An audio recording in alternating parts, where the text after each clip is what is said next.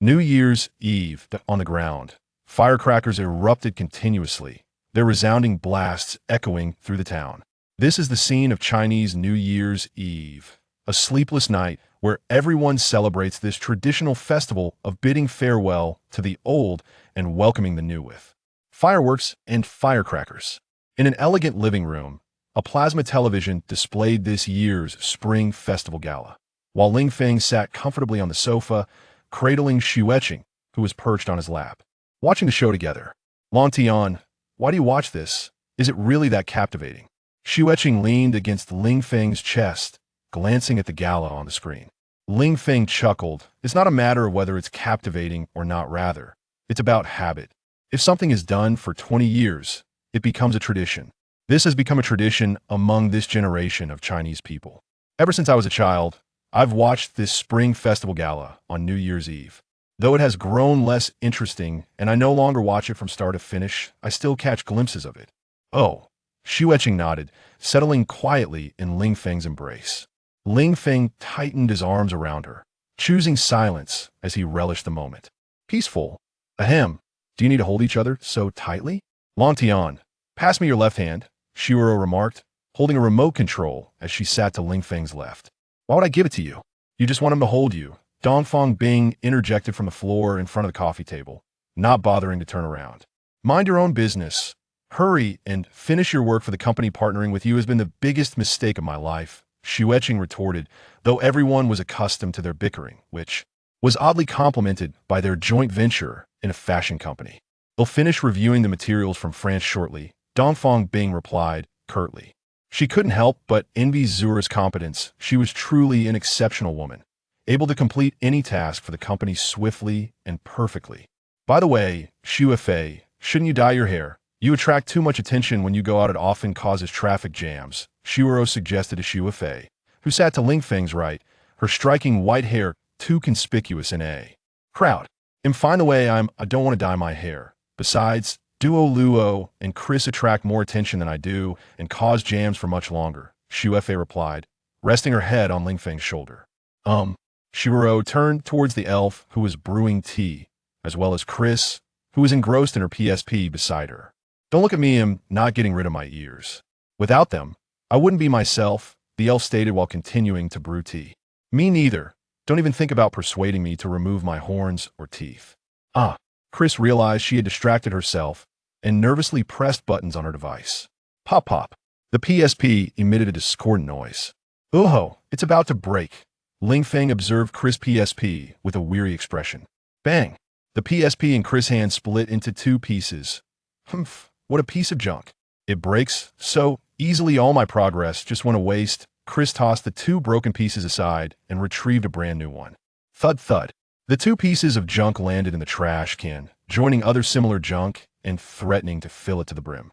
Xue, order a titanium PSP, otherwise, no matter how many we buy, it'll be the same. Chris is too strong. She breaks one as soon as she gets excited, Ling Feng lamented. Indeed, at this rate, we'll soon become a junkyard, Xue agreed. Then hurry up and order one online, Chris immediately urged. You all forgot about someone who causes more chaos when she goes out. Why don't you lock her up? You're referring to Lin Yubing, right? She's a star now, so of course she attracts crowds. You can't compare, Avril chimed in as she emerged from the kitchen, carrying something. She just appeared on the Spring Festival Gala and sang The Full Moon over the Western Building. It's her favorite song. It's been about an hour since then. I wonder if she'll return tonight, Dongfang Bing remarked as she closed her notebook. Oh, Avril approached the coffee table and placed her items down. These are the pastries made by Ui. Give them a try. She's quite talented now, surpassing even Ling Feng in culinary skills. Yue's creations are my favorite, second only to Longshin's. Chris reached for a pastry eagerly. The tea is ready. Let's enjoy it with the pastries, the elf announced as she set the tea on the table, arranging the cups and pouring for everyone. Savoring the aroma of the tea, they indulged in the pastries. Hey, it seems 3 people are missing. Where are they? Ling Feng sensed an unusual stillness today. Where was that mischievous spirit? Huang Yin took Lin and Ni Kotu. Xue began, but was interrupted by a sudden sound. Whoosh! Bang! Fireworks erupted in the yard. The fireworks are being set off in the yard. Ling Feng finished Zura's sentence, then added wearily, Xue, open the roof. Okay. Shuro pressed a button on the remote, and the roof slowly retracted, revealing a transparent glass ceiling, transforming the living room into a glass house where they could see the night sky and the fireworks Huang Yin had just launched. Tat-tat. The sound of hurried footsteps approached the living room, a person jogging towards them. Ling Feng, look outside. I just ignited your New Year fireworks. Huang Yin dashed into the living room, breathless with excitement. I know, come sit for a moment. Ling Feng smiled. You knew, huh? Huang Yin, seeing the open roof, understood Ling Feng was already aware. She ran to the sofa, beaming. You won't be mad that I started the fireworks early, right? I couldn't wait for everyone to arrive. Ling Feng shook his head. Not at all. I anticipated you would. I have another set of fireworks. Now, you all sit tight and enjoy the show. Yes, Long Tian Gij, he. Lil Lin giggled as she joined Dong Fong Bing on the sofa. And I had already followed Huang Yin inside. Bang, bang, bang. While the fireworks continued, a helicopter appeared overhead in the yard, finding a suitable spot to land.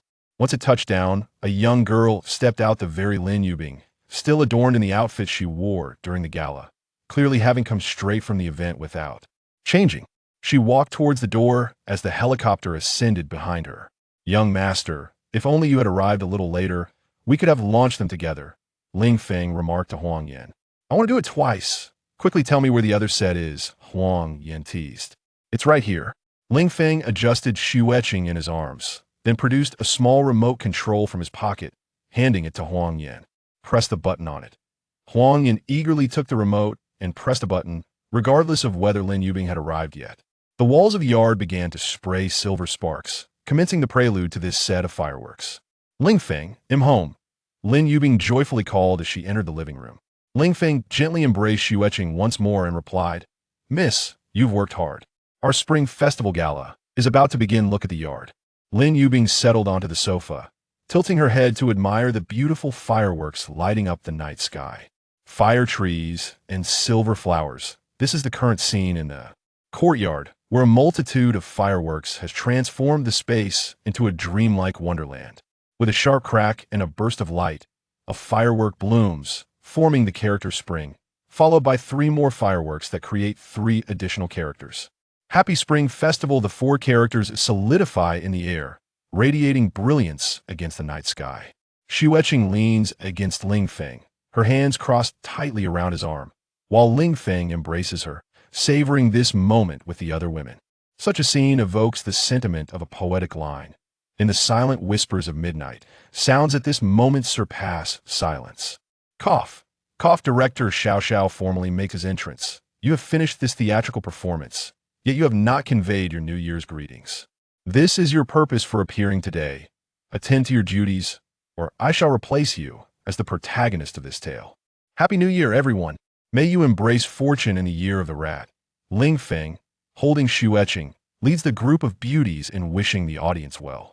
Xue Qing exclaims, as the new year arrives, I wish you smooth sailing, soaring dragons, auspicious sheep, peace through all seasons, blessings at your doorstep, smooth endeavors, shining stars, wealth from all directions, unity in heart, and perfection in all things.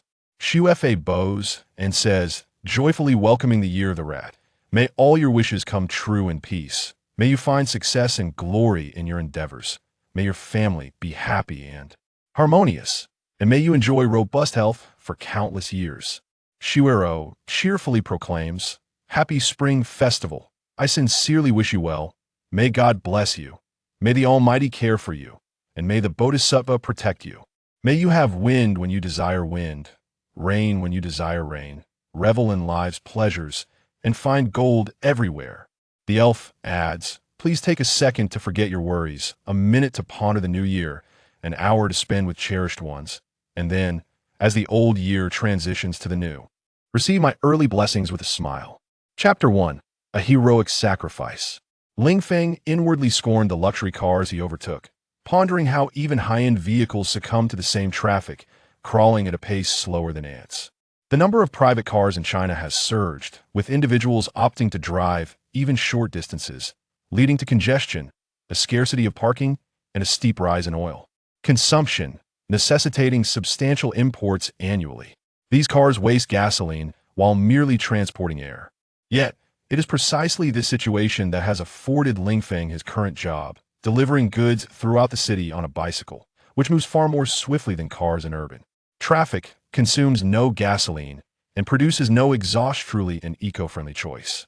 Aha, give me a cup of forgetfulness at that moment. His mobile phone chimed in his pocket. Hello. Ling Feng pulled out his Nokia phone. Ling Feng, where are you? Why haven't you arrived? The client has been pressing multiple times. A voice roared from the other end. He'll be there shortly. Just 2 minutes, he replied, hastening his pace. Had he not paused to help a child find their mother, he wouldn't be running late. Nowadays, children are often neglected as parents chase after bargains.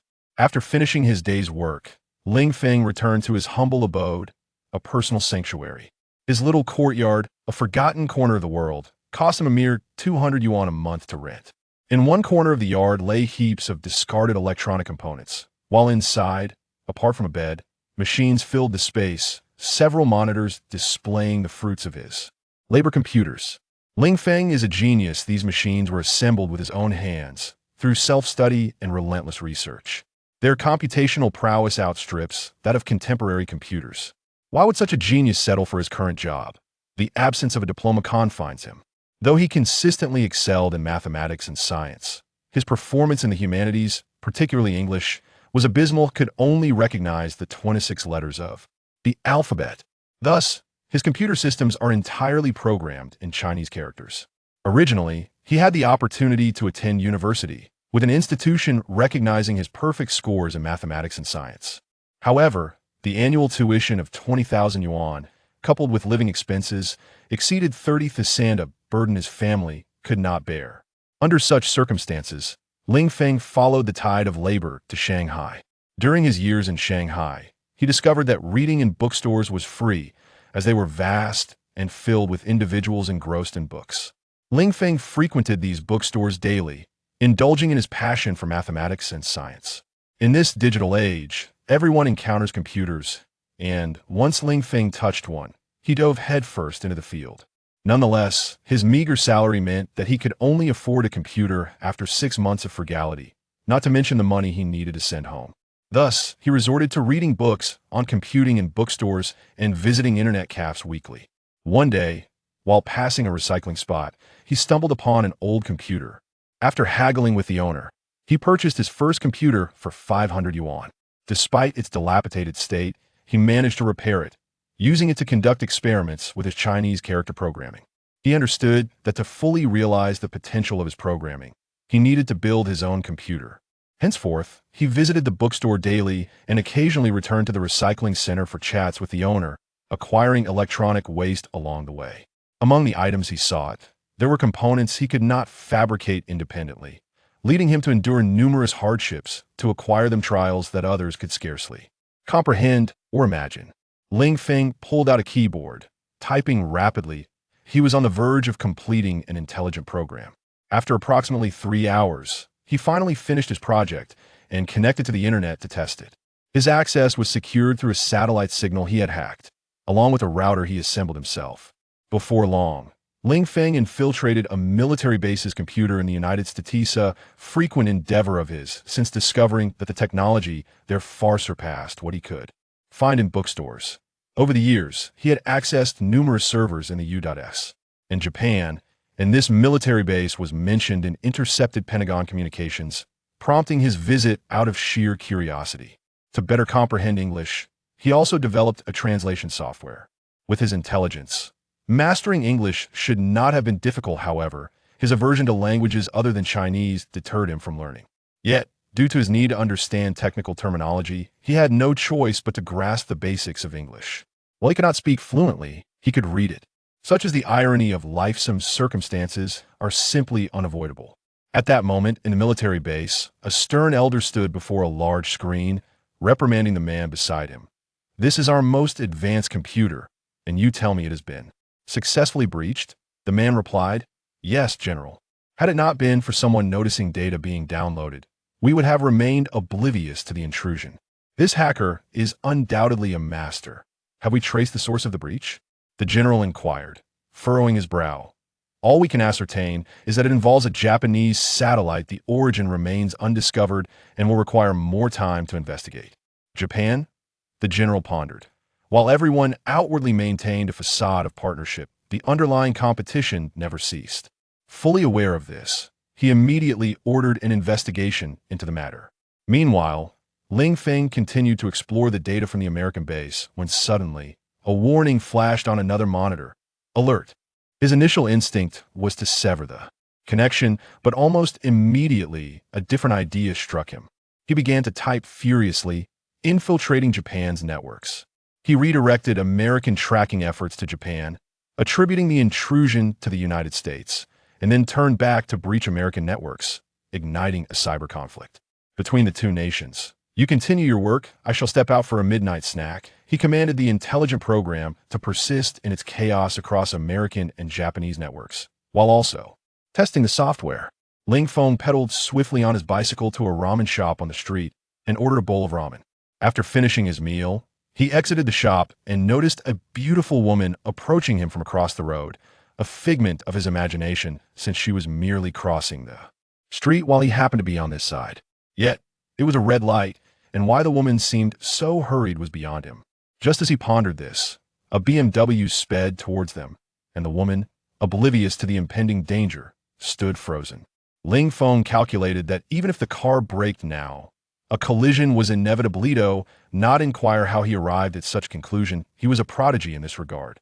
Without further contemplation, he instinctively released his grip on the bicycle and dashed across the street at unprecedented speed, propelling himself to push the woman aside.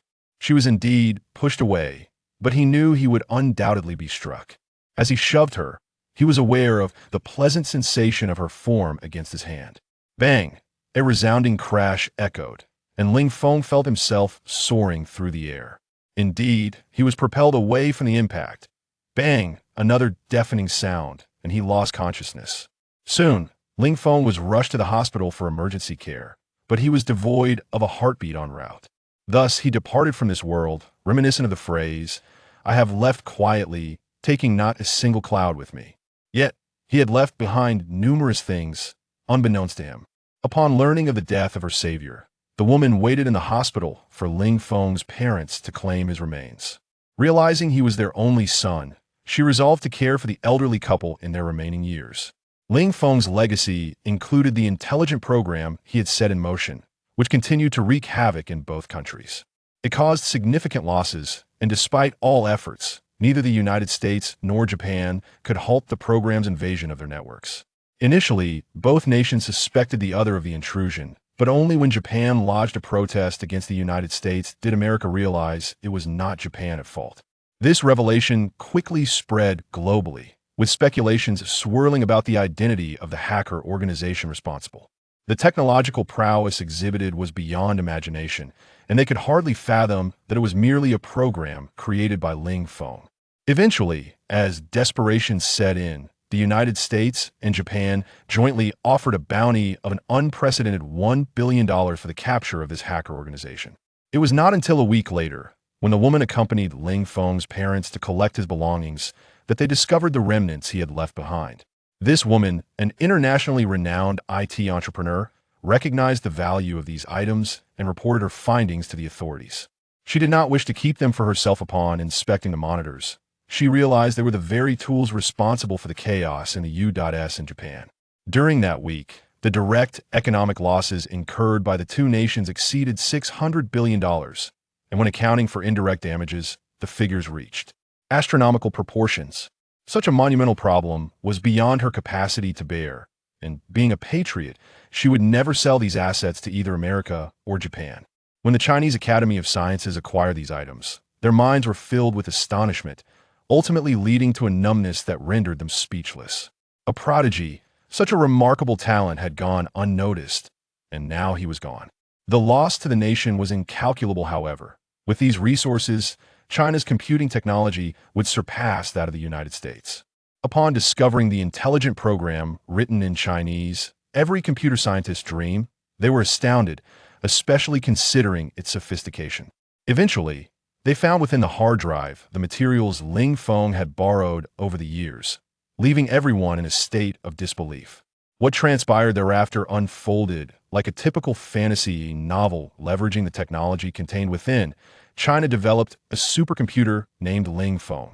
In the wake of the substantial losses incurred, relations between the United States and Japan soured, leading to frequent trade frictions. It was not until they recognized the ascendance of China that they sought to unite against it. But by then, it was too late. China's rise was unstoppable, and Ling Feng acted as a catalyst, hastening the nation's emergence as a superpower. Chapter 2. Have I Become a Ghost? When he regained consciousness after the car accident, he found himself confronted by a creature resembling a wolf, both in appearance and in its eerie howl. Yet, he recognized that this was no ordinary wolf, for, to his knowledge, there were no flying wolves on Earth, nor any other beasts capable of such flight. Let us consider this creature a wolf for now. It hovered in midair, defying all biological principles known to Ling Feng. Suddenly, the wolf darted towards him with astonishing speed. Ling Feng instinctively attempted to evade, but he was no match for the wolf's incredible swiftness. In the blink of an eye, it was upon him. Time seemed to freeze as he beheld the creature's crimson eyes and fearsome fangs, even glimpsing the remnants of flesh caught between its teeth. It seems I am about to die, was the thought that crossed Ling Feng's mind. However, the wolf passed right through him, as if he were but a phantom, without any hindrance.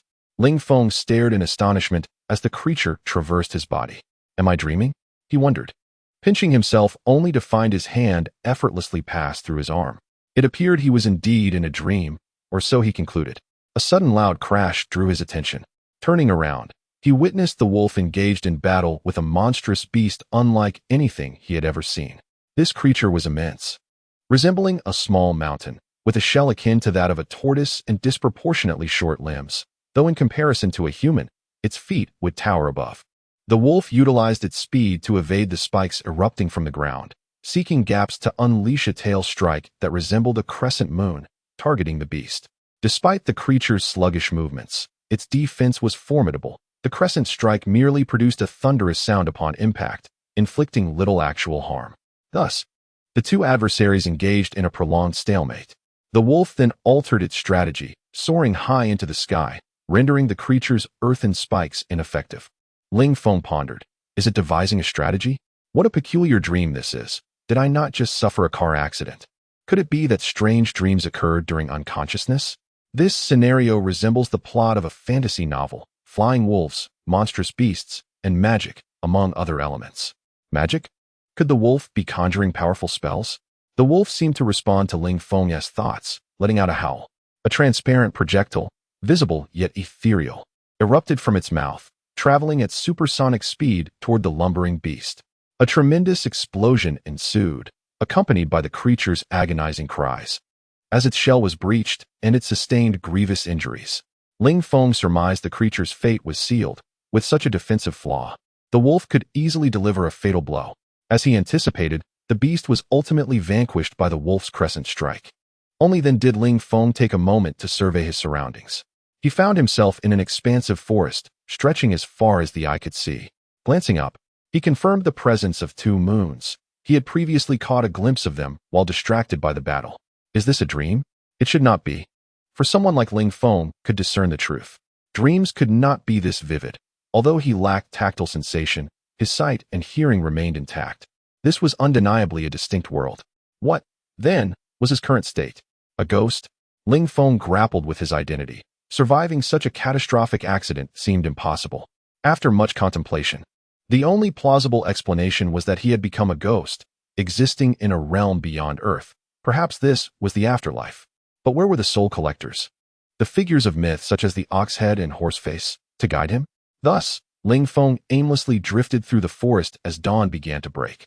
As the eastern horizon lightened, he wondered if the sun's arrival indicated a world not bound by death. Yet, who decreed that the afterlife must lack sunlight? What if this was not the afterlife at all? Was it not said that ghosts disintegrate upon exposure to sunlight? He resolved to seek shelter from the sun's rays. Spotting a cave ahead, he glided toward it.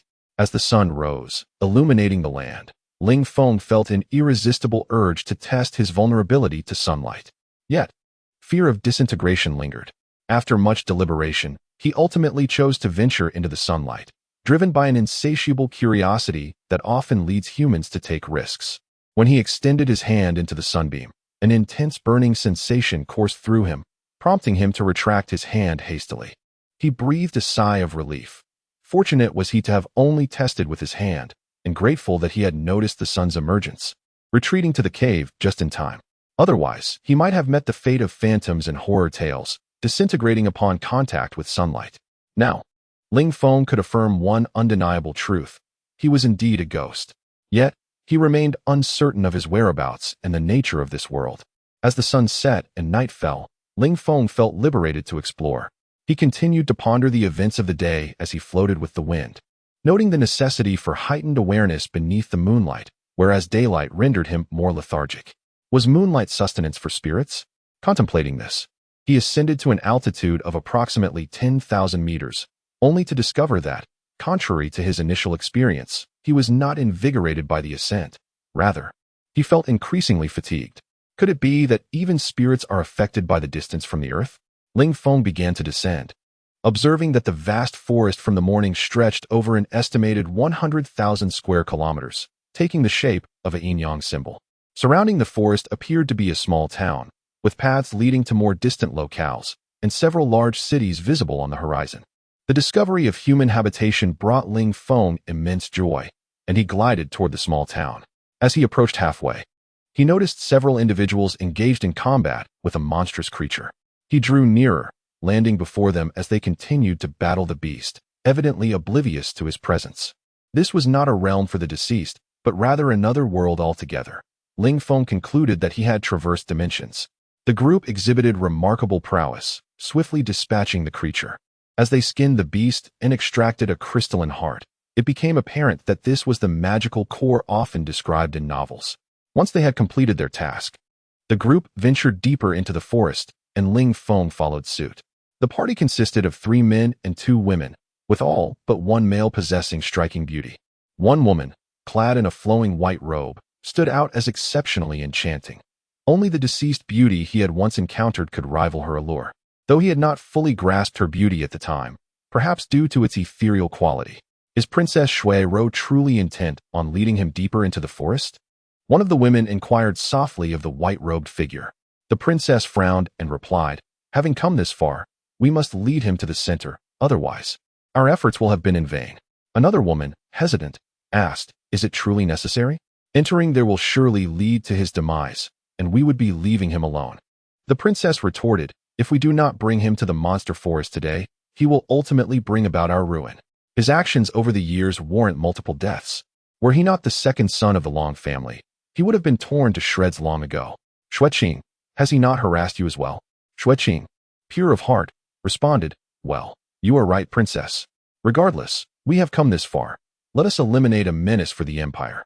The princess had devised this plan for months, slowly befriending him despite her previous rejections, inviting several companions to join her in this expedition to the monster forest.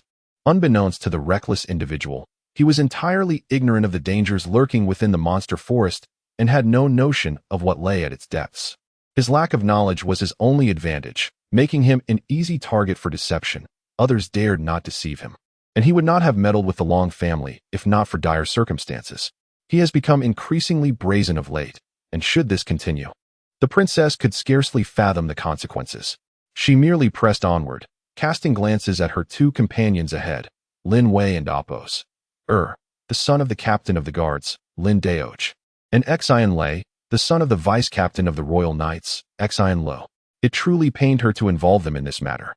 In truth, both young men were aware of the potential repercussions, yet they could not bear to see their childhood friend subjected to humiliation by this individual. Thus, they resolutely stood by her side.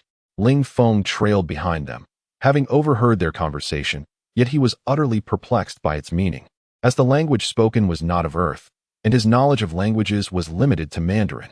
Nonetheless, he committed their dialogue to memory. He retained every phoneme, and should he master the language in the future, he would undoubtedly comprehend their words.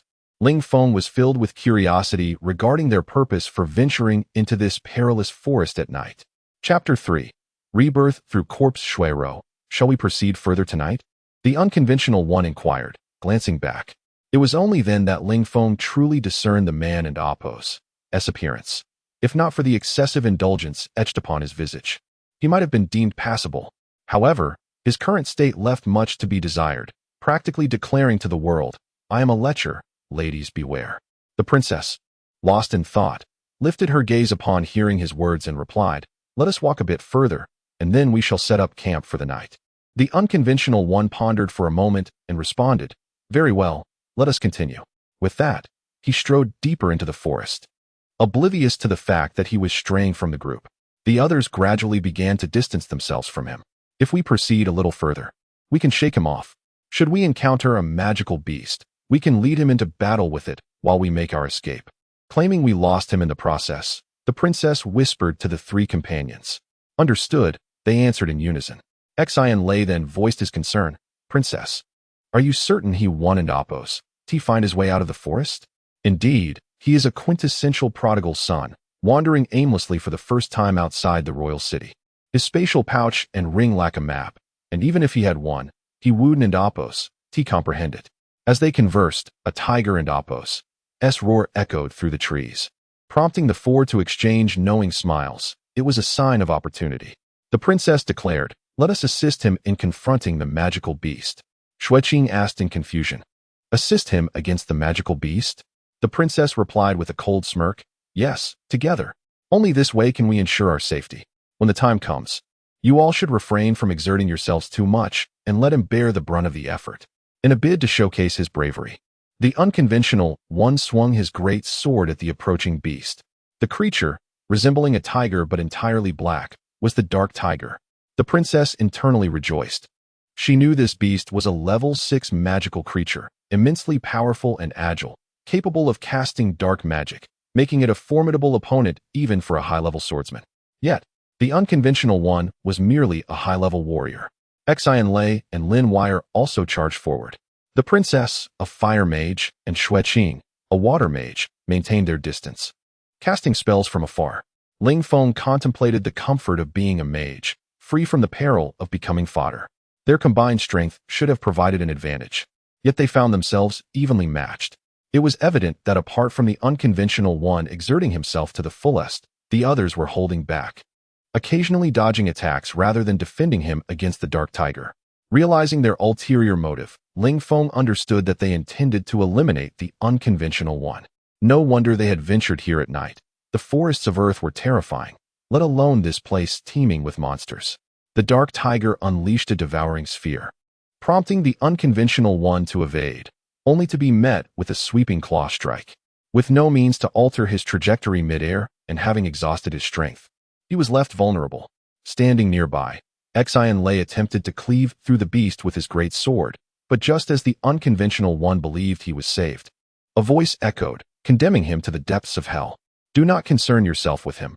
We must leave now," the princess uttered coldly, devoid of emotion. The dark tiger's claw struck the unconventional one with brutal force, causing him to spit blood and be thrown backward. The beast lunged at him again, intent on finishing the job. The unconventional one, aware of his dire predicament, struggled to remain upright and raised his great sword against the dark tiger. Meanwhile, the other four retreated toward the forest and Appo's edge, casting a parting remark. "This is the consequence of your misdeeds over the years. No one will mourn your death. They will rejoice. You conspired against me, aiming to kill me. I will not let you go unpunished." The unconventional one cried out in defiance. Fully aware that he was doomed, the dark tiger struck him once more, leaving him bloodied and filled with regret for ever attempting to win the princess's favor. Enduring his agony, he clung to the hope that his martial prowess, though solid, might be his only redeeming quality. "It seems my time has come," he thought as he beheld the looming claw, resigned to his fate. In a moment of desperation, he recalled a technique from the Pride Dragon technique that forcibly elevated his fighting spirit. The higher one practiced this art, the lesser the side effects, and the greater the power unleashed. With his mastery at the second level, he could temporarily elevate himself to the rank of a mid-level swordsman. But further enhancement would require a sacrifice of life. To hell with it. If I must perish, I will take one of you with me, he resolved. Channeling his fighting spirit to nearly the level of a low-level sword saint, he unleashed his most formidable and final strike, the great sword radiating brilliance. Sensing the imminent danger, the dark tiger attempted to retreat, but it was too late. The sword severed its throat and slashed toward its belly. With a mournful roar, the dark tiger collapsed, blood gushing from its wound, staining the ground. The unconventional one boasted, "You think you can kill me? You are mistaken. My great sword is no trifling matter." And with that, he too fell into a pool of blood. Ling Feng had been observing the unfolding events, recognizing that, while he did not know what transgressions the unconventional one had committed, he at least died with a semblance of honor. Meanwhile, the four retreating figures hastened toward the forest and Apos' edge, aware of the safest route. They walked in silence, each grappling with the weight of their betrayal, regardless of the reasons. Betraying a comrade was a sin despised across the continent, and if word of their actions spread, they would forever be unable to face others. They had not considered the potential disaster if the dragon family were to learn of their treachery. Breaking the silence, Xue Qing asked, "How shall we explain our return?" The princess pondered briefly before responding, "We will adhere to the prearranged story, claiming we became separated in the magical beast forest." Xue Qing remarked, "The dragon family is not foolish. They will eventually discern the truth. I am aware of that. I knew it when we devised the plan. Yet, I must proceed this way, and we shall see how long we can maintain the ruse. I apologize for dragging you into this." The princess reflected. "It matters not. I too was within his sights. I am merely looking out for my own interests." "There is no need for the princess to feel guilty," Xue Qing replied. The two men chose silence, for as knights and swordsmen, betraying a comrade was an unforgivable offense. The four departed the magical beast forest, each lost in their own thoughts, unaware that the unconventional one had triumphed over the dark tiger, albeit at the cost of his own life. Had they known, they might have regarded him with newfound respect. Ling Feng observed the unconventional one and Apos' lifeless body, pondering whether a soul might emerge. After a prolonged wait yielded no results, he floated closer, questioning if the man yet lived. Instinctively, he reached toward the nostrils, only to realize there was no breath. Foolish me, how could I make such a rudimentary mistake? My hand could not possibly detect breath. At that moment, a subtle magnetic field emanated from the corpse, and Ling Feng immediately sensed it. As he distanced himself from the body, he noted that a soul did not materialize. Rather, the essence dispersed into the surroundings. Although he could not see these particles, he felt their presence keenly. Suddenly, the particles seemed to find a destination and began to drift towards Ling Feng. He instinctively sought to evade them, but as they integrated into his being, he felt an overwhelming sense of comfort. He realized these were pure energies. Scientists often spoke of the energy emitted upon death. As Ling Feng absorbed the energies, he mused, "Is it not said that spirits can possess the living? Perhaps I can seize this opportunity to revive through another and Apos' body." As Ling Feng entered an alternative corporeal form, his soul was engulfed by a profound jolt. When he sought to withdraw, he astonishingly discovered that escape was unattainable. Had the energies he encountered earlier rendered him the master of this body? Had he known the consequences, he would have refrained from entering. Initially believing he could depart at will, he now found himself unable to leave, feeling as if his entire being had disintegrated. After merging with the physical form, Ling Feng gradually began to sense his surroundings, realizing he could exert control over this body, which implied he could govern the current mind. At that moment, a thought emerged from the depths of Ling Feng's consciousness. Chapter 4. The successful rebirth of the soul and the computerized brain. The phenomenon at hand is attributed to Ling Feng's endeavor to transform his own body through his thoughts. Cases like Ling Feng's are exceedingly rare. For a soul to inhabit another's body, there must be no rejection from the original entity, a probability that is remarkably slim. Yet, Ling Feng managed to integrate certain energy substances inherent to this body into his own soul, leading the body to accept him as its original spirit, thus eliminating any rejection. Upon entering this body, a fusion occurred, but unlike typical scenarios where confusion prevails, Ling Feng experienced a lucid awareness of his merging, further realizing that he could exert control over a portion of it. Consequently, Ling Feng dedicated all his efforts to the reconstruction of his brain. Even during his time on Earth, he aspired to enhance his brain to function like a computer. The majority of the brain's regions remain dormant throughout a person's life, unused. Ling Feng meticulously organized the alternative memories he had acquired, partitioning the undeveloped areas of his brain akin to a computer's hard drive, while his soul served as the operating system. However, This was the extent of his capabilities, for the brain is an enigma. From the alternative memories, he gleaned vast knowledge. This planet exists within a realm of swords and sorcery. What is the name of this planet? They remain unaware of their existence on a planet akin to ancient Earth, which bore no nomenclature. According to some alternative knowledge, this planet is known to possess only 2 continents, separated by a treacherous sea. Due to the harsh natural conditions over the ocean, calm periods occur only for a few months every decade, allowing trade between the continents solely during this brief respite. Exchanging local specialties. The Eastern continent is referred to as the Eastern continent, while its counterpart is called the Western continent, where Ling Feng currently resides. Linguistically and textually, the 2 continents are entirely distinct, which is inevitable. On the Western continent, the predominant language is a universal tongue, accompanied by a common script.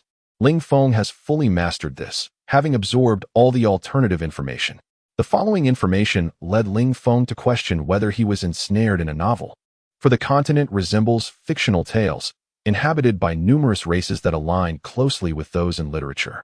Elves, a peace-loving race characterized by extraordinary beauty, dwell in the enchanted forests.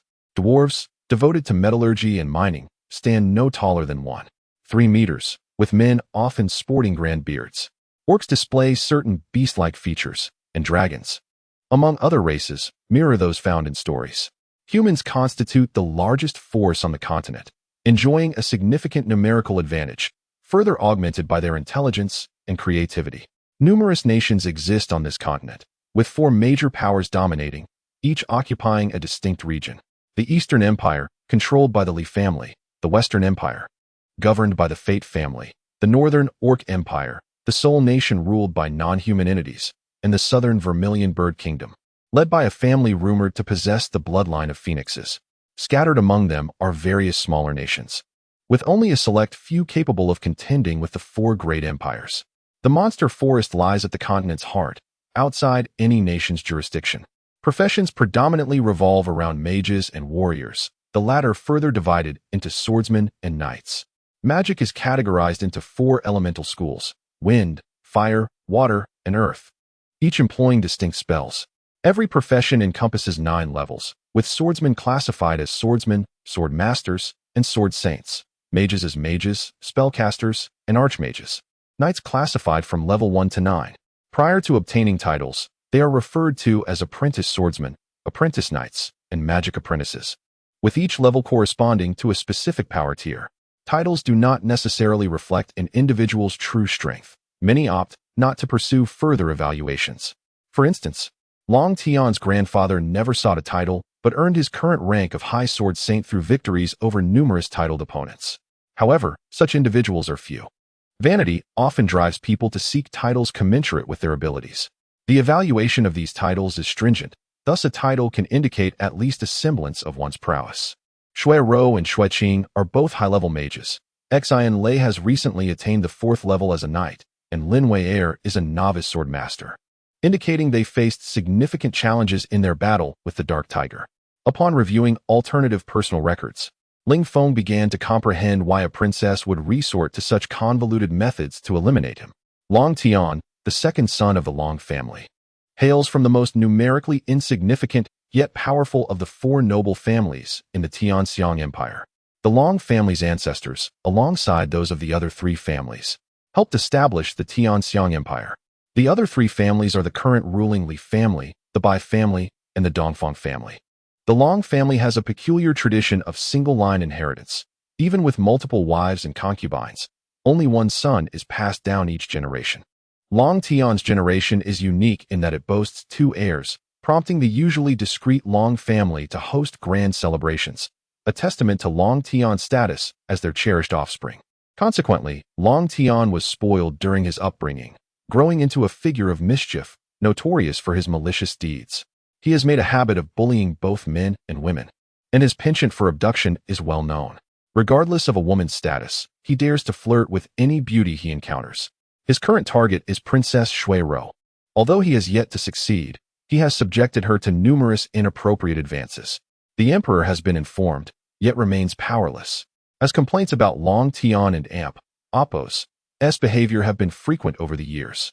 He has also notified the head of the Long family, Long Ju, who merely promised to address the matter, but without imposing substantial punishment. The emperor dares not offend the Long family, as they currently wield absolute military power. In light of this situation, Xue Qing devised her plan, allowing Long Tian to become intimate with her, having engaged in all but the final act. It is worth mentioning that Xue Qing, the daughter of the Bai family, has also fallen victim to his advances. After reviewing Long Tian's mental faculties, Ling Feng sighed, recognizing that such an exceptional, yet hapless individual is indeed rare. Aside from martial skills, his knowledge is alarmingly deficient. He possesses no understanding of magic, military strategy, or even basic common sense. His martial prowess has been instilled in him by his father, Long Ju, who has relentlessly trained him since childhood. The Ao Long Ju technique can only be practiced by those of the Long bloodline. Thus the family grows ever stronger. Achieving the second level at the age of 16 is commendable, although it pales in comparison to his elder brother, who had already reached the third level by that age and has now ascended to the fourth. Historically, many have attained the second level by 16, while others have not even reached that threshold. The Ao Long Ju was crafted by the Long family's ancestors for their own lineage, and whether they truly possess dragon blood remains uncertain. However, their structure diverges significantly from that of ordinary individuals. After thoroughly reviewing the Ao Long Ju, Ling Feng began to cultivate his energy. Currently, this was the only action he could undertake, as he was still unable to move. Unbeknownst to him, his body was undergoing significant changes. Ling Feng's wounds gradually absorbed the blood on the ground, whether from his own doing or that of the dark tiger, since human blood typically cannot merge with others. However, Ling Feng's constitution is exceptional. As time passed, his wounds began to heal. Ling Feng discovered he could move again and stood up, observing that his clothes were soaked in blood, with wounds indistinguishable, yet seemingly no longer bleeding. He rummaged through his spatial pouch, finding nothing of use, lamenting the useless items he had brought into the forest. Upon inspecting his ring, he found only books. Do not be misled by thoughts of his scholarly pursuits. Aside from an introductory magic tome, the rest were worthless. With such inadequate equipment, it was clear that in a forest teeming with monsters, not to mention an ordinary forest, his survival skills would likely lead to his demise. The eastern sky began to pale once more, and this time I need not hide. I have become a normal person. After such an extensive period of integration, it is peculiar that no magical beasts have approached. Could it be that this is the domain of the dark tiger, which is known for its solitary nature, thriving in an environment where it cannot tolerate the presence of rivals? Ling Feng and Appo's thoughts were indeed accurate. The dark tiger is a creature that relishes solitude and dominance, and within its territory, no other magical beasts can coexist. Ling Feng grasped the large sword and proceeded to collect the tiger's pelt and magic core, placing them into his spatial pouch. This pouch boasts a capacity of 100 cubic units, most of which remains unoccupied, save for some tools intended for leisure activities. In contrast, the ring offers merely a cubic space. It is crucial to note that spatial items cannot be stored within other spatial items, as this would lead to instability and ultimately result in the destruction of the spatial objects.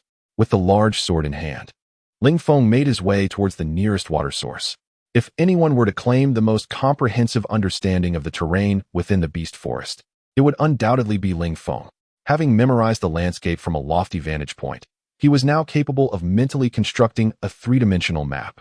Ling Feng washed the blood from his body in a nearby stream, changed into garments from his spatial pouch, and, with the large sword upon his back, ventured towards the forest and Appo's periphery. Chapter 5. Pursued by a kitten. How unfortunate I am to have sought out such a creature. If it weren't for its aversion to water, I would have encountered my demise once more, thought Ling Feng, his mind racing with strategies. In the morning, as he ventured beyond the forest, he had stumbled upon this kitten, which was basking in the sunlight, eyes closed, sprawled on the grass. Its pristine white fur and dainty stature made him forget that he was in the perilous beast forest, a realm where danger lurked at every turn. As Ling Feng approached the kitten, reaching out to stroke its back, it suddenly sprang away, standing alert and glaring at him. Alarm bells rang in his head. How could he have been so careless? It seemed he was still unaccustomed to this otherworldly realm. Ling Feng kept his gaze fixed on the kitten, anticipating its next move. While cautiously retreating, he lamented that his knowledge of dragons was insufficient. He had not sensed the kitten's presence. Yet, It was often the seemingly harmless that posed the greatest threats, especially in this treacherous forest. As if to confirm Ling Feng's apprehensions, the kitten unleashed a fireball directed at him. Swiftly evading the fiery projectile, he began to flee. The fireball's white hue indicated its formidable power, and as he had feared, it exploded upon striking a tree, incinerating everything within a 5-meter radius. "Damn that monstrous kitten," he muttered, his feet propelled into a sprint. Unfortunately, his speed paled in comparison to the kitten's, which soon closed the distance to approximately 8 meters. Ling Feng realized he needed a new approach. Evading was futile. The kitten was too agile. He would have to engage in an obstacle course of sorts. Drawing upon his intellect, Ling Feng calculated the optimal escape route, clearing branches with his energy to hinder the kitten's progress. The dragon's pride technique had been operating within him since he had adopted it, driven by his unique mental acuity that directed his body. Typically, practitioners of this technique could not multitask. Even the slightest movement could disrupt their focus. Yet Ling Feng, through sheer determination, managed to synchronize his thoughts and actions, even employing the technique to enhance his speed. As he harnessed energy into his feet, he initially struggled to find the right balance, but soon his innate intelligence guided him, and he accelerated. His movements grew increasingly deft. He leaped and darted between trees, gradually widening the gap between himself and the kitten. Just as he thought he had evaded capture, the kitten ignited in flames, letting out a fierce meow as it surged forward. Ling Feng was taken aback by the fiery display and nearly laughed at the absurdity of a kitten behaving like a phoenix. This was no ordinary feline. It was a creature of formidable prowess. With no time for frivolous thoughts, he summoned every ounce of energy to flee. The kitten was relentless, its fiery form reminiscent of a blazing phoenix. Would he truly perish at the hands of a mere kitten? He pondered whether calling for help would even be of use. As he approached a waterfall, he recalled the possibility that the fire-spitting kitten might fear water. Ling Feng realized that if he failed, he would face death once more, and he sensed his energy waning. Upon reaching the waterfall's edge, the flame-wreathed kitten was now less than a meter away. Without hesitation, he concentrated all his energy in his legs and leaped into the cascading waters. To his delight, the kitten halted, refraining from following him. "Huh, you fear water." Ling Feng silently rejoiced. However, while he reveled in his momentary victory, the kitten retaliated with a fireball, perhaps due to the lack of preparation. The fireball lacked the earlier potency, but traveled much faster. Just as Ling Feng was about to plunge into the waterfall, it struck him in the back. Emerging from the waterfall, he discovered a cave about 5 meters deep. He felt a burning sensation on his back. The fireball had indeed made contact. Yet he felt little pain. Could it be that the waterfall extinguished the flames? His clothing remained intact, yet he bore no mark of injury. Reflecting on the incident, he realized that his body had absorbed the fireball's energy.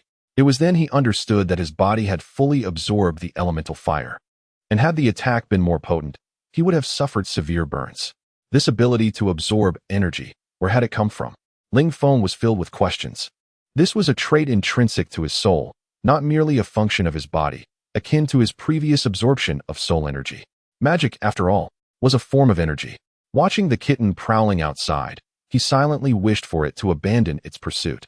Ling Feng took a moment to observe his surroundings within the cave, noting its dimensions, 2 meters high and over 1 meter wide, devoid of any objects or exits. Should he venture outside, he would only be met with the relentless kitten once more. What a humorous thought it was that such a powerful beast bore the form of a cat, complete with a feline cry. Ling Feng settled down to meditate, allowing the dragon's pride technique to circulate within him. The kitten, frustrated by the stillness of the human, resented him for interrupting its sunbathing. It had initially underestimated this human's speed, but as it pursued, it realized that Ling Feng was growing increasingly agile. In its determination to toy with him, the kitten had not exerted its full velocity at first. However, it soon became apparent that Ling Feng was not to be trifled with. As they raced through the open space near the waterfall, the kitten believed it could finally vanquish this irritating human. Yet, when Ling Feng leaped into the waterfall, it hesitated. Aware that being a fire-type beast, it would not approach water, both for the sake of its power and its own discomfort. In a last-ditch effort, the kitten launched a rapid fireball toward Ling Feng, but it was astonished to see him emerge unscathed, absorbing the energy of the attack. Now, as the kitten circled the waterfall's edge, it vowed to capture this human and reduce him to ashes. its patience wearing thin as it watched Ling Feng sit in silence, utterly undeterred. As time gradually passed, the Oolong technique within Ling Feng's body accelerated in its rhythm. Ling Feng sensed that a breakthrough was imminent. After several weeks of diligent practice, the Oolong technique transcended the second layer and entered the third. Ling Feng hastily centered his thoughts to stabilize the flow of energy, and at last, he achieved his goal. Rising to his feet, he let out a triumphant howl to the heavens. What a delight! It appears that the tales of martial arts novels ring true. When one's energy is depleted, instead of resting, one should harness their inner strength to cultivate further, which significantly aids in the process of refining one's energy. To his astonishment, achieving the third layer of the Oolong technique was indeed a monumental gain. If I were to practice diligently every moment, excluding the cooldown periods, I estimate that within 3 years, I could reach the 7th layer, a feat unmatched by anyone throughout history, save for the ancestral founder of the Long family. Currently, my grandfather, Long Jinshin, has also only attained the 7th layer, despite his many years of training. After savoring his accomplishment, Ling Feng noticed the little cat still gazing at him intently. The feline had been roused from its slumber by his exuberant howl. It had been peacefully napping in the sunlight. Had Ling Feng remained indoors, it would surely have continued its rest. Ling Feng inwardly scolded the cat for its peculiar behavior, realizing that it was resolute in its determination to disrupt his focus. With no other choice, he resigned himself to sitting down, pondering how to extricate himself from this predicament. Chapter 6. Confrontation with the cat. Ling Feng could only pray that the kitten would need to hunt for food, giving him a chance to escape. Otherwise, if this stalemate continued, his strength would only diminish further. His eyes fixated on the kitten, which remained motionless, perhaps asleep under the sun, a place where it easily dozed off. Ling Feng cautiously maneuvered, submerging himself beneath the waterfall and proceeding downstream. He relied on the sound of the waterfall to mask his movements, allowing the current to carry him along. As he believed he had successfully passed the kitten, he continued to hold his breath underwater. However, when he surfaced for air, a fireball came hurtling towards him. Ling Feng promptly submerged again, though a portion of his hair was singed away. Thankfully, his quick reflexes spared him from further harm. Reluctantly, he swam back to the cave, but he did come away with a catch. While diving, he discovered fish in the river and managed to seize one. At least his food problem was resolved, leaving him to endure the wait with the kitten. Time passed in their standoff, and within the cave, Ling Feng was solely occupied with cultivating his energy, having little else to engage in. During this period, he confirmed an intriguing fact. The kitten could survive without food, directly absorbing the fire elements from the air. No wonder it cherished the sun so dearly. It was reveling in the fire elements emanating from it.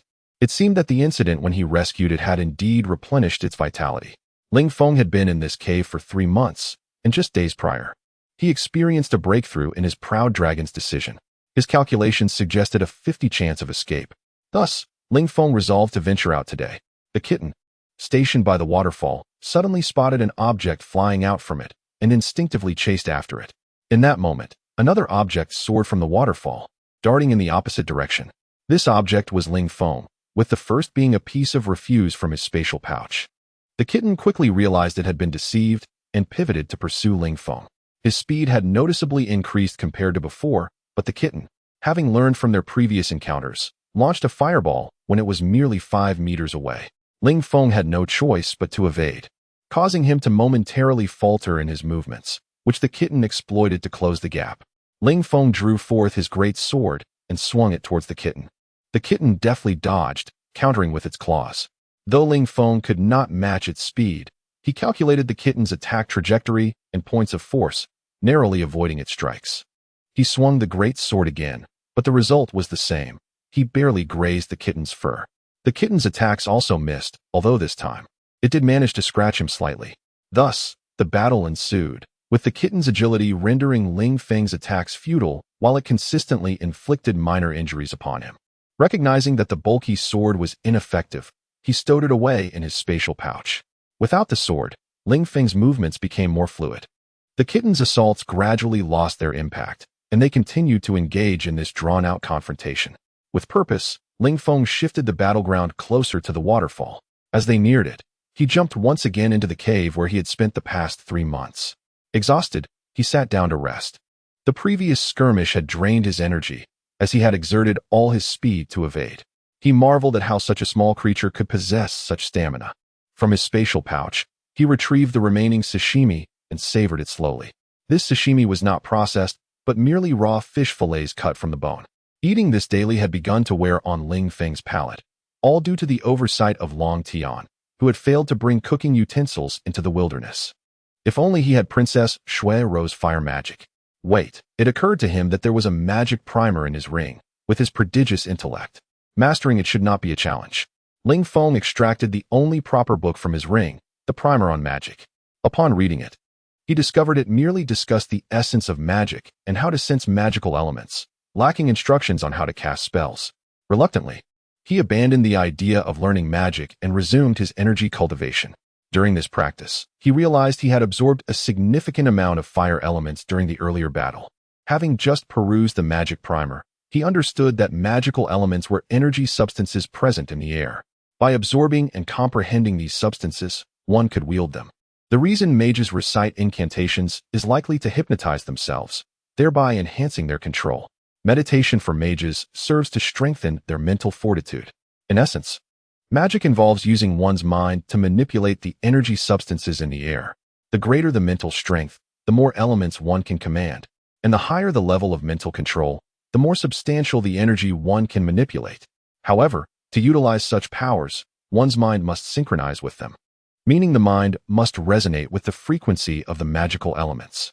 A mage sensing magical elements is essentially achieving this resonance, and establishing a connection with these elements signifies successful resonance.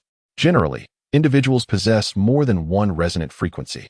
Ling Feng's mind was distinct, easily locating the frequency that resonated with fire elements, indicating his potential to wield them, though he remained uncertain about how to do so. He resolved to employ the method of channeling his fighting energy to utilize the fire elements, believing that, fundamentally, fighting energy is also a form of energy, albeit one that modifies the body. At a certain level, fighting energy could also be projected externally, akin to magic. Ling Feng gradually released the fire elements within him in the form of fighting energy, gathering them in his palm. Success! Flames erupted from his hand. Placing a piece of fish on his palm, it was instantly scorched. He had yet to master the heat. He would try again. Soon, he skillfully controlled the size and temperature of the flames, successfully cooking the fish. After finishing his meal, Ling Feng sat in meditation to rest, preparing for another round of combat with the kitten the next day.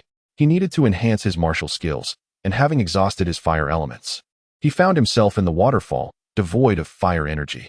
To enjoy cooked food again, he needed to replenish his fire elements, and the best method at present was to absorb the kitten's fireballs.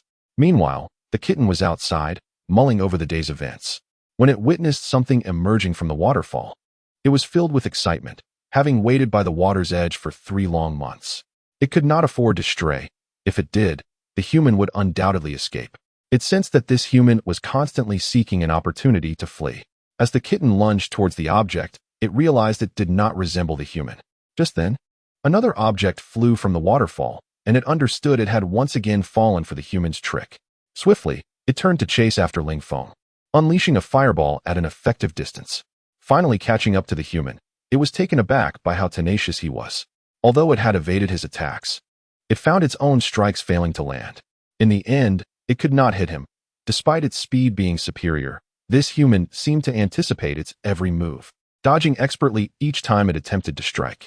The kitten, being a high-level magical beast with a degree of intelligence, began contemplating how to refine its combat approach, proving its own acumen. Thus, day by day, Ling Feng and the kitten engaged in battle, with Ling Feng improving his martial skills while the kitten also progressed. Eventually, they both lost sight of the reason for their conflict, becoming entrenched in the practice of their techniques. Ling Feng's control over fire elements grew increasingly adept, leading him to melt down his great sword with the flames, combining it with metals from his spatial pouch. Using a formula he had devised for super alloys in America, he forged a Tang Dao, characterized by a blade tip reminiscent of a sword, his favorite design upon studying the Tang Dao. Though the blade lacked the extraordinary properties of super alloys due to material limitations, it was still formidable. He named this sword Blowing Snow, inspired by his admiration for the character Xue Qing. The little cat now finds itself desperately evading under the blade of the snowstorm sword. recalling the days when it pursued Ling Feng, only to now be relentlessly battered by his swordsmanship. However, the little cat cannot part ways with Ling Feng, for under his encouragement, it has evolved from a level 7 magical beast to a level 8. Astutely, it recognizes that remaining by Ling Feng's side offers the potential for further evolution. More importantly, Ling Feng possesses the remarkable ability to cook fish, which is irresistibly fragrant. Since its first taste, the little cat has demanded 3 meals a day, 2 fish each time. This peculiar situation has led Ling Feng to mistakenly perceive the cat as an ordinary domestic feline. Aware that this world operates on the principle of the survival of the fittest, Ling Feng refrains from hastily venturing out, choosing instead to continue honing his skills alongside the little cat in this magical beast forest until he deems it appropriate to leave. Thus, for a considerable time thereafter, the two figures, one human and one feline, engaged in daily combat in the clearing by the waterfall. Chapter 7. Preparing to depart in a secluded corner of the Beastmaster Forest. In a clearing before a waterfall, a small cat was evading the torrents of water shooting forth from the cascading falls. The speed of the water was formidable, yet the little feline proved swifter still. However, the sheer number of water jets eventually overwhelmed it. As tranquility returned to the clearing, a spherical mass of water, 1 meter in diameter, floated in the air, encasing the small cat within. At this moment, the cat merely lingered silently in the water, as this was a daily occurrence for it. Ever since Ling Feng learned to manipulate water elements with the same finesse as fire elements, such scenes had become commonplace. Initially, he struggled to capture the cat, but soon he began to ensnare it almost every time, confining it within the water. He justified this as a form of training for the cat, helping it overcome its fear of water. Now, the cat was no longer afraid. It no longer felt the discomfort it once did. It had mastered the ability to contain its fire elements, thus eliminating any elemental conflict while submerged, though it was still unable to unleash its full potential. During this period, the cat's progress had been astonishing. It could now contend with level 9 magical beasts, provided it did not encounter any proficient in water magic. Before long, it would evolve to level 9, at which point its fiery transformation could fully manifest even in water, evaporating all moisture around it. As the waters gradually calmed, a figure slowly emerged. It was Ling Feng, who, in the water, could unleash the full might of the water elements. He had the ability to manipulate the form and flow of water to his liking, often preferring to assume a dragon shape for his attacks. He could also transform it into any shape, albeit only in shades of blue. If he could infuse color, he could effectively create clones of himself. While the air contained fewer water elements than the river, he could still conjure over a dozen duplicates. Nevertheless, he was content with this, embracing a philosophy of gratitude. Approaching the water sphere, Ling Feng chuckled. "Well, little cat, what do you think of my water magic?" The cat nodded eagerly within the sphere, knowing that failure to do so would result in more trials at the hands of this human. Over the course of the past year, it had come to understand Ling Feng quite well. Ling Feng absorbed the water sphere back into his body and produced a fish from his spatial pouch for the cat, perched on his shoulder. After a moment of silence, he patted the cat, gazing up at the sky, and said, "Today, I shall prepare a feast of fish for you. Tomorrow, I must depart from this forest. You will need to take care of yourself from now on, but I promise I will return to see you." The cat looked up at Ling Feng with a confused expression, unable to grasp his words, yet sensing his sorrow. Ling Feng took a deep breath, steadied his emotions, and declared, "Come, little cat, let us go hunting." The cat responded with a cheerful meow. Thus, under the sound of that meow, they commenced their hunt, and the beasts of the forest were once again in peril. During this time, Ling Feng had engaged in fierce battles with high-level magical beasts alongside the cat, and he had grown significantly stronger since his initial forays. By the continent's standards, he had achieved the rank of intermediate sword saint. Yet his martial skills could rival those of a high sword saint. His dragon pride technique had reached its 5th level, and he realized that his initial estimations had been somewhat flawed. Upon entering the 5th level, breakthroughs in his fighting spirit no longer relied solely on quantity, but upon his comprehension of the dragon pride technique, leading to a qualitative transformation. He no longer practiced incessantly, as that would only hinder his progress. Instead, he devoted his evenings to meditative practice, focusing entirely on honing his technique. Ling Feng's accomplishments over the past year extended beyond mere fighting prowess. He had mastered the fire elements to the point where he could forge virtually anything within this world. crafting exquisite weapons. The snowstorm sword, built upon this foundation, now featured a superalloy scabbard. When sheathed, the snowstorm sword appeared as a dull blade, concealing the invulnerable weapon within. In battle, Ling Feng skillfully wielded both the sword for offense and the scabbard for defense, employing a martial style that was distinct from the traditional techniques of this world. Ling Feng also crafted throwing knives, inspired by the legendary Little Leaf Flying Dagger. His keen intellect allowed him to calculate precisely how to hit his targets with these blades. Nearing the level of the renowned Li Xuanhuan, the knives were forged from gold coins found in his spatial pouch, a testament to their value. Additionally, he created several special superalloy throwing knives with unique properties. Moreover, Ling Feng could condense ice daggers from water elements and devised a water-based magic that unleashed 1,000 daggers in a simultaneous assault. While each individual attack might not surpass that of a single dagger, the effect in group combat was remarkable. Many magical beasts had perished under the onslaught of his throwing knives. In terms of magic, Ling Feng could wield any element, though always in his unique fashion, often imbuing the snowstorm sword with elemental magic. The wind element complemented his agility perfectly. His speed now surpassed that of the cat, and he believed few in this world could match him in swiftness. The wind element also endowed him with the ability to levitate. Ling Feng had experimented with floating in midair, and as long as he had sufficient stamina, he could sustain himself with the inexhaustible wind elements, achieving a record of floating for half a day.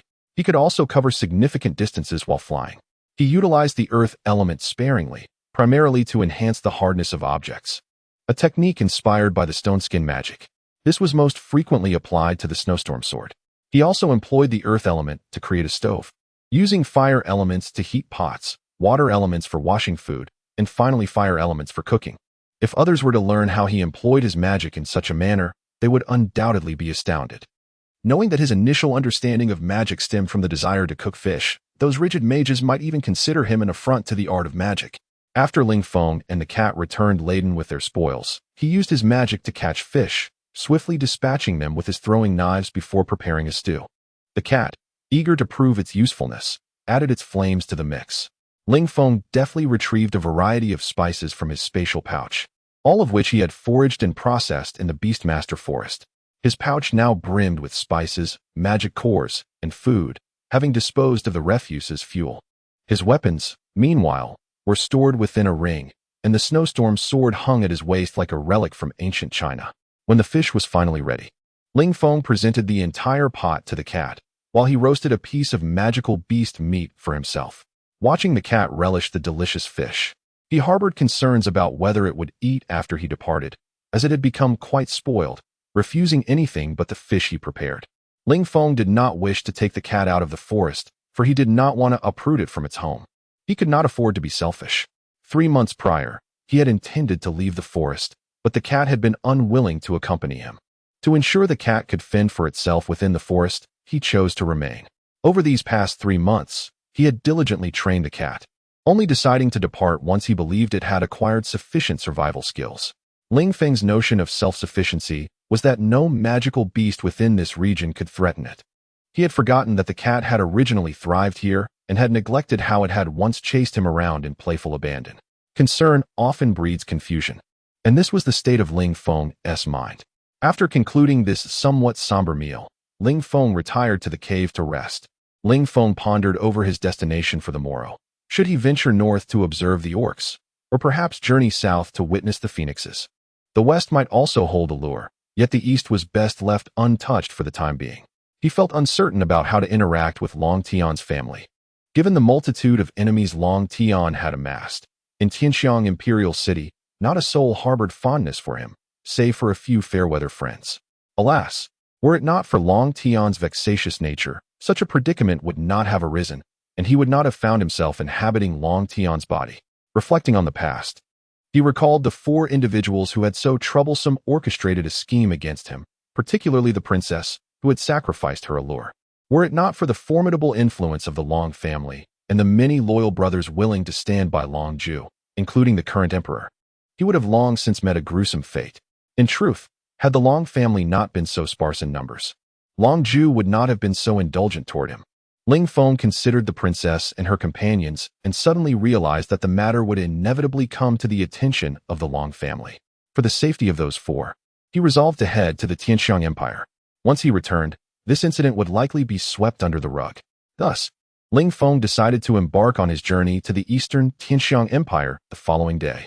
Fortuitously, he arrived first. Otherwise, those four would surely have met their demise. Chapter 8.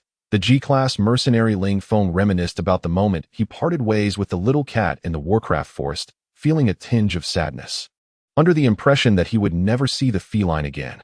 However, as he exited the forest and had not ventured far, he was drawn to a swirling fire element approaching him, initially mistaking it for an attack. Yet, he soon recognized the familiar aura of the little cat. Indeed, it was the little cat. As soon as it caught up with Ling Feng, it leapt onto his shoulder. The little cat had not extinguished its flames, resulting in a sizable hole burned into Ling Feng's clothing. Nevertheless, he bore no resentment towards the cat. Instead, he lifted it into the air and twirled around a few times. After all, this little creature was his oldest friend in this world. In truth, the little cat felt quite out of place wandering the Warcraft forest without Ling Feng. It had grown accustomed to resting on his shoulder, relishing his presence and the food he provided. After wandering alone for a while, it instinctively followed Ling Feng's scent back to him. Ling Feng found himself yearning for a vehicle, having walked for 2 days already. While his stamina was adequate, the monotony was wearing him down. Just as he contemplated the convenience of an automobile, a carriage appeared behind him. He paused, waiting for the vehicle to approach. As the occupants of the carriage caught sight of Ling Feng, they were filled with curiosity. Who was this individual? He did not resemble a bandit, as he was alone. And there were no bandit strongholds near the Warcraft forest. They only operated within their territories. The absence of suitable locations near the forest meant that bandits could not establish a base, as they would be easily preyed upon by monsters. And the vast grasslands offered no viable options. Finally, the carriage came to a halt before Ling Feng, whereupon guards stepped forward. A man, presumably the leader of the guards, emerged and inquired, "Who are you, and why are you obstructing our path?" Observing their stance, Ling Feng realized they suspected him of harboring malicious intentions, possibly mistaking him for a highwayman. He swiftly replied, "My name is Ling Feng, a swordsman who has just returned from the outskirts of the Warcraft forest, intending to head to Camu Town. I saw you and hope to travel back with you." The guard leader scrutinized Ling Feng, noting the sword he carried. Such a weapon was uncommon in this realm. The only similar item was a thief's dagger, which was considerably shorter than Ling Feng's blade. Thus, he assumed it was merely a long dagger. Furthermore, the cat perched on Ling Feng's shoulder, a creature also present in this world, albeit less common than on Earth, added to the intrigue. Ling Feng and Apos' declaration of being a swordsman raised the guard leader and Apos' suspicions regarding his truthfulness and intentions, prompting him to turn and consult those within the carriage. At that moment, a melodious voice emerged from inside, suggesting, "Let him join us." From the tone, Ling Feng discerned that the speaker was likely a woman, leaving him curious as to her reasons for inviting him along. The occupants of the carriage sensed a unique aura emanating from Ling Feng, which suggested he was no ordinary swordsman. Initially, they too were wary of his motives. Yet their instincts told them he meant no harm. Unbeknownst to Ling Feng, his presence evoked complex feelings in others. For the time being, he simply blended in with the guards, alleviating his boredom. Over the past year, his essence had transformed significantly, partly due to his training in the Proud Dragon technique, and partly due to the aura of his soul. Previously, Long Tian had been a handsome youth, albeit one prone to indulgence. After more than a year of refinement under Ling Feng's influence, he had evolved into someone quite different. Should anyone from his past encounter him now, they would struggle to reconcile the two identities. Even Long Ju might find himself questioning whether this was indeed Long Tian. Thus, Ling Feng accompanied them to Camu Town. This town had been established due to the influx of adventurers venturing into the Warcraft forest. It began as a humble inn, gradually evolving into a small village, and ultimately blossomed into the present-day Camu Town. Where there is opportunity, merchants will gather. As commerce flourished, so too did the need for taxation and governance, leading to a diverse array of trades within the town. The lifeblood of Camu Town stemmed from the Warcraft forest, particularly the magical cores harvested from the creatures within. Numerous merchants specialized in acquiring these magical cores. After bidding farewell to the caravan, Ling Feng proceeded to a clothing store. for his current attire was the only intact garment he possessed. Upon entering the shop, the attendant promptly greeted him, "Esteemed swordsman, how may I assist you?" Initially, the attendant had assumed Ling Feng was a swordsman, but upon noticing his sword, he retracted that address. Ling Feng, oblivious to the attendant's misstep, pointed to a swordsman's outfit and stated, "I would like 5 sets of this attire in black. No, make it 10 sets, just in case the little cat decides to scorch another of my outfits." The attendant quickly took Ling Feng's measurements and retrieved 10 black swordsmen's outfits. This establishment was a haven for adventurers, with many swordsmen embarking on quests in the Warcraft forest, leading to a high turnover of swordsmen's clothing. 5 silver coins, please. Ling Feng produced a gold coin from his spatial pouch, and the attendant promptly provided him with 5 silver coins in change. In this world, currency was standardized. 1 gold coin equaled 10 silver coins, which in turn equated to 1,000 copper coins, and so forth. A single silver coin sufficed for a month's sustenance for an average family of 4, often with some leftover. Prices varied by location, and Ling Feng recognized that while the quality of the clothing was exceptional, it was pricier here than in other regions. After exiting the clothing store, he sought out a general goods shop, intending to purchase a map. Despite its modest size, the shop was well stocked. Upon entering, Ling Feng inquired, "Do you have any maps?" The proprietor replied, "What kind of map are you looking for?" Ling Feng candidly responded, "Any map will do, as long as they are not duplicates." "What?" The owner was taken aback. "You wish to buy every non-repetitive map we have?" "Indeed, I want all the non-repetitive maps, regardless of origin," Ling Feng reiterated. The shopkeeper presented every map available in his store to Ling Feng. After completing the transaction, Ling Feng stored the maps within his ring. Before leaving, he asked the proprietor which inn was the best in town. The owner replied, "That would be the Camu Inn, the finest in the entire town." Ling Feng secured a room at the Camu Inn and requested hot water for bathing. After cleansing himself, he donned one of the newly acquired swordsman outfits and slung his frost blade over his shoulder before exiting his room, intending to visit the local mercenary guild. He had resolved to register as a mercenary and seek a quest to Tianxiang Imperial City. As Ling Feng stepped out, he noticed the group of guards from the caravan organizing themselves in the courtyard. It appeared they were also lodging here, so he decided to greet them. Approaching the leader, he said, "Tiger brother, are you also staying at this inn?" "Yes, Ling Feng. You look like a completely different person now, quite handsome," Tiger brother remarked upon seeing Ling Feng's transformed appearance. "Ling Feng, do not flatter me. I am not handsome at all. You, on the other hand, exude an impressive presence that inspires admiration," Ling Feng instinctively replied, having exchanged pleasantries like this many times on Earth. "Huh," Tiger brother chuckled. "Are you also staying here?" "Yes, I appreciate your hospitality." Ling Feng concluded their cordial exchange before departing the inn to visit the mercenary guild. Unbeknownst to him, Tiger brother and the occupants of the carriage were discussing him. The occupant of the carriage remarked, "My instincts were correct. I sensed we would meet again, and indeed, it has only been a little over an hour since our parting." Tiger brother expressed skepticism. "Do you think he might be following us?" Within the vehicle, a voice remarked, "No, he arrived here before us." "Indeed," responded brother Hu. The person in the vehicle silently contemplated, "Perhaps we shall meet again in the future." Ling Feng approached the window of the mercenary guild to procure his mercenary qualification certificate. He addressed the attendant, "Miss, I wish to register as a mercenary."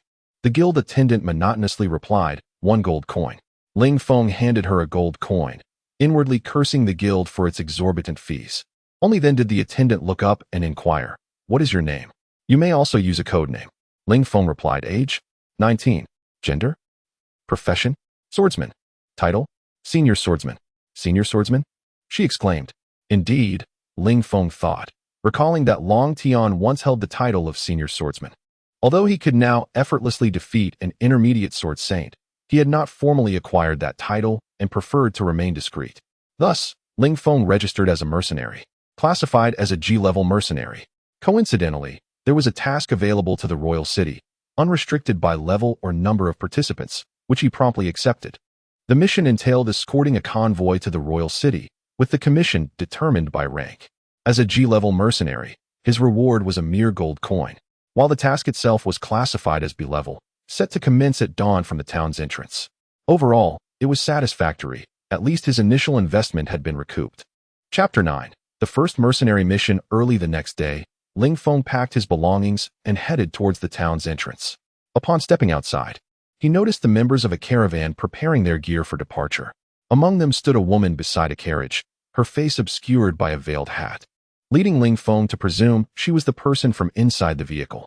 Politely, he greeted Hu Gu, who was near the woman. After Hu Gu returned the greeting, he inquired, "Ling Feng, where are you heading? If it's a longer route, we could journey together." Ling Feng expressed his gratitude and explained, "I accepted a mission yesterday and am on my way to fulfill it." "Oh, then please attend to your business. We shall meet again if fate allows." "Indeed. Until we meet again, I wish you a safe journey." Ling Feng bid farewell to the caravan and set off directly towards the town and Appo's entrance. Upon arrival, he discovered several individuals waiting, likely fellow mercenaries assigned to the same task. As he stood there, anticipating the arrival of the mission's lead, he took out a freshly cooked fish to feed a nearby kitten. He examined the mercenary card he had obtained the previous day, which not only recorded tasks but also functioned as a bank card. Crafted from a unique crystal imbued with memory magic, it could be utilized for record-keeping through special methods. Ling Feng mused that if he could decipher this method, banks might face ruin. However, this card had been in use for nearly a millennium without revealing any of the vulnerabilities he imagined, likely due to its extraordinary nature. It was no wonder it cost 1 gold coin. After all, obtaining a card on Earth often involved fees and annual costs, while this card required none. Its confidentiality surpassed that of earthly counterparts, as it directly recorded an individual's mental waves, rendering it unbreakable. As Ling Feng continued to ponder potential ways to crack the code, the caravan approached. When he looked up and saw the caravan leader, he was taken aback to find it was Hu Gu. It was clear this caravan was the same one that had entered Caillou Town with him. It seemed there was indeed a serendipitous connection between him and this group. Hu Gu spotted Ling Feng and expressed mild surprise, yet realized it was not unexpected, given that the mission had been posted just yesterday, coinciding with Ling Feng's acceptance, and it was open to all professions and levels. "Ling Feng, what a surprise to see you again. This connection is quite unusual," Hu Gu jested. "Indeed, it is a twist of fate," Ling Feng replied. Hu Gu then addressed the gathered individuals. "Please state your names, professions, and levels for proper assignment." "Feng Tian, 25, intermediate swordsman, mercenary level B," announced a cool, composed swordsman as he gazed at his blade. "Chen Fan, 20, advanced mage, mercenary level C. I hope everyone will take good care of me." A timid youth with a delicate demeanor said shyly. Once everyone had introduced themselves, Hu Gu noted their details in a ledger. There were 6 in total, 5 swordsmen and 1 mage, namely Chen Fan, the advanced mage. The other 4 swordsmen possessed skills above the advanced level, all classified as B-level mercenaries. Given that this was a B-level mission with modest rewards, it was no wonder that elite players were not drawn to it. As Hu Gu prepared to close the ledger, he noticed Ling Feng standing to the side, having yet to disclose his details. Although familiar with Ling Feng, he was unaware of his abilities and found himself somewhat skeptical about his profession. Seizing the opportunity, Hu Gu asked, "Ling Feng, what about you? I need to know more." Ling Feng responded playfully, "Ling Feng, age 19, unmarried, family status, confidential, but rest assured, I am quite affluent, with no bad habits." The peculiar response left everyone momentarily speechless. Hu Gu quickly intervened. "Ling Feng, please just share your profession and level. I am known as an outstanding youth." "Ah, you need not delve further into my background. It is essential for us to understand one another better, so let us grow closer.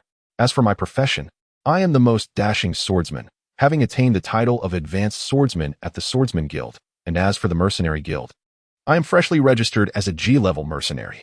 Since we will be together for some time, I kindly ask for everyone's guidance towards your humble junior." After a lengthy monologue, Ling Feng finally revealed his profession and level. While the others felt a headache coming on, they were surprised to learn that he was indeed an advanced swordsman, although it was not unheard of for someone to achieve that rank at 19. Such occurrences were exceedingly rare, especially with the dagger-like sword he wielded. The group scrutinized Ling Feng, who emanated an inexplicable aura, augmented by the sword he carried, giving him an ethereal quality. Yet, his words, coupled with the kitten perched on his shoulder, dispelled that otherworldly impression, leaving an endearing aura instead. The woman in the carriage, having overheard Ling Feng, nearly burst into laughter. She had just realized how amusing he was, igniting within her a desire to understand him better. The transformation in Ling Feng stemmed from his reflections the previous night, Though he had diligently worked to enhance his skills, he had felt adrift. When alone, this confusion was less perceptible, but after interacting with the caravan, he clearly sensed his lack of direction in this world and recognized he had yet to truly immerse himself in it. Now, Ling Feng had come to a realization. Since he was in this world, he should embark on an adventure. Like the ancient heroes who dealt with those deserving of a good thrashing, there was no need to assimilate into this world, as he was not truly a part of it. Sometimes, viewing the world from an outsider's perspective could be an intriguing experience. Hu Gu then stated, "Our mission is to escort the lady to the imperial city. You must ensure her safety and prevent any harm from coming to her." After outlining the mission, everyone prepared themselves and set off towards the imperial city. Along the journey, Ling Feng learned that Xue Qing was an orphan raised by his master, who had taught him magic. According to Xue Qing, his master was a formidable mage, but the extent of his power remained a mystery to him. However, the ability to instantaneously cast spells below level 3 indicated that his master was at least an intermediate mage. Such mages were highly sought after across the empires. Leaving Ling Feng to ponder the reasons behind his master's residence in Xue Qing's small village, suspecting there must be a compelling reason, Feng Tianyao practiced the Gale Sword technique, honing his skills with the accompanying martial energy, which he claimed was a family heirloom, a rather ordinary martial art. Nevertheless, through his dedication, he had attained the rank of intermediate swordsman by age 24, a remarkable feat whenever there was a moment of respite. Feng Tianyao would seek a place to practice his swordsmanship, and after much persistence from Ling Feng, he agreed to let Ling Feng observe. He believed his technique was merely conventional and thus saw no need to conceal it. As Ling Feng watched Feng Tianyao train, he noted that his swordplay was indeed quite standard. Achieving such results with such techniques indicated that he was a prodigy, particularly due to his diligent efforts. However, Ling Feng also noticed numerous flaws in his technique. He was not utilizing his full body strength, relying solely on his arm's power. Having analyzed Feng Tianyao's martial style, Ling Feng mentally formulated ways to enhance it. He then remarked, "Tianyao, is this how you practice the Gale Sword technique?" Feng Tianyao, misinterpreting Ling Feng's comment as mockery, felt displeased and began to walk towards the resting area. Realizing he had misspoken, Ling Feng could envision Feng Tianyao's thoughts regarding his average technique. He quickly called out, "Tianyao, I did not mean it in that way. I merely wish to clarify your situation to help improve your sword techniques." Initially reluctant to hear Ling Feng's explanation, Feng Tianyao hesitated but ultimately turned back, asking, "You say you can enhance my sword techniques?" Ling Feng was aware that Feng Tianyao still harbored doubts about him. However, the allure of improving his swordsmanship was irresistible. Thus, he began, "Of course, I possess extensive knowledge of the heavens and the earth, and I am well read. The matter of refining your sword techniques is quite trivial. Back in the day..." "Hey, where are you going, Tianyao? Come back. I wish to discuss your swordsmanship with you."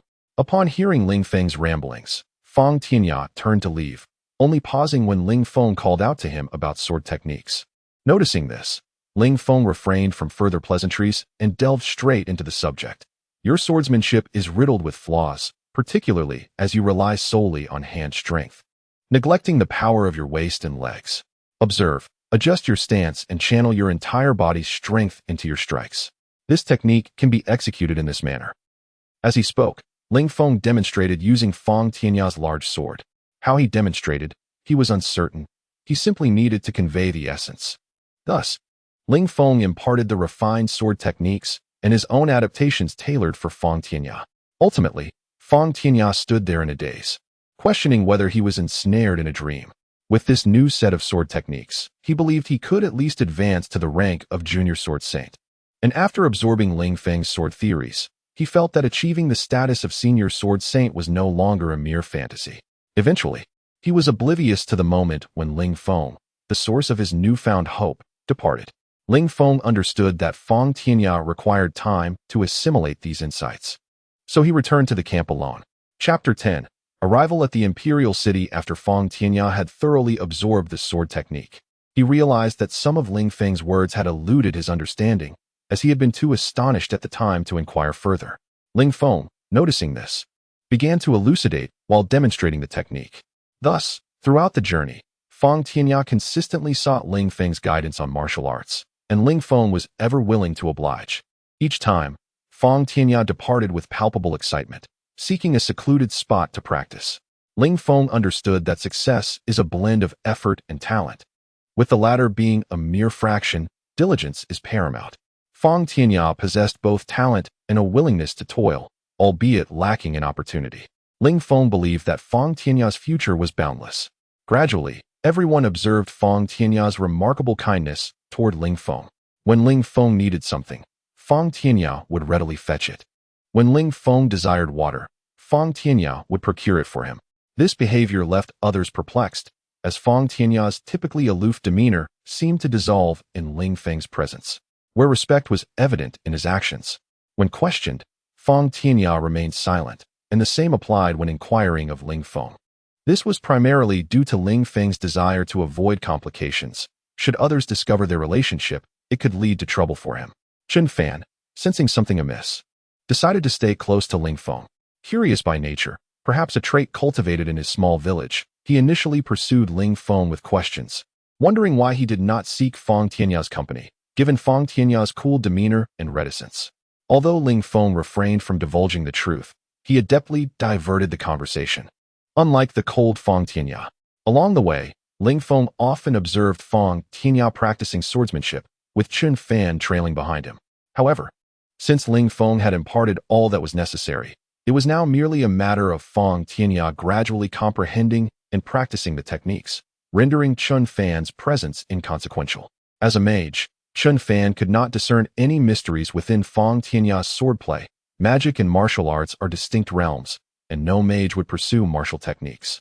Nor would a warrior delve into magic, except for the rare magic swordsman.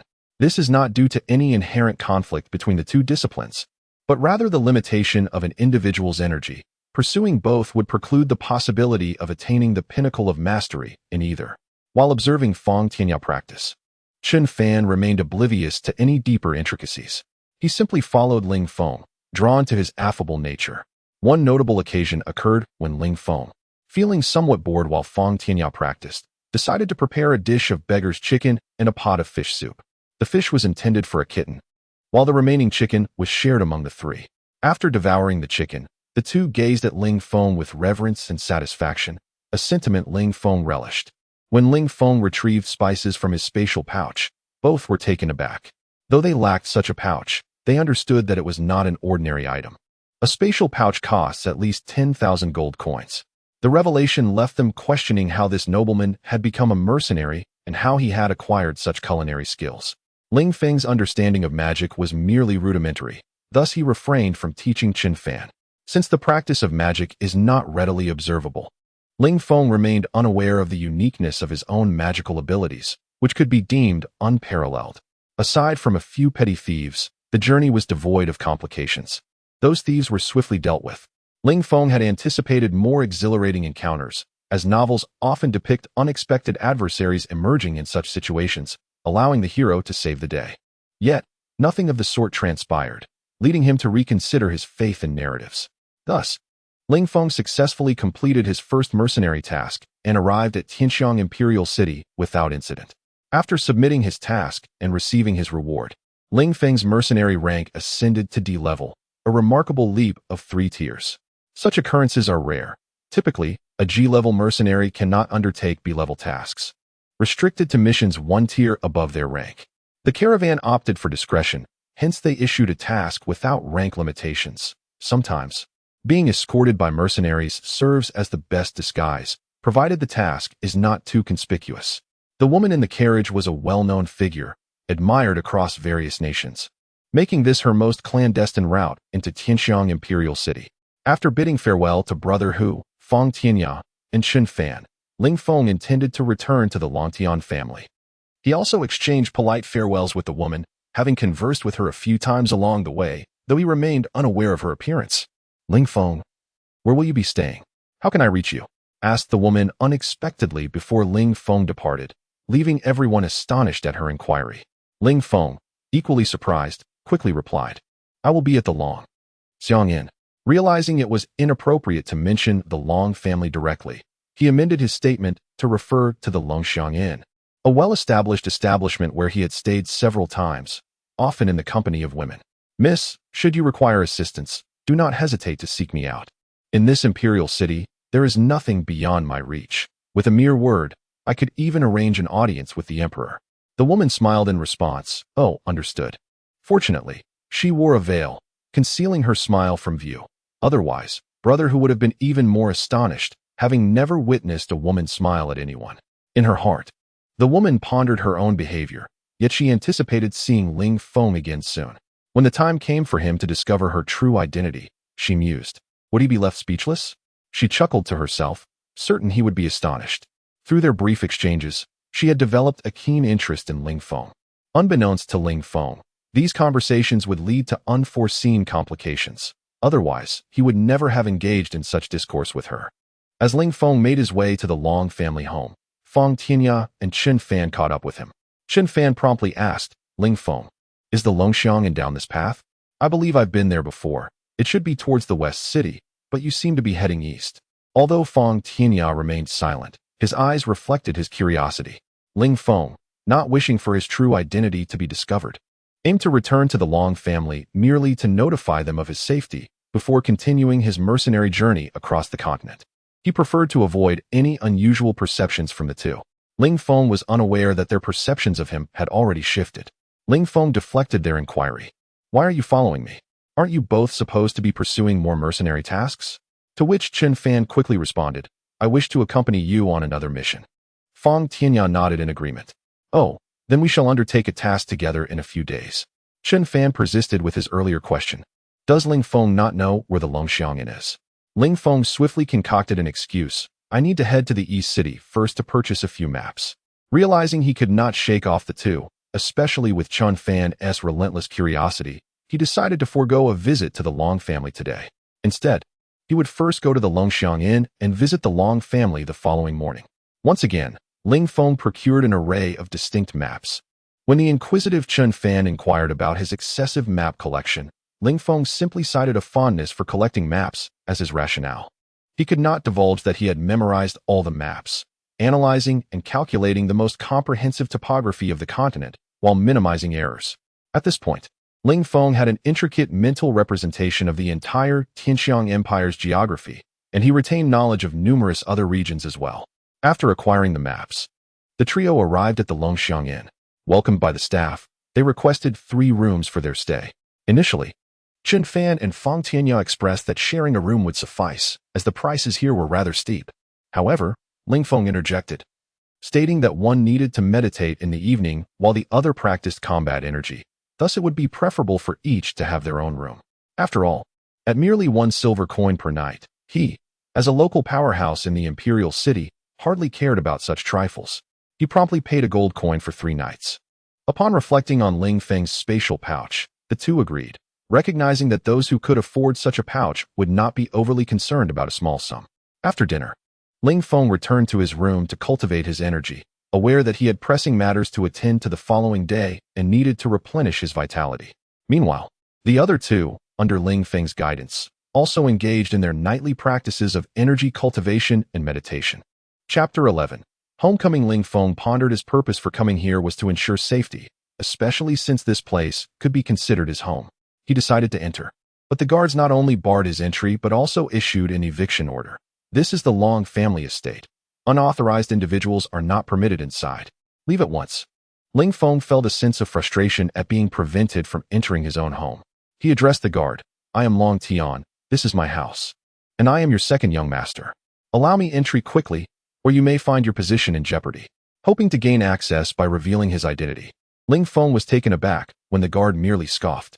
Second young master? The entire royal city knows that our second young master perished in the beast forest. You would be better off claiming to be the eldest young master. At least he is still alive. Since arriving in the city yesterday, aside from purchasing a map, Ling Feng had spent his time at the Longxiang Inn and was unaware of the tumult surrounding the death of Long Tian. In Ling Feng's recollection, though the princess's betrayal would eventually come to light, he believed that within just over a year, and given the princess's capabilities, it would remain undiscovered for some time. Thus, he inquired with confusion, I am dead? Who said that? I am perfectly fine here. Are you out of your mind, guard? The guard was perplexed. Typically, when imposters were exposed, they would flee immediately. Yet this individual not only remained but insisted on being the second young master. Am I not familiar with how the second young master looks? He was a notorious lecher, while you are clearly not him. Moreover, I have never heard of the second young master keeping pets, yet you have a cat perched on your shoulder. The guard, growing impatient, retorted, leave at once. I know my second young master well. Be cautious, or I shall summon the city guards to detain you. Ling Feng felt a sense of resignation, realizing how much he had changed. Not only this guard, but even Long Ju would fail to recognize him as Long Tian. However, he knew of a way to prove his identity as a member of the Long family. Given the family's unique circumstances and low population, only Long Tian would fit his age. He thus proposed to the guard, fetch my elder brother or grandfather. They can confirm my identity. The guard, growing increasingly frustrated with Ling Feng's persistence, coldly responded, elder brother? Grandfather? Today, the old master, the lord, and the eldest young master are all away. If you continue to claim to be the second young master, I shall personally have you imprisoned. Ling Feng found it odd that not only his elder brother and father were absent, but even his grandfather, who rarely left home. Where has grandfather gone? He seldom ventures out, he queried the guard. The guard, irritated by Ling Feng's persistent impersonation, gripped his sword hilt and warned, that is none of your concern. Do not test my patience. Now leave. Frustration mounted within Ling Feng. He merely wished to reveal himself as alive to the Long family, but found himself unable to enter the gate. Just as he contemplated his predicament, a figure emerged from within. Uncle Fu. The steward of the Long family, Long Fu, stepped out, having heard someone call him.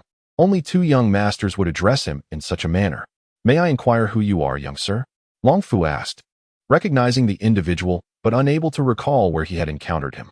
Uncle Fu, it is I, Long Tian, Ling Feng smiled. Long Tian, the second young master? Long Fu's face was a mixture of astonishment and suspicion, followed by a shake of his head. Impossible. The second young master is deceased. This is common knowledge. You should leave at once, and I will not pursue you for impersonation. Uncle Fu, when I was 8, I stole your wine and poured it all into the well. When I was 9. Without further elaboration, Ling Feng swiftly recounted his memories of interactions with Long Fu, recalling specific events with remarkable clarity. Stop! Long Fu interjected, raising a hand to halt Ling Feng. Some of these incidents could be easily verified, yet others were known only to him and the second young master. Could this person truly be Long Tian? Do you still not believe me? Then look at this. Ling Feng extended a hand, gathering his energy within his palm. Arrogant dragon technique. While others might not recognize it, Long Fu certainly would, as he was deeply familiar with it. Now do you believe? Ling Feng retracted his energy. Exhaling deeply. I believe. Long Fu exclaimed, overwhelmed with joy. It is truly wonderful that the second young master is unharmed. I shall inform the master at once. Isn't father out? Ling Feng asked, puzzled. Indeed, I was so excited that I forgot they are all away today, as it is the princess and her entourage.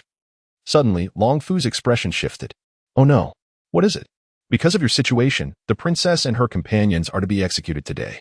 Now that you have returned safely, then, where are they? When? Ling Feng interrupted, unwilling to waste any time. His return was precisely to prevent this calamity, and he found himself facing the very worst of his fears. At the arena, the time was drawing near. It seemed he would not arrive in time. The arena? Ling Feng exclaimed, immediately utilizing his lightness skill to leap onto the rooftops, soaring between the buildings. Long Fu and the nearby guard were astonished at Ling Feng's agility. They had never witnessed anyone achieving such feats without magic, relying solely on their energy.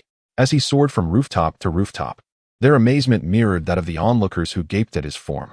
Unbeknownst to Ling Feng, he was creating quite a stir, as all he desired was to reach the arena swiftly to prevent an unnecessary tragedy. The arena, located in the northern district of the royal city, was approximately 20 kilometers from Ling Feng's current position. With this in mind, he quickened his pace, lamenting the expansive size of the royal city and the palace that obstructed his direct flight. He had no time to confront skilled individuals within the palace, so he opted to navigate around it. As Ling Feng raced towards the arena, the grand structure, which could accommodate 50,000 spectators, was filled with no more than 100 individuals, while thousands of guards surrounded it. In the center of the arena stood 4 figures at the guillotine: Princess Xue Ro, Xue Qing, Xian Lei, and Lin Wei'er. Princess Xue Ro was taken aback by the rapidity of events, particularly since it was her father who had decreed the punishment. To her surprise, the Long family had opposed such measures, arguing that both parties bore responsibility and that the princess's crimes did not warrant execution. Yet, her father insisted on her death, revealing the immense importance he placed on the Long family and the value of Longju, even above his own kin. Xue Qing found herself confronted with an unforeseen reality. They were to be executed in the arena. Although the proceedings were not public, those privy to the information would undoubtedly keep it confidential. Yet, this circumstance would condemn her to death, branded as a murderer of Long Tian. Previously, Xue Qing had believed her father merely feared the military power wielded by the Long family, which allowed Long Tian to act with impunity. However, she was mistaken. It was not fear that motivated him, but rather a deliberate indulgence, hoping that Long Tian would expand the Long family's lineage. The bond between Longju and Long Tian possibly surpassed that of brothers, rendering Long Tian's significance in his eyes greater than that of his own flesh and blood. The visage of her father, filled with wrath upon realizing he was the architect of Long Tian's demise, was truly terrifying. She felt profound remorse for the three of them, particularly for Xue Qing. She never anticipated events would escalate to this extent, given the chance to choose again. She would prefer to eliminate him outright rather than drag them all into this turmoil. Longju stood beside the emperor, inquiring, "Is this truly necessary?" The emperor replied, "This is her own doing. Everyone must bear the consequences of their actions. Even if she is my daughter, even as a princess, she is not exempt." Longju lamented. "In truth, Long Tian deserved this fate for his misdeeds. My indulgence has led to this outcome. Had I been firmer, this tragedy might have been averted." The emperor responded, "It is your family's limited numbers that have allowed this to transpire. Otherwise, I would not have permitted Long Tian's behavior. I bear my share of the blame. However, Xue Qing's fate must proceed as planned. Otherwise, should anyone lay a hand on Long Yang in the future, how could I justify it to your family or to you, my brother?" Understanding that there was no room for negotiation, Longju recognized the emperor's regret. Nonetheless, he harbored resentment for the circumstances that led to Long Tian's death. Otherwise, he would not have stormed the palace to seize Princess Xue Qing, Xian Lei, and Lin Wei. Initially, he had intended to execute them on the spot, but out of respect for his brother, Emperor Li Shi, he restrained himself, having already lost a son and wishing to spare his brother from enduring the same anguish. Long Jinxin and Long Yang observed the exchange, acutely aware that it was a deadlock with no possible resolution. Despite their harshness, they felt the sentence of death was unwarranted. The greatest suffering fell upon Bai Yun, whose daughter was unjustly entangled in this affair. She was the most innocent and pitiable of all. Yet, he and Long Ju shared a bond forged in adversity, and he could only hope for time to slow, wishing not for his daughter's life to be extinguished so swiftly. As the hour of execution approached, the four were secured upon the guillotine, awaiting the command from the executioner, whose blade would soon fall. "Execute." The emperor and Bai Yun shut their eyes, unwilling to witness the moment. The executioner's axe descended. But at that critical juncture, a resounding dragon's roar echoed, accompanied by 4 beams of golden light soaring toward the axe in the executioner's grasp. Chapter 12. Reunion at the execution ground. Simultaneously, the resounding dragon's roar instilled a myriad of sensations among the spectators in the arena. Those unversed in combat techniques were left bewildered by the sound, while those adept recognized it as a harbinger of an approaching master. The 3 members of the Long family felt the most profound shock. They exchanged glances, each perceiving the uncertainty reflected in the other's eyes. A series of 4 chimes resonated, as 4 axes were sent flying by the 4 beams of golden light, landing on the ground alongside 4 golden throwing knives. At that moment, an individual descended from the heavens towards the center of the arena, clad in a sleek black warrior attire that accentuated his perfect physique. His hair billowed gracefully as he soared, a slender sword hanging at his waist, and a small cap perched upon his shoulder. Although his speed was remarkable, it created an illusion of him gliding leisurely in the minds of the onlookers. A sense of awe permeated the atmosphere, for this was a form of flight unprecedented in their experience. Neither combat skills nor magical abilities could replicate the ethereal grace exhibited by this figure. As the crowd continued to marvel, he arrived at the center of the guillotine. It was needless to say that this individual was Ling Feng, who had hastened to the scene. By this time, a group had already surrounded the guillotine, having rushed in from the entrance as Ling Feng made his entrance into the arena. Although they were not as swift as Ling Feng, they were far from slow. These individuals were the guards stationed outside, members of the Imperial City Guard.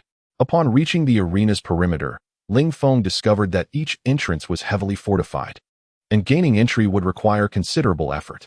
Fearing he might be too late, he realized that had he entered through the main gate, the princess and her companions would have been decapitated. Thus, he opted for an unconventional approach, one that no one in this world would have considered. He flew directly over the defenses. The leader of the guards called out, inquiring, "Who are you? And what brings you here?" Witnessing someone breach their protective barrier and enter this crucial location where prominent figures of the empire were gathered left them astounded. Although they were taken aback by Ling Feng's agility, they quickly pressed forward. Ling Feng did not immediately respond to the inquiry. Instead, he focused on freeing the 4 captives, allowing them to stand. The imperial guards, observing this act, directed their weapons towards Ling Feng, prepared to act at a moment's notice. The leader reiterated, "What is your purpose? Please clarify your intentions." "Intentions?" Ling Feng waved dismissively.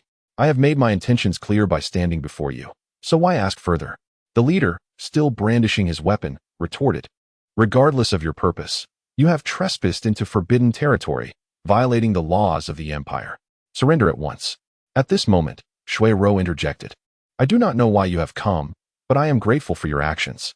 Nonetheless, I will not leave with you. I willingly accept my punishment. I never said I would take you away. I merely came to rescue you," Ling Feng replied, then addressed the leader. "This matter can be resolved once the emperor has seen me. I am here to offer the condemned a chance for reconsideration." "That is impossible. The emperor is not someone you can simply request an audience with.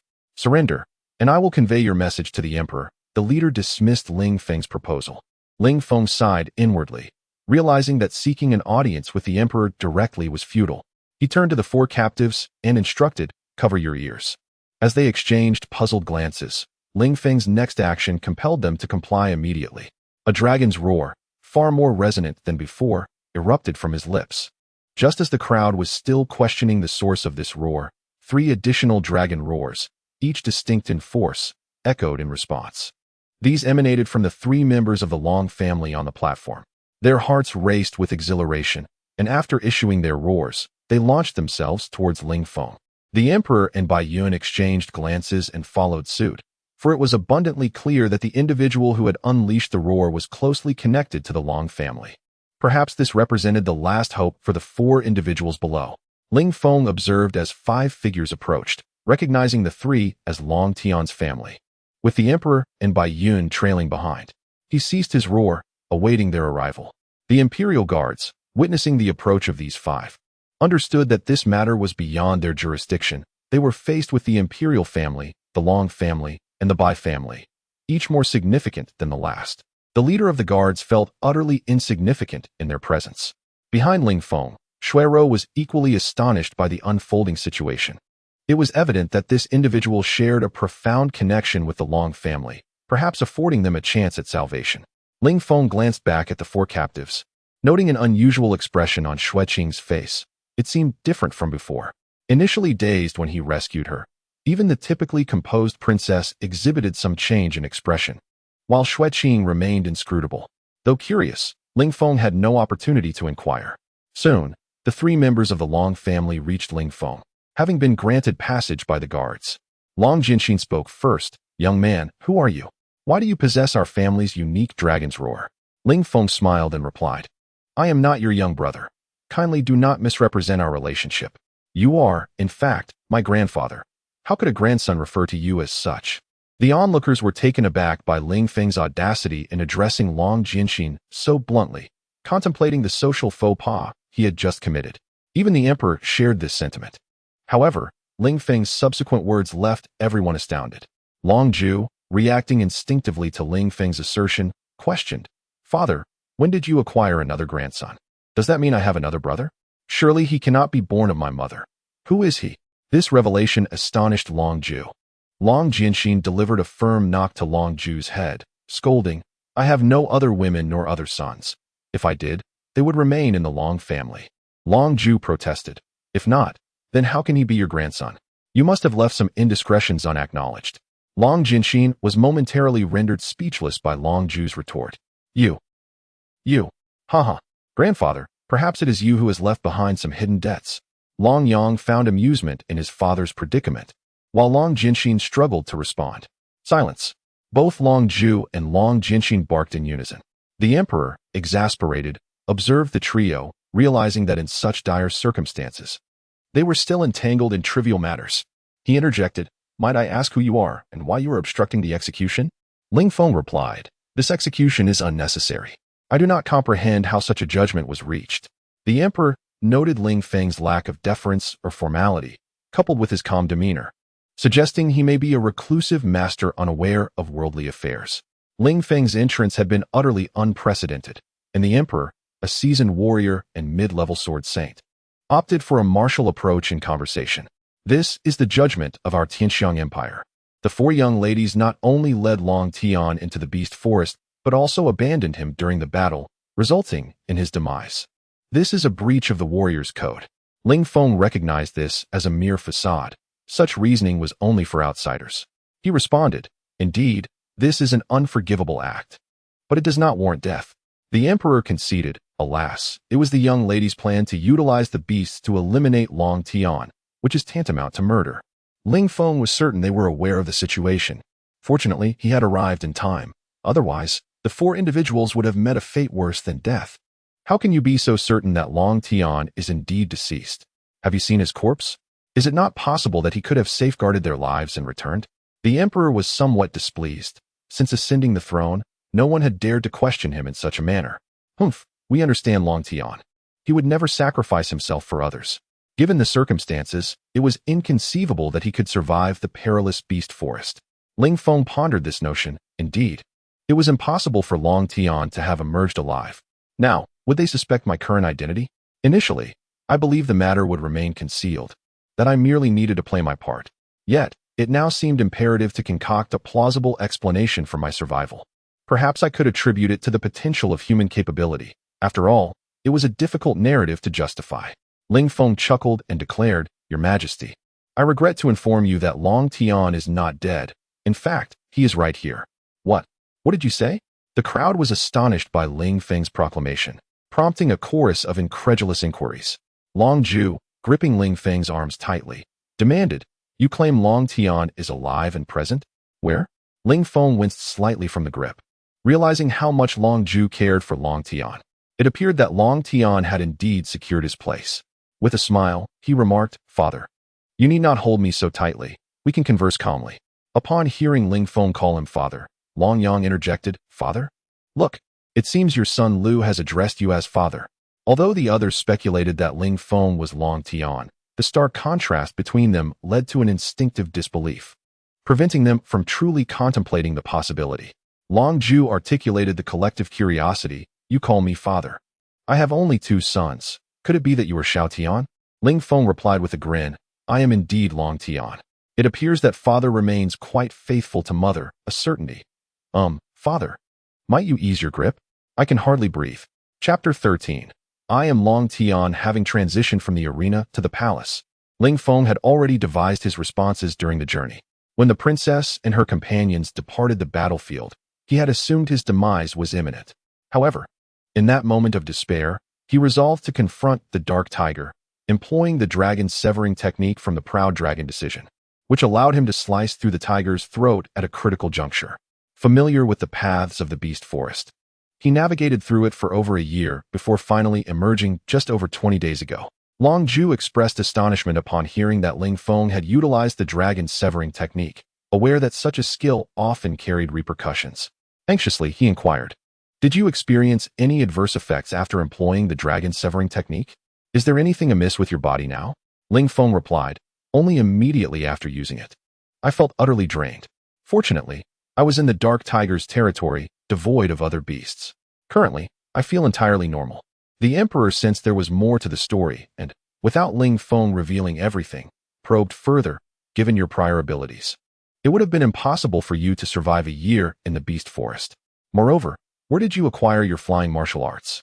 Anticipating this question, Ling Feng had prepared an explanation. "Indeed, at that time, I could not have survived in the beast forest for a year. Yet, perhaps it was the instinct for survival that awakened unimaginable potential in me when faced with life and death. I was persistently on the brink of death." As he spoke, he glanced at the small cat on his shoulder and gently patted its head. "In each narrow escape, I learned a great deal. including the flying martial arts you mentioned. In essence, it involves gliding from a height to a lower point, utilizing fighting spirit effectively. The emperor remained unconvinced and pressed on. Gliding from a height? What about your leap from the rooftops in the imperial city? Outside the arena, you soared over the outer walls, which are over 30 meters high. And what of the 4 golden beams you emitted at that time? What martial art was that? Ling Feng was taken aback that the emperor was aware of his recent feats, indicating that he had numerous informants within the imperial city. It was no surprise. Given how conspicuous his actions had been, he had simply leaped over the guards at the arena entrance.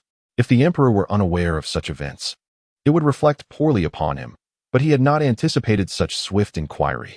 This martial art, Ling Feng declared, I refer to as lightness skill.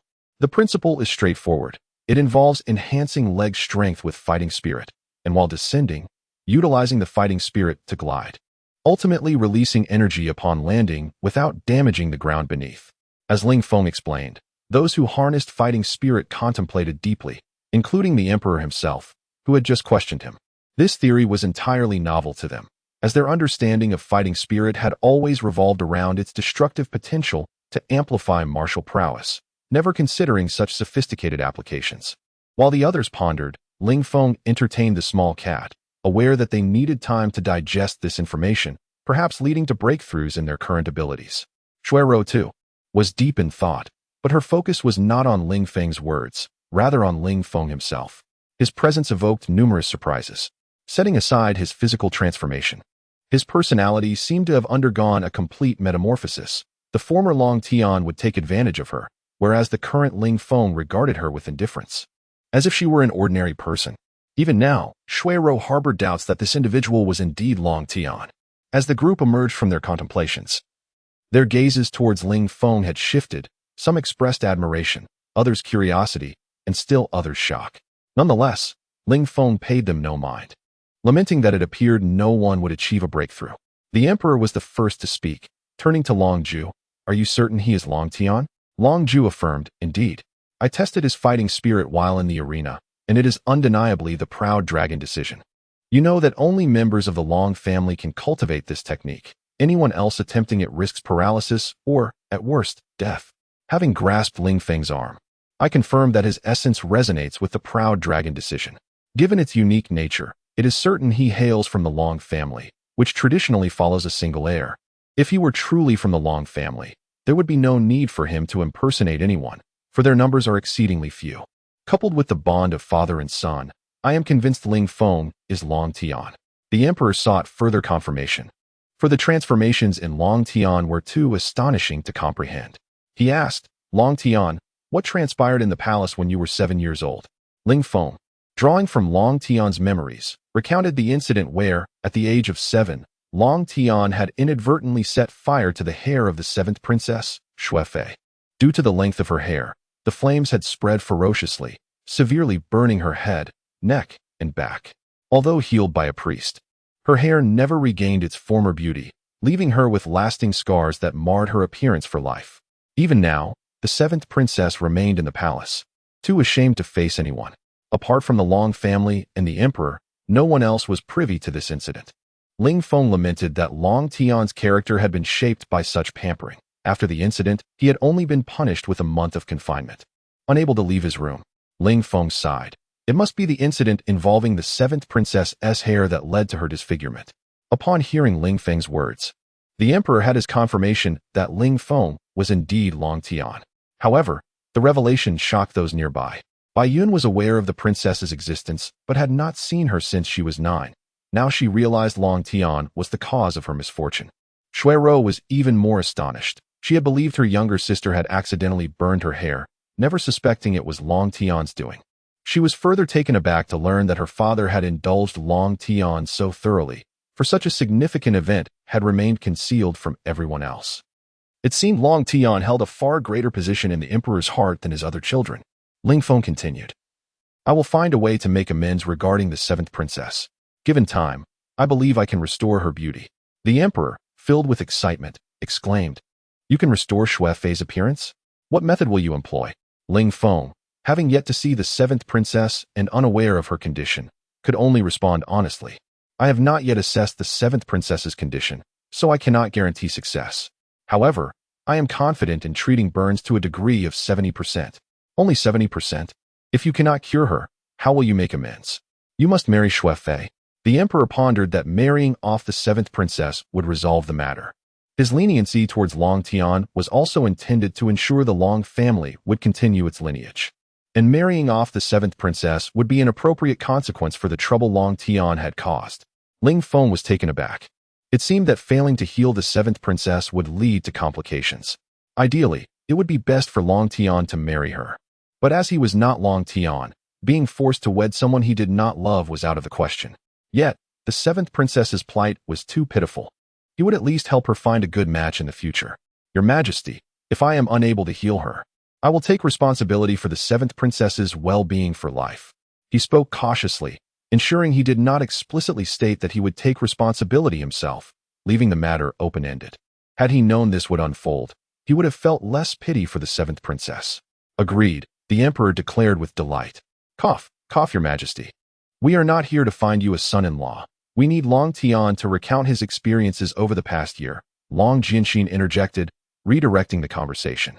Ling Feng silently lamented why his grandfather had not interjected sooner. The terms had already been discussed. In truth, the Long family wished to make amends to the seventh princess and had intended for Long Tian to marry her. The emperor chuckled awkwardly and said, Long Tian, you have yet to explain the matter of those 4 golden beams. Actually, it pertains to this. Ling Feng produced a golden flying knife. The onlookers scrutinized the knife for a considerable time but could discern nothing extraordinary about it. Long Yang was the first to inquire, Brother, this is merely a small golden knife. How could it possibly correspond to those 4 golden beams? Ling Feng glanced around before pointing at a stone lantern outside and inquired, Your Majesty, is it of no consequence if this is broken? The emperor, uncertain of Ling Feng's intentions, pondered the triviality of a damaged stone lantern and replied, It matters not. With that, Ling Feng seized a flying dagger, his gaze fixed intently on the lantern. Chapter 14. I shall handle the princess that one who broke it. I hope I won't have to compensate, said Ling Feng, causing the brows of everyone present to twitch slightly. The emperor, caught between laughter and tears, replied, You need not worry about compensation. Oh, that's a relief, Ling Feng said, picking up the golden flying dagger, plunging the previously silent atmosphere into a renewed tension. The stillness allowed everyone to hear the rhythmic beating of their own hearts. You truly won't make me compensate. Ling Feng's declaration once again left the crowd in disbelief. Not requiring compensation means just that. Hurry up, I can still afford to compensate for such a stone lantern. Long Ju was the first to leap forward, rapping Ling Feng's head and exclaiming, One should avoid unnecessary expenses. I do not wish to become a wastrel. I am saving you money. Is that a fault? Noticing the black lines forming on Long Ju's face, Ling Feng quickly drew the dagger. A golden flash shot from his hand, instantaneously piercing through the stone lantern and embedding itself into the ground behind. The onlookers gaped at the hole punctured in the lantern's center. What kind of martial skill is this? They wondered. While it might withstand a frontal assault, a sneak attack utilizing such a skill would likely spell disaster. Before the crowd could recover, Ling Feng spoke up. So, are you surprised? This is merely the result of concentrating my fighting spirit in my hand, delivering my most formidable strike with all my might. With a decade or so of practice, you could master this as well. There's no need to envy me. Long Ju, initially elated by the prowess of Ling Feng's skill, felt conflicted upon hearing the latter part of his statement. He again tapped Ling Feng's head, scolding, You little rascal, what do you mean by a decade of practice? Did you not learn it in just over a year? Quickly show us the martial arts manual you found somewhere. Ling Feng, clutching the spot where he was struck, replied, That is because I am different. I am a genius. You see, Sai, all these techniques are my own insights, not derived from any secret manuals. Long Jianxin interjected, Long Tian, there are no outsiders here. It is perfectly fine to reveal it. Ling Feng thought to himself that surely no one would believe him. Did they expect him to concoct a tale about discovering a cave with the techniques left by a master? No, he would not resort to such fabrications. Adopting a serious demeanor, Ling Feng declared, Grandfather, I speak the truth. Why do you assume these techniques are not my own insights? I have stated before that I am a genius, and I possess more than just these skills.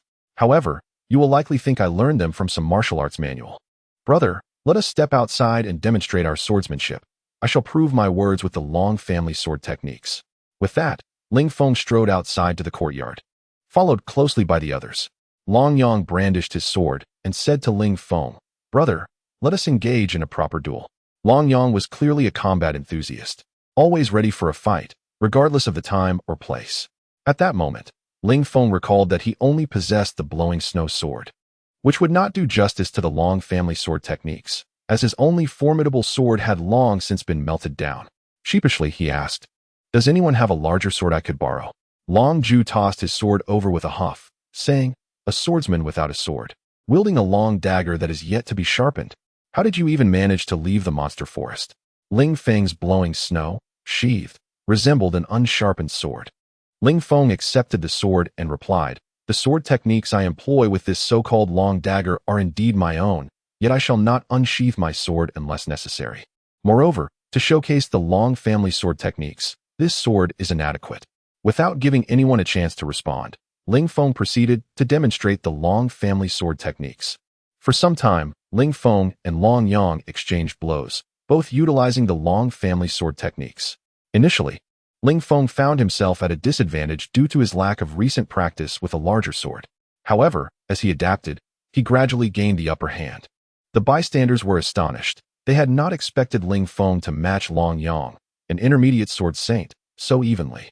Although neither had exerted their full strength, it was evident that Ling Feng's prowess had reached at least the level of a senior sword master.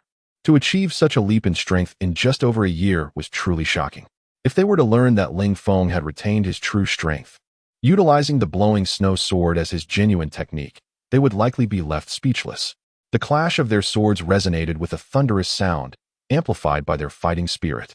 After several intense exchanges, they broke apart, gazing at each other. Long Yang exclaimed, "What a thrill! It has been far too long since I've experienced such exhilaration. Now, I shall unleash my full power. Be cautious, little brother." "Excellent. Allow me to witness the might of a sword saint, and let you see how the Long family sword techniques are truly wielded." The two resumed their duel, with Long Yang fully unleashing his strength. The intensity of their combat was markedly different from before, and Ling Feng found himself straining, resorting to an upgraded version of the Long family sword techniques he had not employed since before using the blowing snow. The spectators were even more astonished than before, as it became apparent that Ling Feng possessed strength equal to that of Long Yang, showcasing the might of an intermediate sword saint. The greatest surprise came to Long Jinshin and Long Ju, who observed that Ling Feng's sword techniques, although resembling the Long family style, were far more refined. Having evolved from the original, Ling Feng's claims appeared credible. Indeed, his martial skills, much like the Long family sword techniques he employed, were his own revelations. A genius. Without a doubt, Long Yang had now completely overwhelmed Ling Feng, cleaving through his sword and resting his blade against Long Yang's neck. The outcome was clear. Ling Feng had triumphed, having bested Long Yang with his improved version of the Long family sword techniques. Ling Feng addressed Long Yang, saying, "Brother, your application of the Long family sword techniques lacks flexibility. One must not rely too heavily on familiar moves. It leaves one vulnerable to exploitation." Long Yang chuckled sheepishly, understood. Ling Feng turned and remarked, "Now, do you believe my words to be true? It is no wonder you doubt it. A genius such as myself is often the target of envy. Some refuse to acknowledge another's talent, even unto death. Alas, humanity." Long Ju approached and struck Ling Feng again. Ling Feng protested, "Do you still not believe? If so, then who among you masters the Gale sword technique? Step forth. Allow me to unleash my frustrations upon you. I have ample pin-up grievances to vent." Long Jinshin addressed the crowd, saying, "Long Tian has indeed created his own martial arts. The Long family sword techniques he just demonstrated have surpassed my own. His version excels in every aspect compared to the current Long family techniques." Long Ju concurred, "Indeed, this little rascal has far surpassed me in swordsmanship. In terms of pure swordplay, I am no match for him." Ling Feng, hearing Long Ju's comment, exclaimed, "You know it, yet still strike me. I must protect the genius that is my mind. Do you not realize that striking the head can result in foolishness?" Long Ju replied, "I enjoy it. What will you do about it?" Ling Feng sighed in frustration, "Nothing at all." He decided to steer clear of this topic, lest it lead to an endless debate. Besides, there is a saying on earth, a father striking his son is a natural occurrence. Now that I have proven my survival, these four need not perish. Upon hearing Ling Feng's words, the emperor finally remembered the matter at hand that required resolution. Since Long Tian is unharmed, they shall not face death.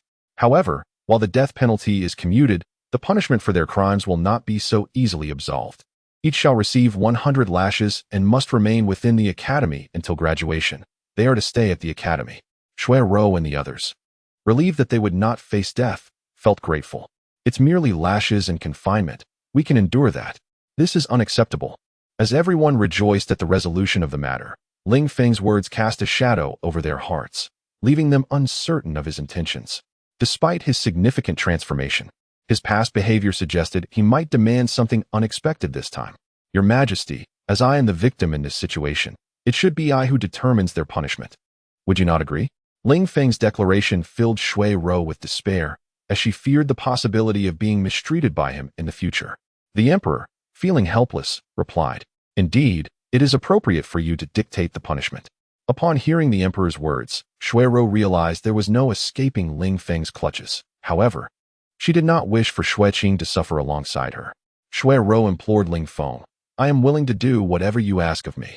I can offer you anything, but please spare Xue Qing. She is already in a pitiable state." Ling Feng chuckled. "Originally, I intended to propose a simple fine of 1 gold coin each to settle this matter, but since you are willing to do anything for me, haha." Chapter 15. The affliction of Snow. Ling Feng meticulously enumerated Snow Qing's shortcomings, deliberately portraying her as utterly inept. He then turned his gaze to Xue Qing, who indeed appeared somewhat out of sorts, especially after Snow Qing had just expressed her pity for her. The crowd, hearing Ling Feng's remarks, found themselves caught between laughter and tears. Nonetheless, his words inadvertently served as a plea for leniency, effectively sparing them from punishment. In their hearts, they felt that Long Tian had undergone a remarkable transformation. Initially, Snow Qing endured Ling Feng's taunts, but when he remarked upon her average appearance, she could no longer hold her tongue. Moreover, Ling Feng's willingness to accept just a single gold coin made her feel worthless in his eyes. Although she did not wish to hold any significance in his heart, a girl inevitably seeks some semblance of dignity. Long Tian. Snow Qing called out after Ling Feng. He turned to inquire, "What is it? Are you offering me a gold coin now?" "Here." Snow Qing hurled a fireball towards him. Ling Feng deftly sidestepped the projectile, yet, astonishingly, Xue Qing remained frozen in place, oblivious to the impending danger. Snow Qing, realizing the gravity of the situation, shouted, "Xue Qing, quickly move." But Xue Qing remained still, with Ling Feng being the closest to her. As he had just evaded the fireball, he was still airborne. There was no time to save her before it struck. The fireball continued its trajectory towards Xue Qing, who remained in a daze. Just as everyone braced for the worst, a shocking turn of events unfolded. Ling Feng altered his course midair and leaped towards Xue Qing, tackling her to the ground. The fireball soared above them, crashing into a distant pillar. Ling Feng helped Xue Qing to her feet, only to find her expression unchanged, still vacant and dazed. Snow Qing rushed over, her face etched with concern. "Xue Qing, are you all right? It's my fault for not noticing you." She then turned her ire towards Ling Feng. "This is all your fault. Why did you dodge? My princess, would you have me stand there and take the hit?" "I'm not an idiot," Ling Feng retorted. Suddenly, he recalled that Xue Qing had been in a stupor since their encounter in the arena. He asked, "What is wrong with Xue Qing? I've noticed her vacant stare from the very beginning. Is she unwell?" By now, the crowd had gathered, their curiosity piqued by Ling Feng's sudden maneuver. Yet they were somewhat desensitized by the day's numerous shocks. Presently, Xue Qing's condition was of paramount importance. Bai Yun answered Ling Feng's inquiry, "Alas, Xue Qing has indeed lost her senses. Even we barely recognize her anymore." "Lost her senses? Perhaps she has been traumatized," Ling Feng conjectured, deducing that Xue Qing's condition stemmed from a fright. The emperor interjected, "How do you know it was fear? We have yet to inform you of the events."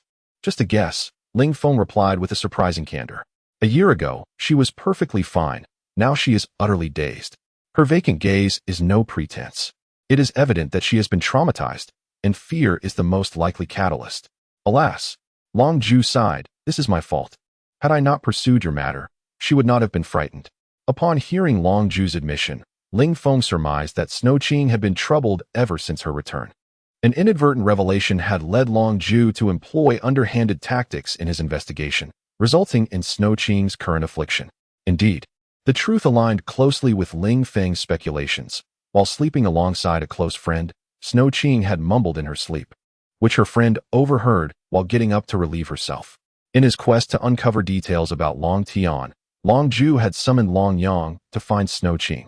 However, Long Yang resorted to a ruse, disguising himself as Long Tian in the dead of night, which terrified Xue Qing and caused her to divulge sensitive information. With her already fragile mental state, the shock exacerbated her condition, leading her to become increasingly bewildered. Under normal circumstances, no one would have considered sending her to the guillotine.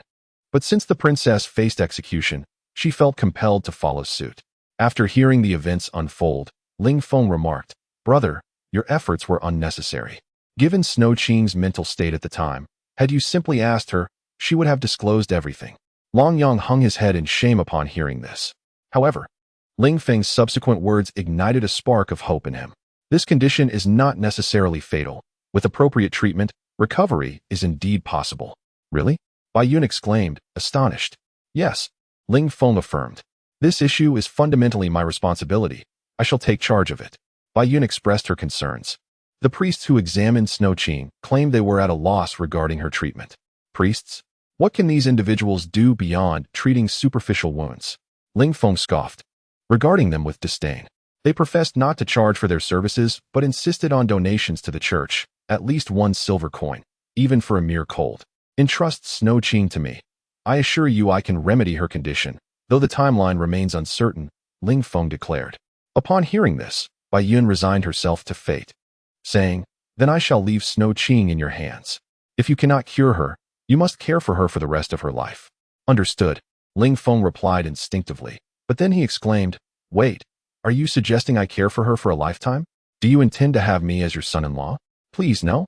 I am quite the philanderer and certainly not a suitable husband," he added, prompting laughter from the assembly. Bai Yun teased him. "Would you not be elated to marry 2 wives in a day? Thus it is settled. If you fail to heal her, you shall care for Xue Qing for her lifetime," she insisted. Ling Feng leapt up, exclaiming, "Surely not. A person like me would ruin your daughter's life if she were to marry me.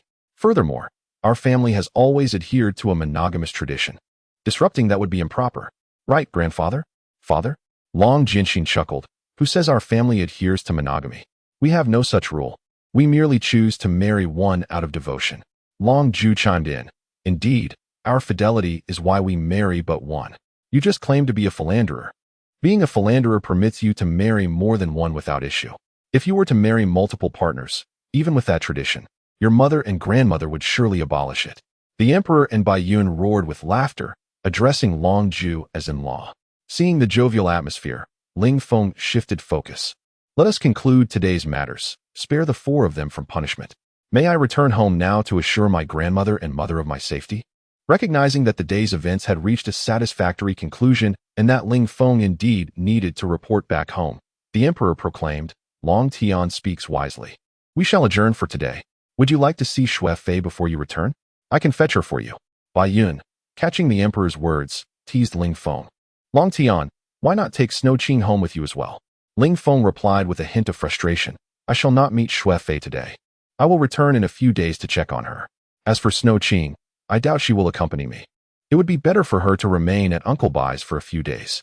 Just as Ling Feng prepared to depart, Xue Qing, as if sensing the moment, approached him and grasped his garment.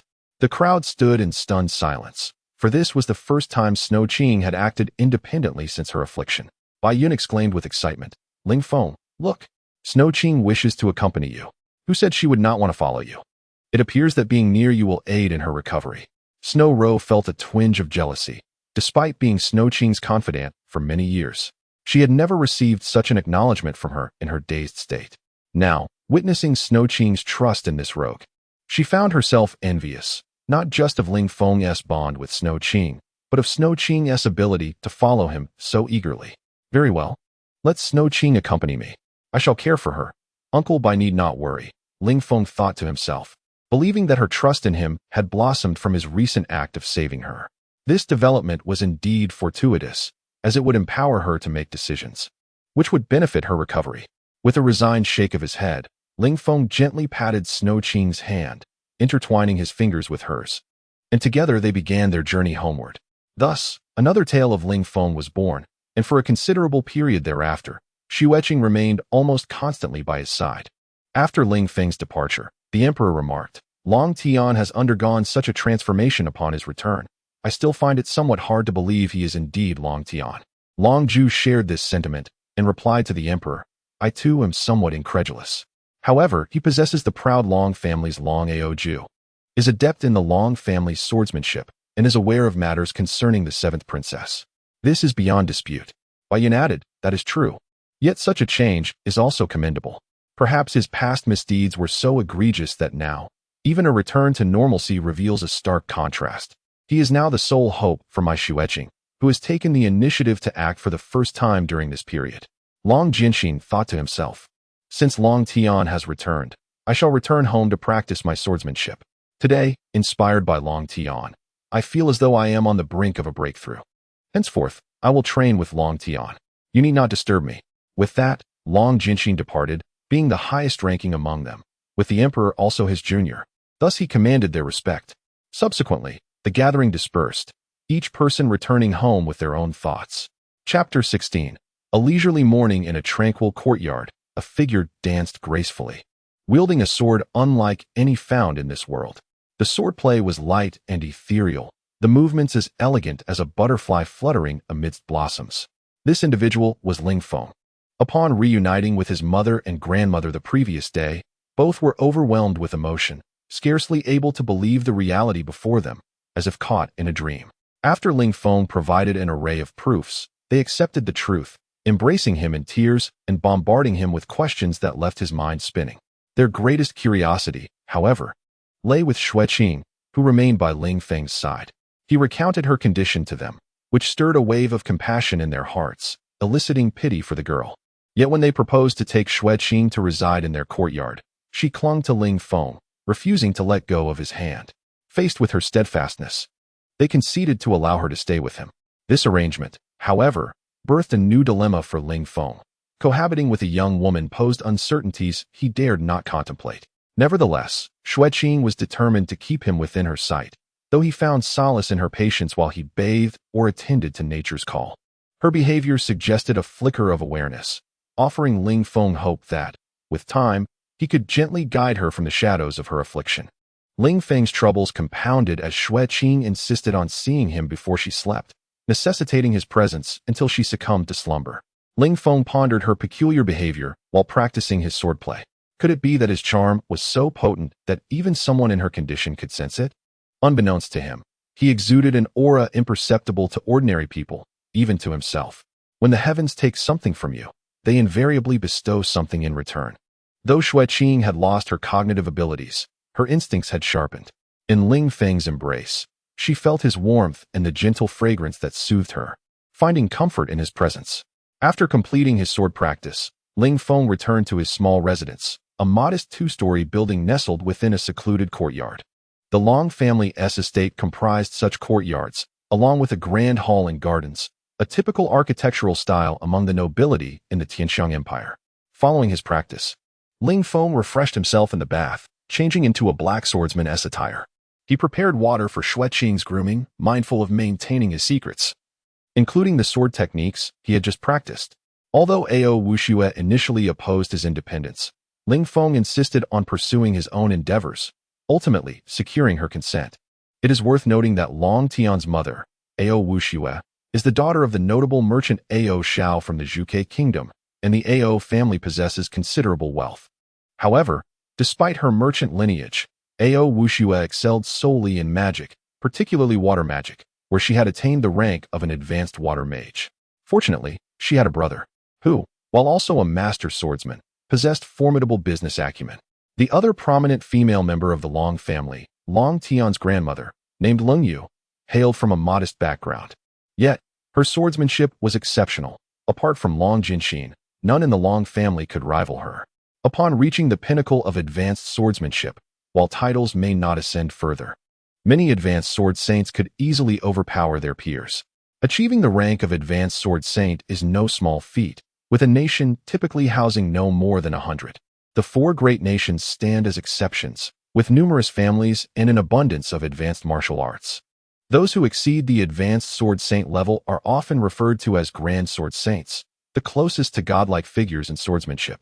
And the Long family boasts one such grand sword saint, Long Jinqing.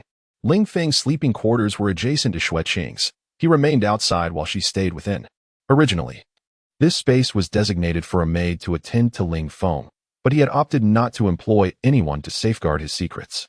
Consequently, he decided to share the space with Xue Qing, as he often meditated at night, rendering the location inconsequential to him. On this serene morning, Ling Feng sat on a stone bench in the courtyard while a small cat savored the breakfast of roasted fish he had prepared. It was a rare moment of leisure for him, having previously spent his days in the monster forest or safeguarding a caravan, far removed from such tranquility. "Brother, let us spar again." The boisterous call of Long Yang shattered Ling Feng's precious peace. Rising, Ling Feng reproached him, "Elder brother, why are you here so early? Do you not understand the importance of a solitary morning? It sets the tone for the entire day. Your early visit to challenge me has disrupted my rare good mood. How will you compensate me for this?" Long Yang responded, "A good morning is indeed vital, meant for practicing swordsmanship. I came to train, not to disrupt your mood. Enough with the complaints. Let us duel." Ling Feng sighed. "I have no grand sword at the moment. Perhaps we should postpone today. I'll procure one first." Long Yang pointed to the sword blowing snow. "Is that not yours? Use it for our duel." Ling Feng examined the sword Long Yang indicated, taking it in hand and gently caressing it. "Using this sword for our match would be of little benefit to you, and I have no desire to wield it in combat." Seeing Ling Feng treat the sword with such reverence, Long Yang assumed it was merely a decorative piece. He admonished, "Brother, father mentioned yesterday that a swordsman must possess a sword. What use is a swordsman without one?" Ling Feng acquiesced. "You are right, elder brother. I just said I would procure a sword. Why not accompany me today? You can assist in choosing and, while at it, help me pay for it." Long Yang agreed. "That's fine, but I must decline the expense.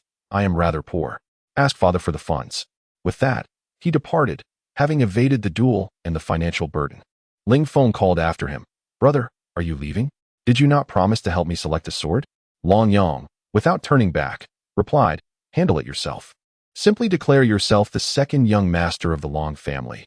No merchant in the imperial city would dare cross you. They will surely present you with their finest offerings."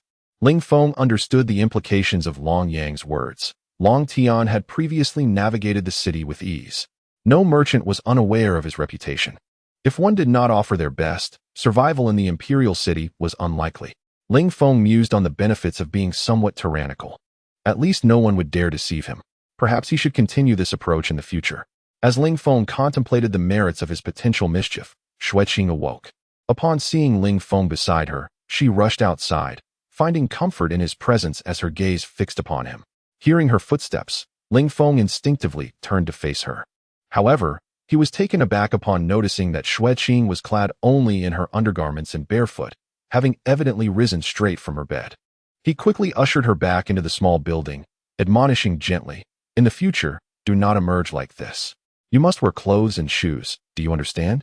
Ling Feng led her to the room, meticulously guiding her through the process of grooming and dressing. He had realized since the previous day that Xue Qing would readily learn these tasks with proper instruction. Previously, during her time at the Bai family, no one had encouraged her to take on such responsibilities. Although she could care for herself, the maids had always attended to her needs, and after her trauma, she had become even less inclined to act. In truth, allowing Xue Qing to engage in activities would be beneficial for her condition, yet no one recognized this need. They merely focused on caring for her. Ling Feng had been at a loss the previous night, having experienced so much turmoil. At the very least, she deserved a warm bath. However, after Ling Feng prepared the hot water, he recalled that he was uncertain whether Xue Qing would take a bath, and he could not assist her in that regard. He silently regretted not having left a maid to attend to Xue Qing. Tentatively, he inquired if Xue Qing would bathe by herself, but she did not respond to his question. Instead, her actions spoke volumes as she began to undress right before Ling Feng, preparing to bathe. Hastily, he exited the room and stood guard outside. Once Xue Qing had finished her grooming, she donned the attire that Ling Feng had requested Ao Wuxue to prepare the night before. With her exquisite features complemented by the pure white garments, Xue Qing appeared exceptionally graceful and ethereal. Ling Feng was momentarily taken aback by her presence, but he swiftly regained his composure. He then offered Xue Qing a piece of fruit as a modest breakfast. Subsequently, Ling Feng set out to find Long Ju. with Xue Qing dutifully trailing behind him. Chapter 17. Money for weapons. Upon entering the hall, Ling Feng noticed that everyone from the Long family, except for him, was already gathered there, partaking in breakfast. The lavish spread was Ling Feng's first thought. The table was adorned with 4 sumptuous dishes, all featuring an abundance of meat, particularly one that resembled a whole roasted pig in size. Ah, the little rascal is awake. Come and have breakfast. Long Ju was the first to spot Ling Feng. Ao Wuxue also noticed him and called out, Xiao Tian, come over for breakfast. These are all your favorites. Xue Qing is joining us too. Ling Feng then recalled that these were indeed Long Tian's favorite foods, which explained the extravagant meal prepared for his return, an event that brought them immense joy. However, Ling Feng had long since lost his appetite for such fare. His dietary preferences had transformed completely, diverging significantly from Long Tian's. Mornings for him now only required a few fruits or a light breakfast reminiscent of his time on Earth. He had no inclination to indulge in heavy meats so early in the day, especially when his own culinary creations far surpassed these offerings. Nevertheless, due to his current laziness in cooking, he would consider consuming such meals at lunch or dinner. Glancing at the table, he declared, I won't be eating. I'm going to ask father for some money to buy a sword. Also, please don't prepare breakfast for me anymore. I've grown accustomed to having just fruits in the morning for over a year now. Long Yang, looking at the delectable spread, thought to himself that it was fortunate for him since he was hungry, yet he feigned surprise. You're not eating? I remember you used to love these dishes. How can you sustain yourself on just fruits? You'll lack energy for our sword sparring after you buy your sword. Ling Feng replied this time. I intend to forge a sword, which one be ready immediately. So, you needn't seek me out for sparring in the coming days. You only lost to me yesterday. Until you comprehend why that happened, challenging me would yield no benefit. Sparring doesn't always equate to victory. Sometimes losing can reveal one's weaknesses, thus enhancing one's strength. Long Jianxin, upon hearing Ling Feng's words, applauded, well said. Long Yang, once you come to terms with this, you shall surely make a breakthrough. Long Tian, let us arrange a time for a spar. Your swordsmanship has imparted much wisdom to me. Perhaps it could help me transcend to the realm of Sword Saint. Is Xiao Tian's swordplay truly so remarkable that it could assist you in reaching Sword Saint? Ling Yue, aware of Long Tian's victory over Long Yang, was taken aback. Yet, upon hearing Long Jianxin's lofty praise, Sword Saint being the pinnacle of swordsmanship, achieved by only a handful in the world, it was astonishing to think that Ling Feng could aid Long Jianxin in attaining such heights. Long Jianxin mused, indeed. You haven't witnessed Xiao Tian's technique. It exceeds the Long family's swordplay entirely. It is the finest I have ever encountered. If it were merely a contest of swordplay, I believe even I would be defeated. Fearing that the conversation might lead to him being dragged into a spar with Long Jianxin, Ling Feng interjected, I will demonstrate the technique for you, but for now, I urgently require a suitable sword and the funds to procure it. Father, could you please spare me around 80,000? Long Ju was about to reprimand Ling Feng for such a request, but someone was quicker. 80,000. Are you planning to purchase a mine? Do you wish to buy out the entire weapon shop? Ao Wuxue teased, tugging at his ear playfully. Ouch, that hurts. Mother, please let go. Just give me a bit. It can't be too little. I need to buy a well-crafted sword. Ling Feng rubbed his ear. Reflecting on how this tactic seemed universally effective, his mother had always done this to him on Earth too. 1,000 is the most you'll receive, Ao Wuxue stated firmly. Mother, do you think this is for firewood? 5,000. Is firewood that expensive? 1,500. Mother, I will need to wield this sword in public. Let us make it 40,000. You're not flaunting it. The sword only needs to be practical. 2,000 is the final offer. If the sword is subpar, how will I defend myself? 3,000 for a little insurance isn't unreasonable. 2,500 is the limit. Don't push it. Deal. Just 2,500. After a vigorous negotiation, Ling Feng secured the funds for his sword. The 3 onlookers were left astonished. Not expecting Ling Feng to be so adept at negotiating for money, managing to double the original amount. Long Yang felt an intense envy. Realizing he needed to hone his own skills in bargaining with their mother to secure more funds in the future, Ling Feng received the gold notes from Ao Wuxue, which resembled ancient silver bills from his previous life. These notes were crafted from special paper imbued with magical markings, redeemable at the largest and only magical bank across the continent, equivalent to cash. Holding the notes, Ling Feng sensed a faint magical aura emanating from them. At that moment, a hand as delicate as white jade reached toward his ear, which had just been playfully tugged, gently massaging it. Mother, I don't need any help. It doesn't hurt anymore. Ling Feng, focused on the gold notes, assumed it was Ao Wuxue attending to him. Son, I'm not the one helping you. Ao Wuxue's voice reached his ears, and Ling Feng, puzzled, looked up to see that it was Xue Qing who was rubbing his ear. Ah, Xue Qing, I'm fine. You don't need to help. Xue Qing, puzzled by his reaction, withdrew her hand. Seeing her confusion brought Ling Feng joy, at the very least. She was beginning to express curiosity, indicating she might soon overcome her shadows. It was just a brief discomfort. I'm all right now. Thank you for your help. Long Ju, observing this exchange, jested, it seems Xue Qing is destined to be our daughter-in-law. Look at how she cares for this little rascal even before officially joining the family. I'll promptly request a marriage proposal from Baiyun. Ao Wuxue, prepare the dowry, she replied with a smile. Long Yang chimed in. Indeed, seeing their affection, we should hasten their wedding. Don't worry about me. I'm not married yet, and I don't mind. What nonsense are you all spouting? I'm off to buy a sword. Enjoy your breakfast at your leisure. With that, Ling Feng took Xue Qing's hand and swiftly departed from the scene, eliciting laughter from the 4 members of the Long family. Once outside the Long residence, Ling Feng pondered where he could forge his sword, completely oblivious to the fact that he was still holding Xue Qing's hand. Longxiang Inn, there are 2 fellows waiting for me there. As he walked toward the inn, he contemplated the methods and designs for his sword. As they traversed the bustling streets, passers-by envied the couple, especially the men who gazed at Xue Qing's current demeanor, wishing to be in Ling Feng's position. Unaware of the attention, Ling Feng continued toward Longxiang Inn. However, it wasn't long before Xue Qing grew weary, prompting him to finally notice their clasped hands. You must be tired.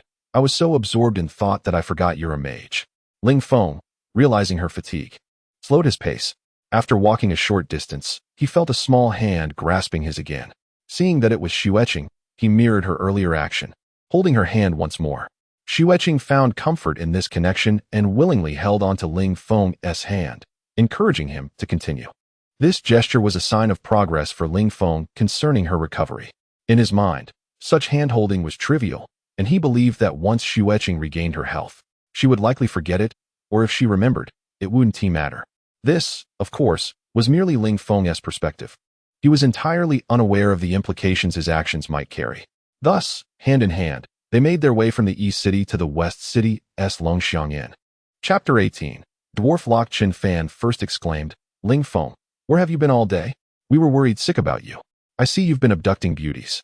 Feng Tianya remained silent, but Ling Feng discerned his concern in the depths of his eyes. Ling Feng released Xue Qing's hand and retorted, what do you mean by abducting? This lovely lady chose to accompany me. It's beyond my control. Alas, being handsome has its burdens. Chin Fan scoffed, huh? Handsome? Tianya, how should we describe it then? Extremely handsome?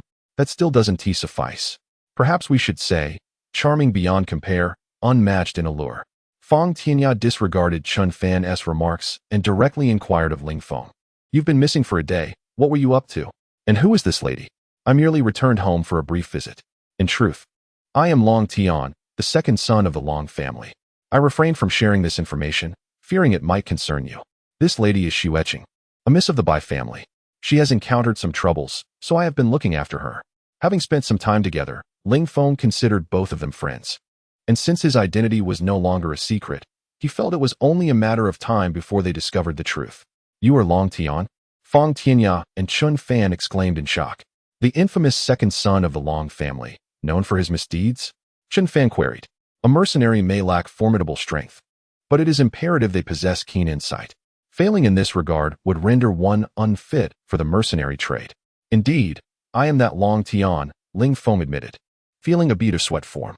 Perhaps it was his identity that astonished them, or perhaps they believed their camaraderie with him would never be the same again.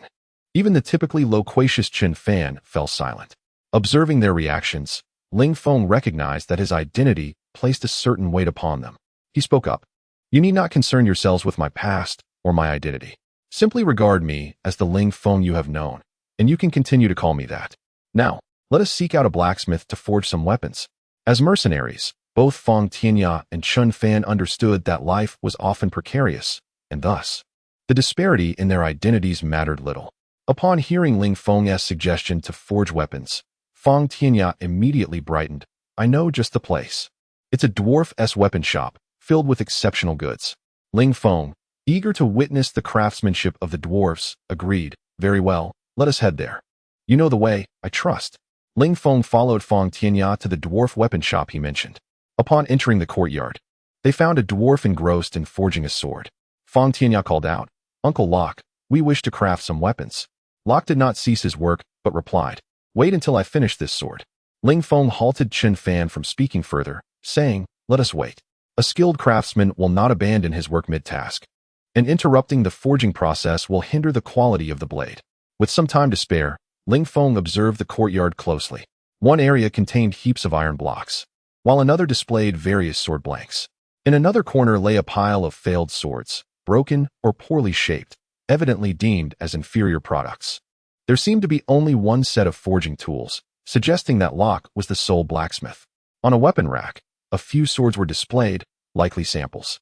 Ling Feng approached the rack and picked up a sword, noting that they were all large two-handed swords, a common choice among swordsmen in this world. After testing the blade's resonance and practicing a few swings, he returned the sword to its place. Ling Feng examined each sword in turn. By the standards of this world, they were indeed well-crafted, with quality materials and superb technique. However, he found them lacking. These were mere iron swords, far from the level of steel. His own weapon, the blowing snow, was an alloy of superior quality, but forging such a weapon required considerable time and effort.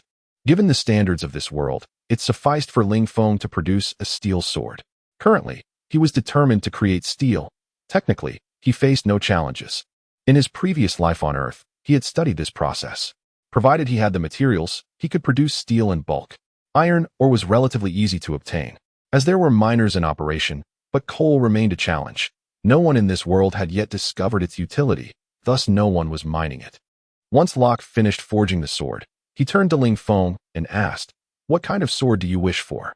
Fang Tianya and Xue Qing were still uncertain about Ling Feng's weapon of choice and looked expectantly at him. Ling Feng was still contemplating his steel-making plans and had not noticed Locke's inquiry. Meanwhile, Xue Qing paid no mind to anyone else, her gaze fixed on Ling Feng. The courtyard fell into silence, the only sound being the crackling of the furnace.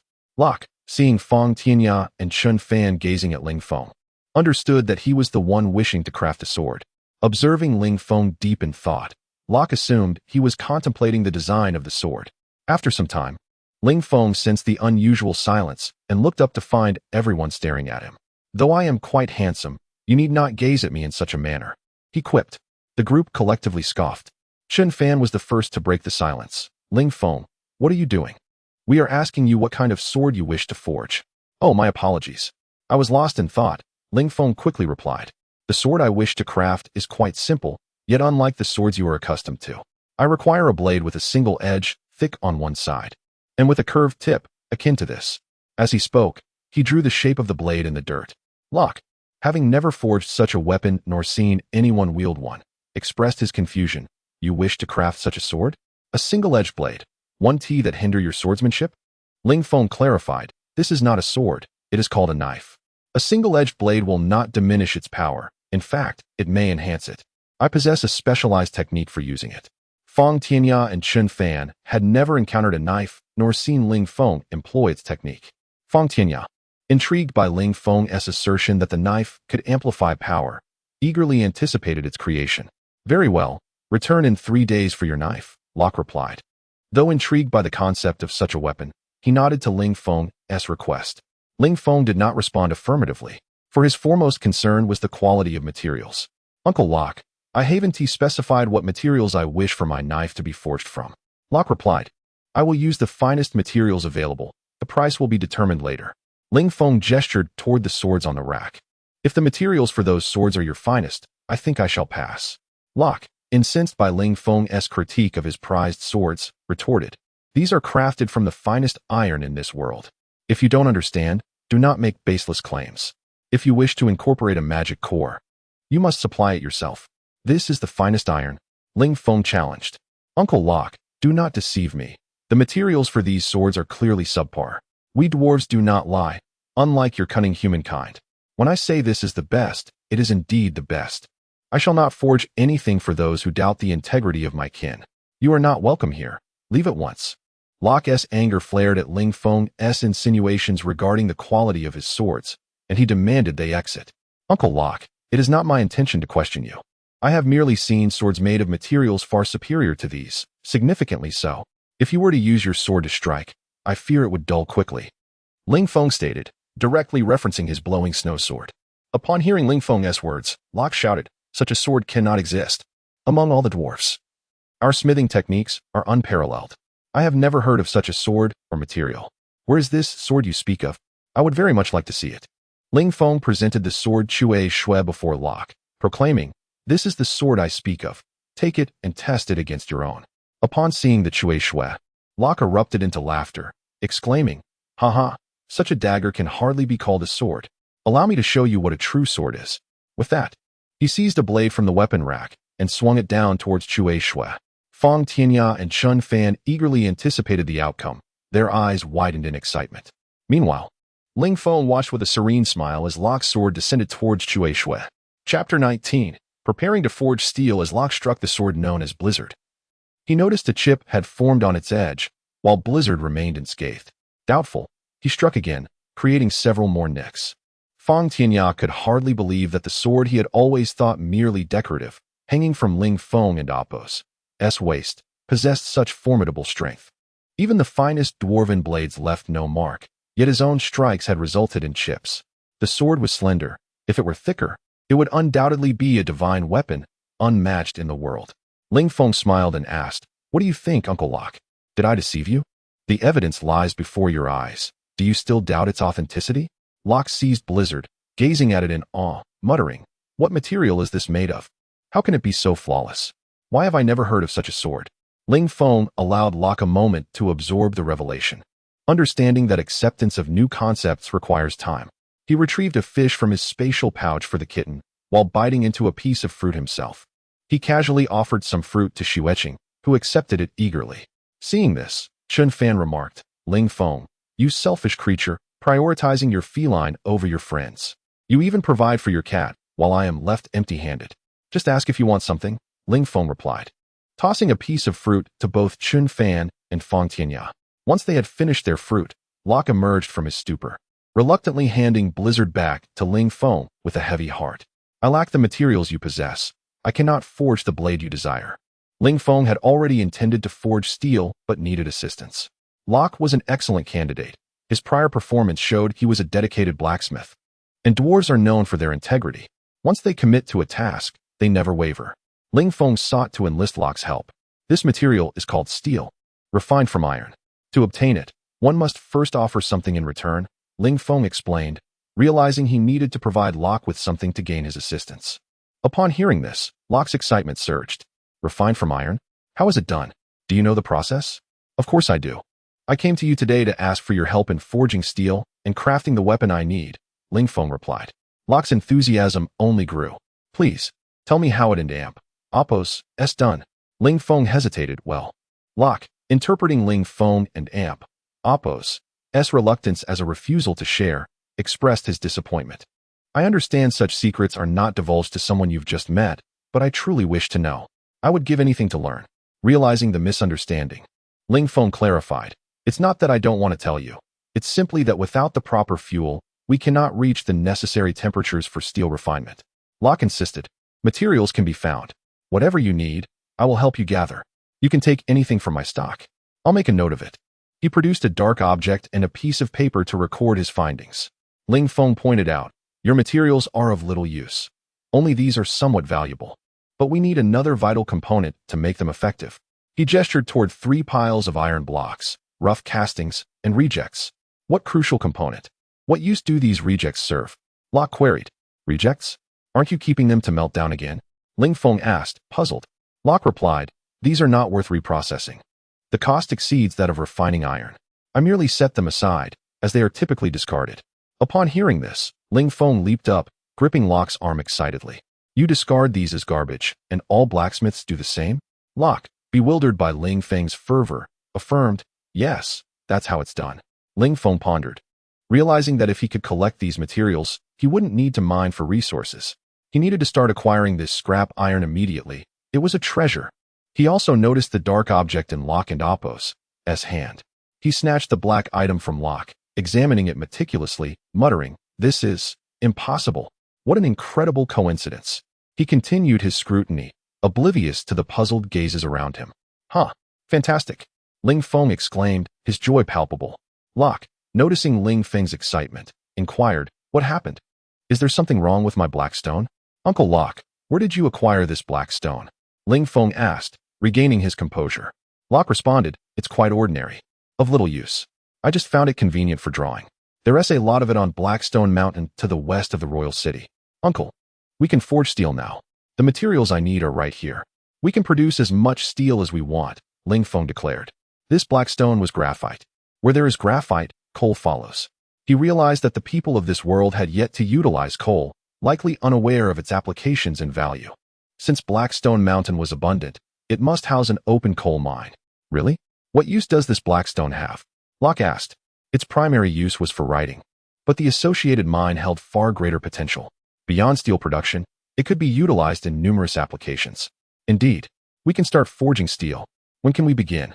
I'll gather the raw materials you need today, Locke exclaimed, thrilled at the prospect of crafting a sword that could surpass all others.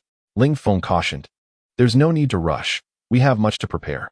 These are merely the raw materials. We also need to create some essential tools. I believe it would be best to establish a steel workshop near Blackstone Mountain." Ling Feng contemplated the many tasks ahead, particularly the need to construct a furnace. Under current conditions, they could only build a flat furnace, yet even steel produced in such a manner would outperform the existing iron by several times. "What should I do now? Without that steel, I have no interest in forging swords," Locke lamented, having seen Ling Feng's blizzard and now desiring steel. "Uncle, first gather as much of this scrap iron as you can. Take whatever you can find. Payment is secondary. It would be best to spread the word about purchasing scrap iron. You can buy it by weight here, starting at 1 copper per pound," Ling Feng advised. Feeling that acquiring the scrap iron was of utmost urgency, Locke, eager to see steel produced, agreed without hesitation. Ling Feng realized he needed to acquire Blackstone Mountain. Having this coal mine would ensure their future steel production. "Uncle Locke, let us depart. Here is the gold for purchasing scrap iron." Ling Feng produced several coins from his spatial pouch, not out of stinginess, but because that was all he possessed, aside from some banknotes. Moreover, if one were to acquire scrap iron at the rate of a copper coin per pound, a mere dozen gold coins could procure tens of thousands of pounds of scrap iron. That should suffice for the days to come. "I am still unaware of your name and residence. How shall I find you in the future?" As Ling Feng was about to leave with Xue Qing, Locke called out to him. Ling Feng, feeling somewhat embarrassed, replied, "I apologize for neglecting to introduce myself earlier. My name is Long Tian, the second young master of the Long family. You should know how to find me now." Locke, of course, was well acquainted with Long Tian's name and knew precisely where to locate him. Thus he nodded in acknowledgement. Ling Feng exited Locke's courtyard, gripping Xue Qing's hand, with Fang Tianya and Chun Fan following closely behind as they made their way to the Ministry of Land. Chapter 20. Acquiring Blackstone Mountain. Typically, fertile lands abundant in minerals are regarded as fiefs by the nobility, leaving only inferior plots available. Blackstone Mountain falls within this lesser category, and to this day, no one has ever purchased a parcel of this area. The value of coal remains unknown to many, thus allowing Ling Feng to acquire it at a bargain. The Land Department is a specialized entity managing the Empire's territories, overseeing all matters related to land, including transactions, surveys, and cartography. Among its divisions, the management of trade in the Imperial City is perhaps the most leisurely, as aside from the neglected Blackstone Mountain, all other sellable lands have already been dealt with. With the remainder under direct Imperial control, Blackstone Mountain is barren and devoid of vegetation, its starkness rendering it unattractive to the nobility for villa construction or to merchants for orchards. At present, the head of the department is slumped over his desk in slumber, the only occupant of the room, thus both its most significant and insignificant figure. His daily routine consists of sleeping through his work hours. However, today, a change is afoot. He is roused from his dreams of enchanting beauties by a disturbance. Groggily, he exclaims, "Fair maiden, do not depart just yet. I have not yet savored your kiss." The source of this interruption is none other than Ling Feng and his companions. Upon entering the office and observing the supervisor in a deep slumber, Ling Feng taps the desk lightly, awakening him. Although the supervisor stirs, he remains in a daze.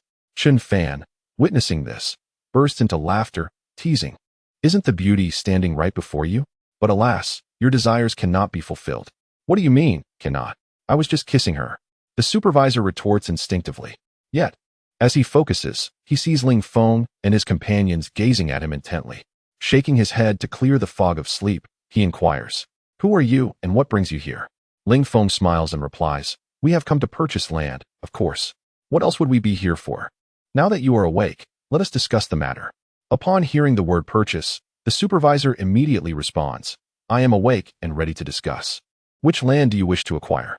"I wish to buy." "Oh, forgive me, I am still not fully alert. There is no land available for selection, currently. There is only one area for sale." Just as Ling Feng intends to mention his interest in Blackstone Mountain, the supervisor interrupts him. Ling Feng, perplexed, asks, "Only one plot? Are you implying that all the land in the Imperial City has been sold?" Indeed, the supervisor confirms. With the exception of one plot, all land within the Imperial City has been sold. If that remaining land had any value, it would have been sold long ago. Otherwise, I would not be napping here all day. Ling Feng contemplates this and reasons that given the strategic importance of the Imperial City, the nobility would indeed purchase nearby lands to be closer to the center of power and to cultivate relationships with key figures. However, has Blackstone Mountain truly been neglected all this time? Could it be that the only remaining plot is Blackstone Mountain itself? Sighing, he muses, "I had hoped to acquire a more appealing parcel, but if only this one exists, then I shall purchase it." Ling Feng deliberately suggests that he merely seeks a trivial piece of land for leisure, refraining from disclosing his true intent regarding Blackstone Mountain, thus shielding himself from vulnerability during negotiations. "You truly wish to buy that last piece of land? If no one has shown interest, it must have its issues. You must have heard of Blackstone Mountain," the supervisor states flatly, for he has encountered many who claimed they wanted the last plot, only to retreat upon learning it was Blackstone Mountain. Yet, Ling Feng is resolute. He desires Blackstone Mountain. Concealing his elation beneath a facade of hesitation, he remarks, "Ah, so it is Blackstone Mountain. There must be significant issues associated with it. I wish to inquire about the price. If it is reasonable, I shall purchase it. I cannot leave empty-handed." "It is 30,000 gold coins," the supervisor replies. Upon hearing Ling Feng's interest, the supervisor, eager to negotiate, offers the lowest price possible, prioritizing the sale of Blackstone Mountain above all else. Ling Feng recognizes that this is already a generous offer, yet with only 25,000 gold coins at his disposal, he wishes to see how low the supervisor can go. 30,000 coins? Surely you jest. It is said that nothing can grow here. It is barren and unsightly. Were it not for my desire to avoid leaving empty-handed, I would not even consider this purchase, he counters. The supervisor, recalling the directive from above that Blackstone Mountain should be sold at any cost, reduces the price. 25,000 gold coins. That is the lowest I can go. It is a loss for us. Ling Feng chuckles. A loss. This land belongs to the Empire. It is not a purchase made with profit in mind. What loss can you incur? Blackstone Mountain spans merely 50 miles. My own garden is larger. The supervisor muses privately about Ling Feng's supposed garden, but remains cautious, seeing as he is there to negotiate land. 20,000 coins. I cannot lower it further without repercussions from above. Ling Feng smirks. Who would dare hold you accountable for the land I purchase? Should anyone question your actions, simply mention my name, Ling Tian. Upon hearing Ling Feng claim his identity as Ling Tian, the supervisor and Appo's heart races with trepidation, realizing he is in the presence of a notorious figure. Grateful he had not offended him, he quickly responds, "Ah, so you are the second young Master Ling. Had I known earlier, I would not have mentioned a price. You may dictate terms. I shall accept whatever you propose, even if it means no payment is rendered." Ling Feng internally curses himself, wishing he had revealed his identity sooner to leverage the negotiation. His reputation could have facilitated a more advantageous deal. It seems that the notoriety of Ling Tian possesses its own merits, underscoring the duality of reputation. How could I not pay? Am I the sort to evade payment? He contemplates silently, aware of the supervisor's thoughts but refraining from voicing them. I possess only a limited amount today. I will offer you a further reduction of 5,000 on the previous price. Here is a promissory note for 15,000 gold coins. Please verify it, he states, presenting the note with a sense of satisfaction, reveling in the unexpected savings. You need not verify. Would I doubt the second young master Ling? The supervisor responds hastily, eager to finalize the transaction. As the supervisor proceeds with the paperwork, Tian and Xue Qing observe in astonishment, witnessing Ling Feng's remarkable negotiation skills. They had assumed he was merely a spendthrift young master, but now they realize he possesses an astute mind for business. With the land deed secured, Blackstone Mountain now belongs to Ling Feng. The acquisition of this mountain heralds access to coal and steel, paving the way for the crafting of weaponry to equip the Ling family. In the future, they would stride confidently, unimpeded through the realm. Furthermore, with the ownership of Blackstone Mountain, Ling Feng envisions himself free to traverse the continent at his leisure. As he examines the land deed, he discovers that not only does it encompass Blackstone Mountain, but also extends 10 miles beyond its base, a stipulation set forth by imperial decree that grants ownership of the surrounding area. This fortunate provision has afforded Ling Feng an unexpectedly vast expanse of territory. Thus, in essence, his acquisition of Blackstone Mountain encompasses a domain not merely of 50 miles, but rather 60. The distance from the imperial city is somewhat considerable, situated 200 miles to the west. If one were to venture out, remaining at home would be impossible. As for Xue Qing, should she accompany me or remain at home? Clearly, having her along would pose certain inconveniences. I shall first journey alone to Blackstone Mountain tomorrow. Unbeknownst to Xue Qing, she is unaware of Ling Feng's current thoughts. She merely follows him, holding his hand. Before departing, Ling Feng uttered a perplexing remark to the supervisor. If you find yourself at a loss for tasks in the future, do come to me. I will ensure you have work, but sleeping on the job is not permissible. After this, Ling Feng turned to Tian and the others, stating, You shall stay at my home tonight, so my family may become acquainted with you. Otherwise, your visits will be inconvenient.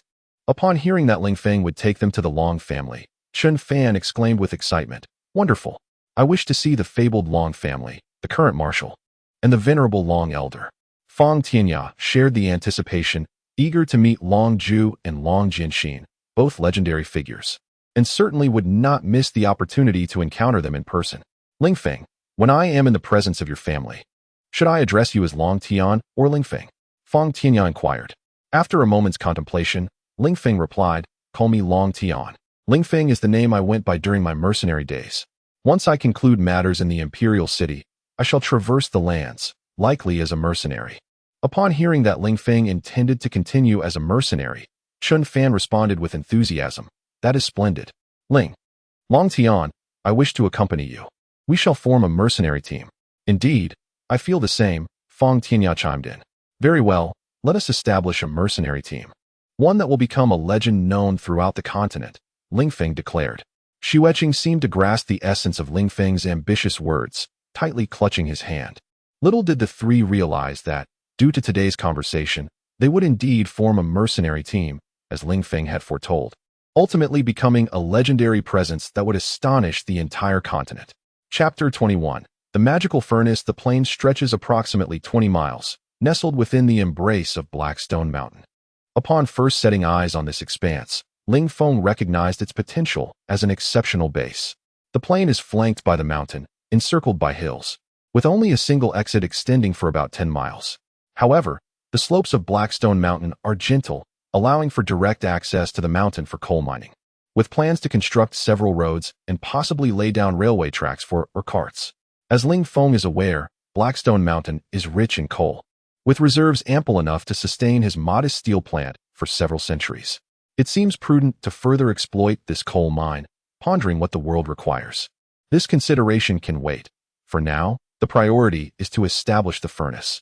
After considerable calculation, Ling Feng selected a site on the small plain and commenced the magical construction of the furnace. This task, under normal circumstances, would take over a year to accomplish with current technology, yielding mediocre results at best.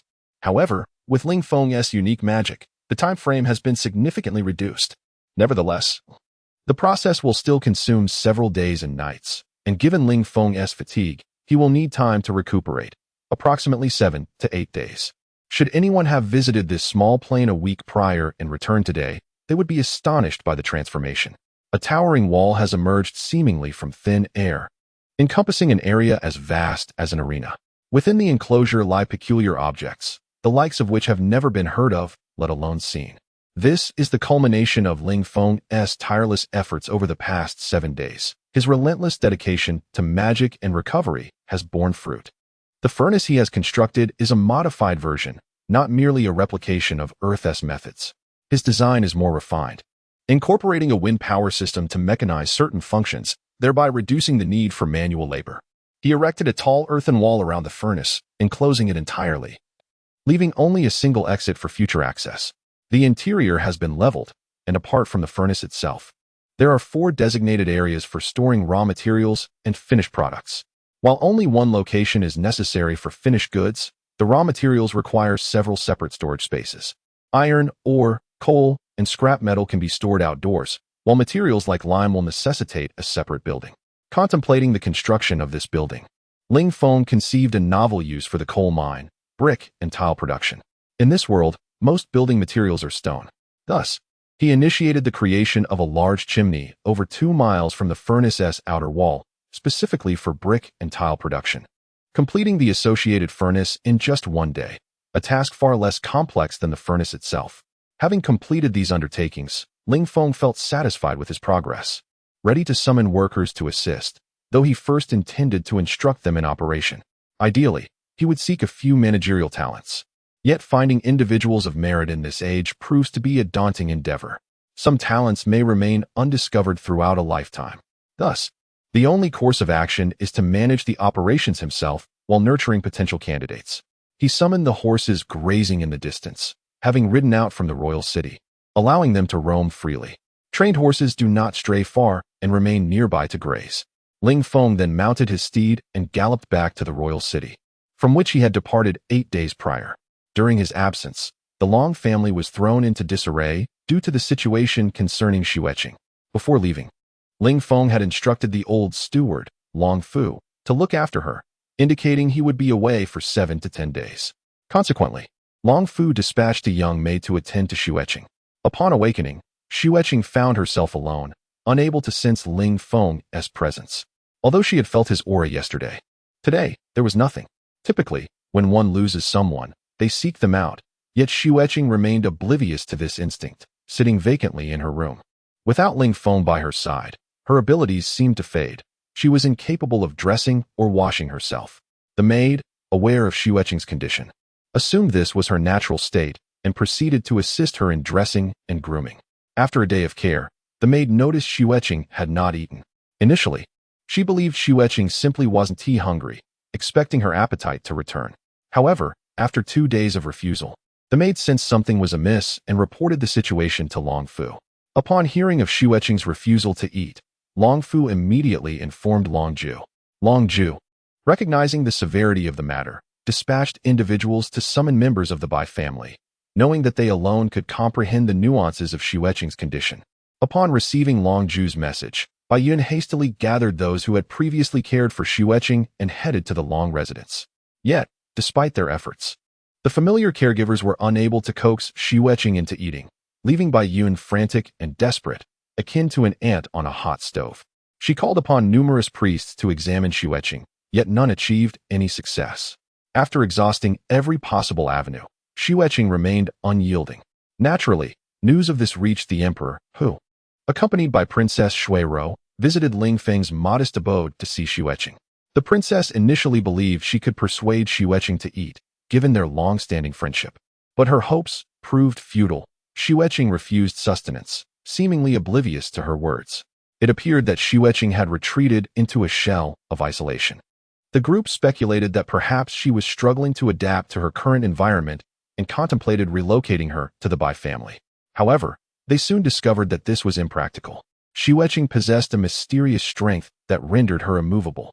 Attempts to force her departure were met with magical outbursts, targeting anyone who dared to lay hands on her, regardless of their status. Even the emperor and Bai Yun were not spared. Faced with this insurmountable obstacle, the group reluctantly abandoned their plans to relocate Xue Qing. Long Ju remarked on how obedient Xue Qing had been in Ling Feng's presence, easily following him wherever he went. This reflection led them to recall her behavior since Ling Feng's departure, realizing that only he could resolve this predicament. However, Ling Feng had left without disclosing his destination, prompting a citywide search for him. Both the Long and Bai families employed every resource at their disposal, even mobilizing military forces. The emperor issued a decree for swift action to locate Ling Feng and return him to the Long residence. At this moment, Ling Feng was blissfully unaware of the turmoil unfolding at Blackstone Mountain. Coincidentally, Feng Tian and Chen Fan, who were privy to Ling Feng and Apos' whereabouts, were also absent from the royal city. Had this event occurred a day or two earlier, they would have informed the Long family of Ling Feng's location. When leaving, Ling Feng had entrusted them with a sum of 10,000 gold notes, requesting their assistance in procuring scrap iron for Locke and urging Locke to gather a new batch of craftsmen, along with iron blocks and ore. For the initial days, they had been busy with scrap iron procurement at Locke's weapon shop, before joining Locke on a journey to a town where dwarves congregated in the Tianxiang Empire to recruit craftsmen, a round trip expected to take roughly half a month. The task of scrap iron acquisition was delegated to Locke's son, Tian. Bai Yun paced restlessly in Ling Feng's room, prompting Long Zhu to advise, "Cease your pacing and sit down to devise a plan." Upon hearing Long Zhu's words, Bai Yun exclaimed, "How can I possibly sit still? It has been 7 days, and Xue Qing has not consumed a morsel. Given her fragile state, she cannot endure much longer. This is all your son's fault for abandoning my daughter without cause. I will ensure he pays dearly upon his return."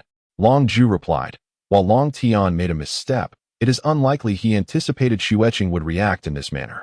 None of us could have foreseen that after just 1 day in his company, she would be reduced to such a state. Without Long Tian, she refuses to eat."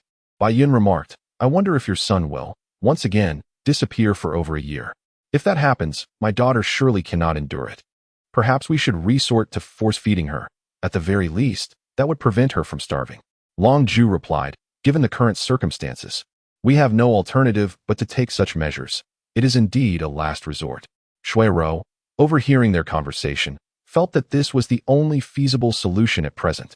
Pondering what charm Long Tian possessed that could elicit such behavior from Xue Qing, Long Zhu instructed the servants to prepare a meat broth and brought forth a cylindrical apparatus, hollow in the center, intended to be inserted into Xue Qing's mouth, through which the broth could be administered. Bai Yun recognized this method as one typically employed to deal with prisoners on hunger strikes, never imagining it would be applied to his own daughter.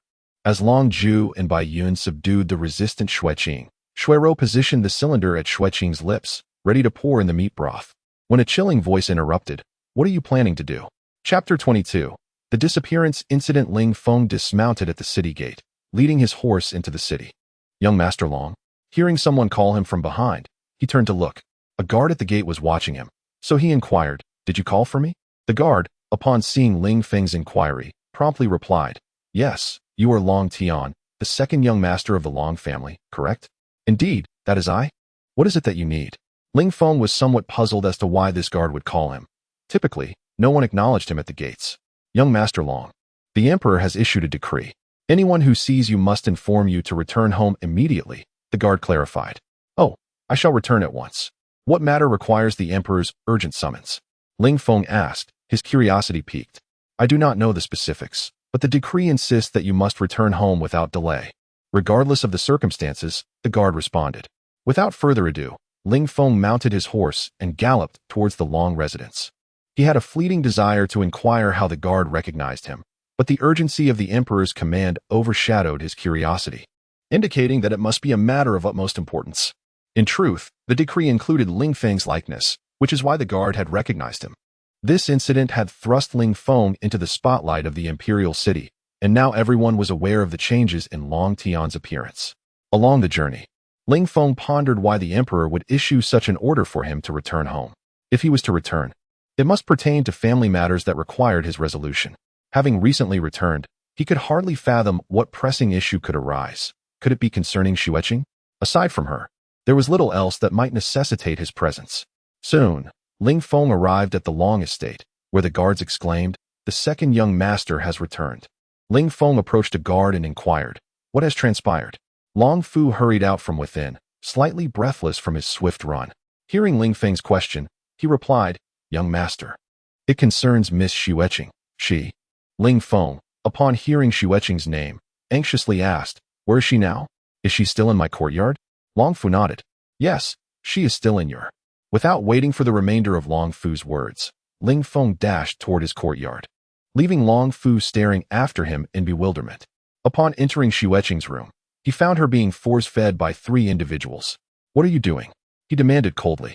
Had it not been for the presence of Long Ju, Bai Yun, and Princess Xue Rou, he would have launched an immediate attack rather than merely inquiring. The 3 paused their actions upon hearing Ling Feng's voice. Seizing the opportunity, Xue Qing broke free from Long Ju and Bai Yun's hold and rushed into Ling Feng's embrace, trembling. She clung tightly to him, seeking solace. Ling Feng held the trembling Xue Qing with one arm, while gently stroking her hair with the other. Xue Qing, you are safe now. With me here, you need not fear anything, he whispered soothingly. Hearing his words, Xue Qing gradually ceased her trembling and regained her composure. Observing her calmness, Ling Feng turned his gaze to the 3 individuals watching them. What is the meaning of this? He asked. One of you is Xue Qing's father, and the other is her friend. Do you not realize that your actions could exacerbate her condition?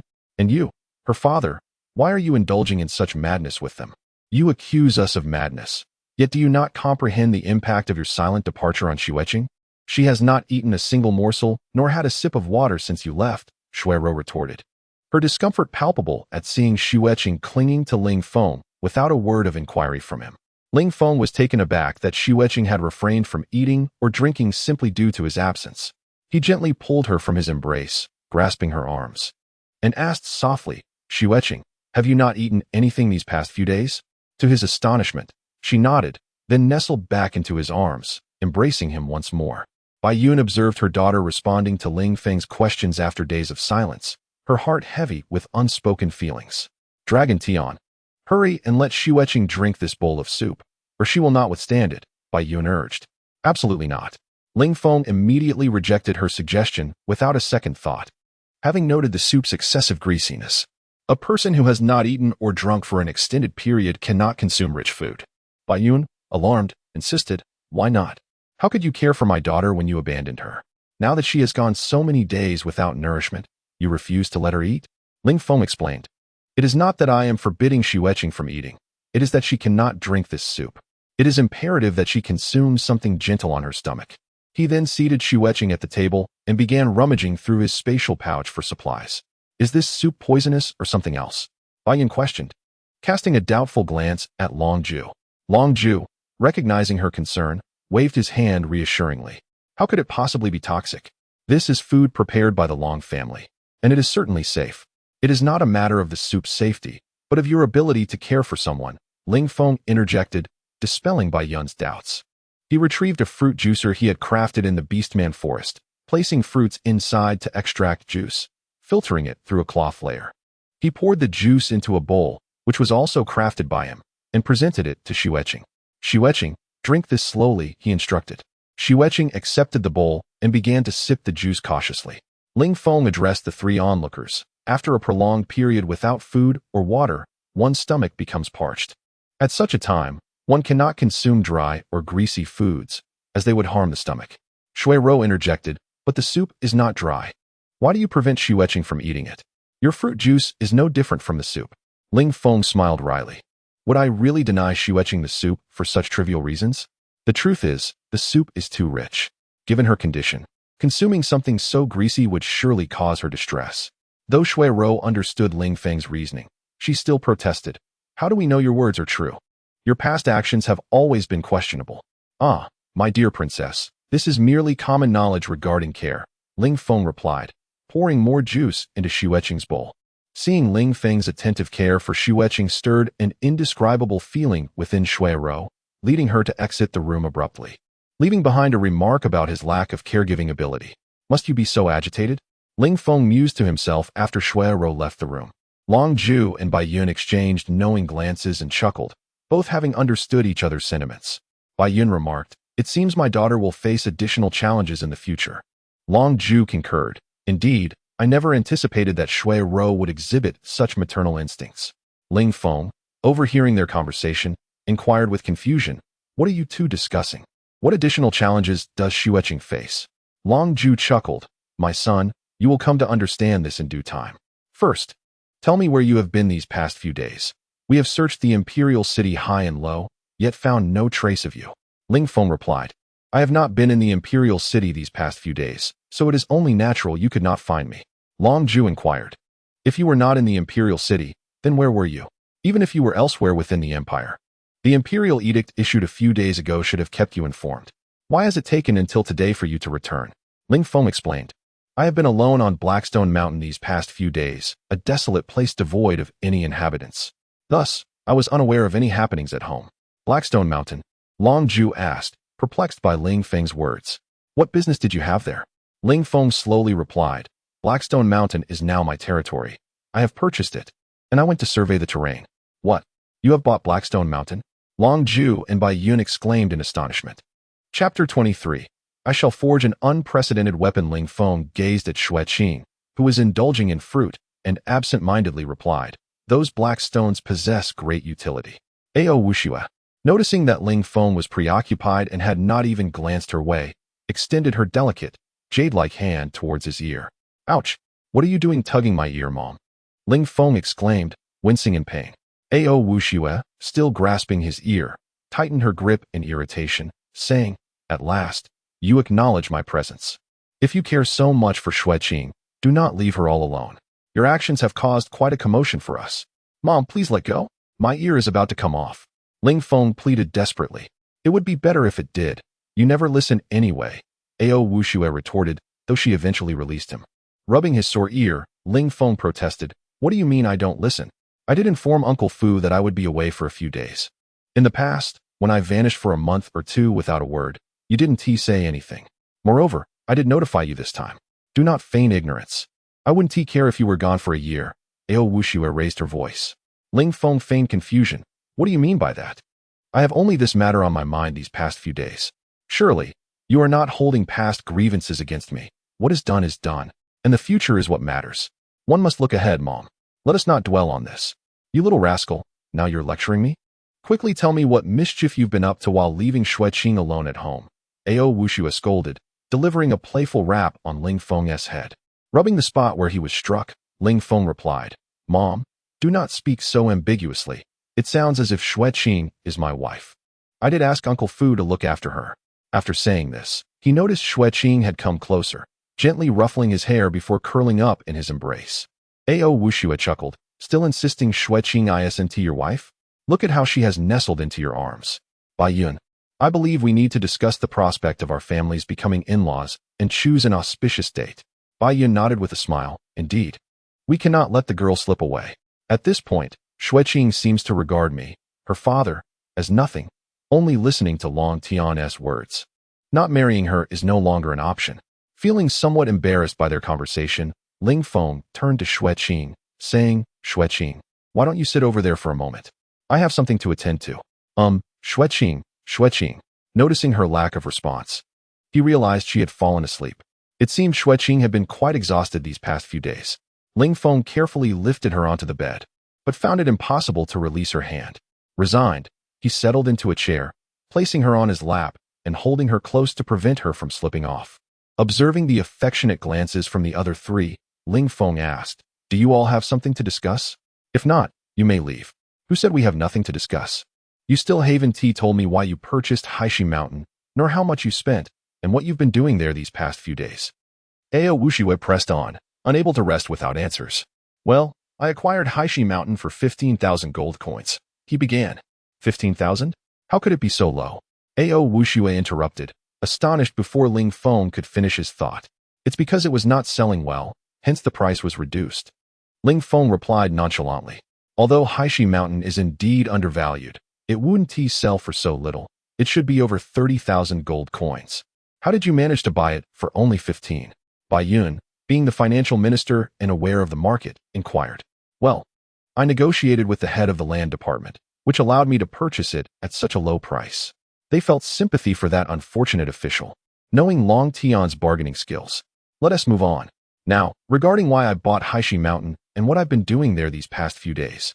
Ling Feng continued, and the three fell silent, for the answer they sought was singular. The black stones of Haishi Mountain were the type of, or I desired. I spent these days surveying the mineral deposits there.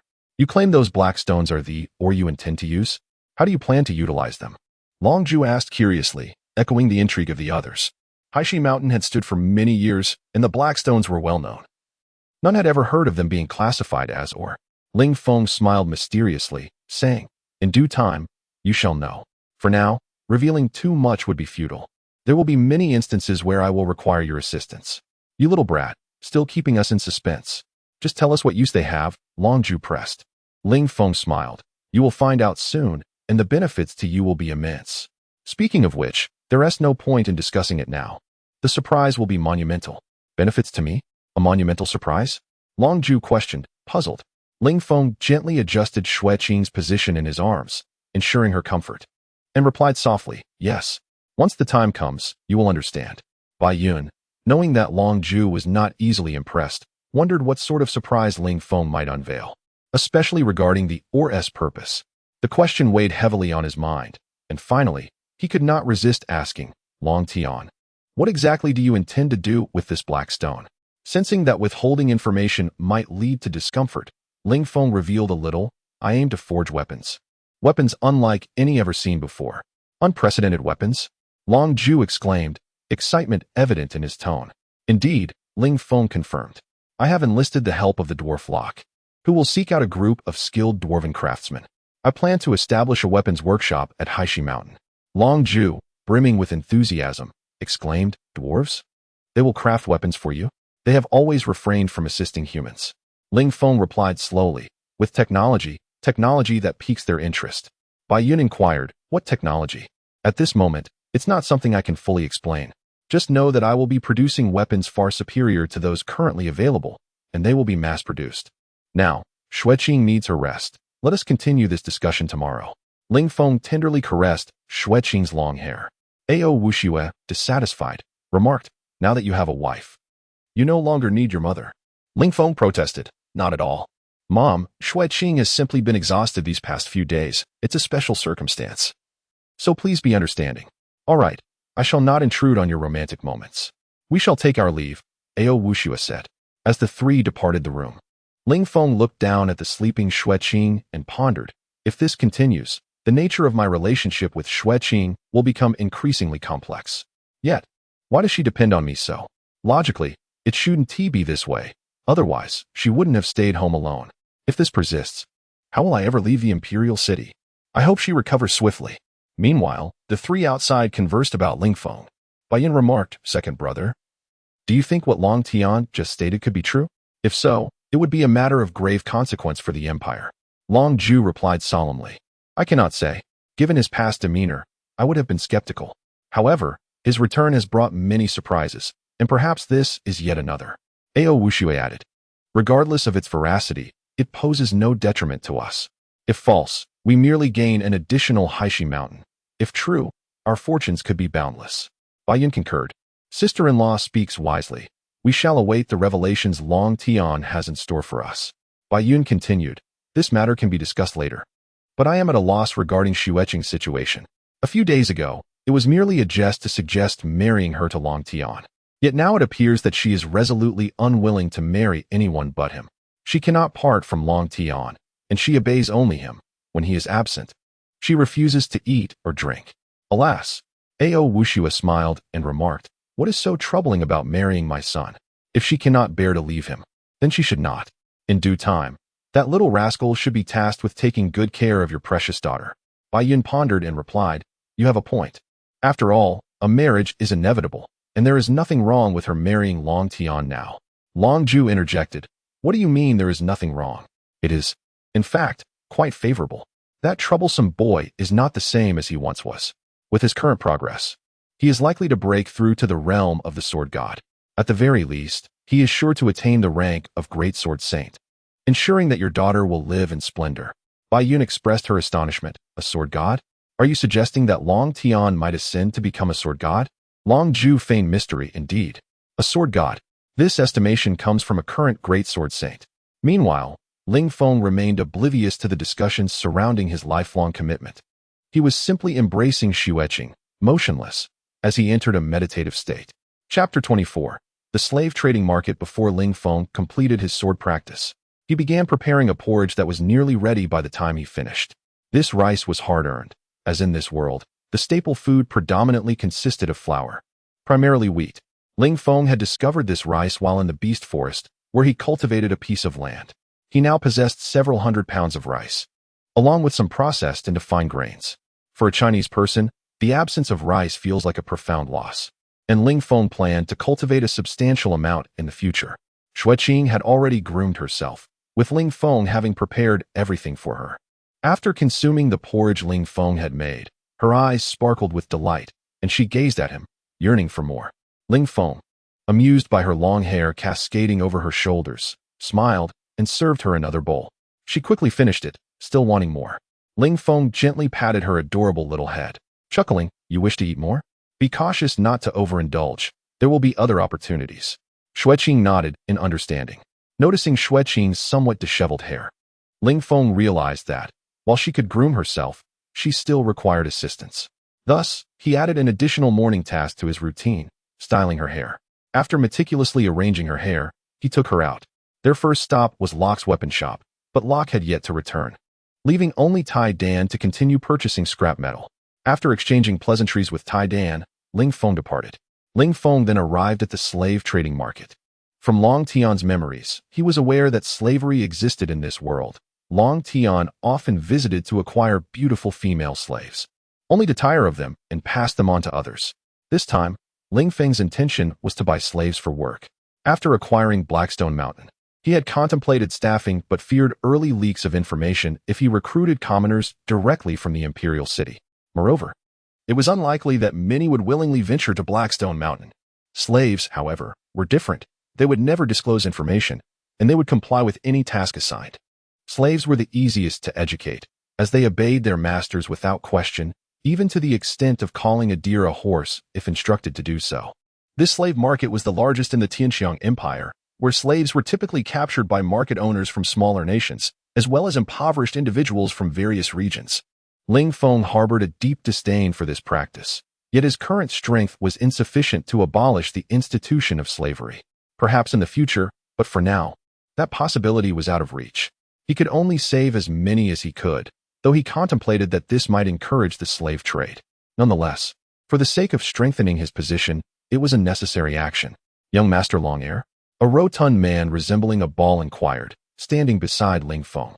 Ling Feng recognized him from his memories as the market owner, named Octopus. The name amused him, as there was no such creature in this world, only sea monsters. Their previous acquaintance stemmed from Long Tian's frequent visits, but this hefty man was not there to sell Long Tian one or two female slaves. Rather, he was acknowledging Long Tian's status. "Hello, Boss Zhang. How did you recognize me?" Ling Feng asked, puzzled as to why everyone seemed to identify him as Long Tian, despite the fact that he was now a different person. Zhang flattered, "It is your extraordinary aura, young Master Longhair. There is no one else like you. So I recognized you at once." Ling Feng understood that Zhang was merely flattering him. "You are too kind, Boss Zhang. I possess no such aura. Tell me, how do you know it is me?" "By all accounts, my appearance is not something even acquaintances would easily recognize." Zhang, with years of social experience, discerned that Ling Feng wished for the truth and responded accordingly. "In the imperial city, there is no one unaware of your current appearance. Even those who may not know your face are familiar with your attire. Just days ago, the entire city was searching for you, and your portrait was everywhere. Now it makes sense." Ling Feng realized why the guard at the gate had recognized him as Long Tian. His current visage had become widely known. "Is young Master Longhair here today to acquire another beautiful female slave? While I do not have anyone as lovely as the woman beside you, I do have many other options," Zhang said. Ling Feng replied, "The one beside me is Xue Qing. Do not compare her with your merchandise. Moreover, I am not here for that purpose today. I wish to purchase some ordinary slaves capable of work." Zhang quickly apologized. "I did not mean it that way. You truly want ordinary slaves, not female ones?" "Indeed. Now, will you take me to see them?" "Ordinary ones should not require an auction," Ling Feng stated. "No need for an auction. This is not necessary," Zhang said, leading Ling Feng to the area where slaves were sold. Upon arrival, Ling Feng observed the listless slaves and inquired, "Is this all? You cannot be presenting the worst to me. I require those with robust work capabilities, and these appear inadequate." Zhang hurriedly responded, "This is already the best available. The inferior ones are those who are injured, ill, disabled, or elderly." "Injured? Ill? Show me those," Ling Feng demanded. wishing to see how this slave owner treated the suffering. Zhang protested. Do you really want those? They're of no use. Ling Feng retorted. Are you going to show me or not? Why are you hesitating? I will take you to see them, Zhang quickly conceded, leading Ling Feng to another area. When Ling Feng beheld the scene before him, he stood in shock for a moment. It was horrific. He had anticipated suffering, but not to this extent. The ground was littered with individuals, their bodies filthy, with untreated wounds festering and oozing pus everywhere. Such deplorable conditions would only exacerbate their injuries and ailments. How much for these people? Ling Feng asked coldly. They are worthless here. If you buy those I just showed you, I will throw in one for free, Zhang replied, sensing the chill radiating from Ling Feng and eager to avoid offending him. After all, these individuals were typically unsellable, merely waiting to die, consuming food resources in the process. It was better to do him a favor. How many are there in total? Ling Feng continued his icy questioning. There are 73 in total, Zhang answered. Ling Feng pressed further. And how much for those I just saw? Zhang pondered for a moment before responding. For others, they would charge 10 gold coins each. For you, I will charge 8 gold coins each. 8 gold coins. Very well, I shall purchase 73 of them. Ling Feng was not in the mood to haggle. He could have negotiated a lower price. 73? Do you truly wish to buy so many? Zhang inquired, understanding Ling Feng's intention to rescue the injured. You are bothersome. When have my words not been heeded? Do I need to repeat myself? Ling Feng replied impatiently. No need, no need. 73 amounts to 584. I will charge you 580 gold coins. Rounding off, Zhang quickly adjusted. Go ahead and select your slaves, Zhang urged. Ling Feng retrieved a gold note for 1,000 coins he had taken from the treasury that morning and handed it to Zhang, saying, select any 73. Here, take this. Expedite the process. I wish to accept these individuals immediately. It will be done shortly, Zhang assured, taking the gold note and instructing his staff to complete the necessary paperwork. Indeed, the efficiency of the staff was remarkable, likely due to their frequent dealings. Approximately 10 minutes later, the paperwork was finalized, and the contracts for the slaves were handed to Ling Feng, along with his change. Zhang had, of course, chosen the best 73 for Ling Feng. He had no desire to offend him.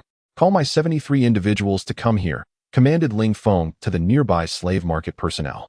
Soon, Ling Feng's regular slaves arrived at his location. Upon observing these individuals, he recognized them as the recently assessed and commendable batch, realizing that the octopus had specifically chosen them to please him. You all, enter and assist one another as you exit. Then follow me, Ling Feng instructed, turning with Xue Qing to walk outside. Young Master Longair, today we are to auction a sprite. Would you be interested in witnessing it? The octopus's words halted Ling Feng in his tracks. He was indeed eager to glimpse such a creature, and this opportunity was not one to be missed. Very well. Please escort these individuals to my estate outside Long Family City. Chapter 25. The Slave General in the Realm of Peculiar Tastes. There are those prepared for specific inclinations, such as young boys and girls, handsome men, and robust warriors. Furthermore, the allure of rare beauties from other races provides a compelling temptation for the nobility, with catgirls and foxgirls among the Orcish populace being particularly sought after, often appearing in each auction. This time, however, a most extraordinary auction item has emerged, a stunning elven beauty left behind by Ling Feng. The elves are a race that reveres nature, preferring solitude in their moonlit forest. Their lifespans extend for millennia, with maturity taking a millennium before they can reproduce, and even then, the chances of offspring are uncertain. Consequently, while humans and orcs proliferate across the continent, the elves remain confined to the moonlit forest, their numbers barely exceeding 100,000. The value of an elf is exorbitant. Each exceptionally beautiful elf slave can fetch over 100,000 gold coins. The immense profit draws desperate individuals to linger around the forest's periphery, seeking to capture solitary elves and shackle them into slavery. Once an elf signs a slave contract, their freedom is contingent solely upon the whim of their master, rendering escape nearly impossible.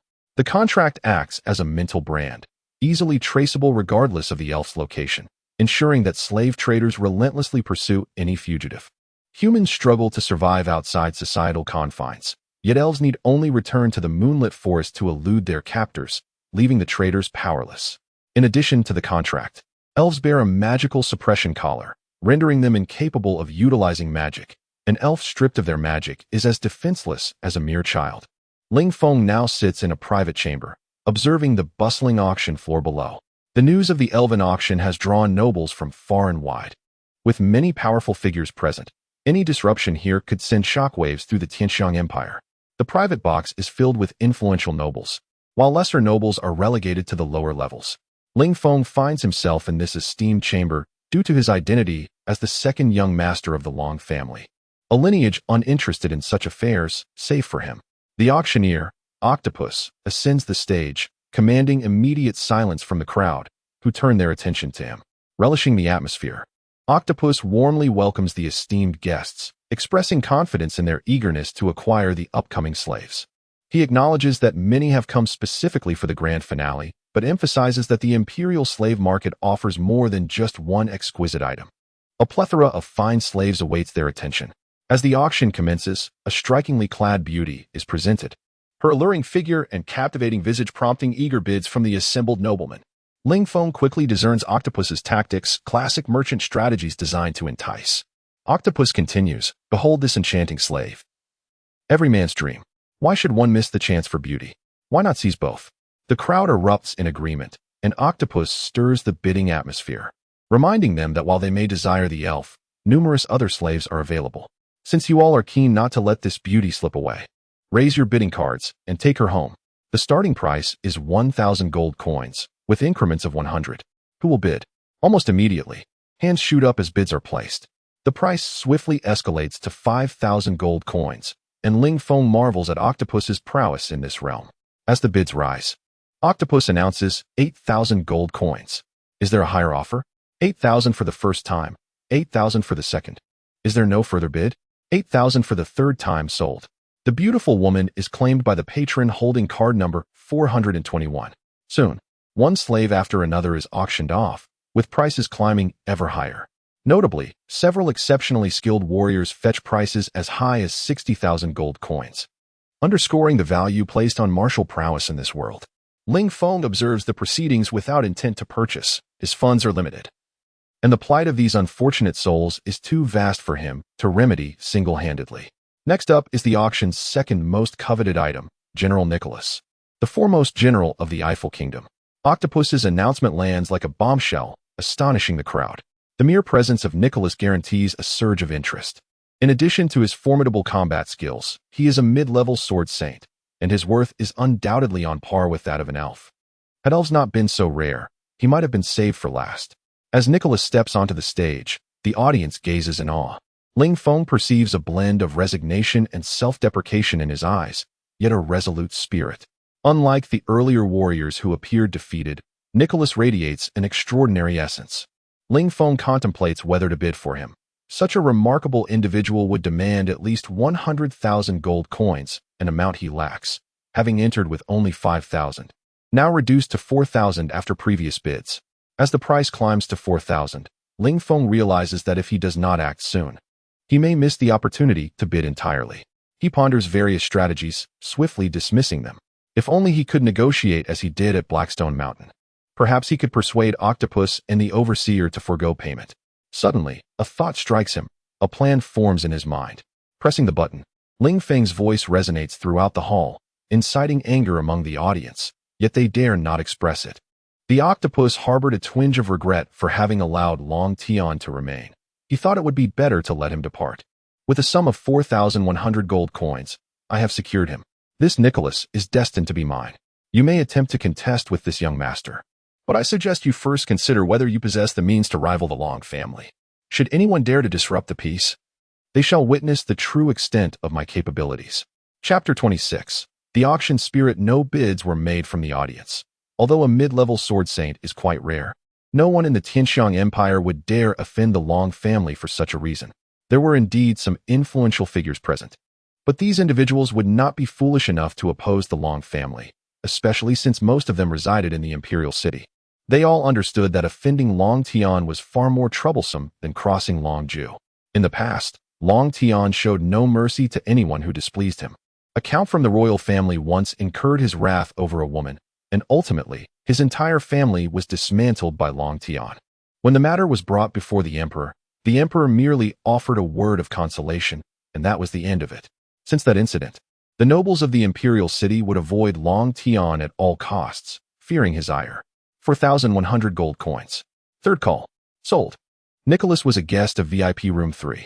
The octopus begrudgingly struck the gavel, lamenting the loss of over 100,000 gold coins. He had never encountered a situation where someone like Ling Feng could threaten the entire room. Only those with immense power could exert such influence, and typically, such individuals cared about their reputation and would willingly spend to secure their acquisitions. Ling Feng, however, was a unique case, managing to purchase a slave worth over 100,000 gold coins at such an astonishingly low price. Despite suffering a loss of over 100,000, the octopus felt that establishing a relationship with Ling Feng was worthwhile. As long as he could connect with the Long family, he could bear a bit of loss. Moreover, everyone was present for the elven beauty, making Nicholas less significant in comparison. Ling Feng realized that sometimes a touch of mischief could prove quite advantageous. Utilizing one's own influence to threaten others could, at times, serve as a shortcut to success. No wonder so many were drawn to positions of power. Regaining his composure, the octopus addressed the audience. Now, we reach the final item of our auction. I believe everyone can hardly wait. Allow me to present the last elven beauty of this auction. The crowd, previously agitated, cast aside their emotions and turned their gazes toward the entrance of the stage. Under the watchful eyes of the audience, the elf made her appearance. Her unique aura enveloped the room, refreshing everyone's spirits as if they were bathed in a gentle spring breeze. This natural essence was inherent to every elf, captivating all present, who momentarily forgot their purpose, holding their breath lest they disturb the enchanting atmosphere. From the moment Ling Feng laid eyes on the elf, he too was entranced. The invigorating essence of nature struck him with a powerful force, evoking an impulse to embrace the elf. However, the pressure from the hand gripping his own brought him back to reality as he glanced at the tightly held hand of Xue Qing. Uncertain of the reason, Xue Qing felt a surge of possessiveness as she observed Ling Feng fixated on the elf, instinctively tightening her grip. Ling Feng chuckled softly, gently squeezing Xue Qing's hand before turning his attention back to the stage, though no longer lost in reverie. Since everyone has seen her, I trust you can appreciate the elf's allure. I shan't elaborate further. I hope you seize the opportunity to acquire this enchanting spirit. The starting bid is 10,000 gold coins, with increments of 1,000. Let the bidding commence. The octopus's words yanked the audience from their daydreams and thrust them into the competitive arena of bidding. I bid 20,000 gold coins. VIP room 13 directly raised the bid by 10,000. This individual had been quite active in the previous auction, acquiring numerous slaves, indicating their substantial wealth and influence in the Tianxiang Empire. Otherwise, the octopus would not have allowed them to remain in the VIP room. The bidding escalated rapidly, with others raising their paddles. In no time, the elf's worth soared beyond 50,000 gold coins. The pace of the bidding only quickened, with room 13 raising the stake to 80,000 gold coins.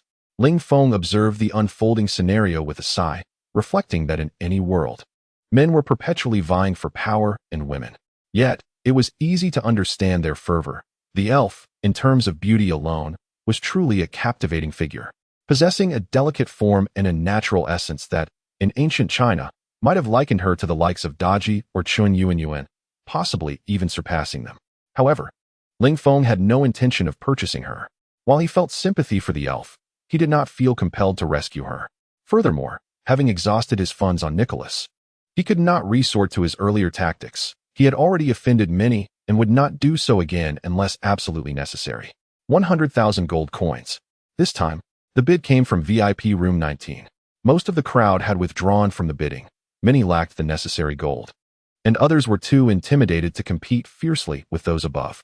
After several rounds of bidding, only 2 VIP rooms remained in contention. 150,000. As room 13 shouted this price, the octopus's heart soared with joy, anticipating the prize to reach 200,000 gold coins with great certainty. Sure enough, room 19 raised the bid by another 10,000. 180,000 gold coins. Let us see who dares to outbid this prince. Room 13, emulating Ling Feng's earlier tactic, raised the price by 20,000 while revealing his identity to intimidate room 19. Oh, I was wondering who was so formidable. It turns out to be His Royal Highness, the third prince. Knowing it's you, I should graciously concede. However, I am utterly enamored with this elf. I find myself in quite the predicament. A sarcastic voice emerged from room 19. I, Dongfang Bai, am someone who strives for what I desire and shall not relent. 200,000 gold coins. Dongfang Bai's awareness of the third prince stemmed from his prior investigation into the active room 13. Even without such inquiries, he had received news of the third prince's presence, allowing him to deduce the situation. 210,000. 220,000. The two continued to raise the stakes, with the octopus's heart swelling with delight. The losses incurred due to Ling Feng earlier had now been compensated, and there were profits to be made, far beyond expectations. Initially, the elf was estimated to sell for around 200,000 gold coins. Now, it had exceeded that figure and continued to rise. Ling Feng was somewhat astonished by the escalating bids. 200,000 gold coins was an astronomical sum for an ordinary person. Even among nobles, very few could afford such an amount. Those with 200,000 gold coins to their name belonged to prominent families, and these two were precisely such individuals. One was a young master of the Dongfang clan, and the other was a prince of the realm. Both hailed from super wealthy families, each possessing fortunes in the millions. Among the four great families, the Long family was the least affluent. Without Long Tian's mother, they would only have around 300,000 to 400,000 gold coins, which, while substantial, paled in comparison to a family that had been at the center of power since its inception. This reality had fostered unwavering loyalty from the royal family throughout the generations, particularly in this era, where Long Zhu and the current emperor were sworn brothers. Long Tian's unchecked dominion was partly attributed to this factor. Ling Feng was not the only one taken aback. The other nobles were equally astonished, their disbelief bordering on shock. Such bidding for a mere slave had never been witnessed before. Even if the slave was an elf, the price was utterly outrageous. Amidst Ling Feng's astonishment and the collective shock of the crowd, Dongfang Bai called out a staggering bid of 300,000 gold coins. The third prince hesitated. Such a price was not easily attainable for him. Yet, for the sake of pride, he reluctantly raised the bid. 301,000. 301,000. VIP room 13 bids 301,000. Is there anyone willing to raise the bid? The octopus exclaimed, exhilarated, as this price was already more than satisfactory, though he secretly hoped for an even higher bid from Dongfang Bai. When the octopus called out 331,000 for the second time, everyone assumed it was the final bid. The third prince believed that Dongfang Bai had relinquished his interest, yet as the octopus prepared to announce the third bid, a voice resonated through the quiet hall, igniting both anger in the prince and excitement in the octopus. 332,000, Dongfang Bai proclaimed at the last moment.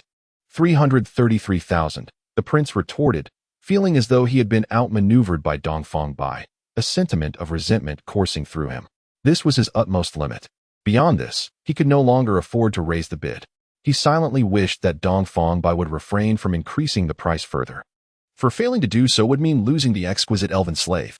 However, the third prince's hopes were swiftly dashed as Dongfang Bai once again escalated the price to 333,000. Regardless of whether the prince would bid again, it was evident that this auction would yield the most expensive slave in history. 333,000, first call. After this announcement, silence enveloped the room. The third prince did not bid again. The seasoned octopus discerned that the prince had reached his limit and anticipated that this would indeed be the highest bid, with no further increases. Thus, the octopus hastened the proceedings. 333,000, second call. Is there no one else willing to bid? The octopus inquired. Ever the astute merchant. 333,000, third. Just as the octopus was about to conclude, and the gavel was poised to strike the table, an unexpected turn of events unfolded. 340,000. Chapter 27. The value of the snowflake. The heart of the octopus sank as he contemplated the intentions of the young master from the Long family. He fervently hoped that this time would not result in another disruption. Dongfang Bai furrowed his brow, perplexed as to why Ling Feng had placed a bid. Although the second young master of the Long family was notorious for his indulgences, he typically would not squander such a sum on a woman. Dongfang Bai was well aware of the Long family's financial constraints. Was this an act of revenge against his sister for spurning his advances?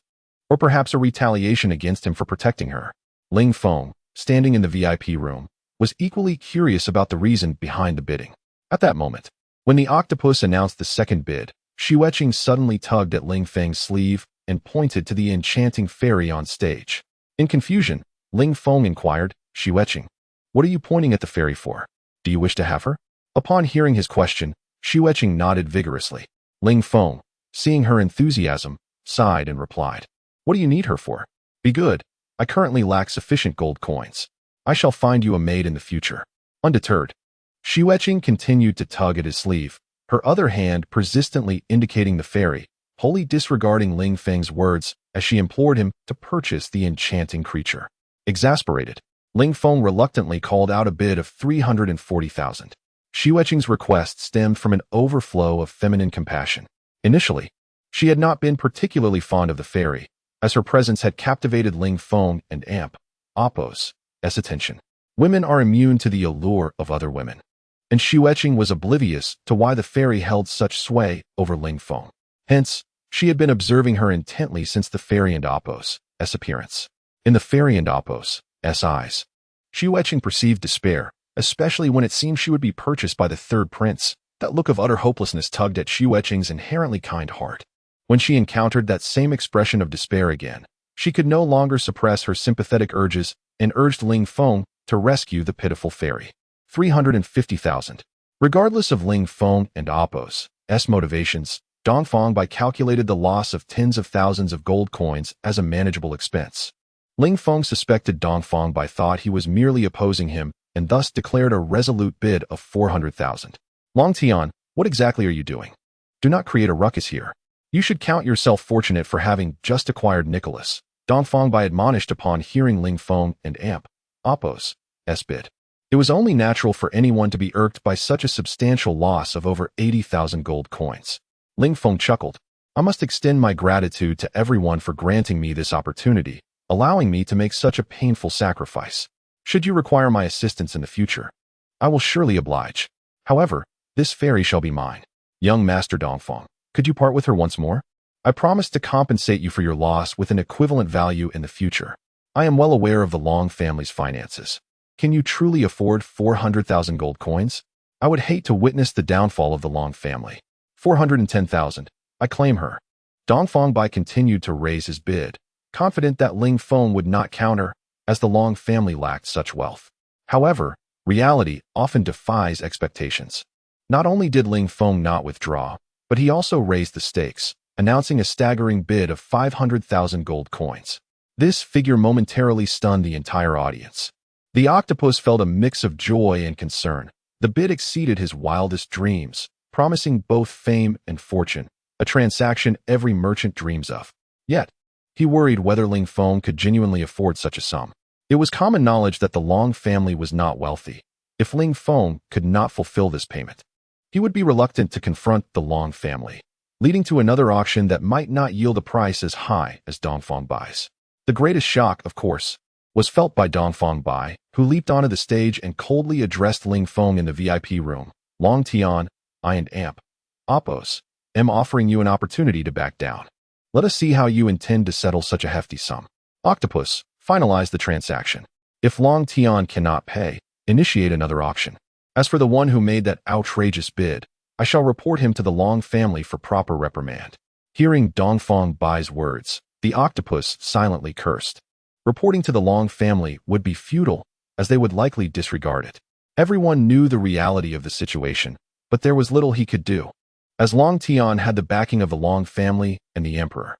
Despite his internal musings, the octopus did not halt his actions. He continued to call out bids while preparing to conclude the sale. 500,000 sold. As the transaction was finalized, Dongfang Bai addressed Ling Feng and Apos' VIP room. Second young Master Long, you may now descend to settle the payment. Ling Feng, feeling helpless, made his way downstairs.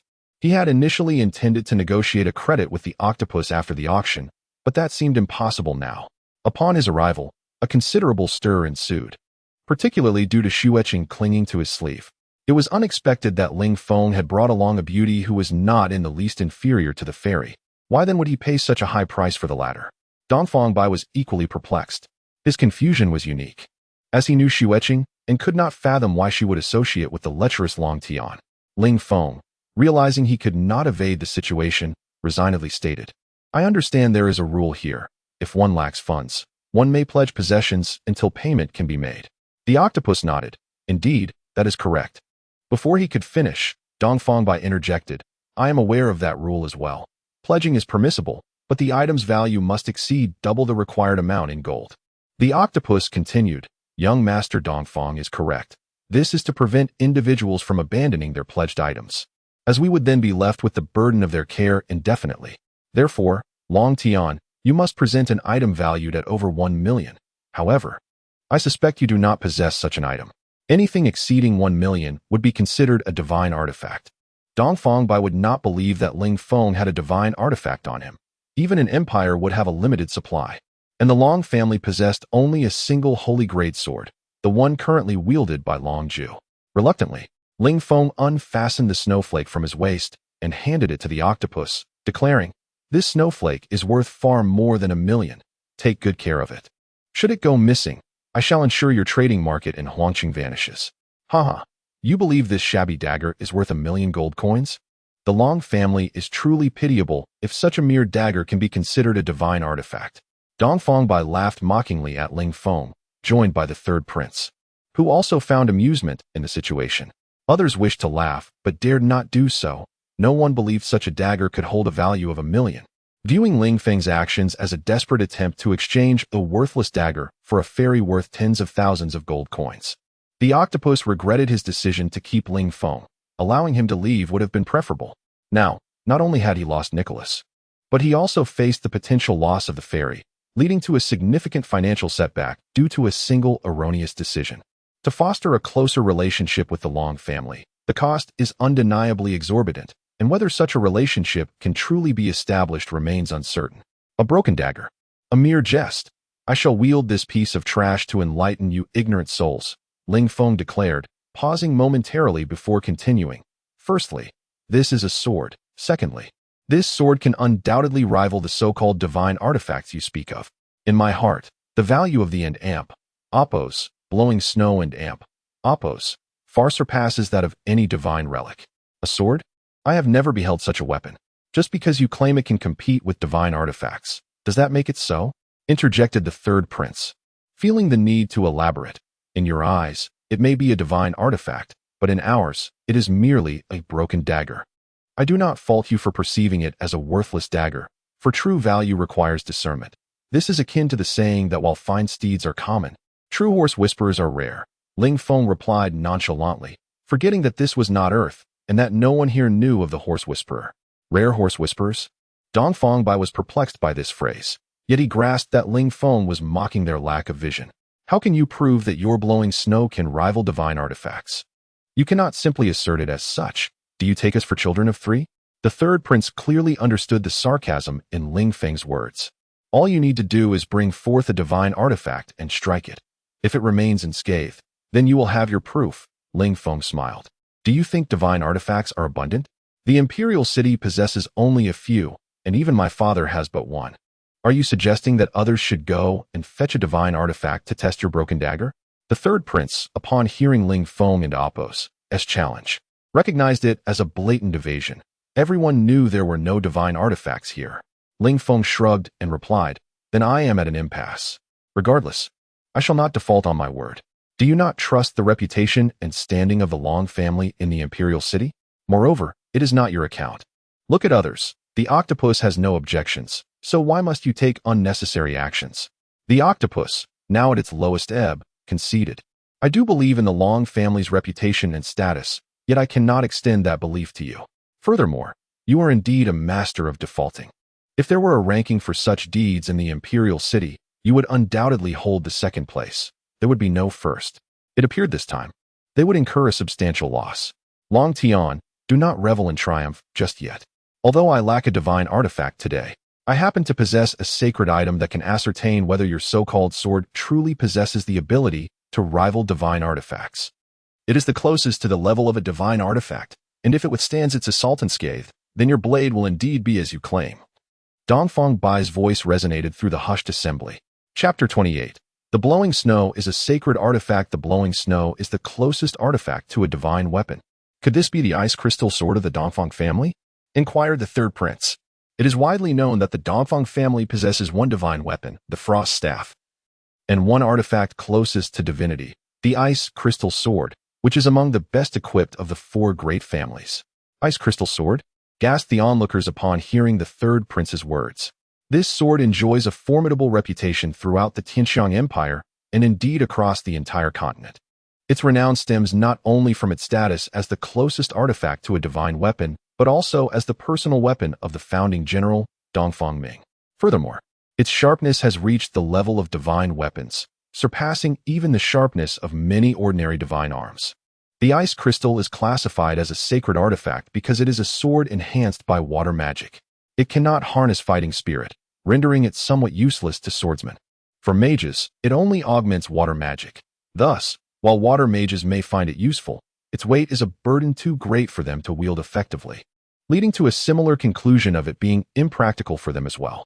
Perhaps only those who excel in both martial and magical arts can fully unleash its potential. Yet such individuals frequently fall short of mastery in either domain. Nonetheless, it is not without merit. Its formidable sharpness can wield significant power on the battlefield. This is precisely what Dongfang Ming valued, as he did not need to infuse fighting spirit into the sword. Its sheer sharpness could dispatch enemies in a single strike, allowing for sustained combat. Indeed, this is our Dongfang family's ice crystal sword, Dongfang Bai declared proudly. This is the ice crystal sword, and it truly lives up to its name, crystal clear and emanating an icy aura. Are you truly intent on using this ancestral weapon, passed down through generations, to strike my blowing snow? You must consider the consequences. Upon realizing the identity of the sword, Ling Feng felt a sense of sorrow. The sword had fulfilled its purpose. Dongfang Bai misinterpreted Ling Feng's hesitation as fear of damaging his sword, and he reassured, "Do not worry, I won't apply too much force. Your sword will surely remain intact, perhaps with just a few nicks." With that, Dongfang Bai raised the ice crystal and aimed it at blowing snow, which lay upon the stage. "Wait." Ling Feng's voice interrupted Dongfang Bai's action. "What is it? Are you afraid? If so, put away your pitiful dagger and return home to fetch some funds," scoffed the third prince. Dongfang Bai glanced at Ling Feng and said nonchalantly, "If you wish to withdraw, do so. As long as you abandon this ferry, we shall treat this as though nothing has transpired and hold another auction." On the surface, Dongfang Bai appeared to offer Ling Feng a significant escape route. Yet in reality, if Ling Feng were to relinquish the ferry, he would become the greatest laughingstock in the imperial city by the following day, bringing shame upon the Long family. Dongfang Bai's intention was to avoid being the direct cause of such embarrassment. If he were to sever blowing snow, it would be akin to delivering a slap to the Long family. In truth, blowing snow could not be severed, but no one knew this. All assumed that if Dongfang Bai struck, blowing snow would undoubtedly break. Had Dongfang Bai been aware that blowing snow could withstand divine weapons, he would never have attempted such a test. "I do not wish for you to test it. However, I must have you declare one thing first," Ling Feng smiled. "What is it? Speak," Dongfang Bai said, impatiently eyeing Ling Feng's smile. "If your ice crystal is damaged, you cannot hold me accountable for compensation. This is entirely your own choice to strike," Ling Feng declared, leaving the audience in astonishment. They gaped at Ling Feng, questioning his sanity and claiming that his sword could surpass the ice crystal. "Ridiculous. How could my ice crystal break? I could slice through 10 of your swords in an instant," Dongfang Bai retorted with a mocking grin. "Do not speak so assuredly. What if, by chance, your ice crystal were to sustain damage? You cannot place the blame on me. I do not have the means to compensate you for such a loss," Ling Feng replied, igniting Dongfang Bai's anger. "There is no chance.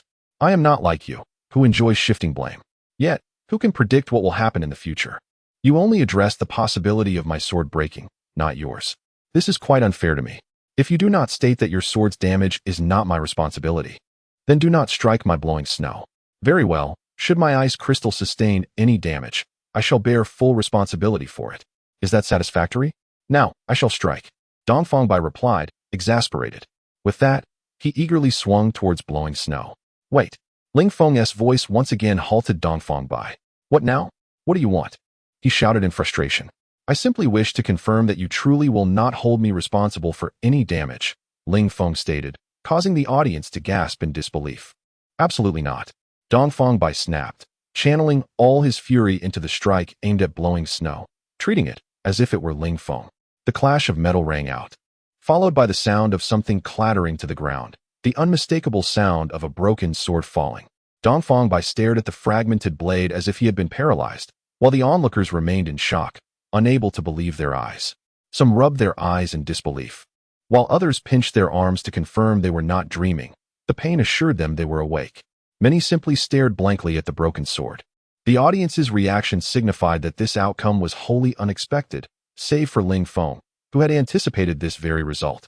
Given the nature of blowing snow, even the finest divine weapon would not be able to damage it based solely on its inherent sharpness. The ice crystal, lacking the ability to harness fighting spirit, relied solely on its material quality to strike blowing snow. The ice crystal was not a particularly robust sword. Rather, it was of relatively inferior quality, with its sharpness and magical enhancement being the reasons for its classification as a sacred artifact. Additionally, Ling Feng had intentionally provoked Dongfang Bai, compelling him to exert all his effort to strike blowing snow, leading to the current predicament. Ling Feng felt a surge of indignation upon hearing Dongfang Bai speak of the Long family, perhaps because he had come to regard the Long family as his own, refusing to allow others to belittle them. Turning to the still-stunned Dongfang Bai on the stage, he declared, "We agreed beforehand that if your ice crystal were to break, it would not be my responsibility, nor would I need to compensate you for it. This is something everyone here can attest to." The crowd, roused by Ling Feng's proclamation, turned their attention back to Dongfang Bai, eager to see his next move. This ancestral treasure, passed down through generations, had just shattered. Dongfang Bai raised the broken sword, pointing it toward Ling Feng. "Pointing your sword at me is futile. Thankfully, I had the foresight to ensure you would not hold me accountable for compensation. Otherwise, given the current state of your ice crystal, I doubt it could be repaired. Alas, the cost of such reparations is not something I, nor the Long family, can afford." Ling Feng's final words echoed sentiments expressed earlier, yet now carried an entirely different weight. The third prince and Dongfang Bai found these words particularly grating.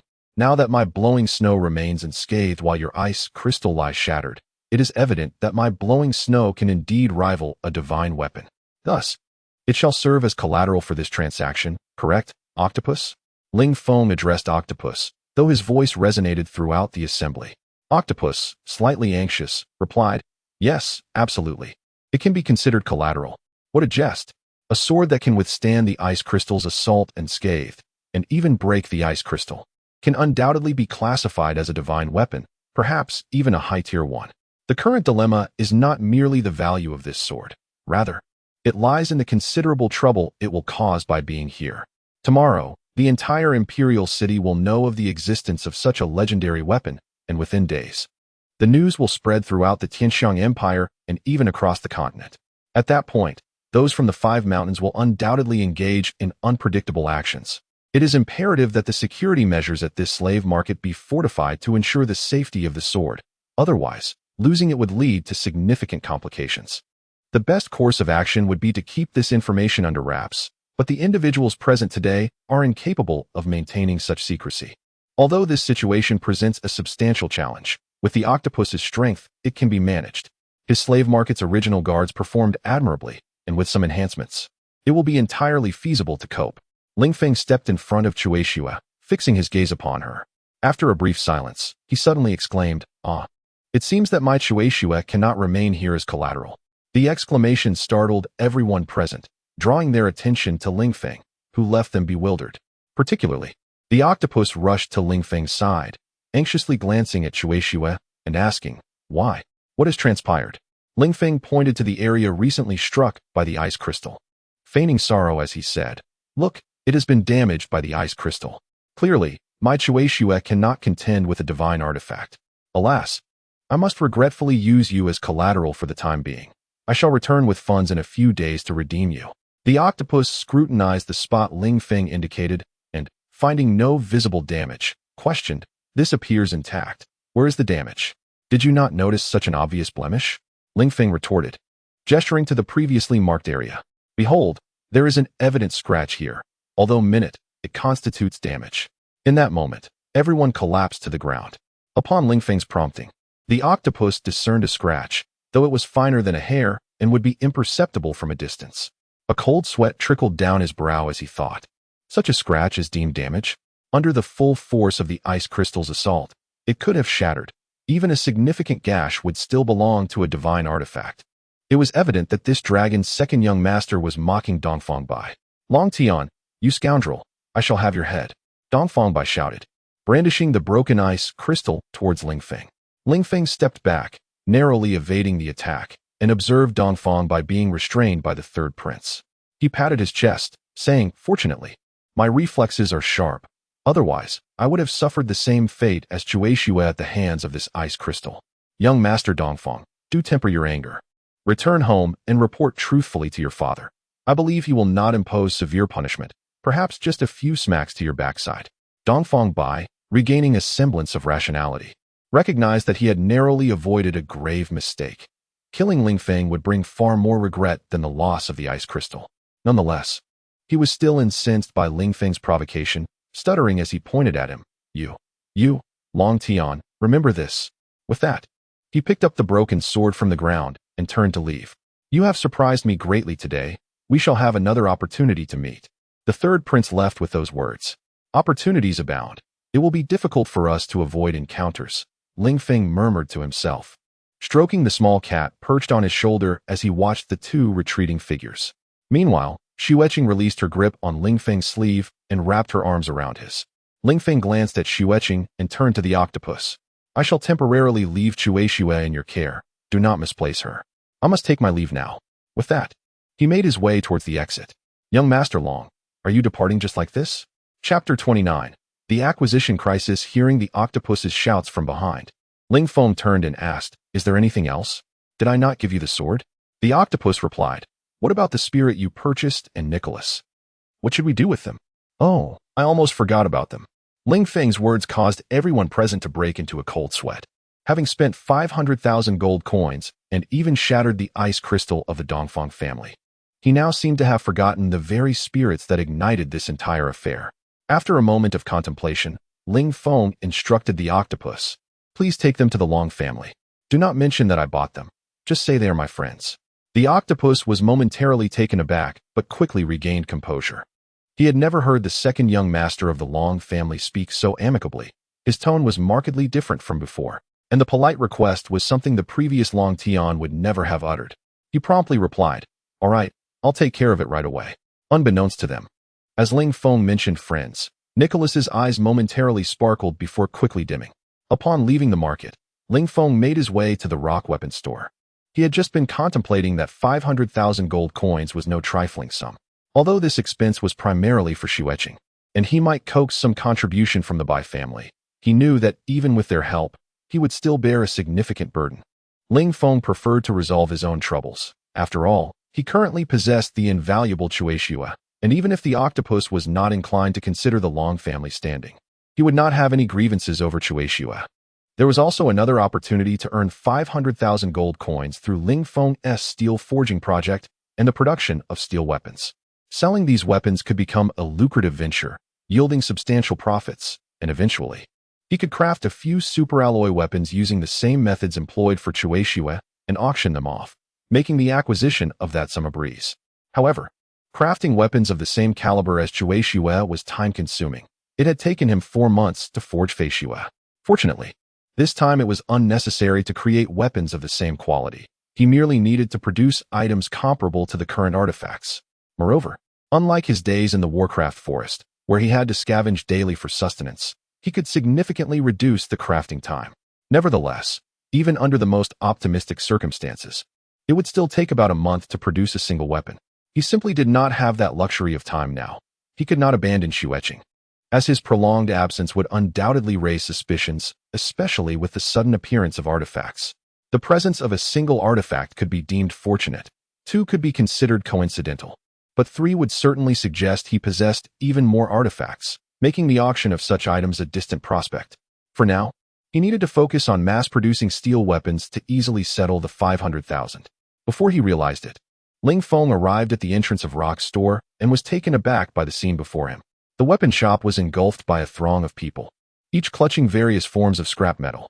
It was evident that this commotion stemmed from Ling Feng's decision to have Rock's shop purchase scrap metal. Ling Feng faced a dilemma. He could not navigate through this battlefield-like weapon store while carrying Xue Qing. Suddenly, he bent down, wrapped his arms around Xue Qing and Appo's waist and legs, and lifted her effortlessly. Initially, Xue Qing struggled, but soon she instinctively wrapped her arms around Ling Feng's neck. The little cat nimbly evaded Xue Qing's grasp and landed back on Ling Feng's shoulder, casting a glance at Xue Qing before settling down. Seemingly accustomed to her presence and harboring no hostility toward her, Ling Feng softly asked Xue Qing, "Are you ready? Hold on tight." Xue Qing tightened her grip and nodded. With a powerful thrust of his legs, Ling Feng leaped over the surrounding wall, landing gracefully atop Rock's roof. He had no particular fondness for rooftops. It was merely a necessity, as the courtyard below was overflowing with people, making transactions nearly impossible amidst such chaos. The Iron Egg was now completely overwhelmed by the crowd. Given his diminutive stature, it was nearly impossible to spot him unless one possessed Ling Feng and Appo's keen eyesight. In his frustration, Iron Egg lamented, "All of this is due to that long Tian and Appo's ridiculous command to purchase scrap metal at 1 copper coin per pound. The initial days were manageable, as no one believed such a good deal existed. Who would have thought that useless scrap metal would be in demand at such a reasonable price?" As word spread, a frenzy ensued, with many scouring for scrap metal, eager to sell it at Rock's store. Naturally, this opportunity attracted a multitude of eager participants, leading to a bustling scene at Rock's, with far more foot traffic than at the city gates. Unbeknownst to those unaware of the scrap's value, the news of the dwarf's venture spread, prompting discussions throughout the city. The price for scrap metal rose, as collectors were now forced to pay 3 copper coins per pound to acquire it from the townsfolk before selling it at Rock's. While the profit margin had shrunk, it remained lucrative. Thus, Rock's store effectively became the city's primary buyer of scrap metal. Iron Egg, overwhelmed by the sheer volume of people, found himself unable to cope alone. Although he had not paused for a moment to purchase, he still struggled to keep pace with the crowd, leaving many unable to sell their scrap, resulting in a growing backlog. At that moment, Iron Egg noticed the crowd growing increasingly quiet, eventually falling into silence. What was happening? Puzzled, he peered through the throng of bodies and spotted Ling Feng atop the roof. Ling Feng, cradling Xue Qing, presented a harmonious tableau. Her innocence complemented his ethereal presence, creating an enchanting aura. The onlookers stood entranced, captivated by the sight, each hesitant to break the spell with a sound, fearing they might shatter the moment. Ling Feng, unaware of the profound impact he and Xue Qing had on the crowd, wondered why the previously boisterous assembly had suddenly hushed. His contemplative demeanor only enhanced his allure, and it was clear that this moment would linger in their memories, forever etched alongside the enchanting figures of Ling Feng and Xue Qing. "Hey, what are you doing? Why are you blocking the entrance? What happened to the ones who just flew in? This line-cutting behavior is unacceptable." The shout of a newcomer shattered the tranquil atmosphere. The speaker had intended to rally the crowd against Ling Feng, but upon noticing the wrathful gazes directed at him, he hesitated, unable to continue. Inwardly, he pondered, why is everyone looking at me like I've committed a heinous crime? Naturally, he could not comprehend the collective sentiment. At that moment, Ling Feng had set Xue Qing down and was gazing down at the crowd, the dreamlike ambience dissipating. The breathtaking scene, perhaps the most beautiful they would witness in their lifetimes, had been marred by this intruder, igniting their fury. "Iron Egg, what is going on here? Has your father not returned yet?" Ling Feng inquired, furrowing his brow. Upon hearing Ling Feng's query, Iron Egg quickly sought assistance. "Ah, Long Tian, you're here. My father hasn't an amp, Appo's," he returned. "You know better than I do what is happening. It and amp, Appo's, it's all about the scrap metal purchases. These people are all here to sell scrap. However, there are too many of them, and I'm just one person. I can't keep up. How long has this been going on? 3 or 4 days. The crowd grows larger each day. Have you been managing this alone for the past few days? Why didn't you come to the Long family to find me? Didn't I tell you before I left that you could come to me if anything came up?" Ling Feng was certainly aware of the reasons behind his acquisition of scrap metal. However, he couldn't help but wonder why Tian, in his predicament, did not think to devise a solution or seek his assistance. "I also wanted to come, but the news of your absence was known throughout the entire imperial city," Tian lamented. Ling Feng had forgotten that everyone was aware of his absence from the imperial city a few days prior, including Tian, which explained why he hadn't sought him out. Ling Feng had only returned yesterday, and given Tian's current situation, it was understandable that he had no way of knowing. Embarrassed, Ling Feng chuckled. "Ah, I must admit I overlooked that. Please continue with your acquisitions, and notify me when your father arrives. I shall take my leave now." From the dialogue between Ling Feng and Tian, those present realized that the individual before them was Long Tian. Initially, when Tai Dan referred to Ling Feng as Long Tian. They believed it was merely a coincidence of names, assuming he was not the same person as the Long Tian from the Long family. However, when Ling Feng mentioned the Long family, they reluctantly accepted that this Long Tian was indeed the infamous figure from the Long household. No one could fathom that the person who had recently left them in awe was the same Long Tian who had previously been known only for his indulgent lifestyle and notorious misdeeds. The onlookers had entirely redefined their perception of Long Tian, projecting their previous image of him onto the man before them. Long Tian, do not depart. Come quickly to assist me in managing this situation, or I shall either be crushed or utterly exhausted, Tai Dan called out, his voice resonating loudly enough for half the imperial city to hear. Acknowledging Tai Dan's desperate plea, Ling Feng recognized that he had indeed been quite fatigued these past few days. He addressed the crowd of scrap metal sellers. Is there anyone among you willing to lend a hand? I believe you possess weighing tools, and acquiring scrap metal has been your task these past few days, so it should pose no difficulty. The crowd fell silent, remaining quiet for an extended period. Ling Feng was evaluating whether any individual would seize the opportunity presented. He could offer them a chance, but only those who understood how to grasp such an opportunity would benefit. At last, a voice shattered the silence. I am willing. I have weighing tools and can assist with the acquisition. Ling Feng turned to regard the first volunteer, a man clad in ordinary attire, likely a commoner, appearing to be in his 30s. He possessed sharp, perceptive eyes, yet there lingered a subtle sorrow within them, suggesting he had his own story to tell. Thank you immensely for your assistance. May I inquire your name? Ling Feng asked. I dare not claim any honor. My name is Lin Fanyun, a commoner striving for a living. The second young master simply calls me Old Lin. Excellent. With Old Lin's help, we shall certainly expedite our efforts. Is there anyone else willing to assist? Unexpectedly, as soon as Ling Feng finished speaking, numerous others expressed their willingness to help. This came as a surprise to Ling Feng. He had anticipated perhaps 5 or 6 volunteers, yet it appeared there were at least 15. This surge of willingness was undoubtedly attributed to Ling Feng's influence, as many were eager to assist in the acquisition of scrap metal. When the number of volunteers reached 18, silence fell once more. Ling Feng was satisfied with this outcome and addressed the group. You 18 will follow Old Lin, who will lead you in assisting Tai Dan with the acquisition of scrap metal. For every 10 pounds of scrap metal you acquire, you shall receive 1 copper coin. Upon completion of the acquisition, I will distribute rewards based on your records. His words landed like a thunderous shockwave, rendering the crowd speechless. Initially, they had assumed their assistance would be purely voluntary, as Long Tian and Appo's previous reputation would suggest he would not offer compensation. Yet they were mistaken. Ling Feng not only promised payment, but a substantial sum. Given the current circumstances, acquiring 100,000 pounds in a single day was feasible, equating to 10,000 copper coins, essentially 100 gold coins. This meant that each of the 19 individuals could potentially earn 5 silver coins daily, a sum that others could scarcely hope to earn in a month. Had they known this, they would have eagerly volunteered from the outset. Now, it was too late for regrets. As Ling Feng departed, cradling Xue Qing, the crowd gazed after him, their expressions reflecting a sense of surreal disbelief, as if caught in a dream. Chapter 30. The aftermath of the divine artifact. Upon entering the grand hall, Ling Feng surveyed the scene within and immediately retreated, exclaiming, Oh, I've forgotten something important. I must step outside for a moment. Xue Qing, let us go? He promptly seized Xue Qing, who stood behind him, and attempted to leave. Stop. Where do you think you're going? A commanding voice resonated from the hall. Ling Feng halted, slowly turned, and smiled. Well, I have a matter to attend to. You are discussing state affairs, so I shall not intrude. The matter at hand pertains to you.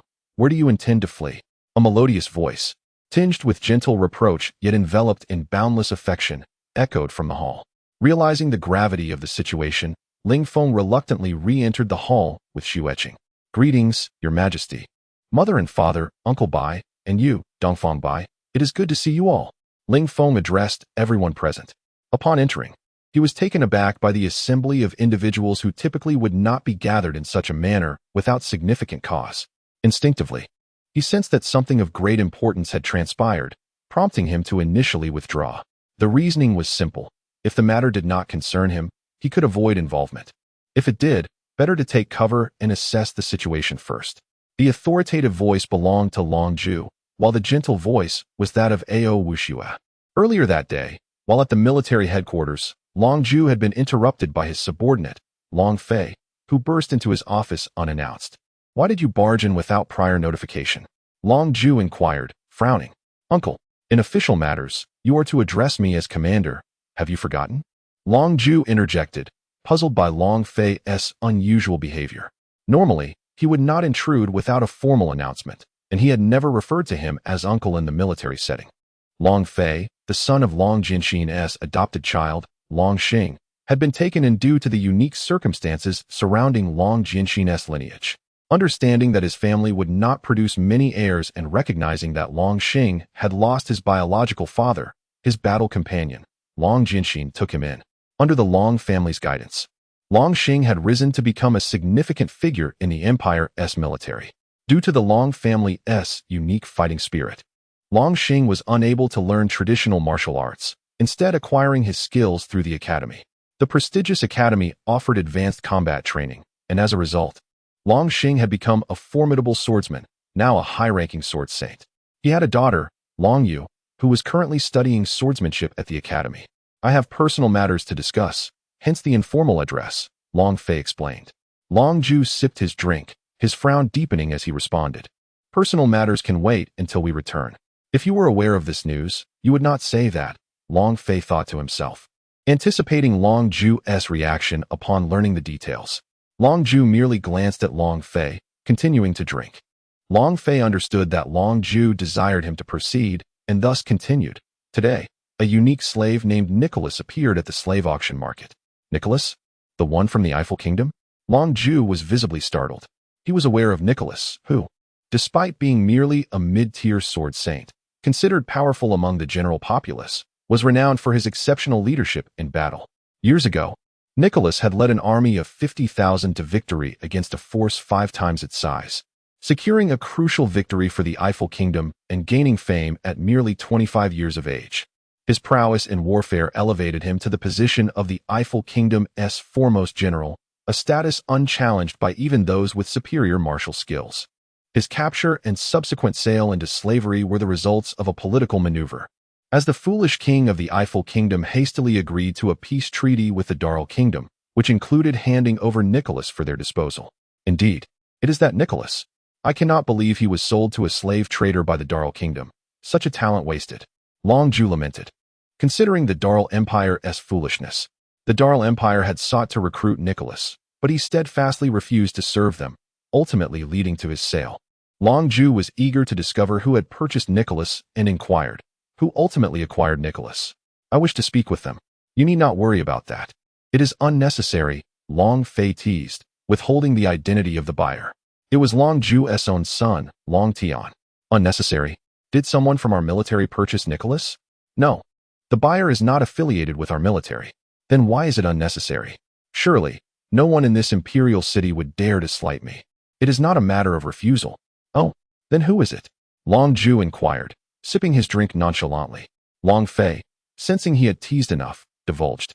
"The one who purchased Nicholas is Long Tian, your son. His people are now your people."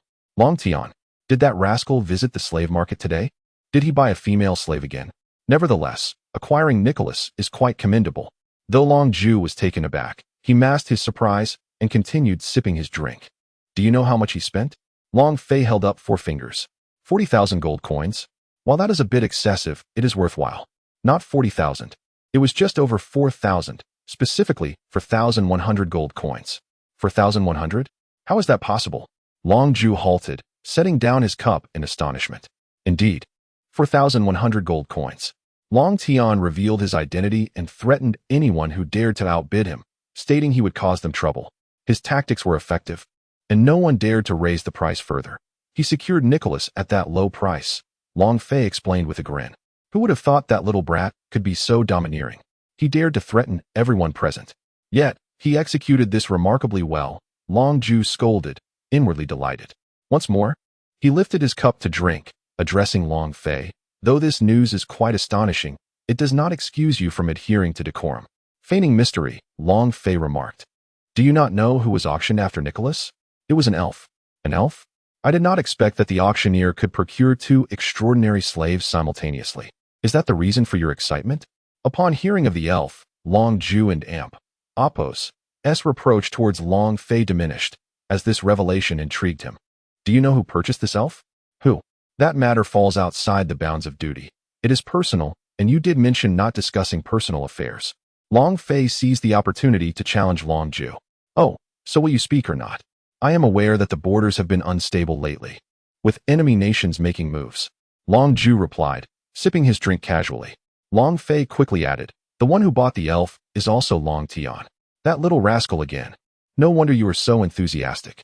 How much did he spend this time? Long Ju paused before resuming his drink. 50,000 gold coins. Uffed. Long Ju spat out the water he had just sipped, splattering Long Fei across the face. How much? 50,000? Where did he acquire such a vast sum of money? Long Ju was astounded by the 500,000. The entirety of the Long family's assets, if liquidated, would scarcely amount to that sum. Long Tian had not made any payment. Long Fei wiped the water from his face and replied, no payment. Did he intend to abscond with 500,000?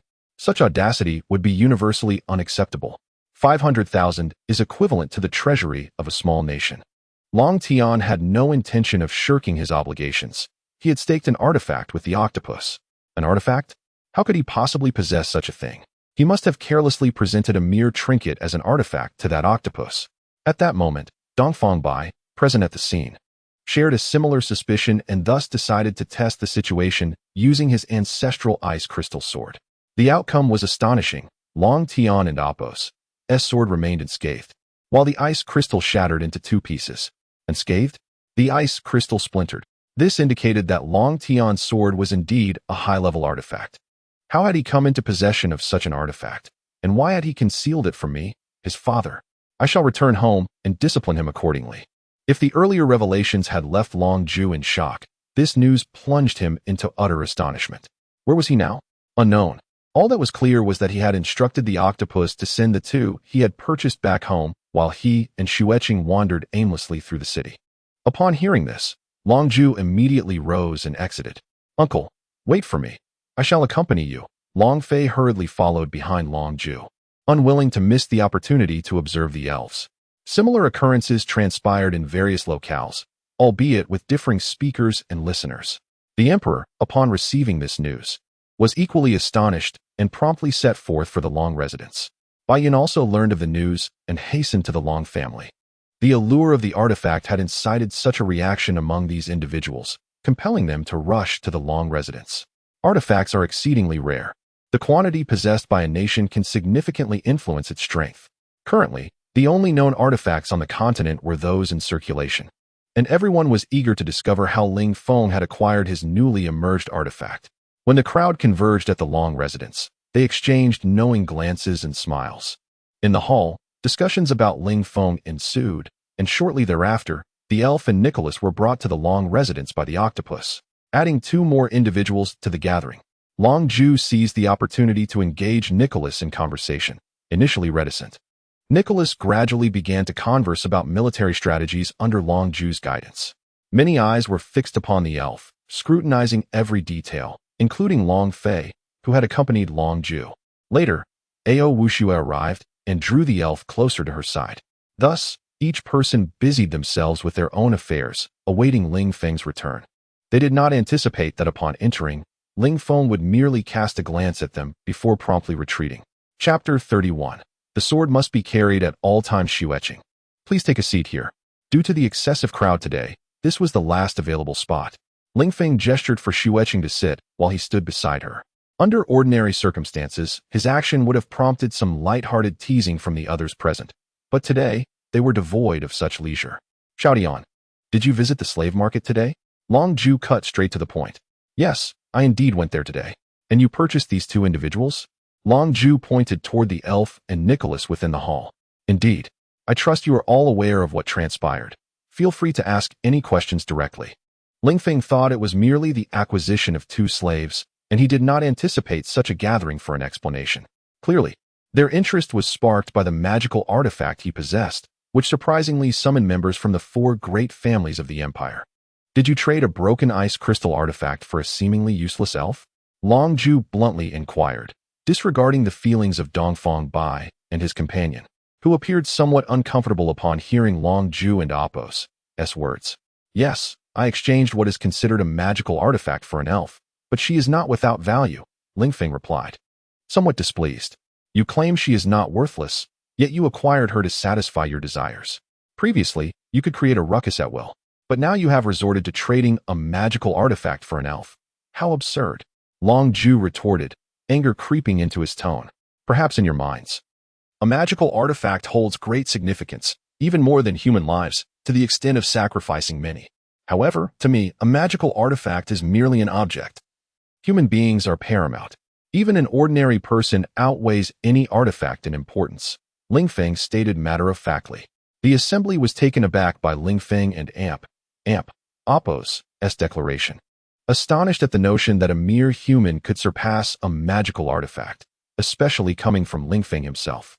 Reflecting on Long Tian's previous disregard for humanity, his parents could hardly fathom Ling Feng uttering such words.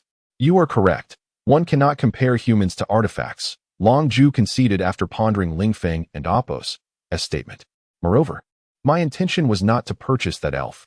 Thus, it cannot be seen as fulfilling my desires, Ling Feng continued, gazing around the quiet hall. Not your desire. Ao Wuxue exclaimed in surprise. Ling Feng nodded in affirmation. If it was not your desire, then whose was it? That artifact is no longer yours, but belongs to the one wishing to buy? The emperor inquired. The artifact is mine. As for the one wishing to purchase, well? Ling Feng paused and turned to Bai Yun. Uncle Bai, can your family afford 50,000 gold coins? Huh. Bai Yun was momentarily perplexed by Ling Feng's unexpected question. Forget it. You need not pay that 50,000. The reason I bought the elf was that Xue Qing wanted her. What? Xue Qing desired her? How could that be? Why would Xue Qing want such an elf?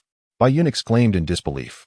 To this day, I remain uncertain why Xue Qing suddenly urged me to acquire the elf, Ling Feng replied helplessly. I suspect it might be a surge of feminine compassion, as the elf appeared rather pitiable at the time. Is that not so, Xue Qing?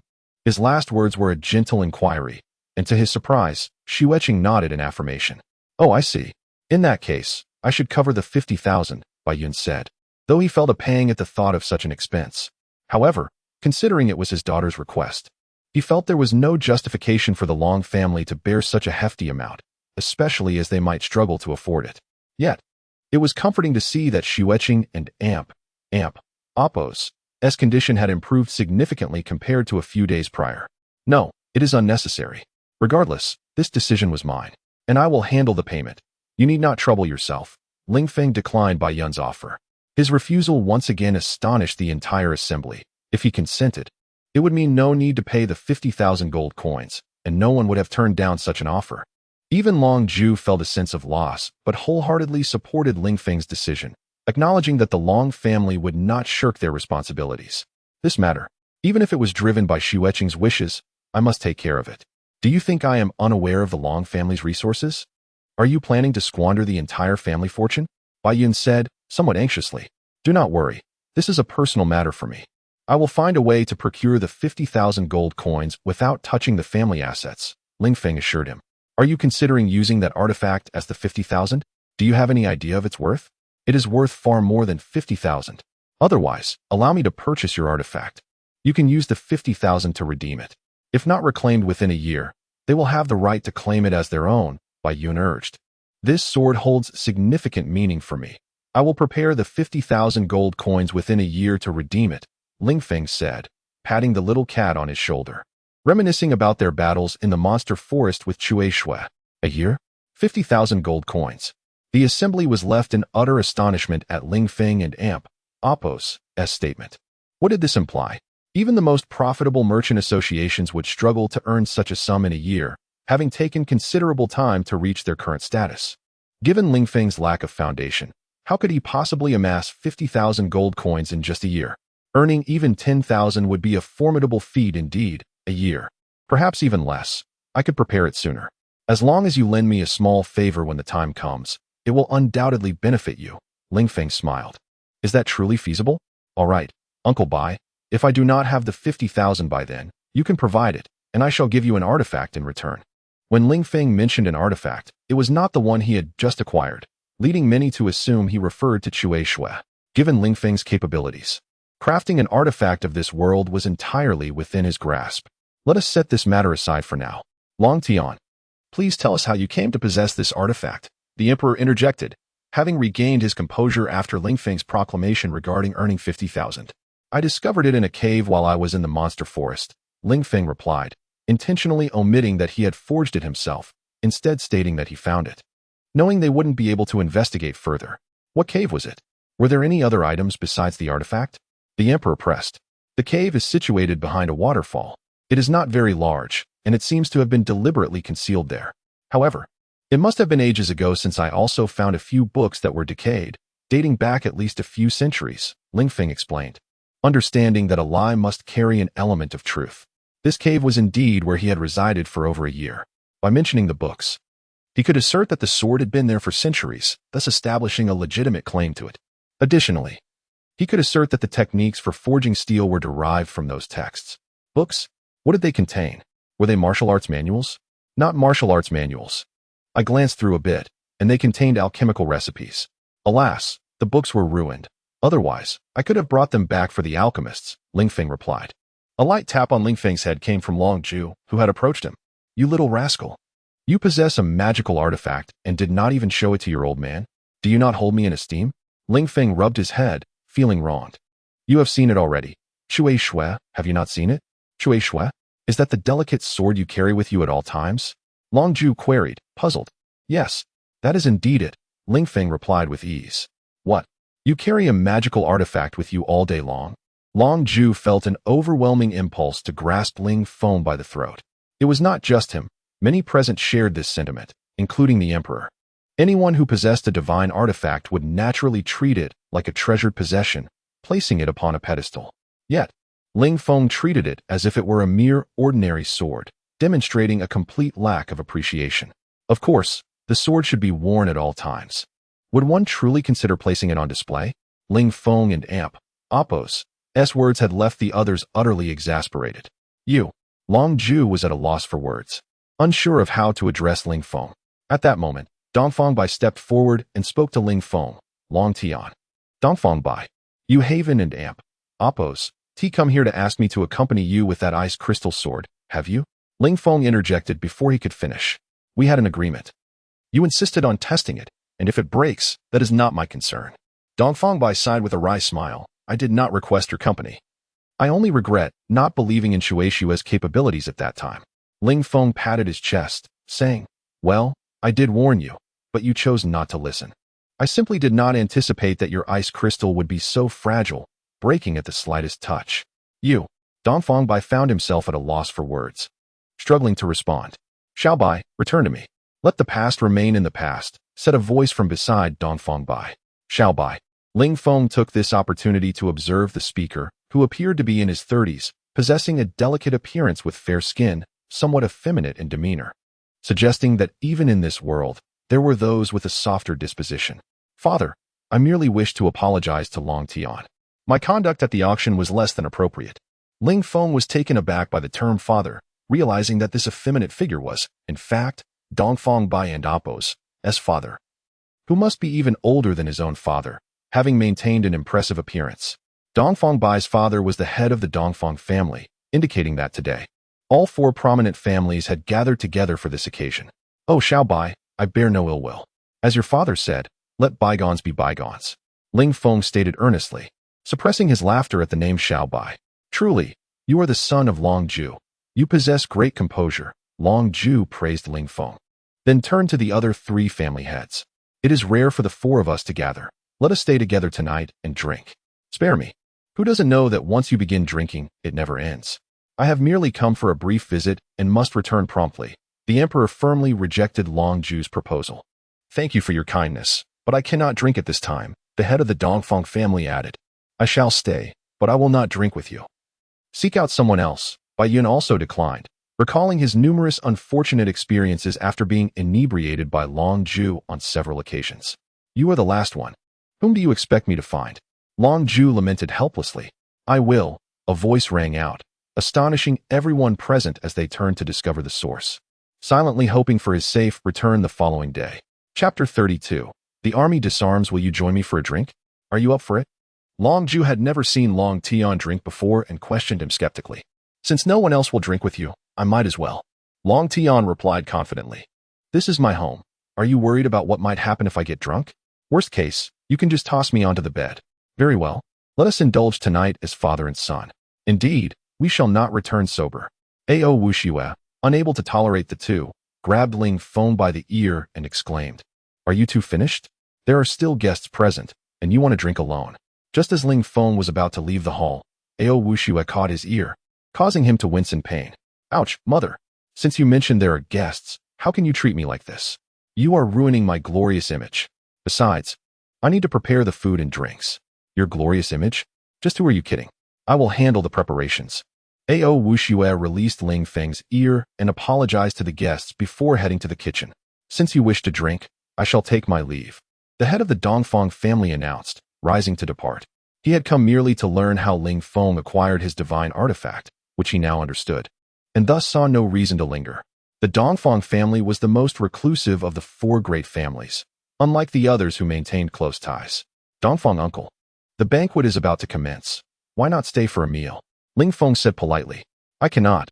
I have matters to attend to. The head of the Dongfang family replied as he began to exit. Dongfang uncle, please wait. I have something to discuss with you. Ling Feng called out, prompting the elder to turn back. What is it? Could you part with that broken ice crystal? I promise to provide you with something of equal or greater value as compensation. Ling Feng desired the fractured ice crystal because he recognized its excellent material. With some additional components, he could forge a superb water-based magical tool. It was unfortunate that someone had originally shaped it into a weapon, as it had the potential to become a divine artifact if utilized properly. The head of the Dongfang family retrieved the two broken sword segments from his spatial pouch and handed them to Ling Feng with an indifferent tone. Take this. There is no need for compensation. Initially, the elder had intended to keep the ice crystal as a cherished relic, but since Ling Feng desired it, he decided to part with it, realizing that the broken sword could not be repaired. Thank you, Dongfang uncle. I assure you that I will fulfill my promise. Ling Feng said as he accepted the ice crystal and placed it into his spatial pouch. All right, I must take my leave now. The head of the Dongfang family turned to depart. Dongfang uncle, travel safely, Ling Feng called after him. He found it unremarkable that the elder had not bid farewell to the emperor. He understood that in private settings, they were all equals as family heads.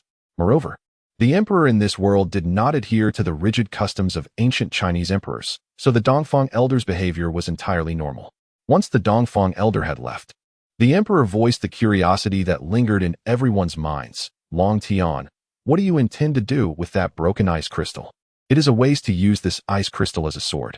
Crafting it into a magical tool will yield far better results. Now that it is broken, it can be reforged, Ling Feng answered casually. Reforged? I have never heard of anyone being able to reforge sacred artifacts.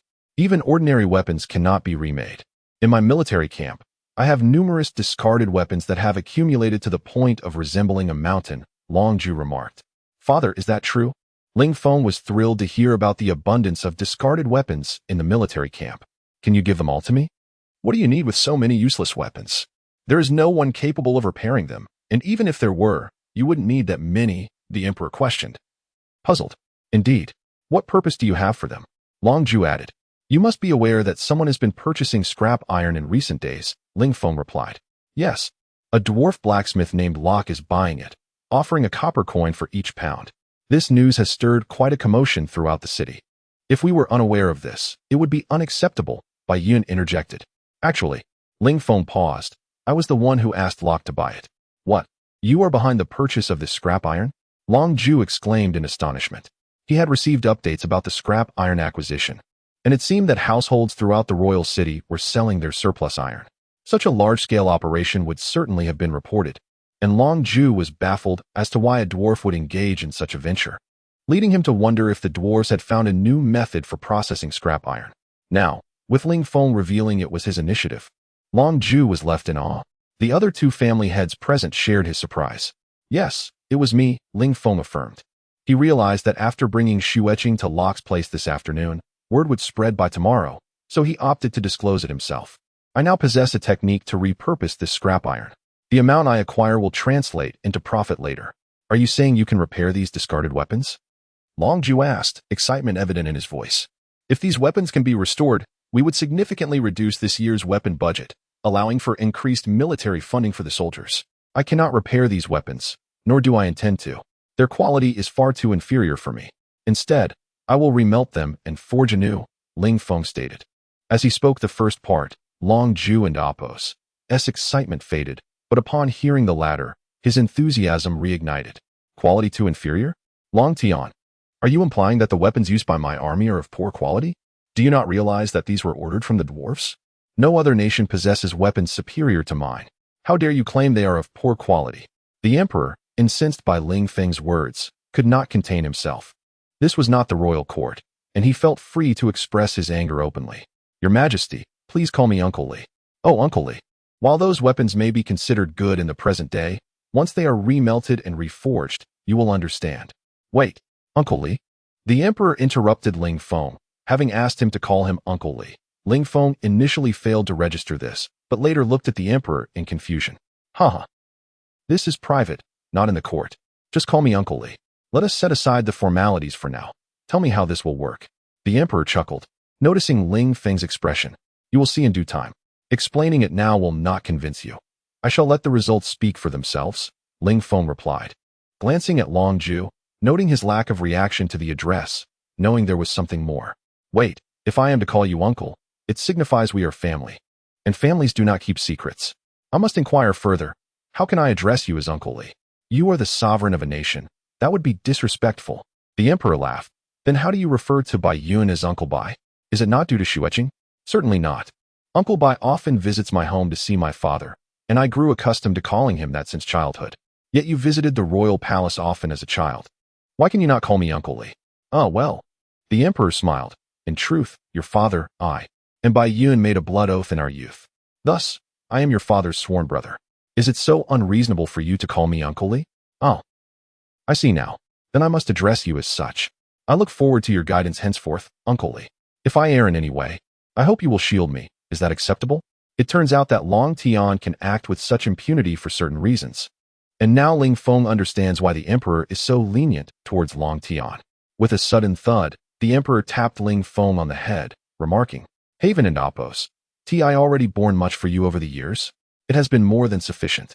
If you make any more mistakes, you shall find a way to resolve them yourself. Within a year, you will be of age. Understood. Must you be so forceful? I shall rely on my intellect to earn a living from now on. This is far more valuable than any divine artifact. Why do you not cherish me as you would a treasure? Ling Feng rubbed his head, which had been tapped several times. Even if your head were a divine artifact, I would still give it a gentle rap, Long Zhu replied, lightly tapping Ling Feng's head once more. Father, do you then agree to give me those discarded weapons?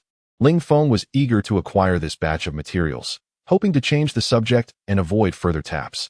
I can give you the useless weapons, but you must refurbish them and return them to me, Long Zhu stated. How does that work? Are you suggesting that for every broken weapon, I must return a functional one? Ling Feng inquired tentatively. If it is indeed one broken for one good, I shall have to suffer a significant loss. This year, I might not earn anything and could even incur losses. If it weren't for the outstanding debt of 500,000 gold coins, it would be of no consequence. For the purpose of establishing this endeavor was to replace the Empire's armaments. Indeed, it is one useless weapon for one good one. I shall have someone count them tomorrow. Long Zhu said matter-of-factly. Is it not so?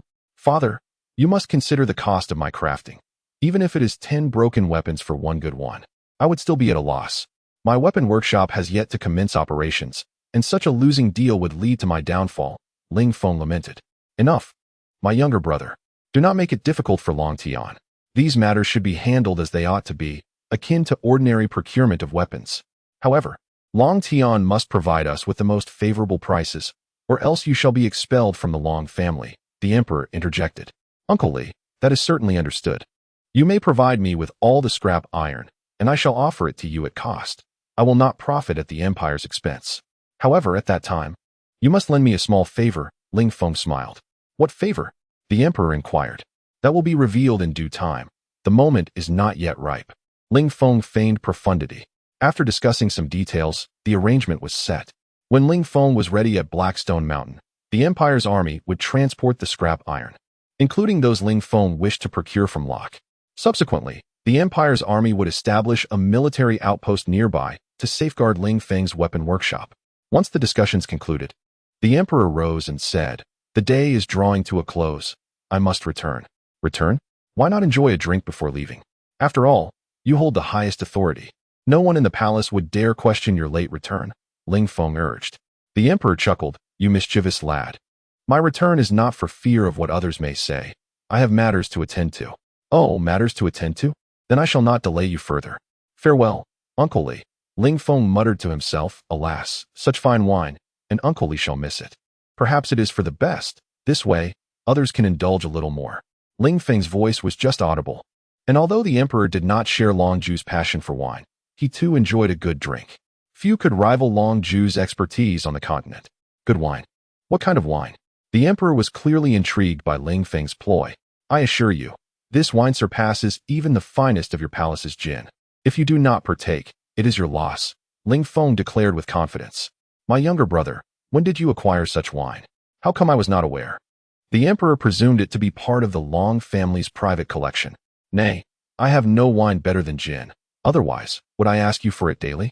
Little Tian, what wine do you speak of, and where might it be found?" "That shall remain a secret for now. When mother serves the dishes, I shall let you all experience what true fine wine is." "I will go summon grandfather," Ling Feng said, dashing out, with Xue Qing following closely behind. Watching Ling Feng and Xue Qing depart, the onlookers were eager to discover the nature of this wine. Ling Feng was no longer the same as before. He was now a source of constant surprises, and perhaps he truly possessed such a remarkable wine. Chapter 33. Dissolution of the contract. Then I shall not be polite. Please take your seats, everyone. Long Jinxin, without pretense, directly occupied the esteemed position. Soon, everyone settled in their respective places. From top to bottom sat Long Jinxin, Li Shi, Long Ju, Bai Yun, Ao Wuxue, and the youngest generation, Long Fei, Ling Feng, Xue Qing, along with a person whom Ling Feng had always regarded as the emperor's bodyguard. The reason Ling Feng perceived this individual as a protector was due to her attire. A black veil concealed her entire face, complemented by an ensemble of black garments. Since Ling Feng's arrival, the figure had remained silent, her head bowed, standing next to the emperor, exuding an air of utter lack of confidence. Ling Feng found it peculiar that the emperor would bring such a bodyguard, suspecting that this person might be a formidable expert masquerading as a novice. The only certainty Ling Feng had was that she was female. After all, such a physique could not possibly belong to a man. Even among women, her form was exceptionally exquisite. How did Ling Feng know this? That was self-evident. His keen eyes were anything but ordinary, and his memory was infallible. Coupled with his cognitive prowess, he could easily deduce the proportions of this individual. Ling Feng was now scrutinizing the figure intently. Anyone worthy of occupying this table could not merely be a bodyguard. They must be someone close to the emperor. The lack of reaction from others indicated that they were well aware of her identity. In such circumstances, the only possibilities were the emperor's sister or daughter. Yet the emperor's sister was already married and would not silently linger by the emperor's side. Thus, it must be a princess. Ling Feng had encountered every princess. Yet this one eluded him. Unless, the seventh princess? The figure in black emitted a melodious sound, albeit slightly muted and tinged with anxiety. Indeed, it was the seventh princess, whom he had not seen since childhood. Her visit today was likely related to the matter of her treatment, which Ling Feng had completely overlooked amidst his recent busyness. The emperor's decision to bring her along suggested that yet another task awaited him. Curiously, the emperor inquired, "Long Tian, how did you recognize her as Xue Fei? We never spoke of it. Since you singed her hair, we have not seen her, and she is now wearing a veil, making it impossible for you to recognize her." Recognizing her as the seventh princess was not a daunting task. Initially, her entrance into the hall indicated that she was no ordinary bodyguard. Such matters would not be disclosed to mere guards. Furthermore, anyone seated at this table could not be an outsider, and the fact that she sat with us signified her royal status. "I am acquainted with all the princesses, save for this seventh princess," Ling Feng elucidated. The emperor marveled at Ling Feng and Appo's observational skills and analytical prowess, while simultaneously perplexed by one aspect: how Ling Feng discerned that Xue Fei was a woman. Given her current attire, it should have been undetectable. Perhaps this was a testament to his years of courting women. If Ling Feng were privy to the emperor's thoughts, he would undoubtedly feel exasperated. His acute perception was unrelated to any romantic pursuits. The emperor refrained from questioning Ling Feng about how he knew Xue Fei was female. Instead, he remarked with a hint of double entendre, "Today, I specifically brought Xue Fei to show her what her future home will be like, as well as the character of those she will be living with. Is the seventh princess to reside here for her treatment?" Ling Feng promptly raised the matter of treatment, ensuring that everyone understood her presence was solely for that purpose. "Of course, Xue Qing is also staying with you. So what is the issue with having an additional Xue Fei?" The emperor responded, "That was certainly not a problem. How could I dispute what you say?" It was truly a redundant question, Ling Feng thought helplessly. However, her stay here would not afford her the same level of care as in the palace, and should the seventh princess find herself dissatisfied, there would be little I could do. "If she is not well cared for, I shall hold you accountable," the emperor chuckled, then turned to Xue Qing. "Look at how well you've cared for Xue Qing. She has transformed completely, becoming far more cheerful than before. You must know that Xue Fei can be acquainted with you even earlier, and she is to be betrothed to you. We have all consented, including Long Tian, right? Second brother, third brother?" The emperor purposefully omitted the conditions. "Is that so?" Ao Wuxue queried, glancing at Long Ju and Bai Yun. "Indeed, that is the case," Long Ju affirmed gravely.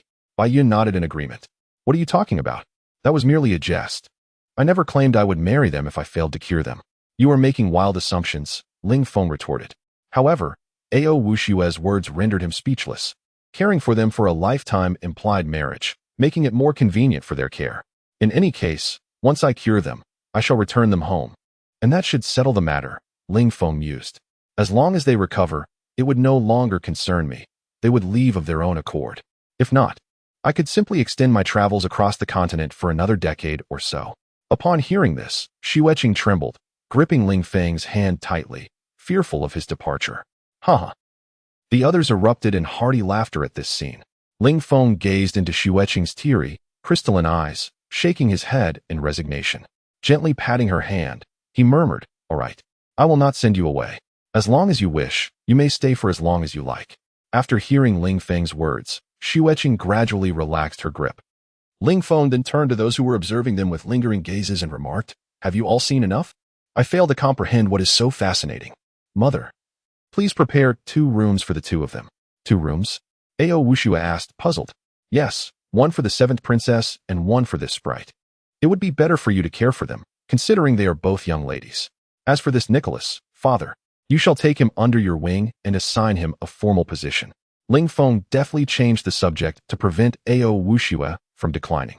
"I have no issue taking Nicholas, but assigning him a formal position poses significant challenges, given that he is currently a slave," Long Ju lamented.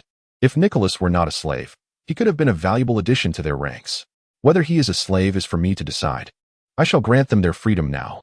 Ling Feng produced the slave contracts of Nicholas and the sprite, tearing them asunder.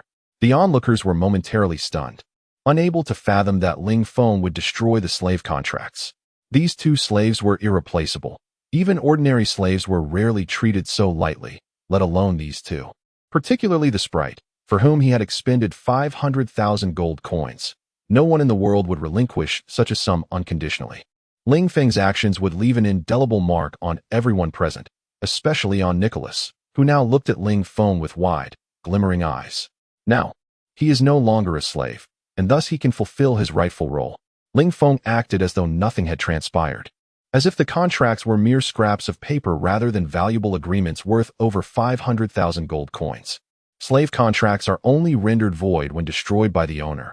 If others were to tear them, they could merely retrieve the records from the slave market and destroy them. Naturally, if one tore them themselves, it would take a month for the records to vanish automatically to become officially valid, allowing for a chance to reapply in the meantime. To achieve immediate effect, one could directly approach the slave market to eliminate the records. This was also a unique form of mental magic. You just tore up their contracts. And yet you still plan to spend 500,000 gold coins to acquire her, Ao Wuxue exclaimed, grasping Ling Feng's ear. "That is 500,000. 500,000. Ah, mother, please let go." "Originally, I had no intention of acquiring her. Had it not been for the snowy circumstances, I would not have purchased her at all. However, now that she is indeed in my possession, it is imperative that matters proceed according to my will. I take no pleasure in deriving joy from the suffering of others.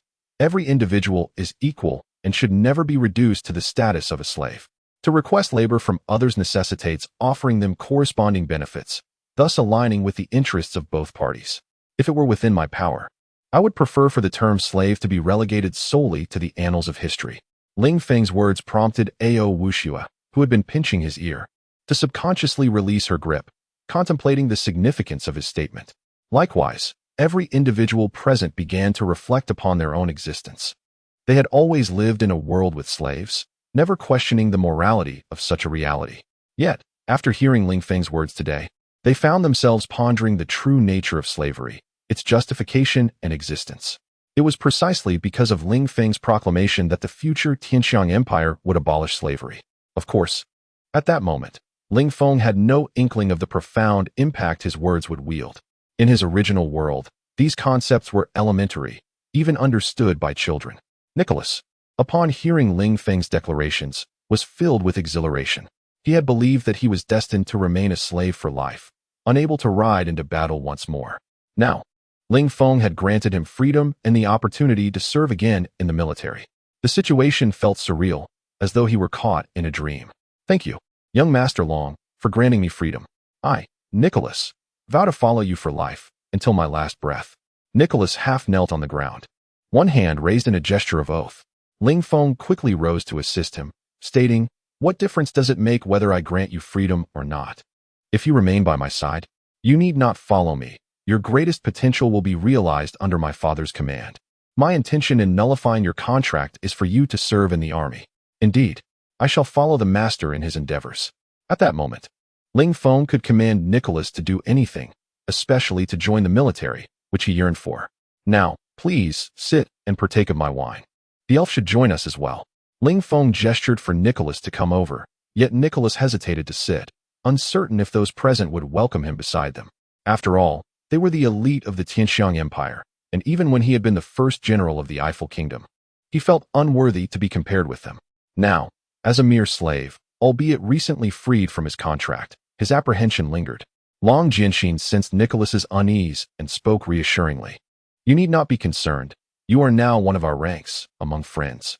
This is a private gathering. Their statuses do not matter here. Yes, do take a seat." Long Ju encouraged, acknowledging that Nicholas, as a general of a nation, should not feel out of place, especially since the others showed no objection to his presence. "Why do you not sit?" Ling Feng observed as Nicholas finally settled down, while the elf still stood. The elf, unable to comprehend human language, only spoke in their own tongue. A timid voice unexpectedly emerged from beside Ling Feng. It was the previously silent seventh princess. "Oh," Ling Feng remarked, intrigued by her.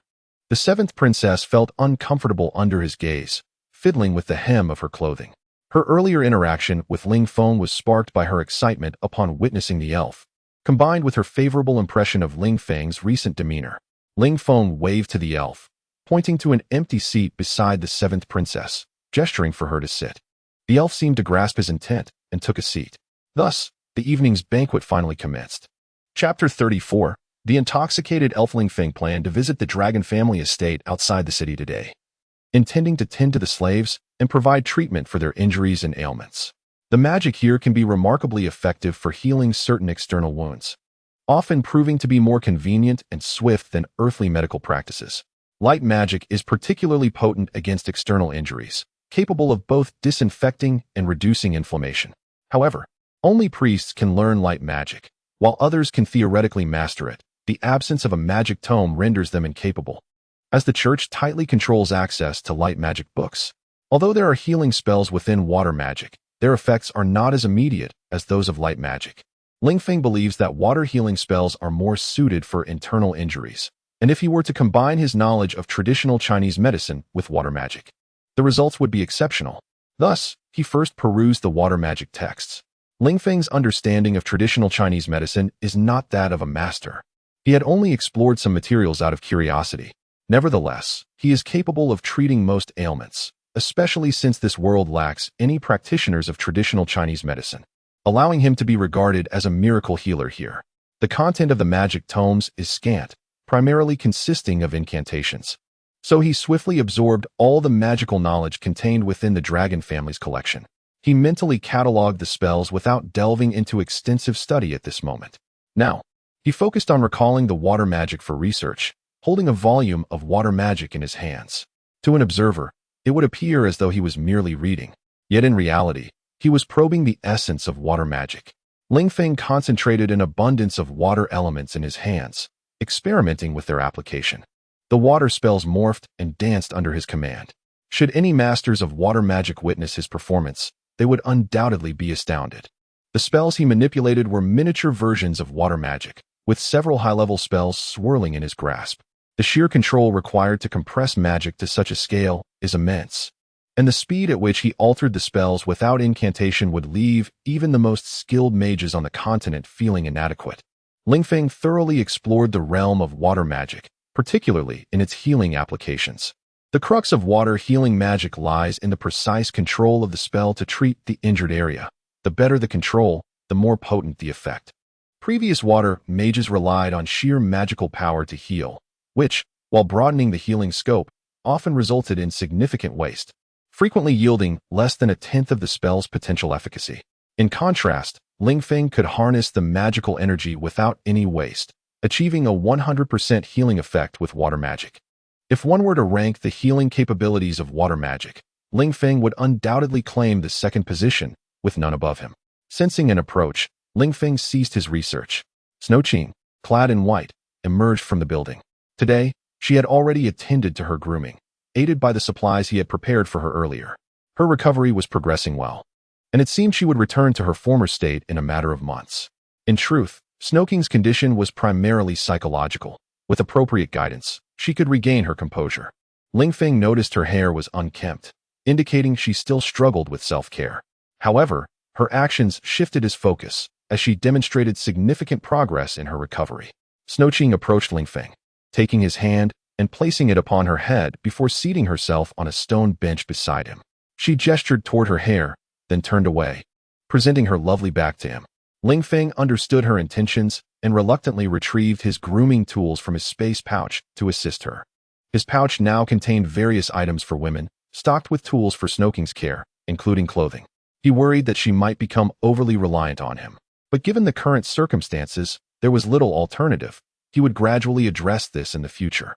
Princess Xue had risen early, having groomed herself, and now gazed dreamily at her veil. She pondered when she might be free from it, longing to step outside as a normal person again. Recently, she had heard from her father about Tian, who claimed he could heal her burns and liberate her from her dark existence, preventing her from even facing her sisters. If Tian could truly heal her, it would be a blessing. Regardless of the outcome, she felt gratitude for the hope he had instilled in her. Xuefei's thoughts were disordered, a common occurrence amid great joy and sorrow. She overlooked the fact that her current state was also due to Tian's influence. And rather than harboring resentment, she found herself grateful for Ling Feng, whose essence was intertwined with Tian. This reflects the purity and kindness of her heart. It is indeed remarkable for someone in the palace to possess such a character, perhaps a consequence of her seclusion within her courtyard. Xuefei donned her veil and descended the stairs, stepping outside. She paused, captivated by the scene before her. A girl in white sat on a stone bench, savoring an unknown fruit, while a young man stood behind her, meticulously arranging her hair. Their interaction exuded warmth, akin to that of a couple in love.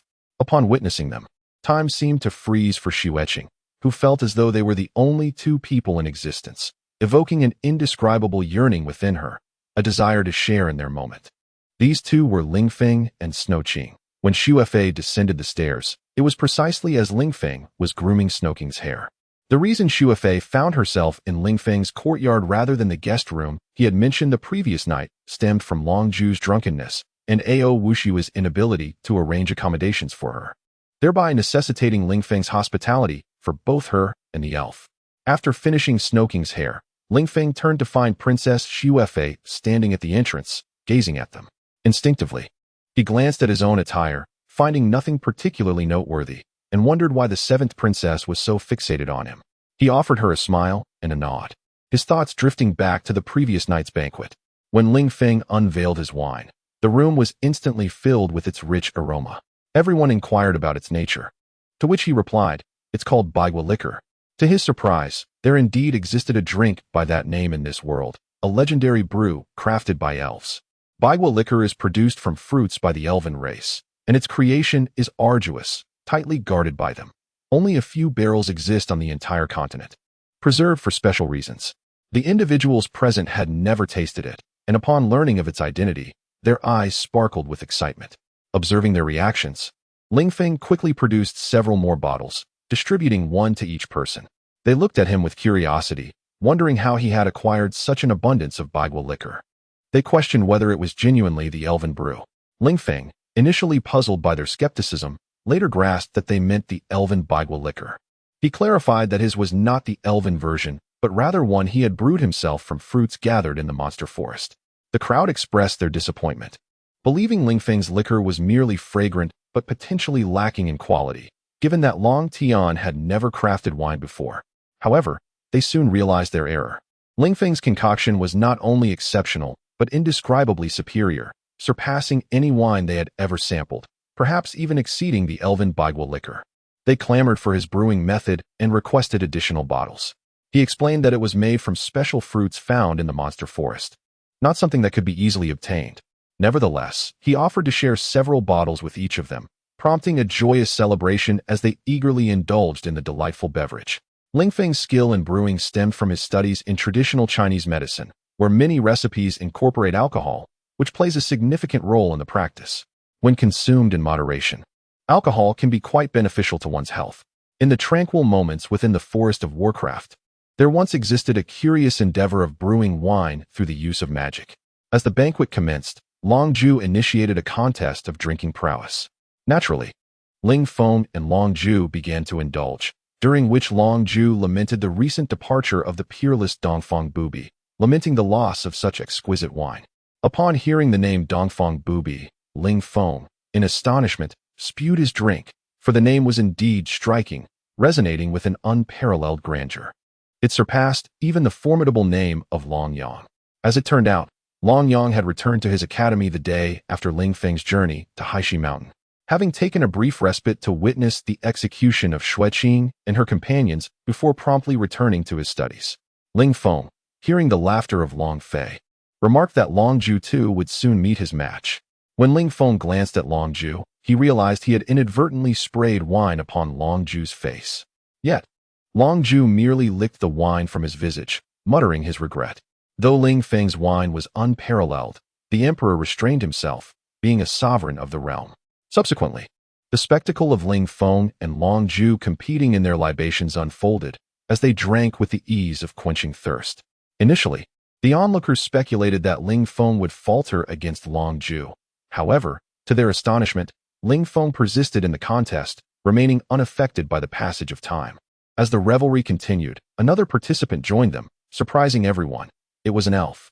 The elf, having relished her share of wine amidst the moonlight forest, found herself captivated by Ling Feng's brew, which she discovered surpassed even the famed 100-fruit brew. Thus, she joined the contest, demonstrating an astonishing capacity for drink, prompting the assembly to question whether all elves possessed such remarkable tolerance. Ultimately, the unexpected transpired. Long Ju succumbed to inebriation, leaving Ling Feng and the elf to continue their revelries, much to the astonishment of all present.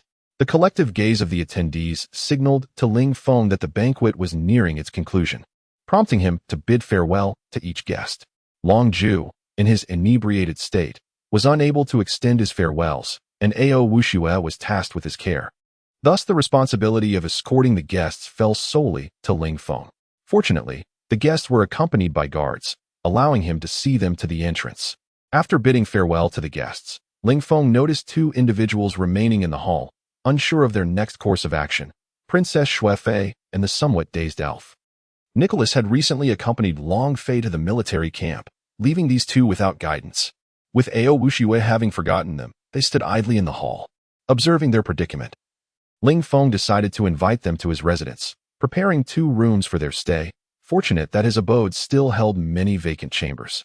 Chapter 35. The red sleeve adds fragrance. Ling Feng's hand involuntarily reached out, brushing against Xue Fei's face, his intention being to assess the extent of her injuries in order to devise the most effective treatment plan. Upon his touch, Xue Fei trembled slightly, a peculiar sensation coursing through her, though it was not unpleasant. After a moment, Ling Feng discerned the nature of her wounds. Fortunately, they were not severe. The priest had managed to heal her, but the rapid recovery had resulted in the current condition. The light-based healing magic appeared to accelerate metabolism, allowing the wounds to mend in a brief span. As Ling Feng withdrew his hand, Xue Fei felt a fleeting sense of loss, though she did not consciously register it. He retrieved several herbs from his spatial pouch and began to crush them. Ling Feng was confident in his ability to heal Xue Fei because, during his time on Earth, he had entertained a rather ambitious idea of creating a robot that resembled a human, conducting extensive research on bionic skin. This pursuit had taken him to various cosmetic surgery clinics in the United States, and even to South Korea, known for its high rate of cosmetic procedures. His knowledge in this field was exceptionally profound, with traditional Chinese medicine being his primary focus. The quest for perfect bionic skin had driven him to become an elite cosmetic surgeon, specializing in traditional methods. While traversing the beast forest, he had stumbled upon several new herbs that could more effectively treat burns, a serendipitous discovery thanks to a little cat, whose antics had led Ling Feng to frequently seek remedies for burns, ultimately uncovering these beneficial herbs. Seventh Princess, he murmured, noting her timid demeanor. She seemed apprehensive about everything, even when he had suggested she remove her veil. I must shave your head to properly treat your injuries. Is that acceptable? Ling Feng inquired. Why yes, she stammered. He guided her to sit on the stone bench where Xue Qing had previously perched, assuming the role of a barber, deftly shaving her sparse hair. However, as he prepared to apply the ointment, he encountered a significant dilemma. Xue Fei was a woman, and Ling Feng was a man. To apply the treatment effectively, she would need to remove her clothing, which posed a moral quandary for him. Although he could not see her body, the application of the ointment required a tactile approach, one he felt powerless to bypass. Xue Fei watched Ling Feng curiously as he paused, wondering why he did not proceed with the treatment. Despite her internal questions, she remained silent, simply observing him, awaiting an explanation. Seventh Princess, it seems I cannot treat you, Ling Feng admitted, scratching his head in embarrassment. I had not thought this through. I understand. I will return to the palace later, Xue Fei replied softly, disappointment lacing her words. She believed her presence here was futile if he could not provide her with treatment, and since they were not friends, there was no reason to stay. Returning to the palace? Is that your wish? Ling Feng responded, under the impression she intended to leave after her treatment. In truth, she would need to have the ointment reapplied every few days. Once he had prepared the remedy, anyone could administer it, making her departure inconsequential. In fact, it would alleviate the burden of caring for another. Oh, then I shall take my leave. Xue Fei felt an inexplicable urge to retreat to her small abode. Longing for solitude, she turned towards the door, preparing to exit. Are you leaving now? Will you not receive your treatment? Ling Feng asked, noticing her intention to depart. It dawned on him that she must have misunderstood his earlier statement, thinking he meant he would not treat her. I understand now. You believed I would not apply the ointment. What I meant was that I cannot do it myself, but I can find someone else to help you, he clarified. Why must it be someone else? Xue Fei's demeanor brightened at the revelation that she would indeed receive treatment, albeit from another. Yet, confusion lingered as she questioned why Ling Feng could not administer it himself. Because, you are a woman, and I am a man, he replied awkwardly, chastising himself for overlooking such an obvious consideration. On Earth, male doctors routinely treated female patients without hesitation, and situations like Xue Fei's were merely trivial. However, societal norms in this realm dictated otherwise. Should it become known, it would incite a scandal. Xue Fei's face flushed crimson as she absorbed his words, lowering her gaze. Embarrassment consumed her. She berated herself for asking such a naive question. If she were to require treatment from him, it would mean disrobing in his presence, an utterly mortifying thought that only added to her turmoil. Please wait here. I shall summon Uncle Fu to find a maid for you, Ling Feng declared before hastily exiting the courtyard in search of Long Fu. Xue Fei remained lost in thought, her gaze fixed on the spot where Ling Feng had stood, motionless until a faint smile graced her lips. When Ling Feng found Long Fu, he was scolding a young maid. I asked you to perform a simple task, yet you failed miserably. Last time you attended to Miss Xue Qing, you fared no better. What purpose do you serve here? The maid in question was the same one who had previously failed to report Xue Qing's condition promptly, resulting in a harsh reprimand and a deduction of her pay. This morning, she had been tasked with fetching water for Ao Wuxua, but had accidentally spilled it. Fortunately, the Long family treated their servants fairly, and this mishap was deemed minor. Ao Wuxue had only requested she tidy up and refill the basin. Nonetheless, as the steward, Long Fu felt compelled to reprimand her. And the young maid stood trembling, her head bowed. "Uncle Fu, why are you so angry? What is the point of scolding a mere maid?" Ling Feng interjected. Seeing the young maid's distressed expression, Long Fu recounted the events to Ling Feng, who understood that while the maid's transgression was trivial, Long Fu was merely fulfilling his duties. "Oh, I see. Since you've already reprimanded her, I could use a maid for a task. May I take her with me?" Ling Feng proposed, seizing the opportunity to have someone assist Xue Fei with her treatment. However, the maid's reaction left Ling Feng feeling awkward. Upon hearing she was to accompany him, she hid behind Long Fu, nervously declaring, "No, I don't want to go with you. The last maid who went to you returned in tears. You must have treated her poorly." "Uncle Fu, I'd rather be punished than go with the second young master." "Enough nonsense. Who holds authority here? If the second young master requires you, then you must comply. Do you wish to leave the Long family?" Long Fu admonished. Despite his own reluctance for her to accompany Ling Feng, given the previous complaints from others who had returned upset, Ling Feng chuckled wryly at the situation and smiled at the maid. "Come with me. I assure you, I will not mistreat you. However, I will not force you. If you prefer not to, you need not follow." The young maid, innocent and trusting, replied, "I will go with you. But you must keep your promise and treat me well." She had no doubts about Ling Feng's intentions. Observing the innocent and charming little girl, Ling Feng smiled gently. He then turned to Long Fu and said, "Uncle Fu, I shall take her with me for now. The seventh princess awaits my return." "Understood, young master. Take care," Long Fu replied, watching as Ling Feng led Xue Qing and the little girl away, silently praying that Ling Feng spoke the truth and would not harm the child. Recently, rumors about the second young master and Appo's transformation had spread, suggesting he was no longer as tyrannical as he once was, and had become a better person. He hoped these claims held merit. Along the way, Ling Feng inquired of the little girl, "What is your name, dear?" "I am called Arya," she replied. "Arya? Does that mean you are the second in your family? Is your sister named Aya?" The little girl exclaimed in surprise, "How did you know I am the second? Did Uncle Fu tell you?" Ling Feng, feeling a bit embarrassed by his lucky guess, chuckled and responded, "Indeed, Uncle Fu mentioned it to me. How else would I know?" The little girl accepted his explanation with trust.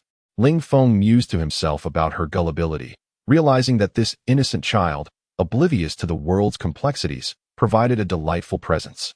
Upon entering his courtyard, he spotted Xue Fei seated on a stone bench, her hands resting on the stone table, lost in thought, unaware of their arrival.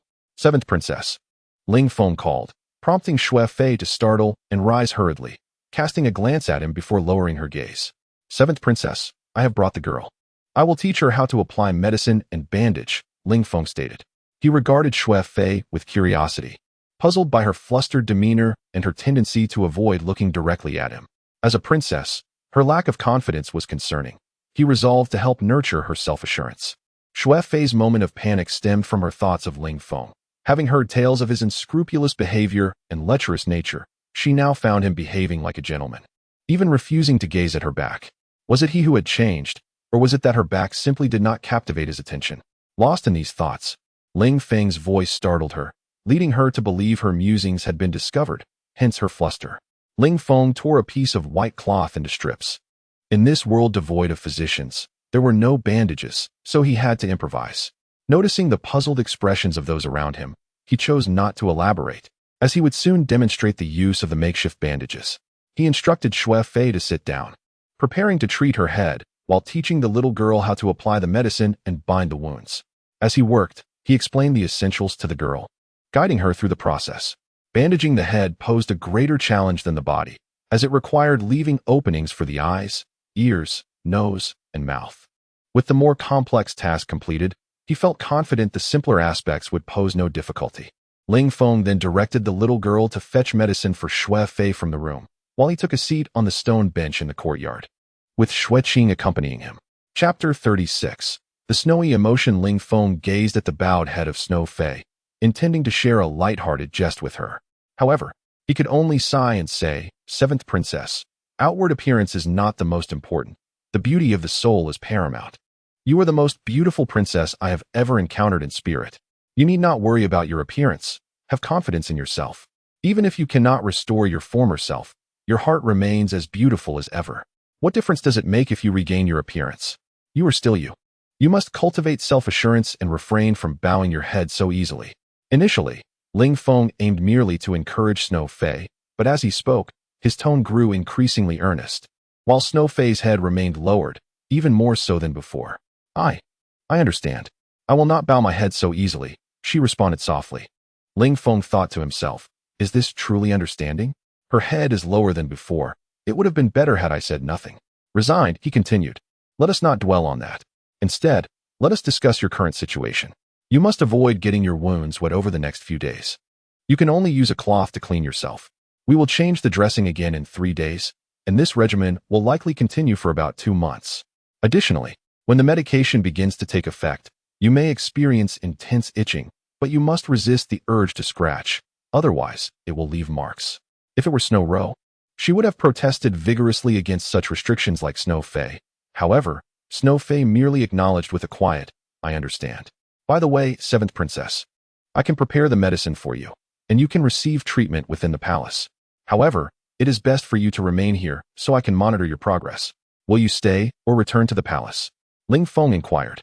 I will stay, she replied. Very well, then Arya will take care of you. Ling Feng remarked, turning to the little girl beside Snow Fei. He then asked her, Arya, is that your given name or your nickname? After a moment of contemplation, the little girl responded, Young master, I do not know. You do not know? Ling Feng queried, intrigued. Yes, I've only ever been called Arya since I was little. I do not know if it is a nickname or a given name. Since you have only one name, let us consider it a nickname. You will be attending to the 7th princess for the next few months, and such a nickname is not suitable. I shall bestow a new name upon you. What is your surname? Young master wants to give me a name? How wonderful! The little girl exclaimed, jumping up in joy. She had always envied the lovely names of the other young ladies from the Long family. Hearing Ling Feng and Apos' intention to name her filled her with delight. So much so that she forgot to answer when he asked her surname.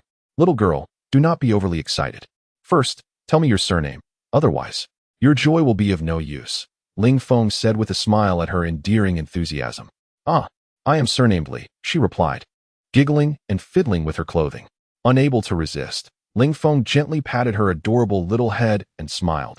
Given that your surname is Li, let us call you Hong Xiao. He drew inspiration from the maid of Chu Liuxiang, assigning it to the little girl.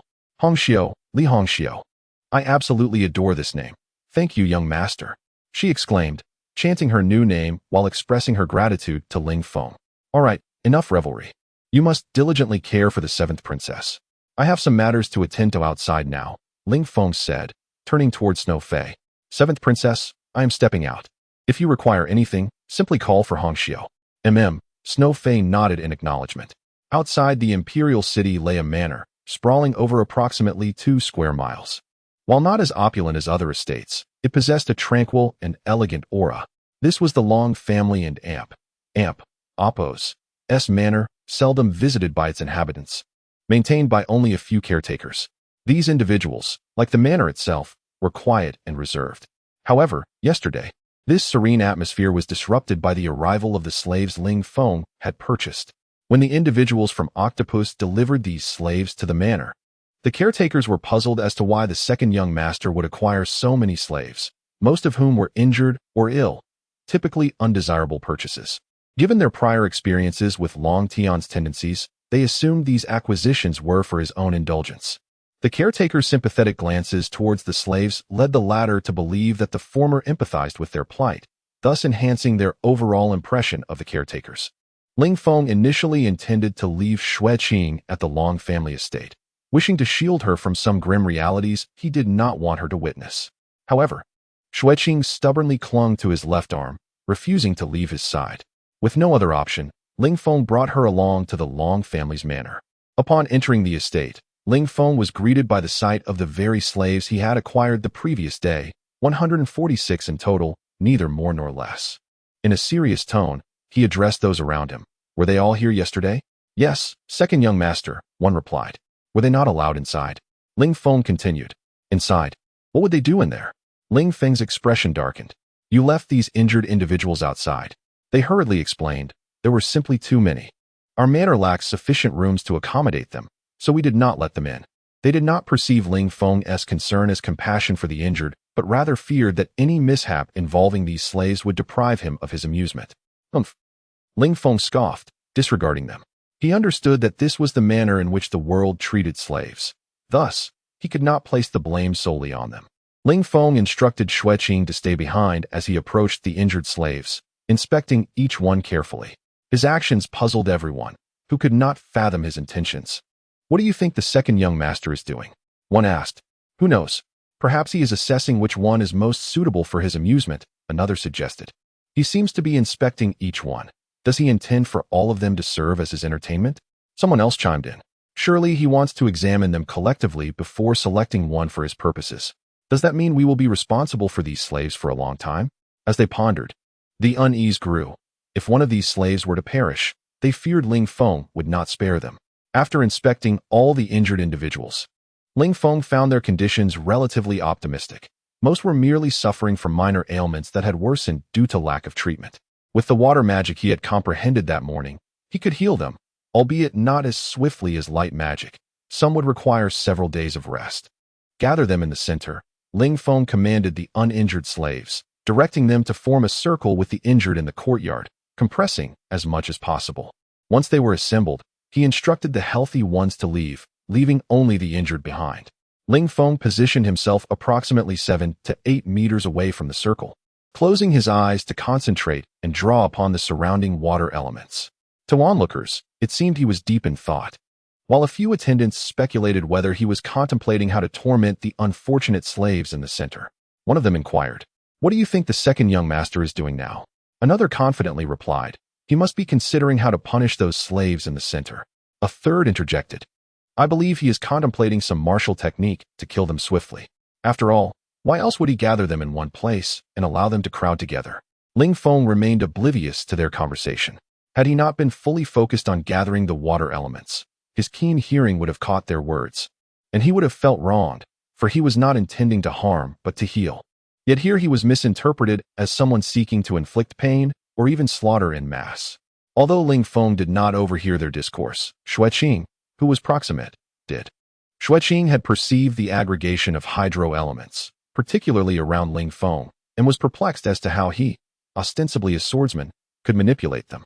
Upon hearing their words, Xue Qing ceased pondering the anomaly of Ling Feng's hydro-elemental manipulation, presuming he intended to unleash hydro-based magic upon those ahead. She hastily approached and tugged at Ling Feng, who was in the midst of amassing hydro-elements. As Ling Feng was poised to cast aquatherapy, his garment was tugged. For a conventional mage, such an interruption would invariably induce a magical backlash, causing the accumulated magic to dissipate. However, Ling Feng experienced no such repercussions, nor did the hydro-elements disperse. Owing to the singular nature of his magic, which diverged significantly from that of others, and his unparalleled control, Ling Feng regarded Xue Qing with bemusement, questioning her motives. In a gentle tone, he inquired, "Xue Qing, what is it? Could it not wait until I have completed the incantation?" Xue Qing responded with a shake of her head, gesturing towards the thralls in the center, then waving her hand at Ling Feng, conveying her desire that he refrain from directing magic towards them. However, Ling Feng remained uncomprehending, unaware that Xue Qing surmised he was about to unleash offensive magic, rather than the curative magic he intended. Thus, Ling Feng reiterated, "Xue Qing, what ails thee? I comprehend not thy intent." Xue Qing reiterated her prior gestures, yet Ling Feng remained unenlightened, cognizant that he was expending energy in the accumulation of hydro-elements. He entreated softly, "Xue Qing, prithee, allow me to complete the incantation, then impart thy concerns. Withdraw thyself hence." Ling Feng once more prepared to unleash aquatherapy. But as he was on the cusp of doing so, a voice, unexpected, disrupted his impending incantation, nearly causing the accumulated magic to spiral out of control and dissipate. Had the voice emanated from another, Ling Feng would not have been so taken aback as to nearly lose control of his magic. However, it issued from the lips of she whom Ling Feng now cherished, rendering the surprise all the more profound. Ling Feng gazed upon her in astonishment, scarcely believing that the sound had proceeded from her, desiring to hear her speak once more. "Thou wouldst spare them eschew magical assault." Perhaps due to prolonged silence, her enunciation was somewhat labored, yet she managed to articulate her plea.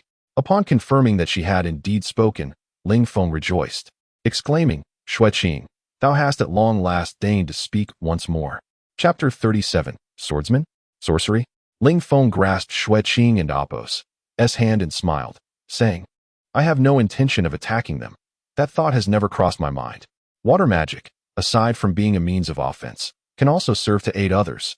With that, he held Xue Qing's hand in one and summoned water elements towards the heavens with the other, commencing the release of water magic. From a distance, onlookers beheld the sight of Ling Feng holding Xue Qing's hand while raising the other skyward. Above that hand, a cerulean orb of water materialized, expanding in size. Goodness! Look at the second young master casting magic. Isn't he a swordsman? How can he conjure magic? I cannot say, but I do know that an orb of water like that, once unleashed, will not only devastate the slaves in its path, but also obliterate the houses before him. As Ling Feng released the water orb, it soared towards the center, carrying the gathered water elements with it. The slaves in the middle gazed up in despair at the approaching orb, closing their eyes in anticipation of impending doom.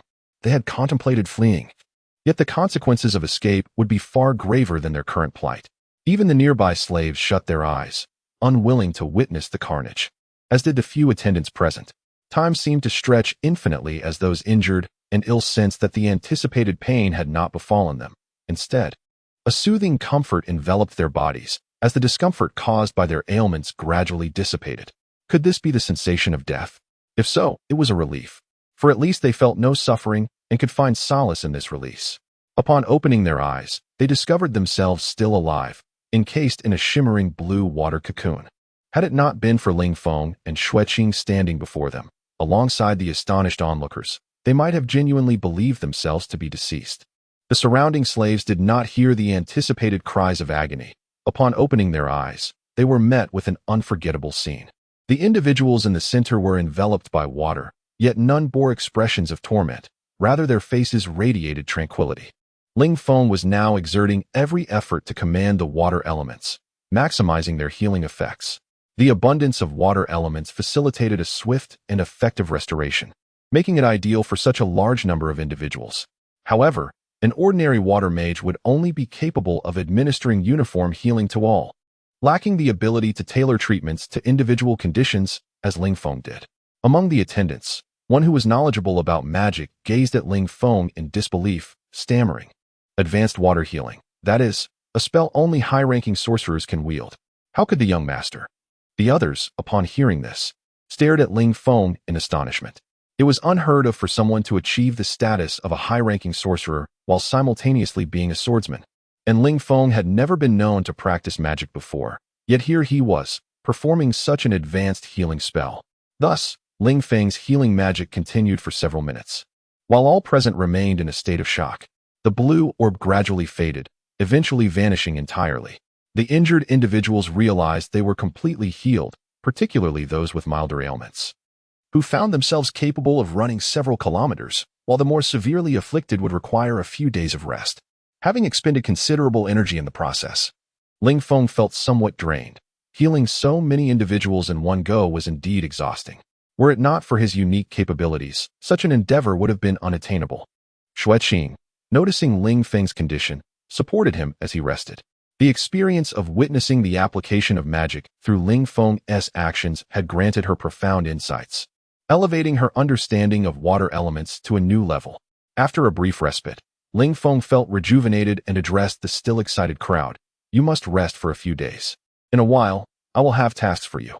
Those among you who have fully recovered should remain to care for those who have not, and ensure you all recuperate well." "Yes, Master," they chorused in unison, feeling fortunate to have encountered such a benevolent master who not only healed them, but also prioritized their recovery. "There is no need to call me Master. I prefer either young master or second young master." "Yes, young master. You there, see to their provisions and accommodations, and do not allow them to remain in the courtyard as they did yesterday. Should you require anything, consult Long Fu." Satisfied that matters were well in hand, Ling Feng then addressed the group of uninjured individuals. "Now, follow me to another location." After taking a few steps, he solemnly warned everyone, "Moreover, do not speak of today's events to anyone or discuss them. Otherwise, you shall know the consequences." Ling Feng led the 70 or so individuals to Blackstone Mountain and instructed, "You will reside here for an extended period. First, let us construct housing. Who among you has experience in this?" A dozen individuals raised their hands, having prior experience in building. Ling Feng emptied his spatial pouch, revealing building materials and tools, alongside another pouch filled with food and supplies, all procured from the royal city before his departure. Though the merchants were apprehensive about lending the spatial pouches, they had no choice but to comply. He explained to the experienced builders where and how to erect the structures, providing them with blueprints he had sketched earlier that day using a feather quill and paper in the VIP room at the auction house. With his keen intellect, he had swiftly and accurately drafted the architectural designs. After clarifying the blueprints, the builders grasped the plan, and Ling Feng took Xue Qing back. As dusk approached, they had arrived at Blackstone Mountain with only one horse to carry them, necessitating their journey on foot. Fortunately, these individuals were accustomed to walking and moved at a pace considerably faster than that of people from Earth, covering 30 li in an hour, with several breaks along the way, ultimately taking nearly 7 hours to reach their destination. Throughout the journey, Xue Qing remained mounted while Ling Feng held the reins. Ling Feng and Xue Qing rode a single horse, racing towards the royal city. This time, Ling Feng refrained from admiring the scenery, fearing that if they traveled too swiftly, Xue Qing might feel unwell. He aimed for a pace that would allow them to reach the royal city in approximately 2 hours. However, it took nearly 2 hours to arrive, and fortunately, as the second young master of the Long family, he was well known. Otherwise, they might have been stopped at the city gates. Upon returning to the Long residence at 11 o'clock at night, Ling Feng prepared a bath for Xue Qing, encouraging her to wash up and rest.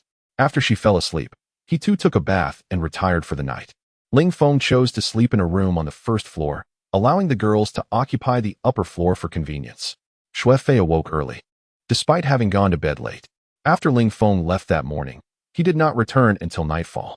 Xue Fei, concerned about Ling Feng's whereabouts, waited anxiously until he returned at 11 before finally falling asleep. Of course, her actions were discreet, not revealing her worries to Ling Feng. That evening, she sat on the second-floor balcony, and upon seeing Ling Feng and Xue Qing return, she retreated into her room.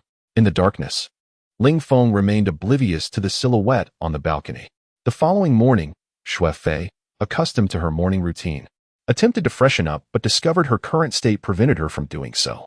Having bandaged her head and upper body the previous day, she was also enveloped in an unpleasant medicinal odor, an ordeal for any young woman. Were it not for the necessity of healing, she would never endure such discomfort willingly. Xue Fei decided to step outside for a breath of fresh air to soothe her spirit. As she left the small building, she once again spotted Ling Feng in the courtyard, still tending to the others. However, this time the focus was not on Xue Qing, but rather on the little cat that had been with him all along. The small feline was currently lounging on the stone table, savoring a fish while Ling Feng gently groomed its fur with his hand. Xue Fei still could not comprehend why Ling Feng carried this little cat with him everywhere, no matter the occasion. It always rested upon his shoulder. "Good morning, Princess 7, Ling Feng greeted, noticing the puzzled expression on Xue Fei's face. "Were you accustomed to it yesterday? Is there any itching now? Come sit here so I can take a look." He asked a series of questions and then motioned for Xue Fei to take a seat on the stone bench beside him. Xue Fei approached the stone bench and sat down, extending her hand in an attempt to pet the little cat.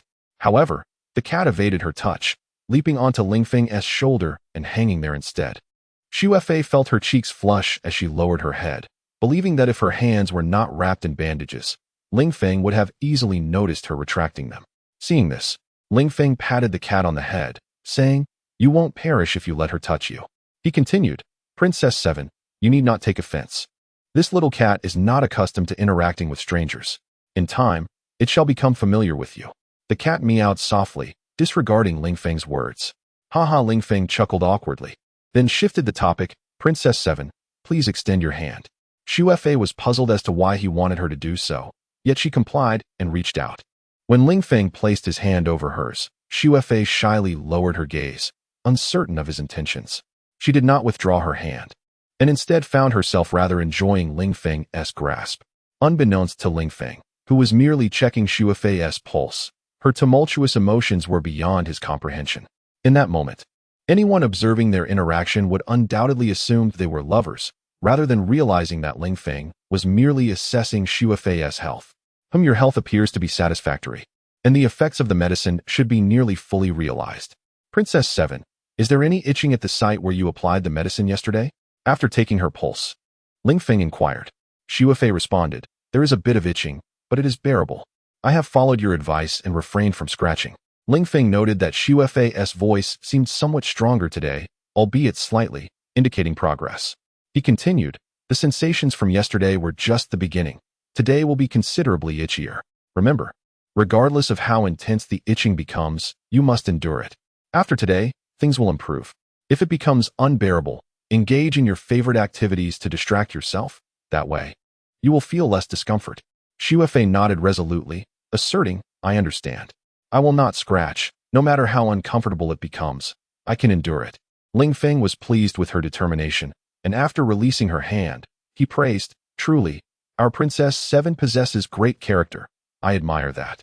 Continue to embody this spirit. It befits the princess of an empire. At the moment Ling Feng let go of her hand, Xue Fei felt a profound sense of loss, wishing that he would continue holding her hand. She could not fathom why she felt this way, and it puzzled her. When Ling Feng declared, I like you, her heart raced unexpectedly, rendering the subsequent words inaudible. Her gaze fixated on Ling Feng's face, studying it intently. Ling Feng felt increasingly uneasy under Xue Fei's scrutinizing gaze, but fortunately, a timely distraction appeared, offering him an opportunity to redirect her attention. Chapter 38. The otherworldly songstress. The arrival was none other than Ao Wuxue, who, upon entering the courtyard, beheld her cherished son, Ling Feng, engaged in an intimate conversation with Princess Xue Fei, even holding her hand.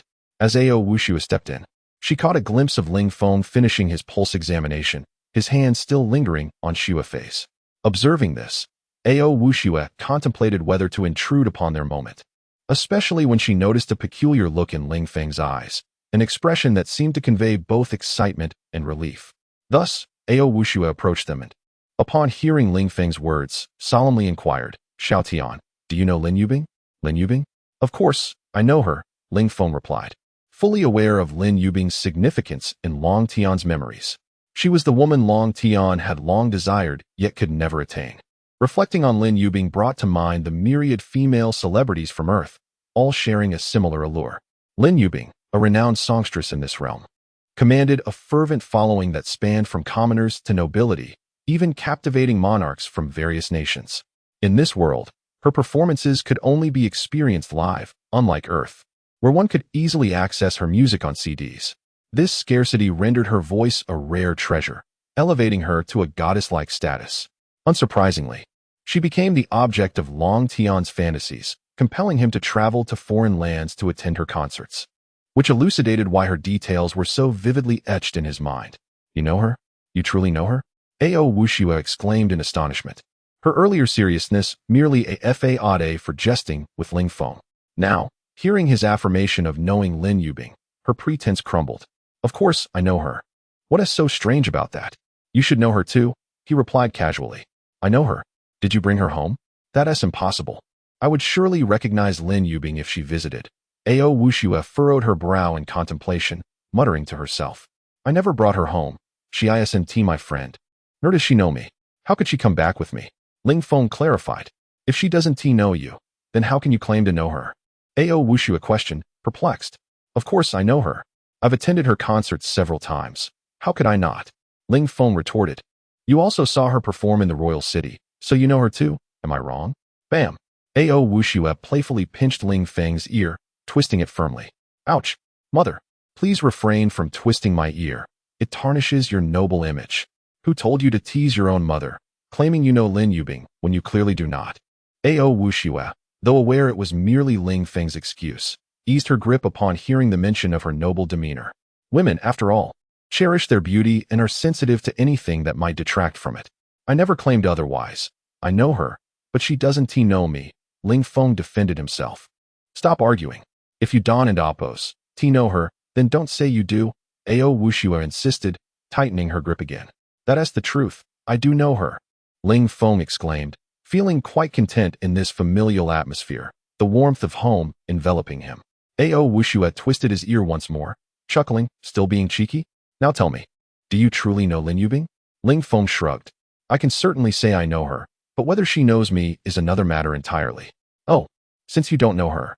Ao Wuxue anticipated Ling Feng's impending retort, redirecting the conversation. Well, if Lin Yubing does not know you, then why did she send this to you yesterday? With that, she produced a golden card. What is this? Ling Feng inquired, gazing at the card. Don't you know? Lin Yubing's tickets are issued in the form of cards during her performances. Haven't you purchased them multiple times? Ao Wuxue questioned, her surprise evident. Oh, so this is a ticket to her concert? I've only used silver cards before. I've never seen a gold one, Ling Feng mused. Delving into Long Tian's memories to uncover that Lin Yubing's concert tickets came in 4 tiers: gold, silver, copper, and iron, crafted from corresponding metals. The higher the card tier, the closer one could sit to Lin Yubing during performances, naturally demanding a higher price. Gold cards were reserved for those of high status. And while Long Tian's standing was sufficient for a gold card, his finances were not.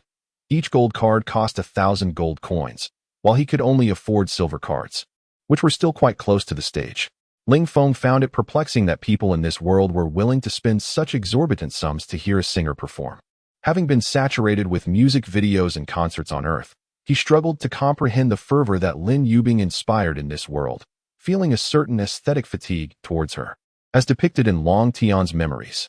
Look at what's inscribed on this gold card. It's rather peculiar. Even if she knew you, she wouldn't gift you a gold card unless you were quite close. Have you perhaps been courting her?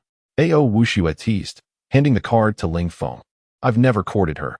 If I had, I'd likely be hunted down by the entire continent. Ling Feng responded, accepting the card and contemplating the vast legion of Lin Yubing's fans, spanning all demographics. If they were to form an army, even Long Zhu's forces might struggle to contend with them. Thankfully, Long Tian had never pursued her. Otherwise, he would have faced dire consequences. What does it say? Besides my name, there's nothing else, Ling Feng noted, observing that the card bore only his name and a number, nothing more. He understood that the name was unique to the gold card. Only the person named could enter, rendering it useless in the hands of anyone else. What do you mean there's nothing? Did you not see the number 1 inscribed? Do you know what that signifies? Oh, you mean the 1? I noticed that. But it's merely a seat number. It's normal for me to sit in the front row, Ling Feng replied, puzzled, as the number 1 indicated the premier position, which was no surprise for someone of Long Tian and Appo's stature. It wouldn't normally be significant, but this time it is, Ao Wuxue asserted. Ling Feng was curious about what made this occasion different. What is different about it? This time, both the emperor and the princess purchased gold cards. Moreover, what? The emperor is attending the concert too? He is a fan of Lin Yubing? Ling Feng interrupted, astonished. Fan? What do you mean by fan?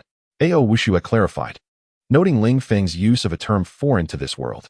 I mean someone who is infatuated with her music, Ling Feng quickly explained. Oh, fan does seem quite fitting. Upon hearing Ling Feng's explanation, Ao Wuxue resumed her earlier discourse, mentioning that this time, not only the emperor but also the head of the Oriental clan, your father, and your uncle were in attendance. Ling Feng expressed his bewilderment, finding it plausible that the others would attend, but his father, with his disinterest and incomprehension of music, seemed an unlikely participant. With a snap of her fingers, Ao Wuxue playfully chided, how can you speak of your father in such a manner? Your father and the others were accompanying the emperor, who had procured the tickets for them, proclaiming it a shared amusement between ruler and subjects. I comprehend now. It was at the emperor's behest that father went. Ling Feng remarked. I surmise the emperor feared ridicule for attending alone, hence he enlisted father and the others as a diversion, a mere fade.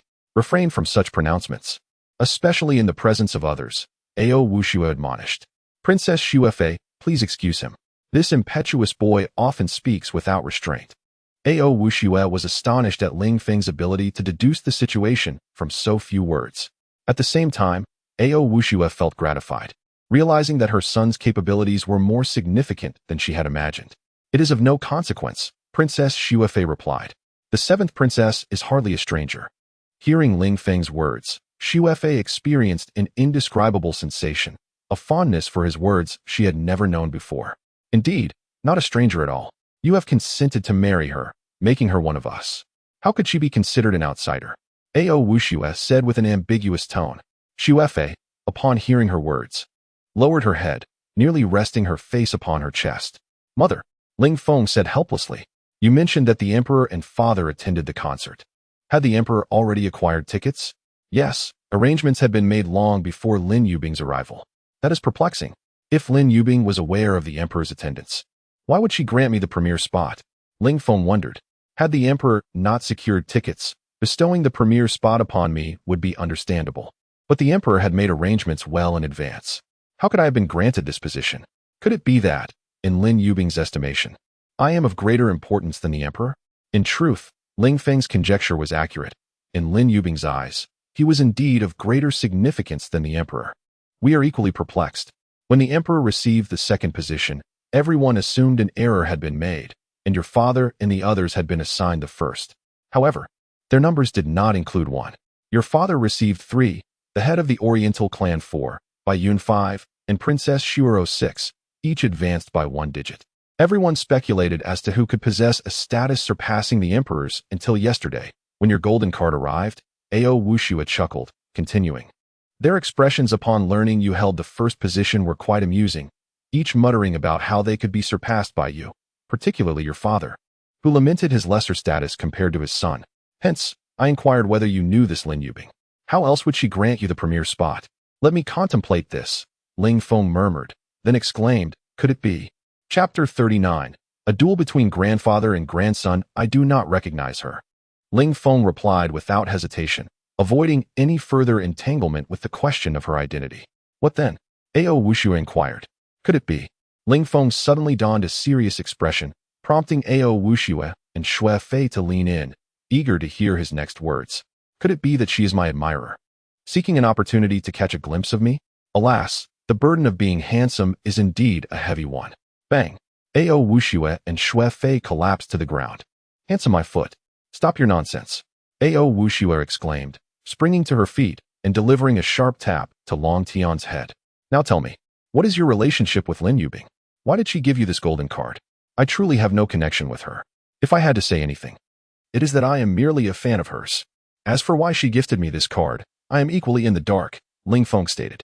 He found no evidence in Long Tian's memories of any interaction with Lin Yubing, aside from attending her concert as a fan. That is peculiar. Why would she choose to offend the emperor and grant you this privilege? What could her motive be? Ao Wushua pondered. Whatever her intentions, we shall uncover them when we attend her concert. There is no need to overthink it now, Ling Feng replied nonchalantly.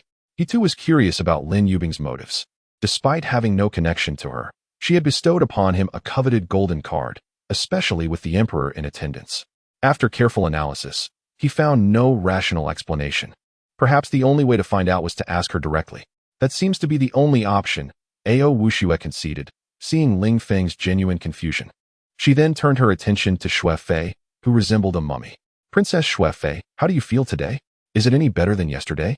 Ao Wushua had visited Xue Fei the previous day and had been surprised to see her face wrapped in cloth. Xue Fei had explained her condition, so Ao Wushua was not taken aback by her appearance today.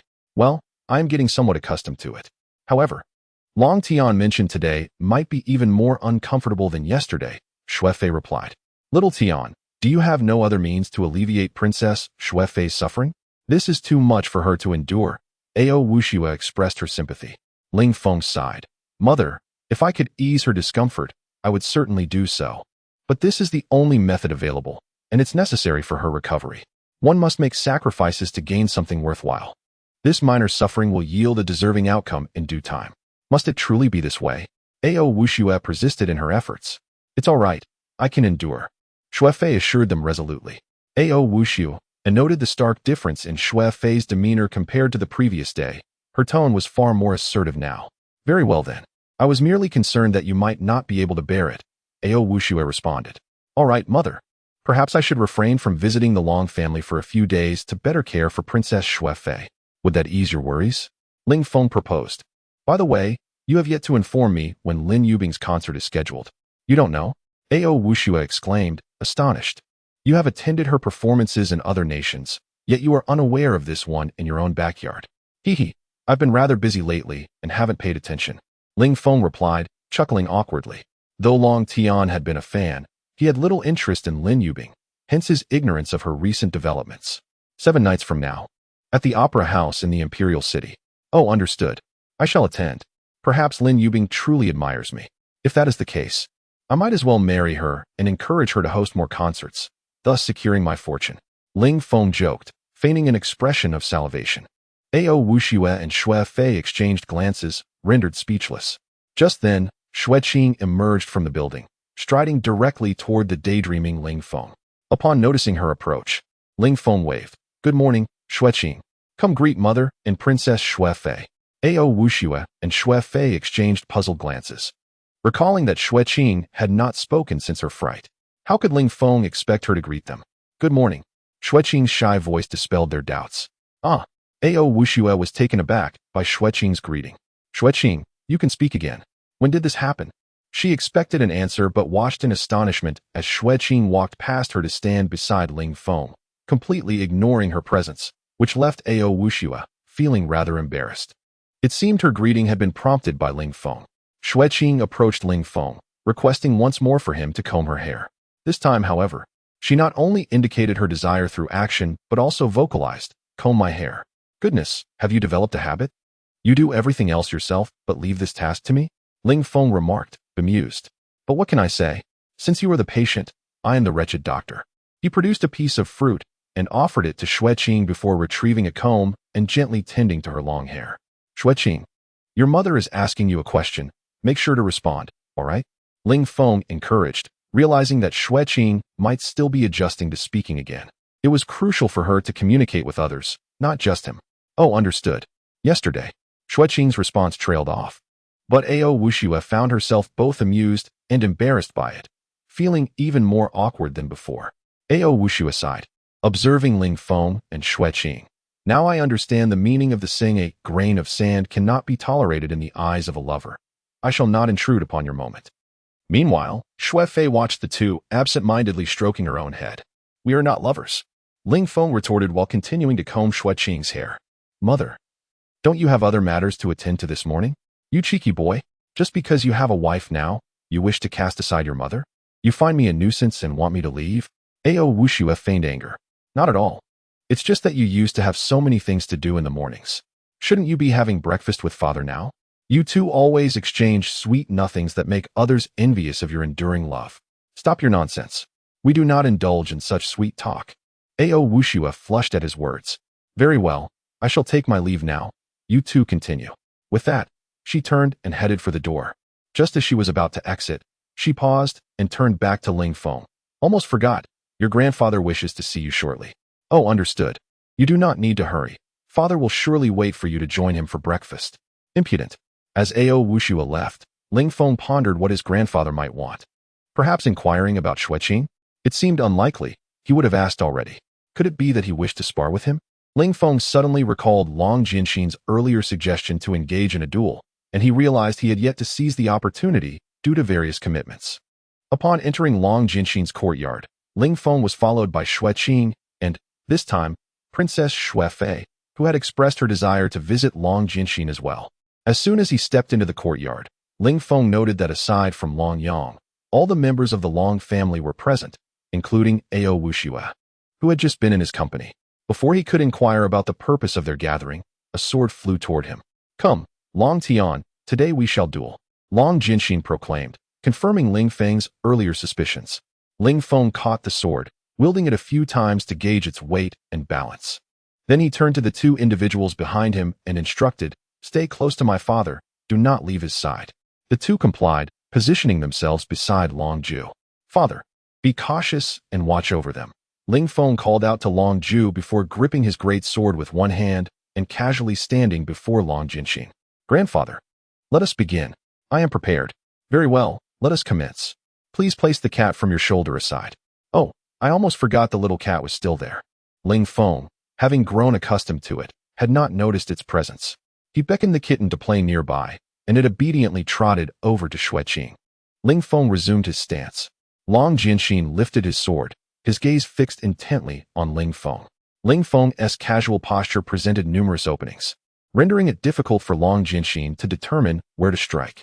However, with Ling Feng's swordsmanship, such vulnerabilities were implausible. It was undoubtedly a ruse to lure the enemy. Thus, Long Jinxin remained still, observing Ling Feng. Earlier that morning, Long Zhu had been summoned by Long Jinxin to witness the duel between him and Ling Feng. Yet, instead of engaging in a fierce battle, the two remained motionless. Long Zhu was perplexed as to why Long Jinxin did not seize the opportunity to attack the seemingly flawed Ling Feng. As a seasoned sword saint, he refrained from urging them to commence. Suddenly, Long Jinxin made his move, swiftly closing the distance between them and executing a horizontal slash at Ling Feng.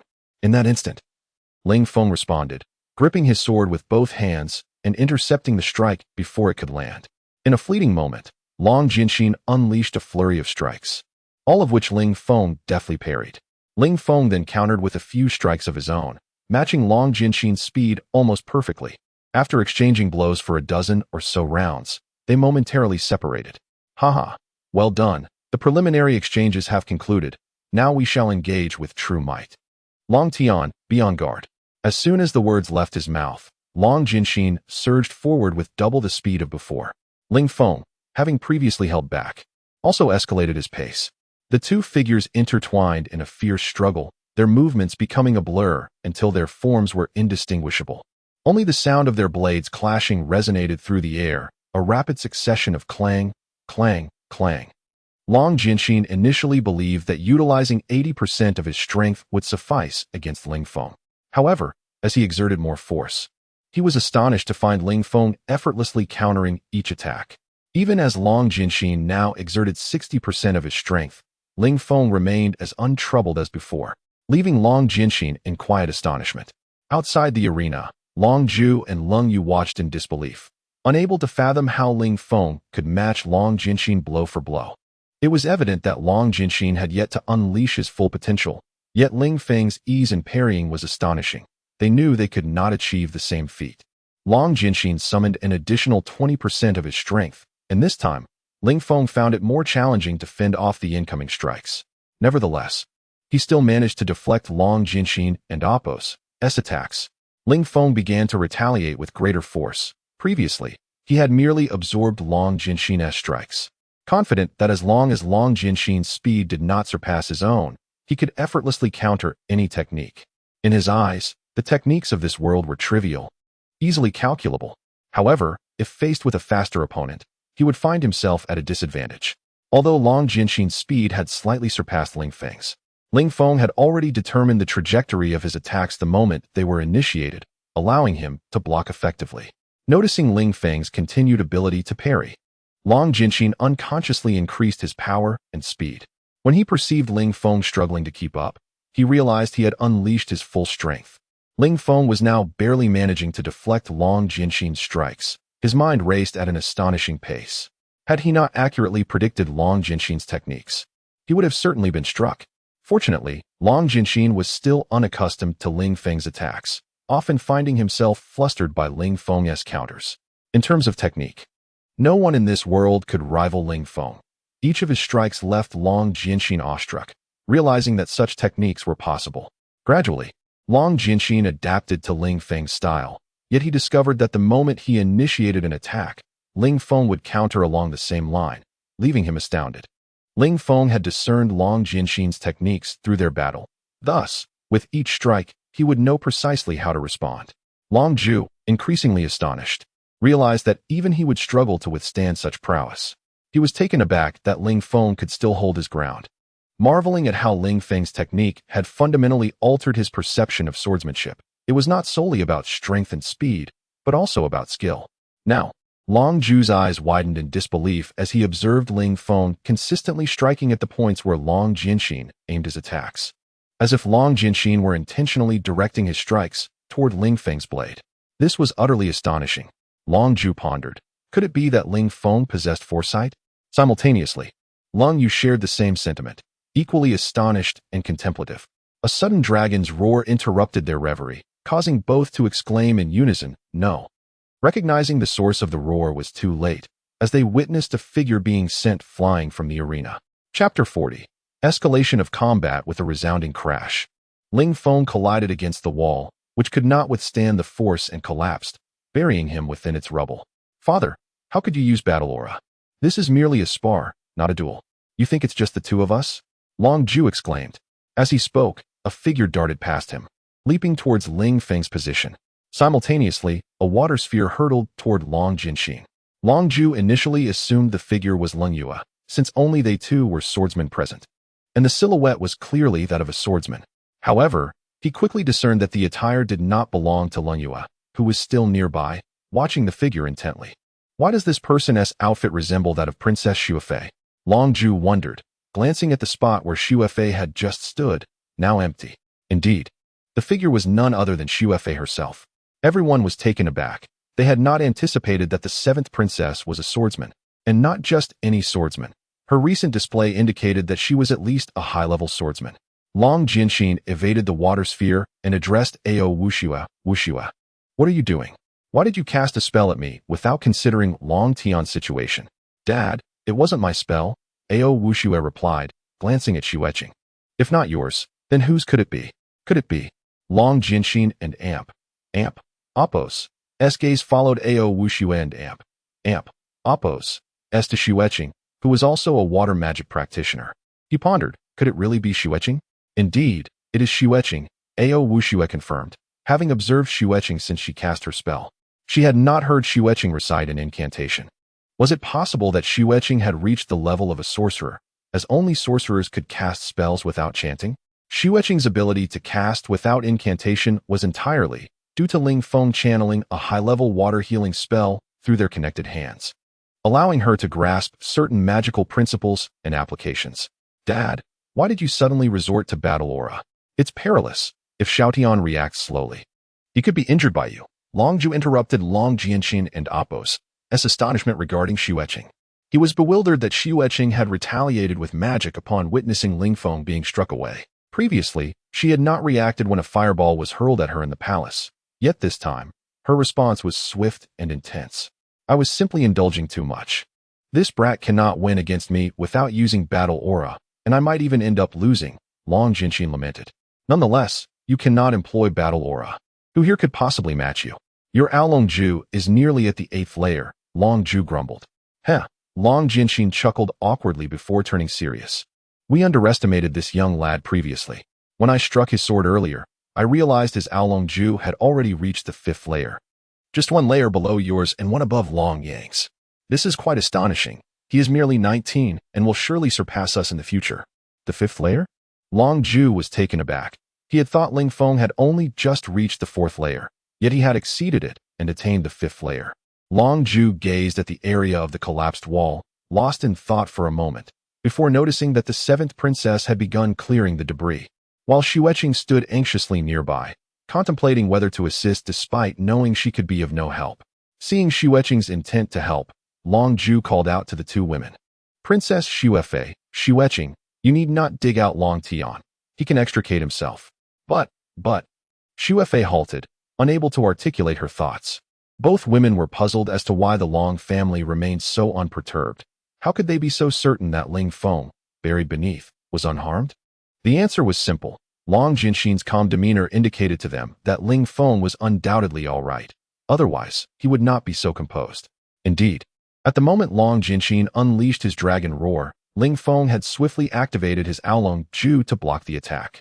However, in his haste, Ling Feng's battle aura at the 5th layer could not compete with Long Jinxing's at the 7th layer, resulting in both him and his sword being sent flying. Brat, come out. Do you intend to spend the night in there? Long Ju shouted towards Ling Feng's position.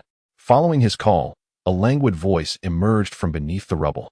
I wanted to rest a bit longer, but it seems I mustn't tea Tari. You too, please move to safety. Upon hearing this voice, both women sighed in relief and obediently returned to Long Ju and Oppos' side.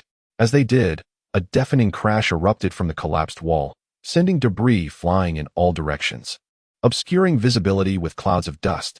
Each person employed their respective methods to evade the incoming rubble.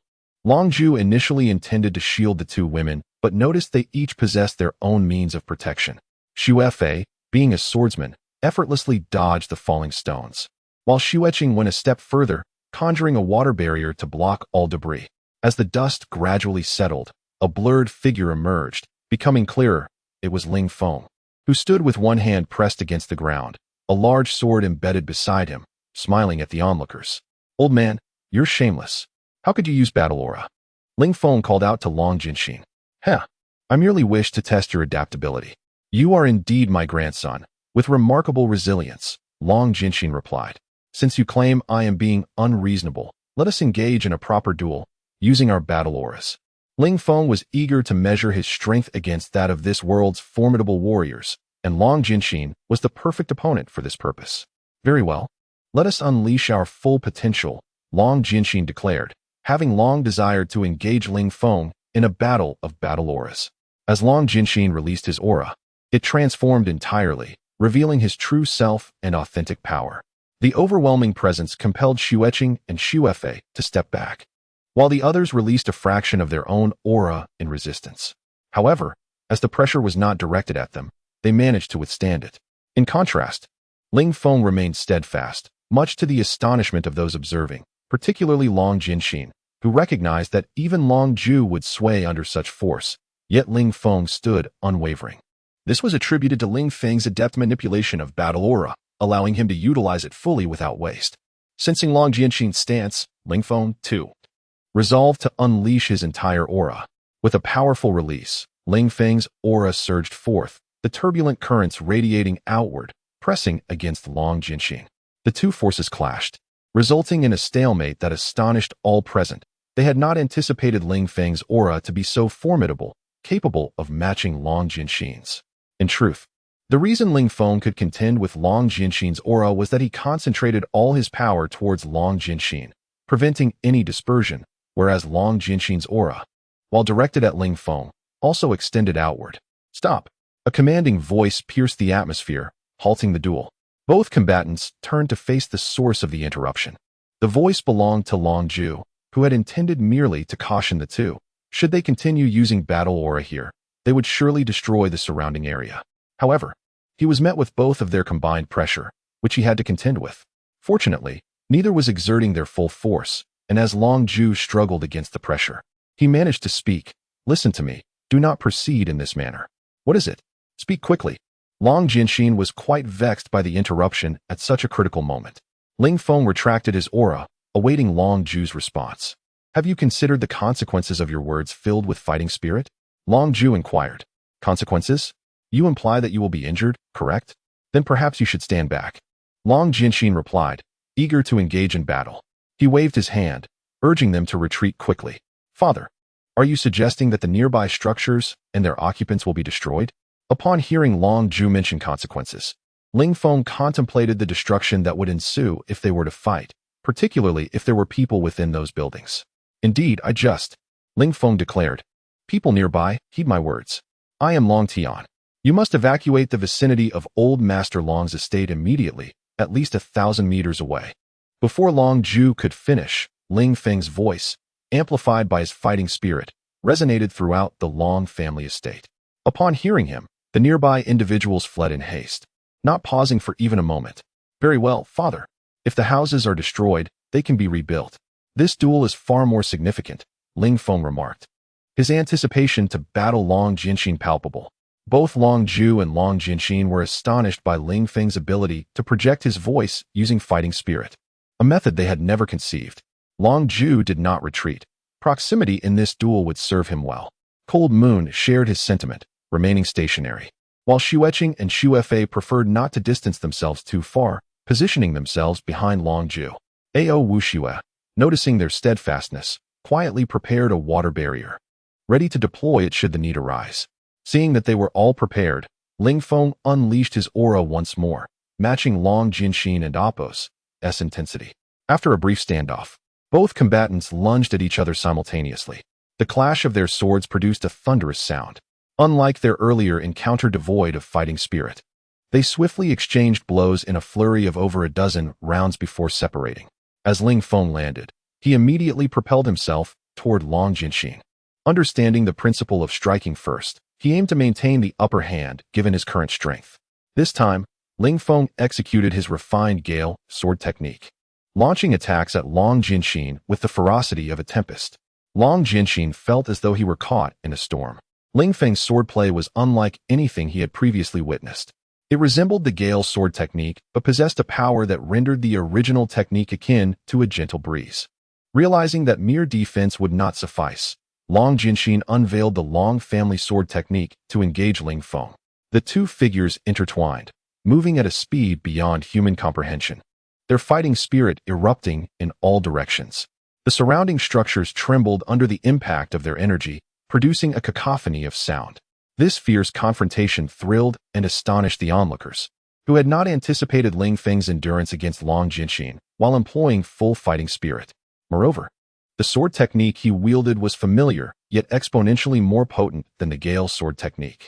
Ling Feng relied on his precise calculations and familiarity with the Long family sword techniques to hold his ground against Long Jinxin. However, he recognized that if the battle continued at this pace, his stamina would eventually wane, leading to his defeat. Remembering the principle of employing minimal force to redirect an opponent's attack, he began to shift the dynamics of the fight. No longer fiercely resisting, Ling Feng now deftly redirected Long Jinxin's assaults with subtlety. "Brother, do you think Long Tian is running low on energy now? His current defensive strategy baffles me." His earlier offensive moves were far superior, Long Ju remarked, startled by the sudden voice beside him. Turning, he saw Bai Yun standing nearby. Everyone had been so engrossed in the battle that they had failed to notice Bai Yun's presence, relieved it was him rather than a malevolent intruder. "When did you arrive? And how did you know to find us here?" Long Ju inquired, his gaze fixed ahead.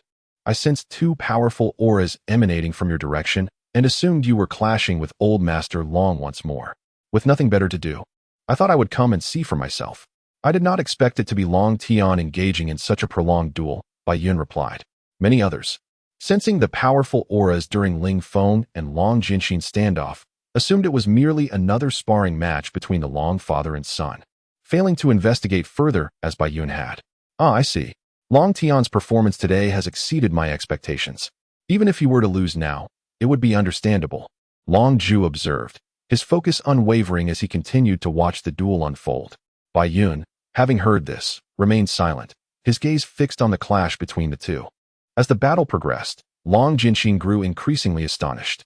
Initially, he believed Ling Feng was on the brink of exhaustion, explaining his passive approach.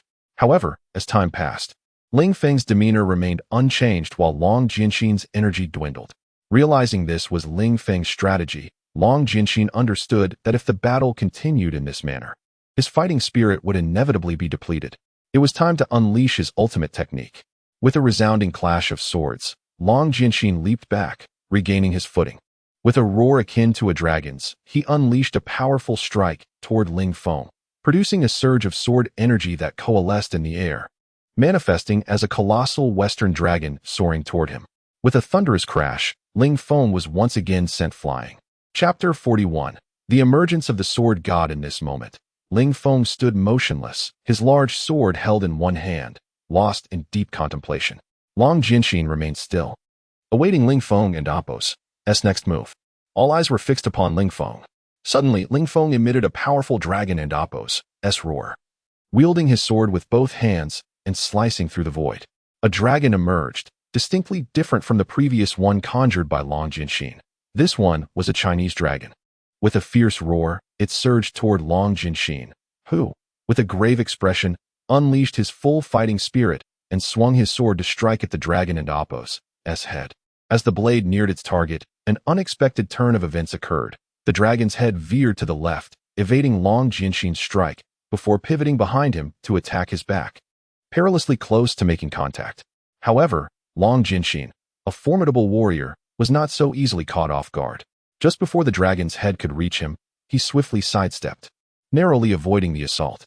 Believing he had evaded danger, Long Jinxin was taken aback as the dragon's head swiftly changed direction and rushed toward him once more. How could this young man have achieved such mastery? Ling Feng had not only learned to shape his fighting spirit, but had also harnessed it with remarkable skill. Long Jinxin, now evading and countering the dragon's strikes, suddenly made the decision to leap towards Ling Feng, raising his sword for a downward strike. Ling Feng, seeing the incoming blade charged with fighting spirit, was compelled to relinquish control over the dragon and block the attack with his own sword. The uncontrolled dragon surged forward, crashing into a nearby building with a thunderous roar, leaving it in ruins. This time, Long Jinxin wasted no opportunity, attacking with unprecedented speed. Ling Feng found himself relying solely on cunning, though as the battle wore on, it became increasingly strenuous. where once he could deftly parry with minimal effort, he now struggled against the mounting pressure. Despite knowing how to manage his fighting spirit efficiently, he lacked the necessary speed to position himself optimally, and Long Jinxin's pace was beyond his capability. At times, Ling Feng could have redirected the attacks, yet he faltered by a fraction of a second. As Long Jinxin's speed escalated, Ling Feng could no longer rely on clever maneuvers, instead exerting all his strength to contend with the relentless onslaught. After a considerable duration, Ling Feng felt himself nearing the brink of collapse and wished to call for a halt. He noticed that Long Jinxin had entered a peculiar state, his gaze fixed ahead, instinctively executing strikes based solely on sensation. Ling Feng realized that Long Jinxin was on the verge of a breakthrough, compelling him to muster every ounce of strength to withstand the assault. Ling Feng felt as though he were caught in a tempest. Had it not been for his meticulous calculations, he would have been cleaved by Long Jinxin's sword. As time passed, he approached his limit. Should Long Jinxin continue his relentless barrage, Ling Feng would be unable to endure much longer. "Grandfather, please break through quickly, or I will have no strength left to continue." Ling Feng silently lamented. It seemed as if Long Jinxin had heard his thoughts, as he finally ceased his assault. At last, Ling Feng felt relief wash over him. But soon he perceived that the situation was far from over. Long Jinxin unleashed the same technique once more, this time manifesting as a Chinese dragon, 9 dragons, to be precise. The 9 dragons lunged at Ling Feng from all directions. While Long Jinxin lacked Ling Feng's level of control, his formidable fighting spirit compensated for this shortcoming. Ling Feng rapidly calculated the optimal strategy, maneuvering through the gaps between the dragons, narrowly evading 8 of them, suffering only minor injuries from glancing blows. However, the last dragon was unavoidable, striking with a powerful punch infused with fighting spirit. The impact caused a momentary pause in the dragon's momentum, allowing Ling Feng to successfully strike its head with his sword. This blow was charged with Ling Feng's fighting spirit, and he braced himself against the dragon's force. The clash of their energies resulted in a tremendous explosion, sending Ling Feng hurtling backward for the 3rd time that day. He landed unsteadily, struggling to regain his balance, ultimately driving his sword into the ground to stabilize himself, standing resolute. A prolonged, resonant dragon's roar erupted from Long Jinxin, echoing throughout the imperial city, heralding the arrival of a sword god. Upon hearing this roar, the powerful figures within the city recognized that Long Jinxin had ascended to the rank of sword saint. The emperor, upon hearing the sound, set aside his affairs and made haste to the Long family estate.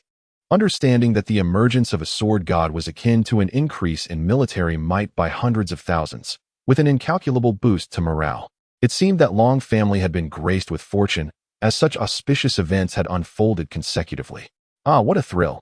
It has been far too long since I have felt such exhilaration, Long Jinxin exclaimed upon regaining his composure. "You, young man, have shown remarkable resilience under my full force, aiding my breakthrough to sword god status. I anticipated your assistance, but I did not expect it to happen so swiftly. Father, congratulations," Long Ju remarked. Having gained much from the day's duel, particularly in understanding Ling Feng's unique approach to combat, all the swordsmen present had garnered invaluable insights, as such opportunities were rare and not easily witnessed. "This is all thanks to that rascal, Long Tian," Long Jinxin chuckled, noticing Ling Feng standing motionless, striking a pose. "Look at him, trying so hard to appear cool. Indeed, I never imagined that this brat could reach such heights, outstripping even my own strength," Long Ju said with a sense of pride, approaching to pat Ling Feng on the shoulder. However, as he did so, Ling Feng swayed and collapsed to the ground with a thud. "Long Tian. Little Tian." Ling Feng lost consciousness the moment he regained his footing, as Long Jinxin's sword god-level attack was beyond his current capabilities. He had only been able to resist it by exhausting all his fighting spirit, leading to his eventual collapse. Long Jinxin, unaware of the true power of his own strike, assumed Ling Feng was merely posing. When Ling Feng opened his eyes again, he found himself lying in his own bed. He attempted to prop himself up, but felt a hand gripping his arm. Turning his head, he saw Xue Qing sleeping with her head resting on the edge of the bed. Not wanting to disturb her, Ling Feng lay back and focused on assessing his condition. To his relief, he found himself fully healed, with his Oolong Ju having improved significantly. Thank goodness for his sharp intellect, otherwise, he would have been bedridden for an indeterminate duration. That old man truly struck hard when he reached sword god level. Fortunately, his technique was not yet fully developed, allowing Ling Feng to discern its flaws, or else the consequences would have been dire. Unexpectedly, what had started as a mere curiosity to learn from novels about cultivating energy upon physical exhaustion had proven true. Not only could it heal him, but it also enhanced his power. Xue Qing had been vigilantly watching over Ling Feng for 3 days, remaining by his side since the moment he collapsed, refusing to leave regardless of others' pleas. Exhausted, she often experienced hallucinations of Ling Feng awakening, joyfully calling out, "Long Tian, you're awake," only to be met with disappointment upon realizing it was just her imagination. When Xue Qing finally awoke, she found Ling Feng conscious, lying in bed. Having gone through this experience multiple times, she initially thought it was yet another illusion. Shaking her head in disbelief, she rubbed her eyes, only to find the same reality before her. "Xue Qing, why are you shaking your head and rubbing your eyes? Still not fully rested? Then continue to sleep." From the moment Ling Feng caught sight of Xue Qing tossing her head, he returned to his senses. Xue Qing froze, her eyes shimmering with tears as she gazed at Ling Feng, who was now sitting up. "What's wrong, Xue Qing? Why are you crying? Tell me what happened." "Long Tian." Before Ling Feng could finish his sentence, Xue Qing leaped into his embrace, knocking him back onto the bed, sobbing in his arms. Ling Feng held her close, gently stroking her long hair, and softly urged, "Please, tell me what transpired. Who has wronged you? I shall confront them." "It's you who has caused this." Xue Qing sniffled in Ling Feng's embrace. "Me?" Ling Feng replied, perplexed. "Yes, you.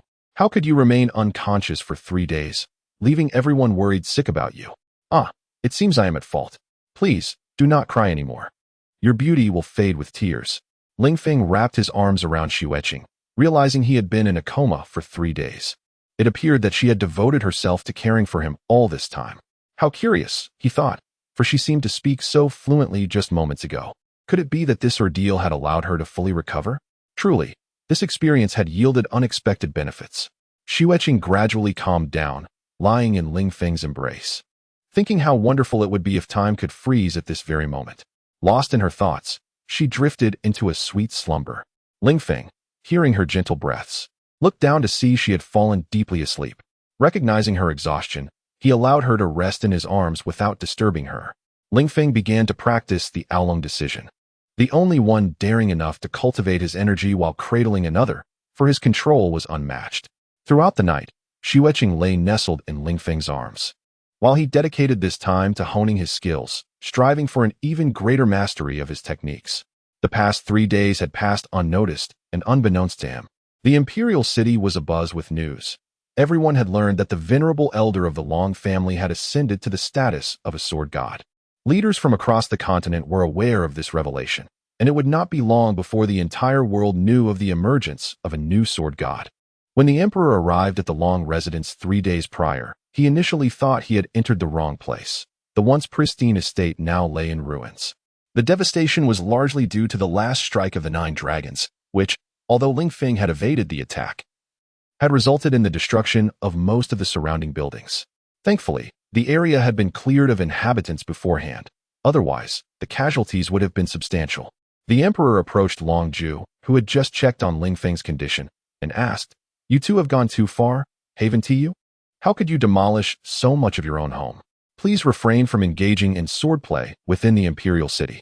I fear my realm may be reduced to rubble next time." Long Ju sighed as he surveyed the wreckage before him, realizing the emperor must have learned of Long Jianxin's ascension to the sword god. "You are mistaken. This was not a duel between my father and me," Long Ju lamented. The emperor, astonished, inquired, "Not you? Could it be your mother?" "Neither." "Could it be Bayun?" the emperor asked, glancing at Bayun. "Me," Bayun exclaimed, hastily shaking her head. "How could I possibly contend with the old master to such an extent?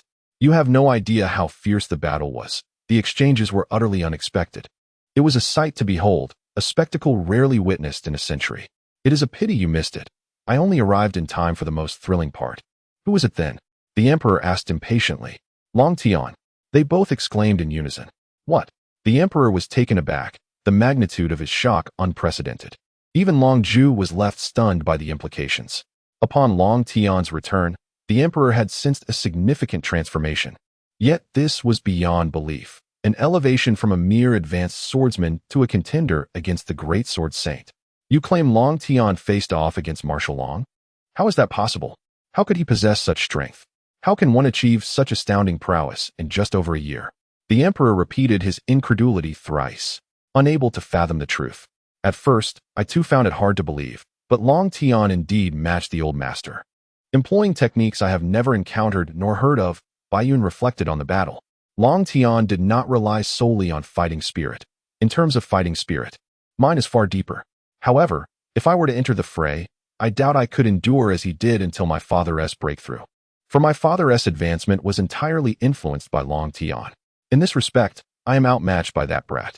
Please, recount the details of the duel, the emperor urged, eager to learn how Ling Feng had fought. At that moment. Chapter 42. The language of elves. Alas, I concede. It appears that I am not cut out for the practice of Tai Chi. Ultimately, Ling Feng relinquished his pursuit of Tai Chi, finding it even more challenging than his endeavors in the realm of intelligent programming. He brewed a pot of tea on a stone table, savoring it leisurely. In this moment, had the surroundings been adorned with elegance, the scene would have been perfect. However, from Ling Feng's vantage point, the view consisted of crumbling walls and shattered remnants, a testament to his recent battle with Long Jianxin. Nonetheless, Ling Feng remained unperturbed by the desolate environment, fully immersed in the refreshing tea. Speaking of its origins, there was an unexpected delight. Upon awakening yesterday, he greeted his family and assessed Xue Fei's condition. He learned that Xue Fei had already changed her dressings independently a few days prior. After preparing the necessary medicine, he provided it all to Xue Fei, who merely needed to replace her dressings. He then took Xue Qing to the estate outside the city, bringing all its inhabitants to Haishi Mountain. Before this, Ling Feng had visited several shops once more, engaging in procurement. The shopkeepers were both elated and anxious. Elated because Ling Feng's purchases had significantly boosted their earnings, and anxious about the potential of Ling Feng claiming their spatial bags as his own. Upon reaching Haishi Mountain, Ling Feng reviewed the progress and found it satisfactory. He discarded a plethora of items for them and proceeded to survey the geographical features of the mountain, preparing to calculate a route for the railway. His intention was to encircle the area with tracks, adding a minecart to transport coal from the mining area downhill to the coal deposit site. Ling Feng meticulously observed every detail, mentally mapping the terrain and simulating the optimal railway route in his mind. During this process, he stumbled upon a plant he had not anticipated finding in this location. Initially suspecting it to be a figment of his imagination, he soon confirmed it to be a tea tree after further examination. He noticed that only these tea trees thrived on Haishi Mountain, accompanied by a few weeds, but no other trees. Upon discovering the tea trees, Ling Feng devised a plan to cultivate them abundantly on both sides of the mountain, not only to beautify the barren Haishi Mountain, but also to provide for his own needs. A lover of tea on earth, he had reviewed various materials on tea cultivation and processing. Thus, he harvested some leaves to take back, intending to brew tea. Initially, he merely used magic to heat the leaves. Although he confirmed they were indeed tea leaves, this method produced a tea that fell short of his standards. He resolved to return and find a large pot for proper tea roasting. Ling Feng drew the railway route on the mountain with his sword, sketched construction blueprints on paper, and instructed the workers to create a gravel road in accordance with his designs after the houses were completed. He also directed them to carve a direct path to the open coal mine at the summit, explaining how to extract the coal and instructing them to use spatial bags to transport the coal down. These spatial bags belonged to the shopkeepers, and Ling Feng had no immediate plans to return them. With the Long family's residence largely destroyed, its members were outside conversing with the craftsmen about the commencement of work. Suddenly, upon seeing Ling Feng return, they rushed to the kitchen and began tossing items from his hands, eventually causing him to conjure a large pot. As the onlookers wondered about Ling Feng's intention in seeking the pot, they watched as he quickly constructed an earthen stove, gathered some firewood, and ignited a fire beneath the pot.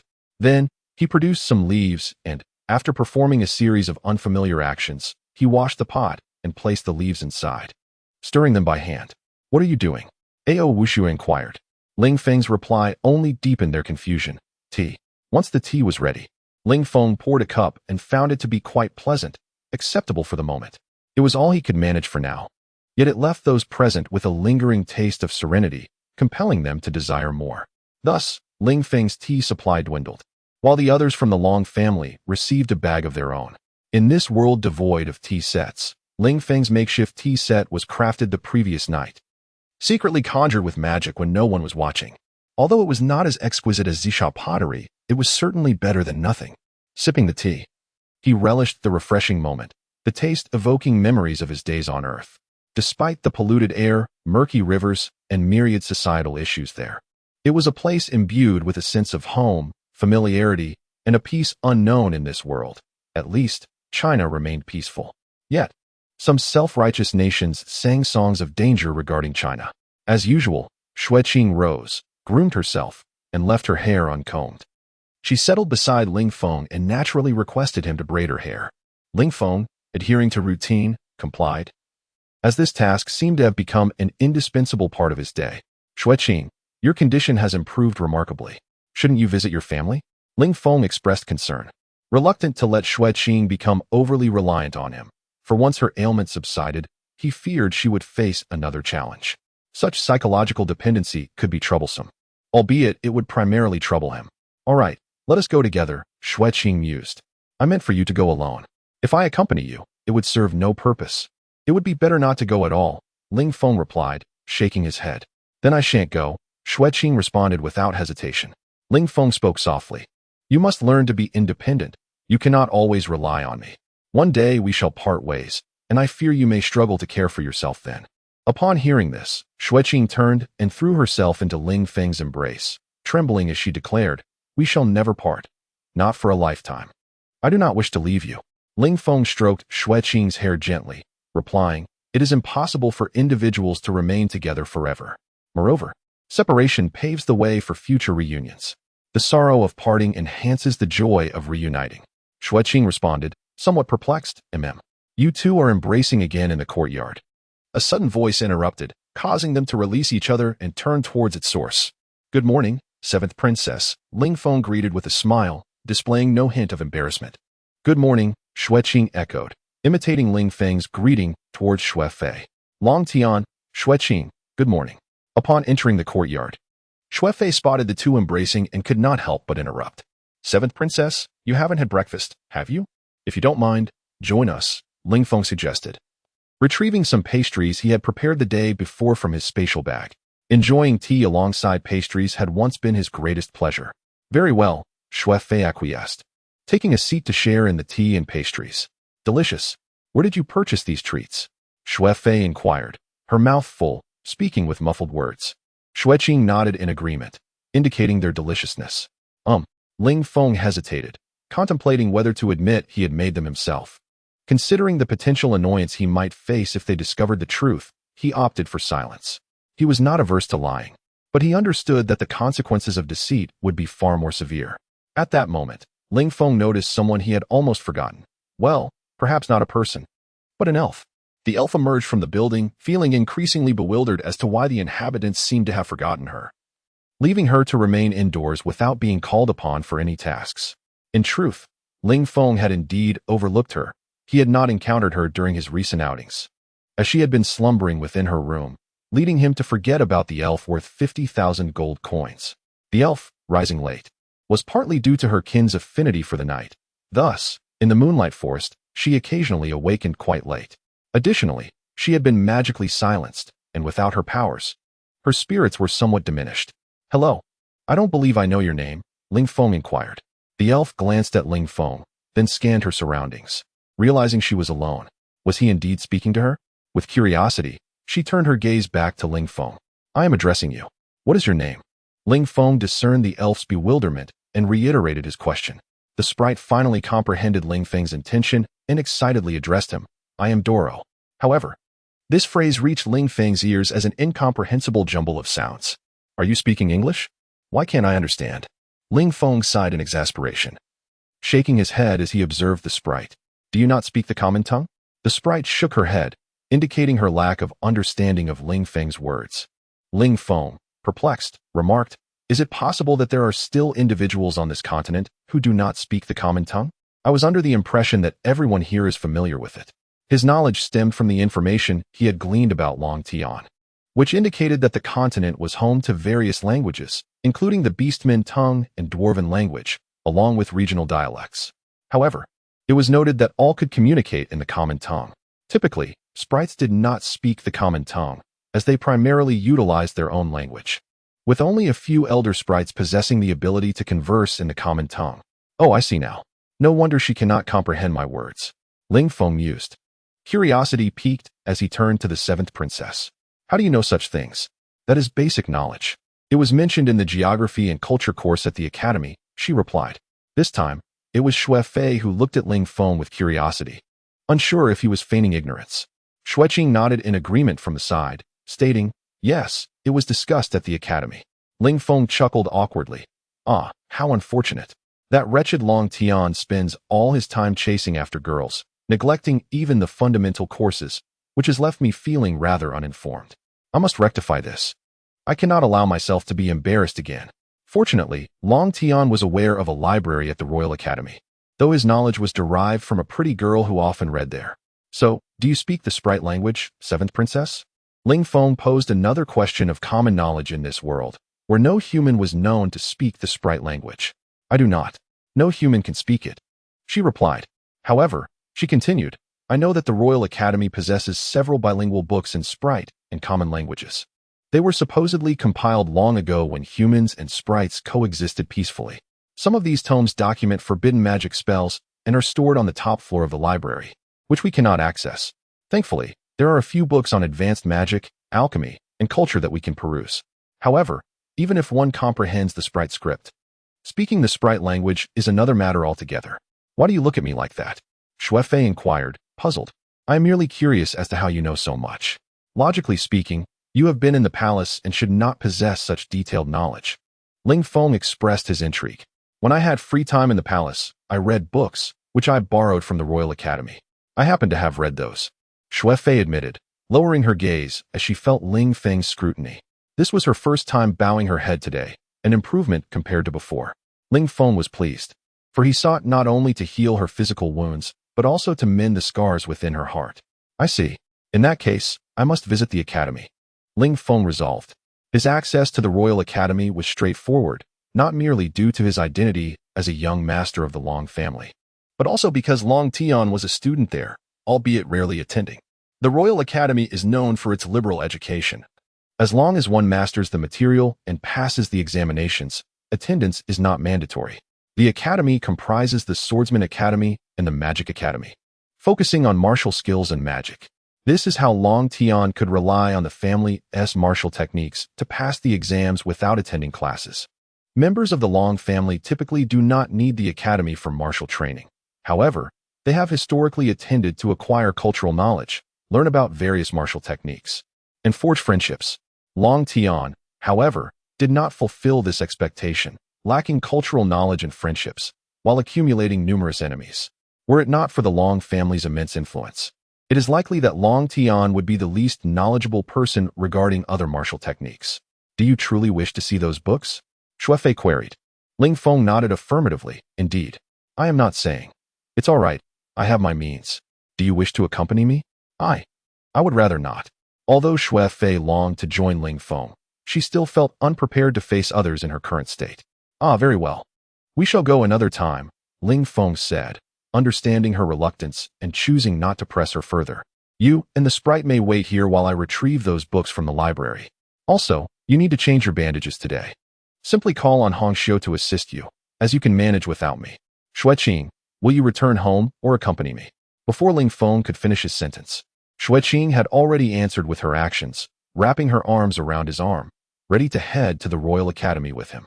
It seemed imperative to allow Xue Qing more social exposure. Otherwise, he feared what might transpire when he eventually departed. After bidding farewell to the sprite with a gesture, Ling Feng set off towards the academy with Xue Qing in tow. The Royal Academy exuded a sense of grandeur, evident from its imposing entrance.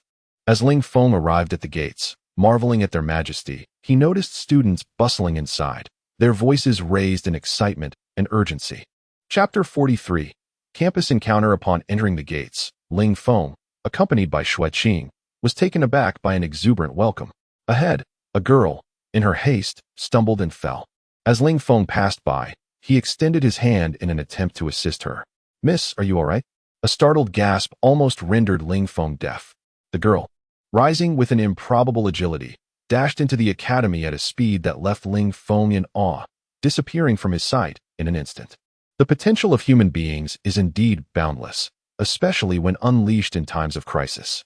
Yet, was I truly so fearsome as to send a frail girl fleeing faster than a swordsman? Reflecting on the actions of Long Tian, it seemed reasonable for them to fear me, particularly the girls, who appeared more terrified of me than of ghosts. Ling Feng pondered why they recognized him as Long Tian, but it soon dawned on him that it must be due to the recent commotion. They likely knew of his current appearance. Xue Qing, let us proceed, he said, guiding her towards the library, intending only to borrow a few books and depart, as their actions bore no relevance to him. You there? Who are you to obstruct my path? Ling Feng inquired, pulling Xue Qing behind him, addressing the individuals blocking their way with a courteous smile.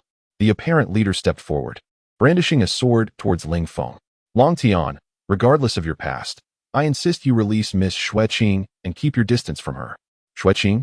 Ling Feng repeated, glancing at her before calmly responding, whether I release her or how far I stand from her is of no concern to you. Miss Xue Qing is the girlfriend of our elder brother. You are not permitted to treat her poorly, another interjected. Though he had intended to label Ling Feng a lecher for approaching her. Yet, recognizing Ling Feng's formidable influence, he opted for a more cautious tone. Ah, is that so? If that is the case, Xue Qing should indeed be with you, and I shall take my leave, Ling Feng remarked, turning to depart. The group sighed in relief, initially expecting Ling Feng to resist, but he seemed to relent effortlessly. Wait, that is not right. Their relief was short-lived as Ling Feng stroked his chin and turned back, questioning. That is merely your assertion. Xue Qing has yet to voice her opinion. It was not uncommon for individuals to falsely claim connections to beautiful women, boasting of familial ties. However, these individuals were wise enough not to claim to be her boyfriend, as only a fool would profess such a relationship in the presence of the individual concerned. The group now realized Ling Feng was toying with them, his words clearly mocking. Yet, they could only harbor their indignation silently. What is the matter? Did I speak incorrectly? Oh, do not presume I speak of you. I refer to those who make baseless claims. Ling Feng turned to Xue Qing, asking, Xue Qing, he is your boyfriend, correct? Not at all. Xue Qing responded firmly. Oh. Ling Feng feigned shock. Is there truly such a foolish person that would declare himself as such in front of her? He glanced at the group, a smirk playing on his lips, conveying that he considered them foolish. My apologies, Xue Qing. My friend speaks out of turn. The leader offered an apology, then introduced himself to Ling Feng. I am Li Wan, a good friend of Xue Qing. As her friend, I cannot allow you to force her to accompany you. Li Wan belonged to a noble lineage, and fueled by youthful exuberance, he dared to confront Ling Feng, especially since he harbored feelings for Xue Qing. Just as their relationship was beginning to blossom, Xue Qing had suddenly ceased attending school, with the Bai family merely stating she was ill and could not receive visitors. Learning of her return to school filled him with delight, yet the knowledge that she was with Ling Feng prompted him to rush over. Few knew of Xue Qing's illness, not even her relatives in the Bai family. Thus, Li Wan and his companions were unaware that Xue Qing was receiving treatment from Ling Feng, nor did they comprehend that it was Xue Qing's own choice to remain by his side. Xue Qing, do you know him? Is what he says true? Yes. He was once a good friend of mine, she replied. Did you hear that? You may now release Miss Xue Qing and depart, Li Wan insisted. Though someone astute would have recognized that Xue Qing's presence beside Ling Feng was entirely voluntary. Oh, Ling Feng gestured dismissively. I have never coerced Xue Qing, nor will I now or in the future. If you are indeed good friends, then you should have more to discuss. With that, he strode past Li Wan and his companions, disregarding their astonished expressions. Li Wan and the others were taken aback by Ling Feng's sudden departure. Had he truly changed? In the past, he would not have backed down so easily.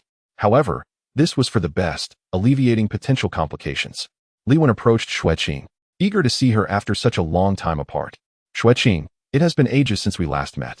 Yet, Xue Qing was not moving towards Li Wan, but rather attempting to catch up to Ling Feng. Just as she was about to reach him, Li Wan obstructed her path. She attempted to sidestep him, but he mirrored her movements, persistently blocking her way. In that moment, Xue Qing wished to unleash a water ball to propel him aside. Yet she refrained, understanding that he only wished to express concern for her well-being. Unaware that he was hindering her, Li Wan continued speaking. Xue Qing, have you recovered from your illness? Do you know how worried I have been about your condition? Had your family not said you were unable to receive visitors, I would not have gone so long without seeing you. I was overjoyed to learn of your return today, which is why I came to see you immediately. Xue Qing is not ill. Ling Feng's indifferent voice echoed from a distance. Your family wouldn't deceive me, would they?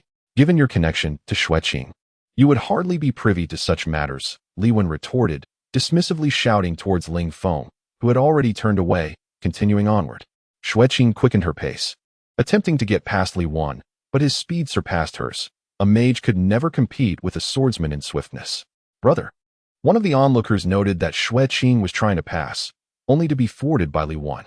The adage that love can render one foolish was indeed evident here, as Li Wen remained oblivious to Xue Qing's intentions to follow Ling Feng. Even the others began to recognize her desire, yet he continued to misinterpret her actions as playful evasion. What is it?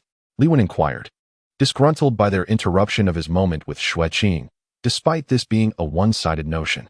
Brother, I believe Miss Xue Qing wishes to pass. Pass? To where? Li Wen questioned, incredulous at the thought of her going to Long Tian. Fear not, Xue Qing. I shall protect you. Long Tian would not dare harm you. As he spoke, Ling Feng began to turn a corner. Growing anxious, Xue Qing pleaded, Please, let me through. Huh. Li Wen instinctively stepped aside, only to quickly block her path again, insisting, Xue Qing, you need not worry. I am of noble blood, and my father holds a high position. Long Tian would not dare lay a finger on me. Watching Ling Feng vanish around the corner, Xue Qing could no longer contain her frustration and unleashed a water ball towards Li Wen. The sudden splash of a water balloon caused Li Wen to sidestep, giving Xue Qing the opportunity to slip past him and sprint towards Ling Feng. Li Wen watched her figure, rendered speechless for a long time. Brother, we should leave. Miss Xue Qing is not being coerced. She willingly follows Long Tian, one of his companions urged. Reflecting on it, they realized that from the very beginning, it was Xue Qing who had held on to Ling Feng's arm, and her demeanor appeared entirely natural, devoid of any signs of duress or first-time awkwardness. Initially, they had been trapped in a mindset of coercion and victimhood. It seemed the rumors circulating about the two were indeed true. The entire imperial city was abuzz with talk of them as a couple, for they were always seen together. Wherever Ling Feng went, Xue Qing followed. No. Xue Qing must be forced. She would never accompany someone like Long Tian, Li Wen insisted, trying to convince himself that this was not the reality. Long Tian must have employed some despicable means to make Xue Qing submit. I will rescue you, Xue Qing. Ling Feng stood before the library, gazing vacantly at the tower-like structure. The first floor was vast and spacious, while the second floor was considerably smaller, and the upper levels resembled a traditional Chinese pagoda, compact yet prominent. The library boasted 7 floors in total. The first floor housed an array of cultural books, including history, geography, and humanities, making it the most populated level. The second floor contained foundational texts on magic and martial arts, alongside alchemy, which was categorized with magic and martial disciplines due to its reliance on magical principles and its ability to produce formidable magical artifacts. The third floor featured introductory texts on magic and martial arts, significantly fewer in number, thus necessitating a smaller space. The fourth floor held intermediate materials, even scarcer, but the structure could not shrink further, so it matched the third floor's dimensions. The fifth floor was dedicated to advanced studies, while the sixth floor housed top-tier martial arts texts, and the seventh contained forbidden spellbooks. Like many narratives, this library was shrouded in magical restrictions, preventing the entry of external magical elements, thereby inhibiting the unimpeded casting of spells. Otherwise, some might impulsively unleash magic, rendering the library inoperable. Each floor was separated by magical barriers, with entry contingent upon meeting specific proficiency requirements. An exception existed between the first and second floors, which lacked such barriers. Another restriction forbade the removal of books without prior consent. Only after registration could one take a book outside, with the sixth and seventh floors being entirely off-limits for borrowing. Ling Feng stepped toward the main entrance, desiring to enter the library. Wait. A melodious voice halted him. He turned to see a demure girl standing behind him, a book in hand, clad in a pale yellow dress that clearly marked her as the quintessential good girl type. Are you calling me? Ling Feng inquired. Yes, she replied. Is there something you need? You cannot bring pets into the library. That is against the rules, the girl pointed out, indicating the small cat perched on Ling Feng's shoulder, then gestured to a sign at the library's entrance, continuing, It states here that pets are not allowed inside. Ling Feng glanced at the sign she was indicating, which detailed various library regulations, including the prohibition of pets. This is not my pet. Then I should be allowed to enter, he said, gently patting the cat's head. No, the girl insisted. You cannot do that. Everyone must adhere to the academy's rules. She spoke earnestly, calling out to Ling Feng as he prepared to enter the library. Why not? It merely states no pets, not that friends cannot come. Ling Feng paused and stated seriously, the cat is my friend, an irreplaceable companion. The girl, taken aback by his declaration of friendship, struggled to formulate a rebuttal. Ling Feng smiled and turned back to continue his previous endeavor. No, she exclaimed loudly, her inherent good-natured disposition not permitting such a scenario. Summoning her courage, she addressed Ling Feng. Even if it is your friend, it is still a pet. You will get scolded for bringing it in. Scolded? Ling Feng nearly stumbled. This girl was genuinely adorable. What did being scolded mean to him? He was no child. Yes. If not, the principal will be very angry, and the consequences will be severe, she stated with utmost seriousness, delivering a classic line. Bang! Ling Feng fell to the ground. Where did you learn that line? He asked as he got up, wiping sweat from his brow. Could it be that others have traversed into this world? Or how else could such a phrase exist? What do you mean learned? I didn't learn it from anyone, the girl replied, puzzled. Is there something wrong with that phrase? No, it seems merely a coincidence. Considering that this phrase was used by many before becoming a classic, perhaps it has only recently drawn attention. Then are you still going to take the pet inside?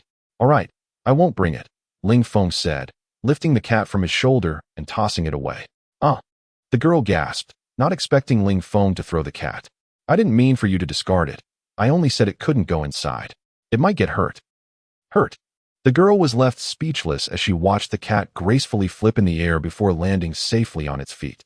You see, I am no longer bringing a pet, Ling Feng remarked as he stepped into the library, turning back just in time to add, if it comes in on its own, it doesn't count as me bringing it. That will not concern me. Come in on its own? What do you mean?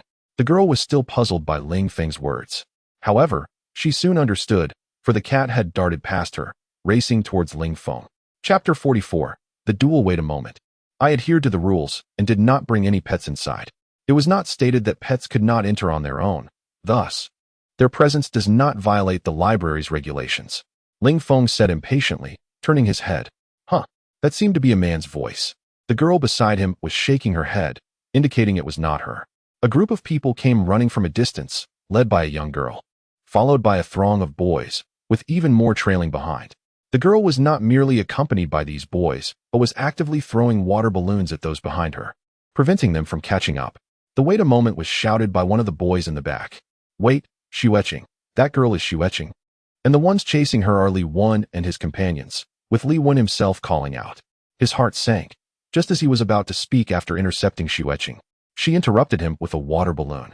Once again, she dashed past him towards the library. Unwilling to give up, Li Wen pursued her. But this time he was met with a barrage of water balloons that left him and the others drenched. From the beginning, they had noticed that Xue Qing had not cast any spells. Could it be that she had already attained the rank of a mage?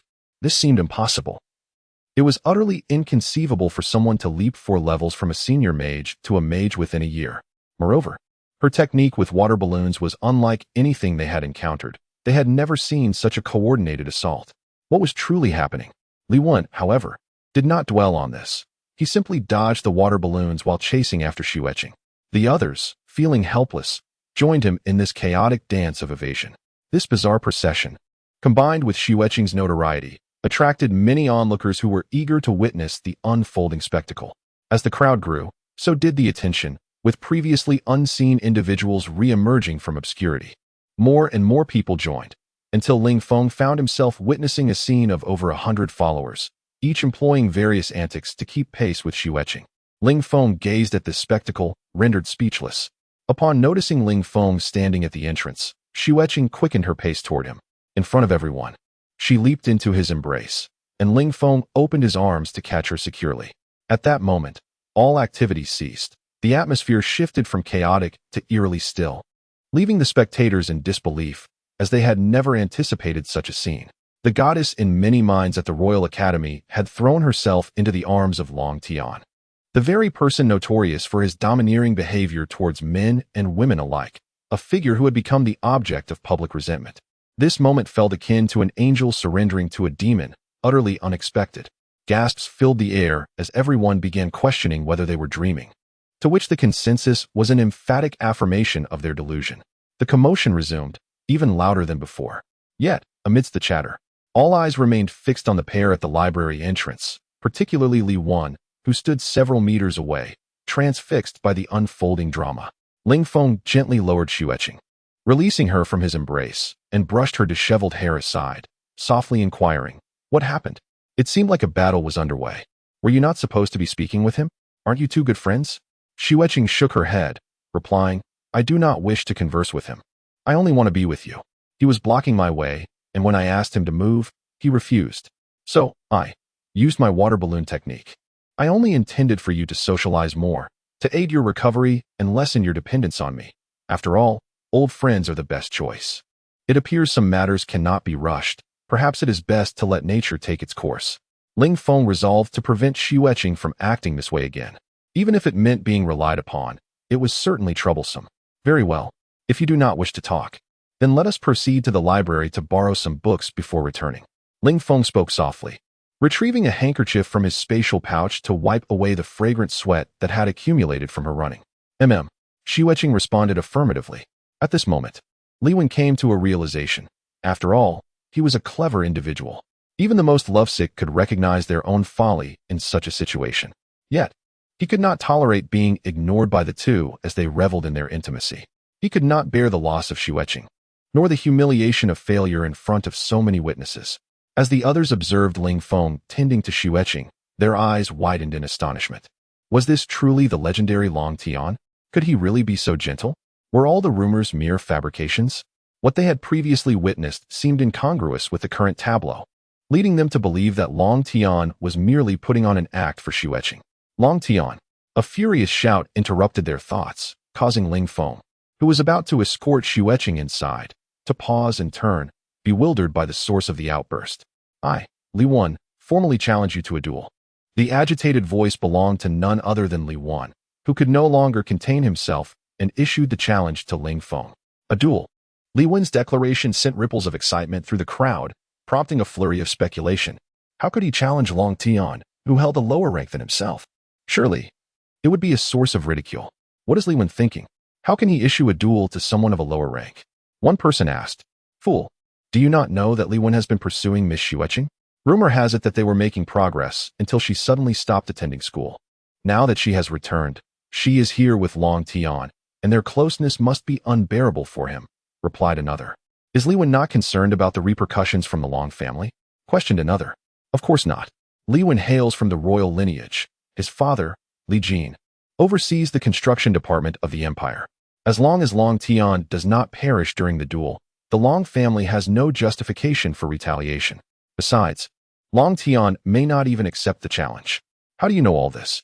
"I am one of Miss Xue Qing's suitors, naturally aware of my rivals," came the response, followed by a lament. "Alas, my beloved Xue Qing has thrown herself into Long Tian's embrace." Ling Feng was even more perplexed now, staring at Li Wan for a moment before asking, "You wish to duel me?" "Indeed. I, Li Wan, wish to challenge you," he replied, enunciating each word clearly. "I recall the imperial regulations. It seems this young lady is quite invested in these matters. Perhaps you could enlighten this elder brother on the empire's rules regarding duels." Ling Feng spoke to a girl nearby, who had been insisting on following the rules. The girl, initially envious of Xue Qing, was caught off guard by the sudden demand to explain the regulations. However, she complied, stating, "The empire stipulates that nobility may challenge another noble to a duel, but the challenged party has the right to refuse. You seem to have forgotten a critical detail. Typically, the challenger does not hold a higher rank than the one challenged. It appears this esteemed Li Wan is among the top 10 in the academy, possessing the title of senior swordsman, while I currently hold the same rank. He surpasses me by 3 levels, Ling Feng remarked, waving his hand dismissively. Taking a deep breath, he exhaled.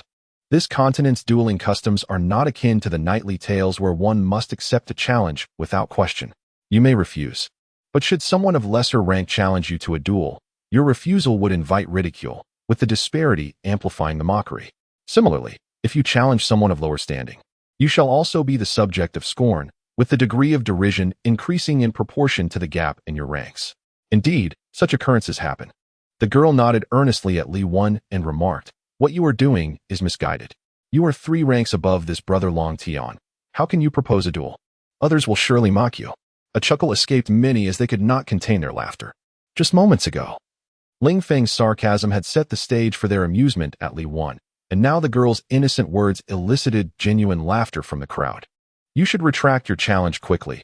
I will ensure no one ridicules you," she continued to provoke their amusement. Laughter erupted, with everyone joining in, particularly Ling Feng, who laughed the loudest, while even Xue Qing let out a soft giggle. At the moment of Ling Feng's earlier mockery, Li Wen had sensed that his previous decision was somewhat rash, having forgotten that his opponent was merely a senior swordsman. The girl's words flushed his face with embarrassment and anger. However, the laughter only reignited his pride. Having issued the challenge, he resolved to see it through. "I shall not retract my words. If Long Tian refuses, I shall not press him," Li Wen thought, knowing Ling Feng would likely decline. This would provide him an easy exit. Yet, he did not foresee that this was Ling Feng, not Long Tian. Were it Long Tian, he might have graciously declined the duel. However, Ling Feng was not Long Tian. "I accept your challenge," came the unexpected reply. It shocked many. They had not anticipated such an acceptance from him. This was unlike his usual demeanor. Was someone impersonating Long Tian today? "Brother Long Tian, why did you agree? You ought to have refused. Are you afraid of being mocked?" "That cannot be. They will only ridicule him," the girl implored. Long Tian's earlier demeanor towards Xue Qing had transformed his image in her eyes, elevating him to brother Long Tian. Ling Feng smiled gently at the girl and replied, "Thank you for your concern. I will be fine." He then turned to Li Wen and said casually, "My acceptance of your challenge is not born of anger. Allow me to remind you that my title is a year old and does not reflect my current strength. You should be prepared." Li Wen declared loudly, "That is splendid. I feared I might defeat you too easily, rendering it uninteresting. Since you claim your title does not equate to your current strength, I can only assume you possess power comparable to your former title. However, I must honestly tell you that my title is also from the past. My current strength undoubtedly exceeds yours." If Ling Feng's earlier words were akin to a bombshell, Li Wen's proclamation now felt like a heavy detonation, leaving the audience in stunned silence. Not only had Ling Feng achieved a remarkable leap in ranks over the past year, but Li Wen also claimed he surpassed his current title. The pinnacle of swordsmen is the Sword Saint, and to become one at merely 24 years of age is exceedingly rare, both in the present and throughout history. You may choose the time and place. Simply notify me when you decide, Ling Feng said nonchalantly. Li Wen understood that the sooner the duel occurred, the better. Otherwise, rumors would proliferate, damaging his reputation. The longer he waited, the more people would speculate about his challenge to someone of a lower rank. Although Ling Feng had claimed a strength distinct from his title, Li Wen had been unaware of this when he issued his challenge. Tomorrow afternoon, at the 3rd dueling arena of the school, Li Wen set the date for the imminent duel. Ling Feng shook his head. "That will not do." "What? Are you afraid? If you are, you need not accept." "I can still agree to your refusal," Li Wen sneered, thinking Long Tian remained unchanged. He had expected a transformation, but found the same familiar demeanor. He would never allow Ling Feng to deceive Xue Qing under the guise of false pretenses. As the crowd anticipated Ling Feng's refusal, he spoke. "I merely wish to indicate that tomorrow is not suitable. Choose another day. I have prior commitments to attend Lin Yubing's concert." "You? Do you seriously think a concert holds more importance than a duel?" Li Wen retorted angrily, unable to fathom Ling Feng's excuse. Ling Feng suddenly adopted a serious expression and replied, "I committed to attend her concert 6 days ago, while your challenge only came to me today. A man of honor keeps his word. I do not believe your duel surpasses the concert in significance, nor do I deem the concert more important than your challenge. For both are promises I have made and are equally significant. Should a conflict arise, I will choose the earlier commitment." The atmosphere fell silent. No one had anticipated such a profound statement from Ling Feng. It instilled a sense of respect within the crowd, perceiving him as a man of his word, treating all promises with equal gravity, regardless of their nature. They had previously distinguished the importance of commitments based on their scale, but Ling Feng's words reshaped their understanding of promises. Even Li Wen found himself devoid of retorts, contemplating Ling Feng's insights alongside the others. "Very well. Select another time and inform me accordingly. I must now enter the library to find a few books," Ling Feng said, turning to leave. "Long Tian, I now regard you as a worthy opponent. I will choose an appropriate time for our duel, and I assure you I will take it seriously. I hope you do not disappoint me, Li Wen declared, having come to respect Ling Feng as a rival based on his recent display. Understood, came Ling Feng's voice from within as he finally stepped into the library. Chapter 45. The innocent Lilin. This situation was only so for Ling Feng. For others in this vast continent, books were abundant, far more than one could imagine. The literary resources of this realm were not as plentiful as those on Earth, and most of the books were painstakingly hand-copied. Furthermore, the cost of paper was exorbitant, rendering the price of a single book equivalent to a common person's annual living expenses. Ling Feng found himself silently regretting having burned those books of Long Tian in the past, as selling them would have generated a considerable income. Approaching the librarian, Ling Feng inquired about a few specific titles, hoping to borrow them for his own use. The librarian regarded him with curiosity, uncertain of Ling Feng's intentions for those particular volumes. He was aware that they were written in both Elvish and a common tongue, and aside from their bilingual nature, they possessed no remarkable qualities. In fact, due to their dual language format, they were often deemed tedious to read, and no one had borrowed them since the library's inception until today, when someone sought to borrow them all. Despite his bewilderment, the librarian complied with Ling Feng's request and went to retrieve the books. While he searched, Ling Feng wandered to the nearest bookshelf, selecting a volume to peruse. He swiftly finished it and moved on to another. His reading speed not only attributed to his own capabilities, but also to the fact that the text was quite large, given that all books were handwritten. Thus, he flipped through the pages at a remarkable pace, akin to a scanner, absorbing the content into his mind. Unbeknownst to him, the patrons of the library observed him with the impression that he was merely flipping through pages. From the moment Ling Feng entered, their first thought had been that he was there to admire the library's beautiful maidens, rather than to engage in reading. However, the presence of the two companions accompanying him and their immediate approach to the librarian for book borrowing dispelled the notion that he was there for mere frivolity. Instead, it raised curiosity about his actual purpose, which they were convinced had nothing to do with his desire to read. As Ling Feng began to read, they watched him in astonishment. Could he truly have transformed, opting for books over beauty? Yet, this notion was quickly dismissed as they witnessed his rapid page flipping. To them, it was evident that he was not truly reading, but merely skimming through. Consequently, they returned to their own reading, ignoring Ling Feng's actions. Apart from a select few who looked toward him, not due to his presence, but because of those accompanying him. One girl even approached Ling Feng and his companions. "Brother Long Tian, what are you reading?" One of the two companions was undoubtedly Xue Qing, while the other was a girl who had just been at the entrance. Xue Qing interpreted Ling Feng's actions as reading, but the girl regarded him with curiosity, eventually posing her question.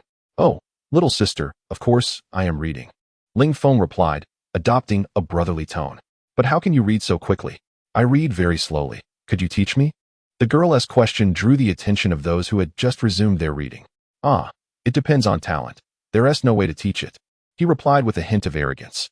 "I am a genius, able to read 10 lines at a glance." Ling Feng's response elicited scoffs of disbelief from others present. "Wow, Brother Long Tian, you're amazing." The girl expressed her admiration without a trace of doubt. "Of course, I am quite impressive," he said with shameless pride.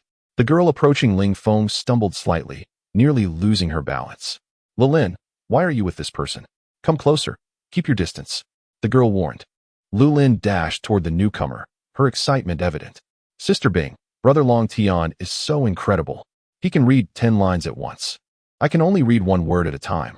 Ling Feng studied the girl now standing before him, her skin as pale as snow, perfectly matching her frigid aura. A fleeting glance at her was refreshing, as if she possessed a cooling effect more effective than air conditioning during summer. Her beauty rivaled that of Princess Xue Ro. It was clear to Ling Feng that Long Tian had certainly encountered her.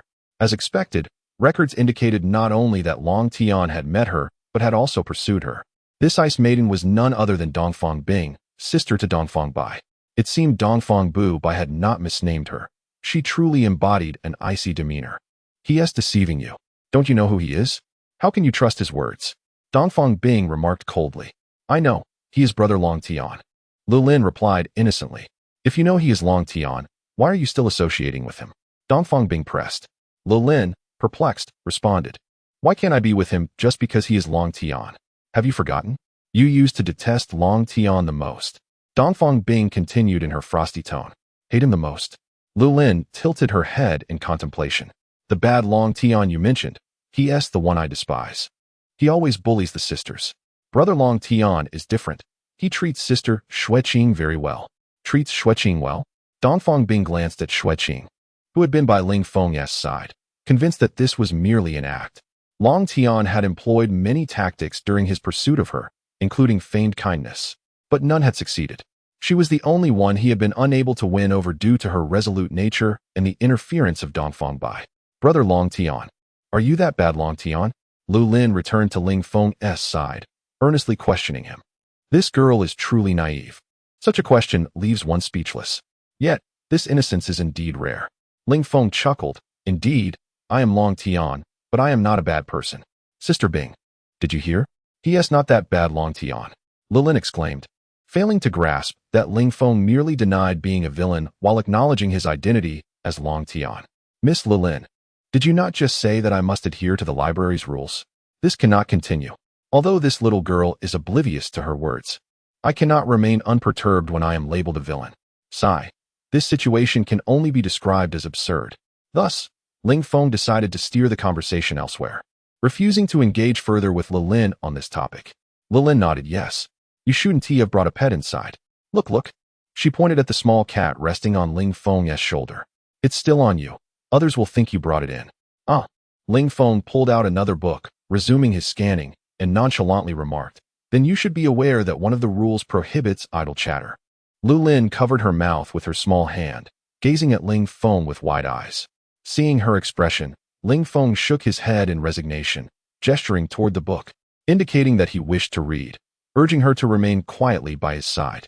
Lu Lin complied and settled quietly nearby, while Xue Qing continued to stand beside Ling Feng as he swiftly turned pages. This scenario piqued Dongfang Bing's curiosity. Not only did she wonder why the two girls chose to stay near Ling Feng, but she also noted that his demeanor towards her today was entirely different. In the past, during his pursuit of her, he would gaze at her with rapt attention, but today he merely glanced at her briefly, failing to linger even a moment. To suggest he was pretending for Xue Qing's benefit seemed unlikely.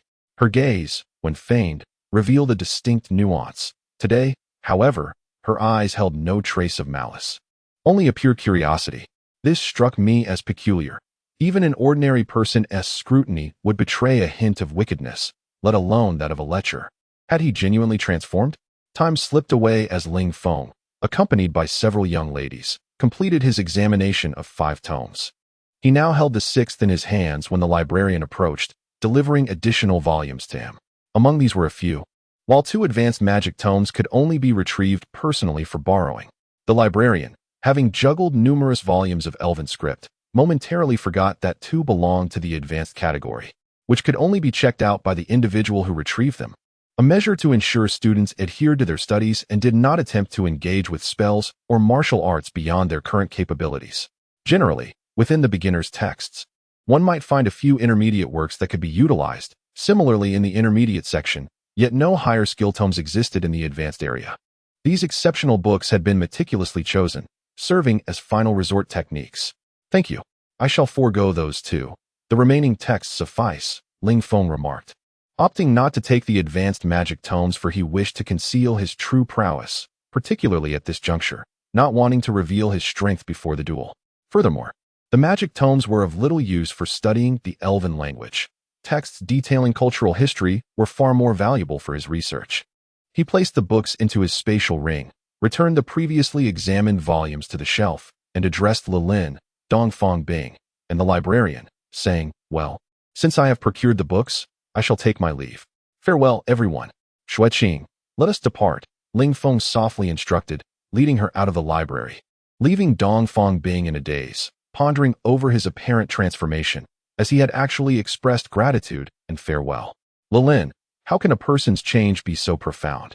Dongfang Bing mused, only to realize Lu Lin was not by her side, but had followed Ling Feng outside. What was with this girl today? So eager to linger beside Long Tian?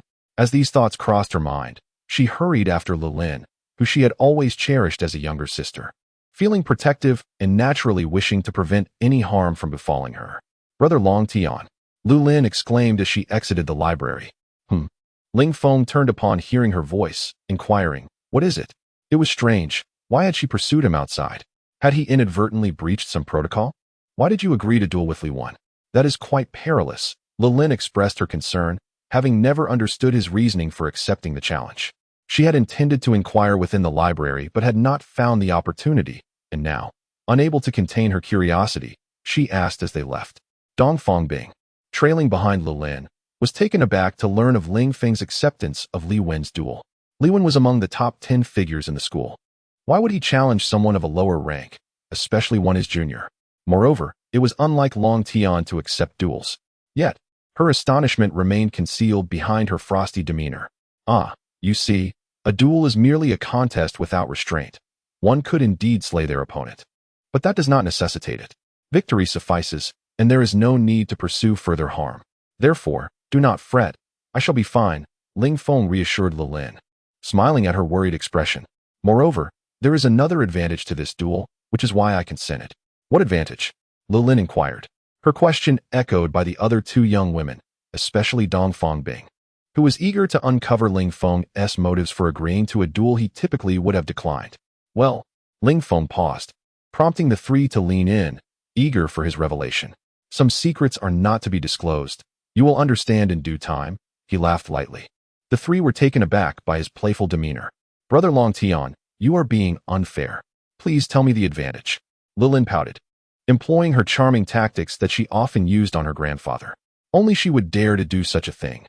Xue Qing knew she would eventually uncover the truth. As for Dongfang Bing, she would never stoop to such inquiries. "I cannot divulge that, or the plan may falter." Ling Feng nearly let slip the secret but managed to hold his tongue, understanding that revealing it now would jeopardize everything. "Humph, Brother Long Tian is a villain. I shan't speak to you any longer," Lin retorted, employing her strategy against her grandfather. If the first ploy failed, she would resort to this one. "Oh, if you choose to ignore me, it would be best for me to vanish from your sight. Farewell," Ling Feng said, taking Xue Qing's hand, swiftly departing from the clingy girl. "Humph," Lin huffed, stamping her foot in frustration as she watched Ling Feng retreat rapidly. "Sister Bing, let us read. I shall no longer pay any attention to Brother Long Tian." Chapter 46. The language of elves. Ling Feng was engrossed in studying the bilingual books he had borrowed from the library, endeavoring to comprehend the elvish language. His method was rather straightforward. He would have the elf read the bilingual text word by word, while he simultaneously followed along with the common tongue, memorizing the pronunciation of each word. While this approach proved effective for Ling Feng, it was considerably more challenging for others, who lacked his extraordinary memory. Without such a remarkable ability, they struggled to retain the pronunciation, and even if they managed to memorize it, they would find themselves at a loss when it came to articulating Elvish, merely capable of reading the texts aloud. Ling Feng was able to remember the Elvish pronunciation after just one reading, subsequently grasping its meaning through the content of the books. Fortunately, one of the books resembled a biography and contained numerous dialogues, further facilitating Ling Feng's acquisition of the Elvish language and enabling him to analyze its grammar with greater ease. Xue Qing and Xue Fei observed them from the side, puzzled by Ling Feng's insistence on having the elf read continuously without providing explanations or posing questions. They could not comprehend the Elvish words, yet Ling Feng's earnest expression kept them silent, refraining from inquiring about the situation. Only they could remain so composed. Had it been Xuero, she would have posed a barrage of questions by now, and as for Lin, she would undoubtedly have asked Long Tian, "Why is the elf reading like this? Can you understand?" After the elf completed the final book, she took a deep breath and stretched languidly. Had an ordinary person witnessed such a lazy gesture from an elf, they might have been left dumbfounded for quite some time. In that moment, Ling Feng was captivated, seeing for the first time the more human side of the elf. Previously, he had only perceived elves as beings intertwined with nature. Although the essence of nature was refreshing, it had never drawn him in. "You must be tired," Ling Feng remarked to the elf. "Yes, a bit fatigued after reading so many books," the elf instinctively replied. Suddenly, she felt something amiss. How could she understand Ling Feng's words? Had she truly begun to comprehend human language? No, it seemed he was speaking Elvish. She stared at Ling Feng in shock. You can speak our language?" "Indeed," Ling Feng replied. "Elvish is not particularly difficult." "Where did you learn Elvish? When did you learn it? Who taught you? Why haven't you spoken to me before?" The elf excitedly fired off a series of questions. I learned it from you. Just now. That's why I couldn't speak it before, Ling Feng replied nonchalantly. You learned it from me in just one instance? How could that be possible? The elf was astonished and skeptical, muttering to herself, is Elvish really that easy to learn? Elvish is not overly difficult, but it is not exactly easy either. Ling Feng said softly. Not easy. Then how did you learn it so quickly? Were you just deceiving me? The elf questioned, filled with doubt. Ling Feng grinned and replied, I am not deceiving you. I am different from ordinary people. While they find it challenging, I learn it with ease. Why is it easy for you and hard for them? The elf inquired, puzzled. Because. Ling Feng extended the syllable, I am a genius. You are lying. The elf retorted directly. Ling Feng had not anticipated such a straightforward accusation of deceit. Well, I haven't truly mastered your language yet. My grammar is likely not entirely correct. I can merely communicate at a level you can understand, but there is still much to learn. Ah, I noticed something was off earlier. It turns out it was your way of speaking. While I could understand you, it was not phrased correctly. Your expressions are rather peculiar. The elf candidly pointed out Ling Feng's shortcomings. Thus, I must trouble you with a request. What is it? Ling Feng asked earnestly. From now on, let us converse. If I make any mistakes, you must correct me, the elf replied excitedly, eager for the opportunity to engage in conversation, having not spoken for quite some time. In the realm of humans, no one had conversed with her, and now that she had found someone, she was determined to seize the chance for an extensive dialogue. This very sentiment led Ling Feng and the others to form a skewed impression of elves, believing them to be naturally loquacious. The two entered a state of engrossing conversation, completely oblivious to Xue Qing and Xue Fei. However, the two were not upset. They were still in a state of astonishment. From the moment Ling Feng uttered his first sentence in Elvish, they exchanged bewildered glances, unsure of what he was saying. Just as they were about to inquire, they heard the elf respond, and soon witnessed an exchange of dialogue between Ling Feng and the elf. The thought that he understood Elvish began to dawn on the two. The subsequent events confirmed their suspicions. Ling Feng indeed comprehended the Elvish language. This revelation left them in a state of disbelief as they gazed at Ling Feng, for they knew that no humans currently possessed knowledge of Elvish. Communication between the two races had always relied on the elves using the common tongue. The sudden emergence of a human who understood Elvish, particularly one so significant to them, was nothing short of astounding. Moreover, the fact that Ling Feng, who had previously been unable to speak Elvish, had managed to learn it so quickly through the elf's reading was astonishing. This led Xue Fei to speculate that perhaps Ling Feng had always known Elvish and had merely pretended otherwise. In contrast, Xue Qing harbored no doubts, believing wholeheartedly in Ling Feng's capabilities. However, she had never witnessed him engage in such extensive conversation with anyone since her recovery, not even with his own parents. Yet here he was, chatting away with the elf, evoking a tinge of envy in Xue Qing, despite her lack of understanding of their dialogue. The elf, equally astonished, marveled at Ling Feng's exceptional learning ability. Any mistakes she pointed out were never repeated, and she found that he never faltered in his responses. Presently, Ling Feng's grammar was nearly flawless. If he were in the Moonlight Forest, regardless of race, others would likely believe he had grown up there, never suspecting that he had only mastered Elvish that very afternoon. What are you two doing? Long Tian, do you speak Elvish? It seems like you are having a conversation with the elf. I just learned it, and am currently practicing my speaking skills with Duo Luo, Ling Feng replied, having discovered that the elf's name was Duo Luo. What nonsense are you spouting? I don't understand anything. It appeared that Ling Feng, out of habit, had continued speaking in Elvish, which left others baffled. Apologies, I momentarily forgot to switch languages and spoke in Elvish, Ling Feng explained to Xue Qing and Xue Fei. I was conversing with her because I just learned it, and I still have much to grasp regarding the grammar. Why are you shaking your heads? Suddenly, Ling Feng noticed Xue Qing and Xue Fei shaking their heads. What was going on? Was there something unclear about his previous statement? Just then, a thud resonated in Ling Feng's mind, followed by a voice from behind. You little rascal, do you only have eyes for Xue Qing and Xue Fei? Am I invisible to you? Ah! Ling Feng turned to see Ao Wuxue standing behind him. No, how could I overlook you? If anything, I might consider you transparent. A burst of laughter erupted from behind Ao Wuxue, and Ling Feng then noticed Long Ju and Bai Yun standing there, their laughter reverberating through the air. They had just been at the Long family residence discussing the reconstruction. Since Ling Feng's courtyard currently lacked a wall, they spotted him sitting at a stone table with 3 others in the distance. At first, they assumed he was chatting with Xue Qing and Xue Fei. laughing and expressing how well they could coexist now, and how promising the future appeared. They continued their discussion until dusk, deciding to address the remaining matters the following day and to check in on Ling Feng and his companions first. As they approached, they were surprised to see that Ling Feng was not conversing with Xue Qing or Xue Fei, but rather communicating with an elf in a language they had never heard before. Curious about when Ling Feng had learned the elven tongue, Ao Wuxue inquired, "What did you say? Please repeat that." Ao Wuxue, growing impatient, tugged at Ling Feng's ear and shouted, "Ah!" Ling Feng stood up in response to her grip, exclaiming, "I was wrong. I misspoke. Mother, please let go. My ear is about to come off. Just wait until next time. I didn't mean to disrespect you." Gradually, Ao Wuxue released her hold and asked, "By the way, you mentioned chatting with an elf and that you just learned the elven language. How did that come about?" "Nothing much, really. I simply learned the elven language to enhance my linguistic skills while conversing with her," Ling Feng replied nonchalantly. "What? You actually know the elven language? Where did you learn it, and when?" "We had no idea." The others were astonished, confirming Ling Feng's proficiency in elven speech, akin to the elves themselves, and bombarded him with questions. Today, from Duoluo, Ling Feng explained, aware of their surprise. It was indeed remarkable, for he had learned that elves rarely taught humans their language, and humans only possessed written forms of it.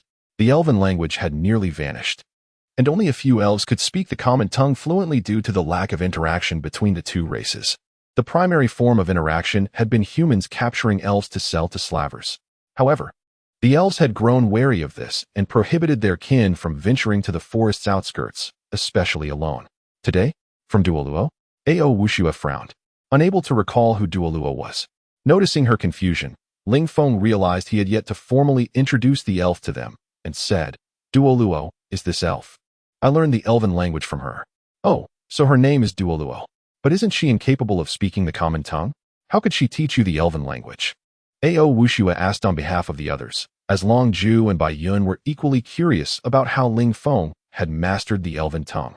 Given that the elven language had become nearly extinct, proficiency in it would provide a unique opportunity to connect with the elves. Though few in number, the elves were all magical prodigies, with their mages far surpassing the collective magical practitioners of human nations on the continent, making them highly sought after.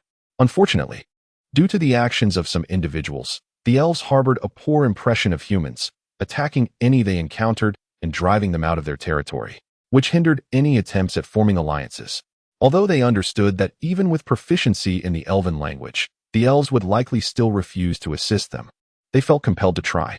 Such is the nature of diplomacy, one must attempt the impossible. Thus, Ling Feng's ability to speak the elven language would undoubtedly become a focal point, attracting many who sought to learn it from him or to seek him out in the Moonlight Forest. "She cannot speak the common tongue, so I went to the library and found several bilingual books on elves and humans, allowing her to read them to me. This way, I could learn the elven language," Ling Feng elucidated, unaware that his explanation would raise numerous questions. "Even if she reads it to you, it's still elven. How can you grasp what she is saying? And how did you learn to converse with her?" Ao Wuxue and the others were even more bewildered, questioning how such a method could possibly yield proficiency in the elven tongue. Actually, it's quite simple. As long as one understands the common language written above, one can discern the meaning.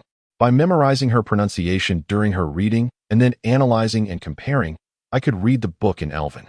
Through the combination of several books, I could deduce the grammar of the elven language, and by conversing with Duoluo, I could refine my elven speech. Ultimately, the more I chat with her, the more proficient I become. Ling Feng explained his process of learning the elven language, leaving them astonished. "You make it sound so easy. How could it possibly be that simple? How could anyone memorize an entire book and recall her pronunciation?" Ao Wuxue expressed her disbelief, struggling to accept that someone could learn the elven language in such a manner, especially her son, whom she had watched grow up and whom she knew well. Ao Wuxue and Apos' skepticism was understandable.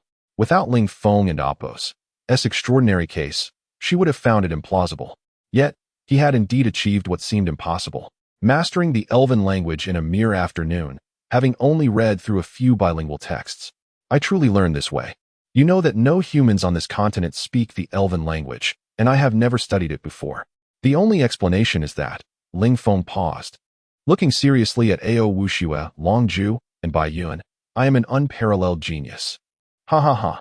Upon hearing this, the group fell to the ground in disbelief, unprepared for Ling Feng's sudden boastful declaration.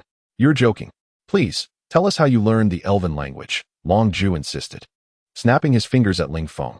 Rubbing the spot where he had been struck, Ling Feng replied, I already told you. If you don't believe me, just ask Xue Qing and Princess Qi. They've been watching the entire time. Yes, I saw it, Xue Qing affirmed, standing beside Ling Feng, rubbing his sore spot as she spoke. She then smiled sweetly at him. Indeed, Long Tian is telling the truth. I have been watching all along, Xue Fei added. If it were only Xue Qing's word, Ao Wuxue might have remained skeptical, but with Xue Fei corroborating, the truth of Ling Feng's claims became evident. Long Ju by Yun. And Ao Wuxue gazed at Ling Feng as if he were a stranger, examining him from head to toe as if he were a marvel. Are you really my son? Ao Wuxue questioned. Of course not. That would be absurd. Ling Feng placed his hand on Ao Wuxue's forehead, feeling her normal temperature. Why would you ask something like that? Get away from me. Ao Wuxue swatted Ling Feng's hand away. I'm perfectly fine. You think I'm feverish? It's just that your recent behavior has been quite surprising, especially learning the Elven language in just one afternoon. It makes me wonder if you are still the same little Tian from before. I am certainly not the same little Tian. I am now a brand new Long Tian. One that drives countless maidens wild and inspires reverence in many. Ling Feng began to show off, growing increasingly comfortable with his identity as Long Tian, their son. All right. We understand you're amazing and that you're not the same as before. Just remember to keep your self-praise within reasonable limits. And avoid saying things that are clearly exaggerated. Ao Wuxue smiled, pleased with Ling Feng's positive transformation, which she had longed to see. By the way, Uncle Bai, have you come to see Xue Qing again? Ling Feng sought to divert attention from his embarrassment. No, I did not come today to inquire about the snow conditions. Chapter 47. Rebuilding the Long family. Why can't I come here to do something else? Bai Yun chuckled. Of course you can come. But don't you think Aunt Bai will be upset? She might think you're out fooling around and make you kneel on a washboard, Ling Feng teased. You're just a child. How would you understand adult matters? Aunt Bai is incredibly accommodating towards me. She would never make me kneel on a washboard, Bai Yun replied with a hint of reluctance. Indeed, his wife had been complaining lately about him spending time at the Long family, even suspecting he might have another woman. Women are always prone to suspicion, which had been Bai Yun's predominant thought these past few days. How can you speak so carelessly? You've stirred up Uncle Bai's painful memories. This is unacceptable. One should not reopen old wounds. Be mindful in the future, Long Jia admonished Ling Feng, though the evident amusement in his eyes revealed he wasn't genuinely scolding him, but rather sharing a quiet laugh. Xue Qing giggled softly from the side. Xue Qing. Alas, how a daughter grows up so fast. Look at you, only knowing how to tease Long Tian and not even coming over to greet me. You even join him in mocking me, your father. Sigh. My obedient daughter has been corrupted by Long Tian. Bai Yun sighed deeply. Dad. Xue Qing called out to Bai Yun, then continued, I wasn't mocking you. That's just how you and Mom are. There's nothing funny about it. Huh. Ling Feng and Long Ju burst into laughter at Xue Qing's words. You too, enough of this. Bai Yun exclaimed, pressing his forehead. Little Tian, I am the Minister of Finance, responsible for managing the finances of the entire empire. I know that, but why are you bringing this up suddenly? Does it relate to your visit here?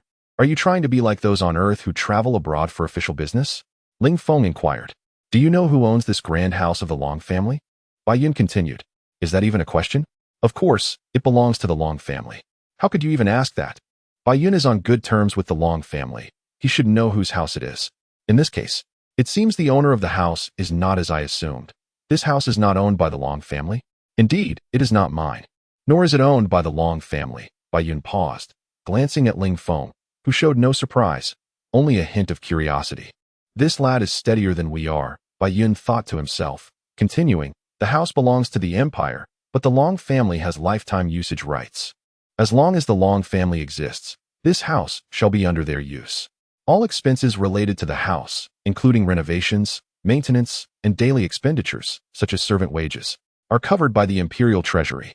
Isn't that tantamount to the Long family's possession? Moreover, all expenses are public funds. This is a case of legal embezzlement. How corrupt? Ling Feng mused, imagining if this were on Earth, the Long family would surely face severe criticism. How can you speak of your own family like that? Corruption. Ao Wuxue playfully pinched Ling Feng's ear. Poor Ling Feng. Ever since he arrived in this world, his ears have suffered every time he encountered Ao Wuxue, sometimes once, sometimes far more. Ouch! That was a slip of the tongue. It's not embezzlement. It's the treatment the Empire provides to the Long family. It's not corruption. It's our rightful benefits, Ling Feng quickly clarified. Now that sounds more appropriate. Ao Wuxue released her grip, standing beside Ling Feng, ready to teach him a lesson at any moment. She increasingly enjoyed speaking to him while playfully pinching his ear. Now that you understand this, you should also grasp the reason for my visit today, Yin stated. Isn't it obvious? You must be here to calculate how much it will cost to restore the Long family, Ling Feng interjected. You've come to allocate funds for our reconstruction, right? That would be ideal. I've always thought the layout and design of the Long family could use improvement. Now that it's damaged, it's even better. We can level the entire area and redesign it, calling in the finest craftsmen to rebuild the Long family estate. How audacious. You suggest a complete reconstruction.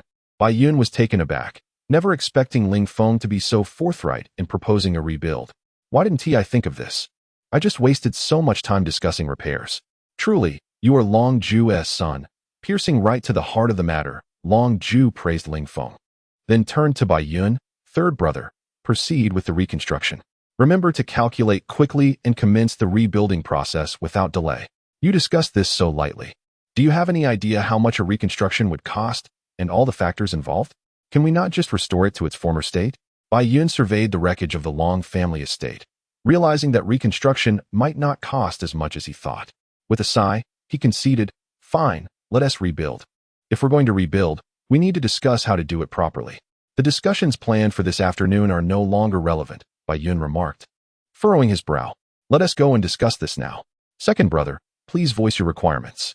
I will seek out craftsmen from the palace tomorrow to rebuild the Long family estate. Finally, Bai Yun addressed Ling Feng and the others. You all stay here. We'll take our leave. Ao Wuxue warmly said to Ling Feng, Little Tian, take good care of my future daughter-in-law. We're leaving now. Ling Feng remained silent, unable to refute them, and felt no desire to do so. He preferred to let things unfold naturally. Uncle and aunt, travel safely, Xue Fei interjected softly, her voice still faint. Father, take care. Xue Qing's words filled Bai Yun with immense joy. His daughter had finally learned to converse well and even understood the importance of bidding farewell. This was a stark contrast to her previous indifference. It seemed his decision to keep her by Ling Feng's side was indeed wise. What began as a desperate hope had blossomed into reality. With a heart brimming with contentment, Bai Yun stepped toward the courtyard exit. Wait. Ling Feng's voice halted the departing trio. Ao Wuxue gently inquired, is there something else? Discuss the reconstruction tomorrow. Let us not deliberate further today, Ling Feng suggested. Why not? Ao Wuxue asked directly. Tonight, I will draft a blueprint for the reconstruction.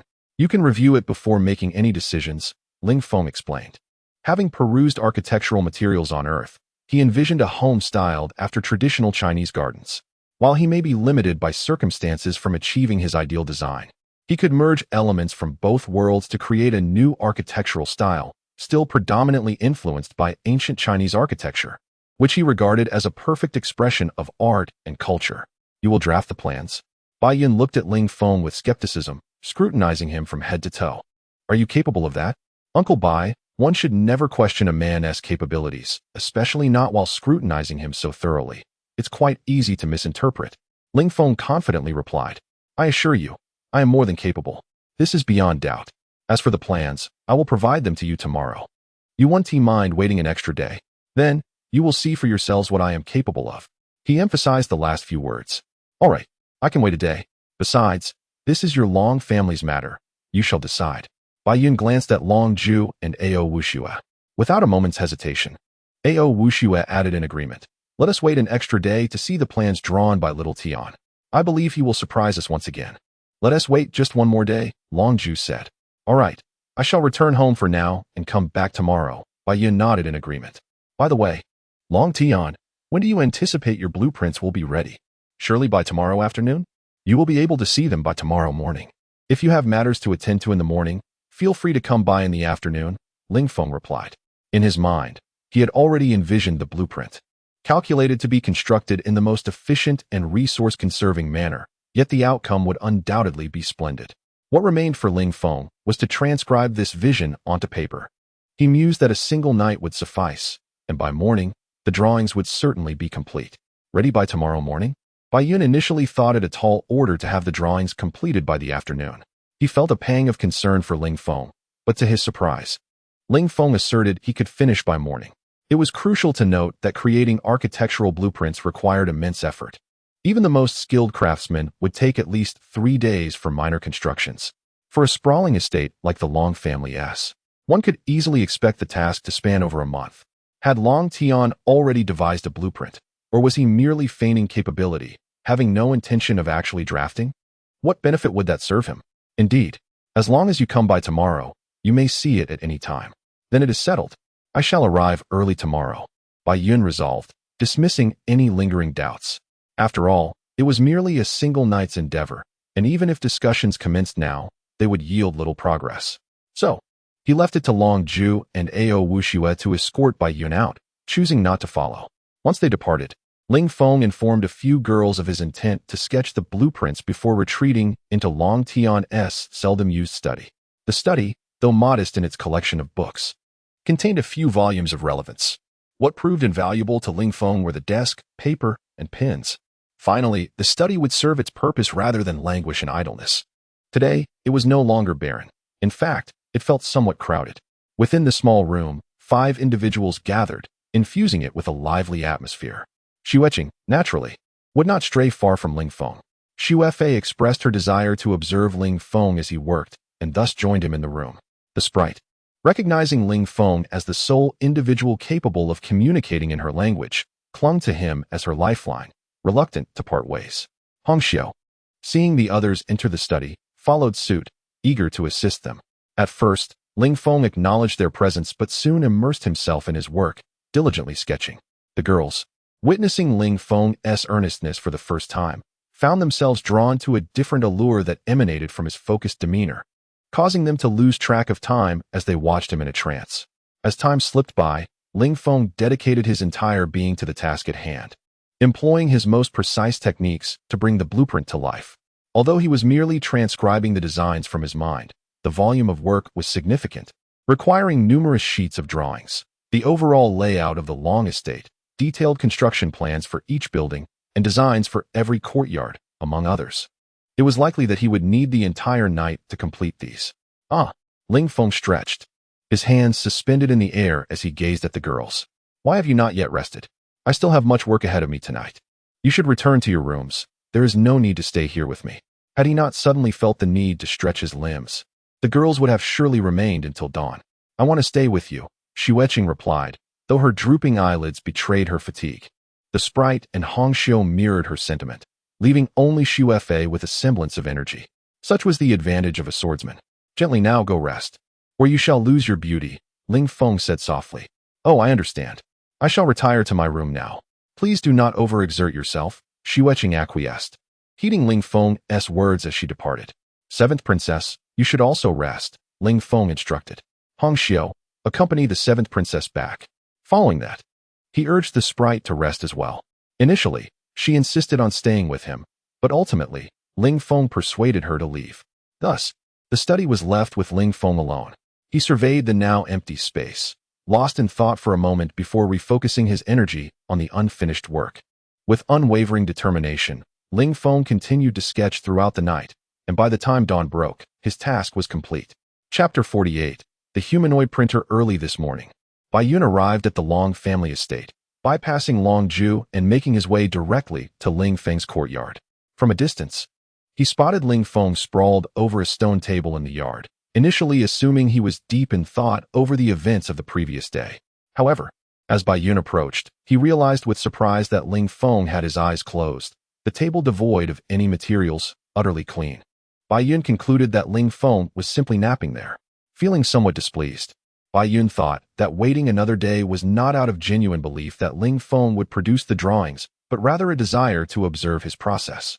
Regardless of Ling Feng's ultimate performance, Bai Yun would not hold it against him as long as he had made the effort.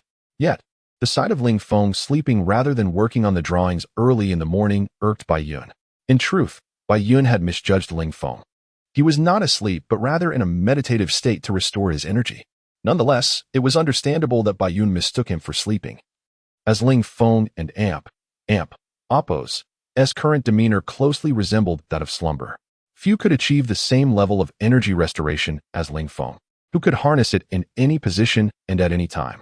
After a while, Ling Feng stirred from the stone table, and upon seeing Bai Yun, he retrieved a collection of freshly drawn blueprints from his spatial ring and handed them to Bai Yun. "Here are the drawings," he stated, then resumed his position on the table. "Drawings? How could there be so many?" Bai Yun took the blueprints and began to scrutinize them.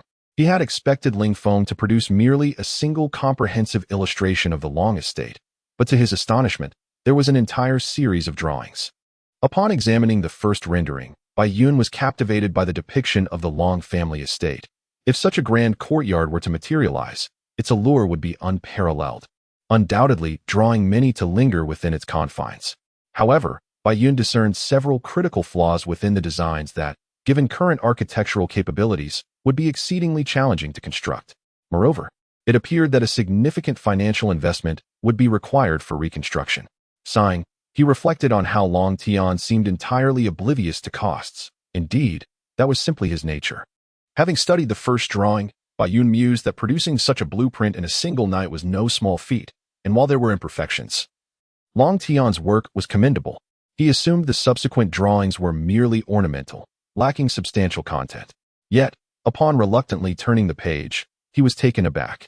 The second drawing, much like the first, contained rich and astonishing details. With each subsequent page, his astonishment grew until he became somewhat numb to the experience. It was overwhelming.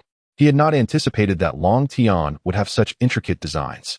Regardless of whether they were his own creations, the blueprints would herald a new era in architecture, stirring a tempestuous upheaval within the field. These drawings had the potential to transform the impossible into the possible, and with the structural plans that followed, the initial rendering could indeed be realized before the world. The simplicity and ingenuity of the designs would significantly reduce costs, a fact that would surely delight the finance minister. Bai Yun was so engrossed in the blueprints that he lost track of time. Eventually, he regained his senses, finding himself staring vacantly at Ling Feng. "Third brother, what is the matter with you?" came Long Ju's voice from behind Bai Yun. After waking and stretching outside, he had noticed Bai Yun standing in Ling Feng's courtyard and approached to investigate. When did you all arrive?"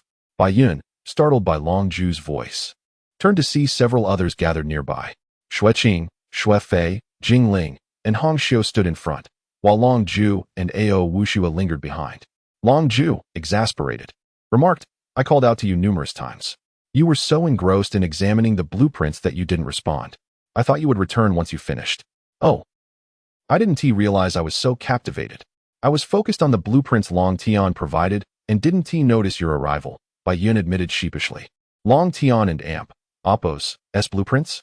He actually completed them, and they captivated you so? Are they truly that remarkable?" Long Ju inquired, his curiosity piqued. "Perfect. The only word that can describe these blueprints is perfect. They are the finest I have ever seen," Bai Yun exclaimed. Ao Wushua interjected, "Perfect? Can this lad's drawings truly be that exceptional?" "Indeed, they are unimaginably good. You should take a look." Bai Yun offered the blueprints to Long Ju. Long Ju accepted the drawings, flipping through them briefly before passing them to Ao Wushua. "There and Oppo's, nothing extraordinary about these. I don and Oppo's, tc why you are so astonished."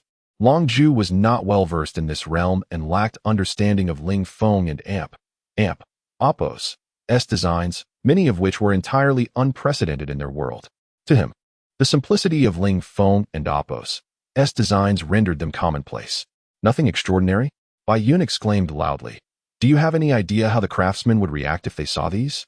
Their astonishment would rival mine, and your son would be revered as the god of craftsmen. Is it truly that remarkable?" Ao Wushua scrutinized the blueprints in her hands, but found nothing particularly striking. "Never mind. You know nothing. It seems unnecessary to discuss the reconstruction with you. I shall proceed to calculate the costs based on these blueprints and summon the craftsmen from the palace to undertake the construction. They are the only ones capable of such work," Bai Yun declared. "Second brother, you aren't deceiving me, are you? This lad." Long Ju gestured toward the still sprawled Ling Feng. "His drawings are genuinely that remarkable, enough for you, a man well acquainted with blueprints, to declare them perfect." "Indeed," Bai Yun nodded emphatically, responding earnestly, I am not deceiving you. These blueprints are truly unprecedented in their perfection. However, I wonder if they are indeed Long Tian's work, as it is improbable that one could produce such intricate designs in a single night. Even a master craftsman would be hard-pressed to create even one in that time. Yet here we have an entire stack, far beyond what one individual could accomplish. Are you suggesting these are not his creations? Long Zhu regarded Ling Feng with a hint of skepticism, addressing Bai Yun. Bai Yun furrowed his brow. I am not asserting that they are not his. It is possible he had drawn them previously and merely completed them today. The designs are tailored precisely to the Long estate, matching its dimensions and shapes. Even the terrain corresponds to this very location. Why ponder so much? The person in question is right before you. Why not simply ask him? Ao Wuxue reminded the two. Ling Feng was present, and there was no need for conjecture when they could directly inquire for the truth. Long Tian, wake up! Bai Yun attempted to rouse Ling Feng. But upon receiving no response, he moved closer, reaching out to shake him awake. However, halfway through the motion, his hand was intercepted by another. Xue Qing. What are you doing? Bai Yun inquired, realizing it was her hand that had stopped him. Do not wake Long Tian, he has surely not rested all night. Xue Qing whispered, careful not to disturb Ling Feng. He drew these last night. We witnessed him working on them. Are you certain he drew them last night? Bai Yun found it hard to believe that Ling Feng had indeed completed them in that time frame. Xue Fei approached Bai Yun, reaching out for the blueprints. I saw him sketch a few last night. Let me see if they are the ones from yesterday. After examining the drawings, she pointed to several, her tone resolute. These are indeed the ones he worked on last night. I watched him create them. These were the ones you observed him drawing? Bai Yun asked. Xue Fei glanced at the motionless Ling Feng and nodded. Yes.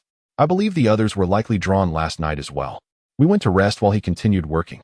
Given the quantity here, he must not have rested at all, which explains his exhaustion. Unbeknownst to herself, Xue Fei spoke at length and with remarkable boldness, a stark contrast to her previous demeanor. Bai Yun was now keenly curious about how much time Ling Feng took to complete a single drawing. From Xue Fei's words, it seemed that his speed in finishing the drawings was quite impressive. His drawing pace was peculiar, yet consistently steady, approximately one every 15 minutes. Xue Fei confirmed this.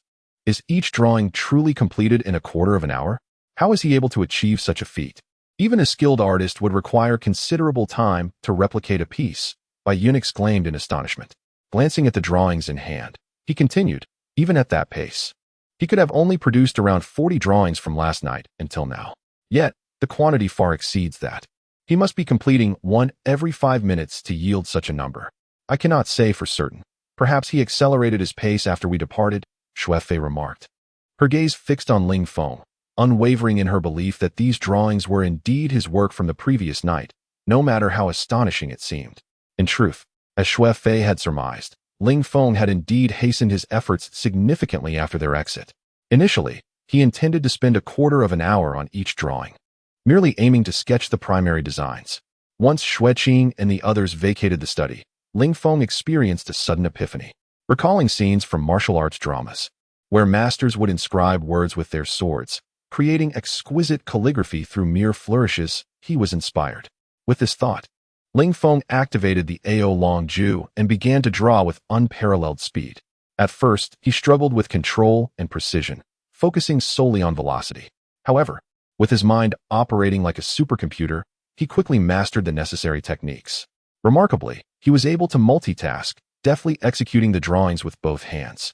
Soon, his hands moved in a blur, and sheets of drawings emerged from his fingertips, reminiscent of a printer in operation, though not quite as swift.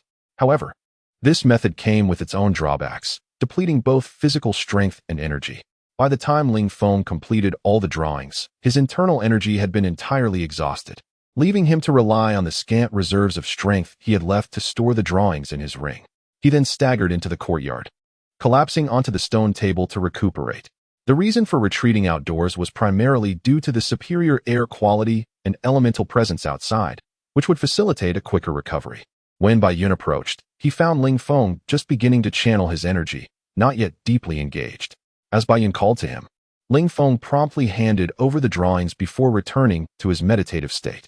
Once he delved deeper into his practice, completely isolating external distractions, he felt secure in Bai Yun and Apos' presence, which allowed him to concentrate fully, rendering him unresponsive to Bai Yun and Apos' earlier call.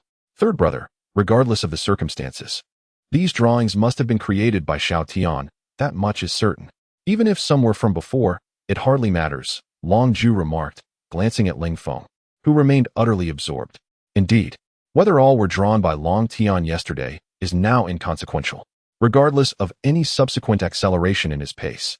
His achievement of one drawing every 15 minutes is already a marvel, perhaps even another miracle, Bai Yun mused.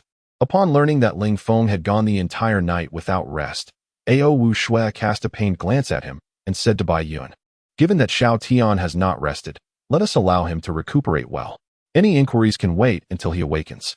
"Yes, I will calculate the costs now and then head to the palace." "Second brother, you should go ahead and inform the emperor that I will arrive shortly," Bai Yun replied.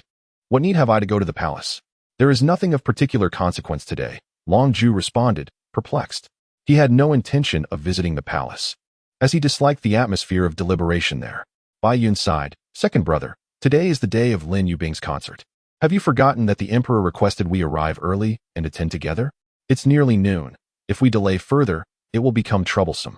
Long Zhu, who had no understanding of musical matters, had not considered this until Bai Yun reminded him. "Had you not mentioned it, I might have almost forgotten." "Very well. I shall proceed to the palace and inform the emperor on your behalf." "Go ahead. I wish to spend some time conversing with my future daughter-in-law to nurture our bond." Wu Xue smiled at the four girls. At her words, Xue Qing and Xue Fei felt their cheeks flush, lowering their gazes. Unable to meet Wu Xue and Appo's teasing gaze. "Huh, Xue Qing, you must cultivate a good relationship with your future mother-in-law. And do tidy your hair. It appears disheveled," Bai Yun said affectionately, noticing that Xue Qing and Appo's hair had merely been haphazardly arranged. At home, this was acceptable, but everyone had grown accustomed to Ling Feng and Appo's meticulous grooming of her hair, making the contrast quite pronounced. Before Xue Qing could respond, Bai Yun bid farewell to everyone and turned to leave, casting a meaningful glance at Ling Feng, who was still resting. Long Zhu and Bai Yun departed from the long residence, leaving a group of women engaged in conversation. Although most of the dialogue came from Wu Xue, Xue Qing and Xue Fei gradually joined in, sharing laughter and words. "Ah, how refreshing to awaken." Ling Feng stretched and loosened his muscles. But suddenly his movements halted. He noticed someone seated beside him. "What are you doing here?" Chapter 49, Attending the concert, of course. As long as you wish to see it. However, do not appear before me silently. Startling someone can be quite alarming, Ling Feng remarked with a hint of exasperation.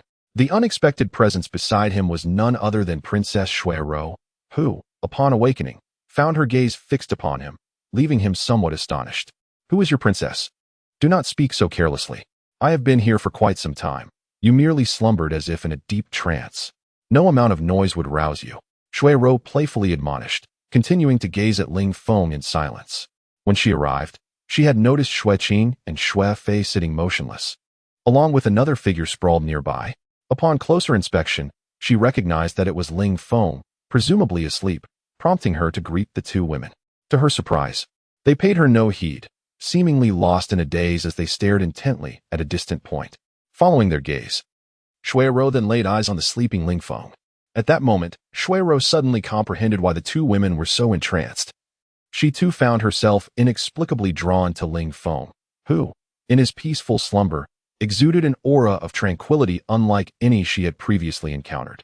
An overwhelming urge to kiss his cheek surged within her, accompanied by an indescribable emotion that bore resemblance not to love, but rather to familial affection.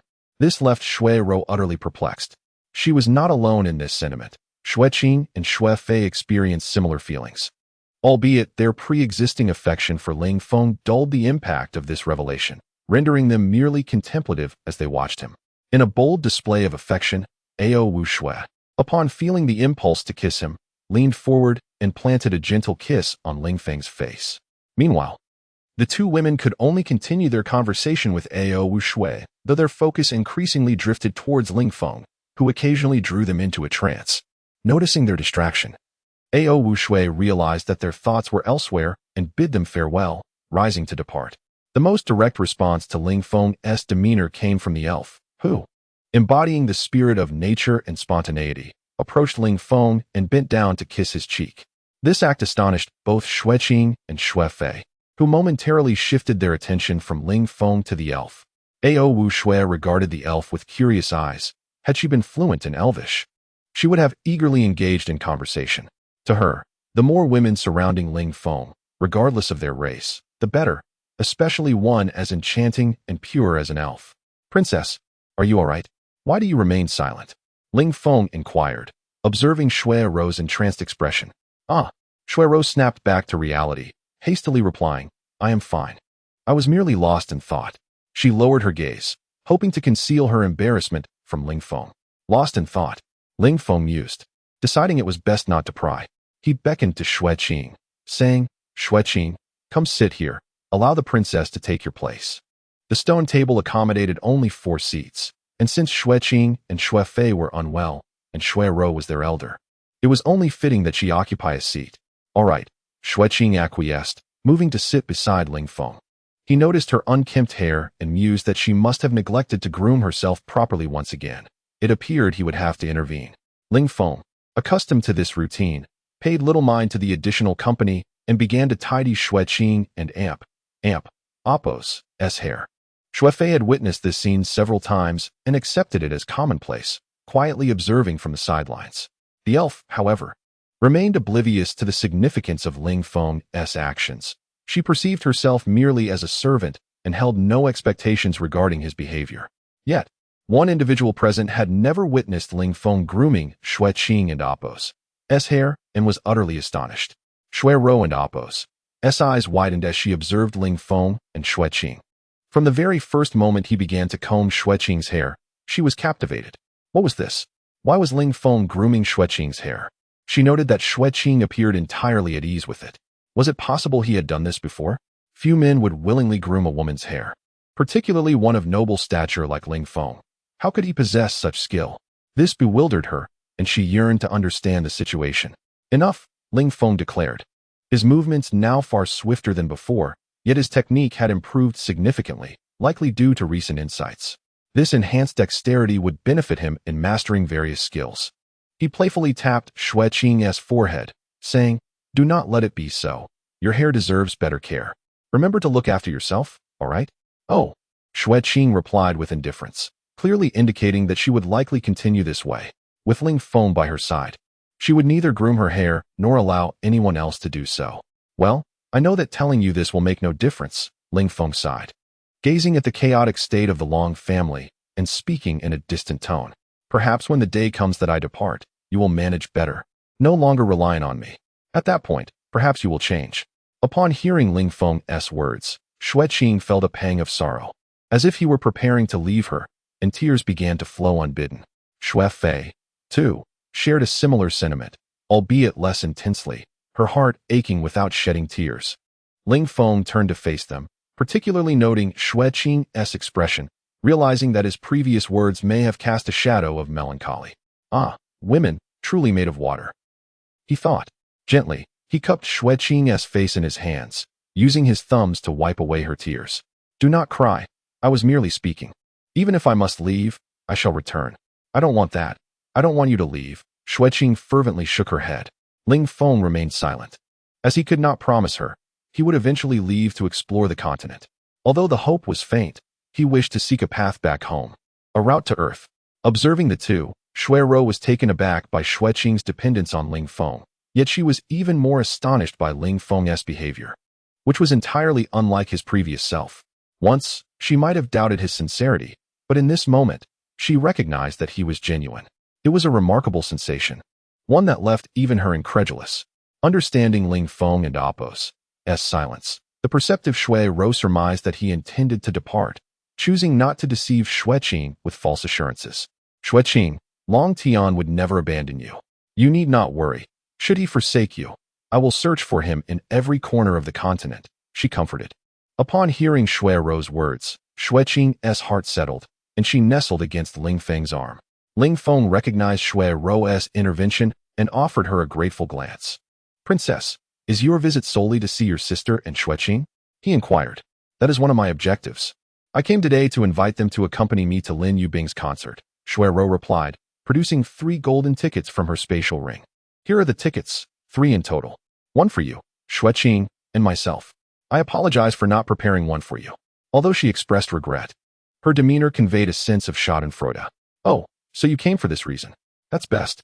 To avoid the situation where I arrive only to find that I cannot enter due to the snow, Ling Feng smiled as he spoke to Xue Ro. You are going? Do you have a ticket? She replied. True, tickets are difficult to procure, but for you, it should be quite simple. You must have purchased a silver card. Your seat is certainly not as good as ours. Would you like to swap? Alas, it's unfortunate that this cannot be given to others, as their names are engraved upon it. Ling Feng noticed Xue Ro clutching several gold cards tightly, with no indication of her intending to reveal them. He chuckled and said, No need to swap. My seat will not be inferior to yours. If a swap were possible, I would ask if you wish to exchange. Better than mine. The only ones superior are the emperor and a few uncles. Did Uncle Long and Appo's ticket go to you? That's impossible. I saw them with their gold cards just a moment ago in the palace. Moreover, these cannot be transferred. Xue Ro approached this place, having seen them laughing and waiting, eager to see her sister and friends. You must be deceiving me. You don't possess a gold card, Xue Ro asserted. Ling Feng leisurely retrieved a gold card from his ring and waved it in front of Xue Ro with a triumphant smile.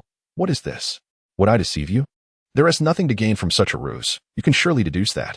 Of course, you would deceive me. It's not the first time. You've tricked me so many times before. What difference does one more make? Xue Ro retorted, snatching the gold card from him. Let me see if you're trying to deceive me with a fake. If that is the case, what is this? How do you possess this card? And it truly bears your name. This cannot be. How is this card in your possession? Xue Ro was astonished, holding Ling Feng's gold card. She never imagined that not only did he possess a gold card, but it was also the best one, the prime seat. She had always believed that the prime seat was with her father and thought that aside from him and the four others, there was someone unknown accompanying them to the concert. Why is the prime seat in your hands? Shouldn't it belong to my father? If it does, then my father would be second. Could there have been a mistake? I am uncertain. Nonetheless, my gold card was sent to me by them. I didn't even order a gold card. I merely wish to ascertain the reason when I go tonight, Ling Feng replied. Xue Ro pondered for a moment and inquired, Is it possible that she recognized you, hence granting you such special treatment? Ling Feng shook his head. She likely does not know me. I know her. But she certainly would not recognize me. Dissatisfied with his response, Xue Ro pressed further. Then what do you believe is the reason she granted you a prime seat? Especially in the presence of my father? Ling Feng gestured with his hands. Perhaps my notoriety is too great, and she wishes to meet me. That is improbable. If she wanted to meet you, she could simply approach you directly. Why offend my father? That would be unwise on her part. Xue Ro analyzed Ling Feng's jest, which amused him. All right, I believe it is time for us to proceed and enter. It is already evening. I have slept long enough, waking past 3:00 and Appo's clock in the afternoon. Ling Feng then spoke in Elvish to the elf, informing her that he would be stepping out and would return late, advising her to remain here and not wander. Afterward, he instructed Hong Xiu to keep the elf company. Ling Feng, accompanied by the three girls, exited the long residence and headed towards the opera house. As they traversed a tranquil neighborhood, Ling Feng suddenly halted. He turned to the three girls and said, I forgot to bring something. We must return to retrieve it. With that, he took Xue Qing and Xue Fei back with him. What did you forget? If it's unimportant, there is no need to go back, Xue Ro called out as she pursued them. Of course, it is something important. Do not question so much.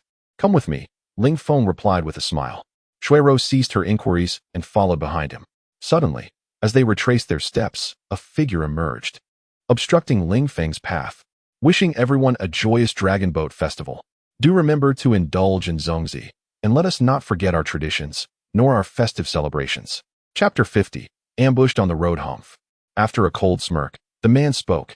You are the second young master of the Long family, correct? I have a small matter for you today, and I trust you one and Appo's. Refuse. I refuse, Ling Feng replied without a moment and Appo's hesitation. You know me, but I do not know you. Since we are strangers, I will not assist you. You should seek help elsewhere. I must take my leave. With that, Ling Feng pulled the three women aside, attempting to bypass the man. However, the man was not so easily deterred. He swiftly blocked Ling Feng's path once more.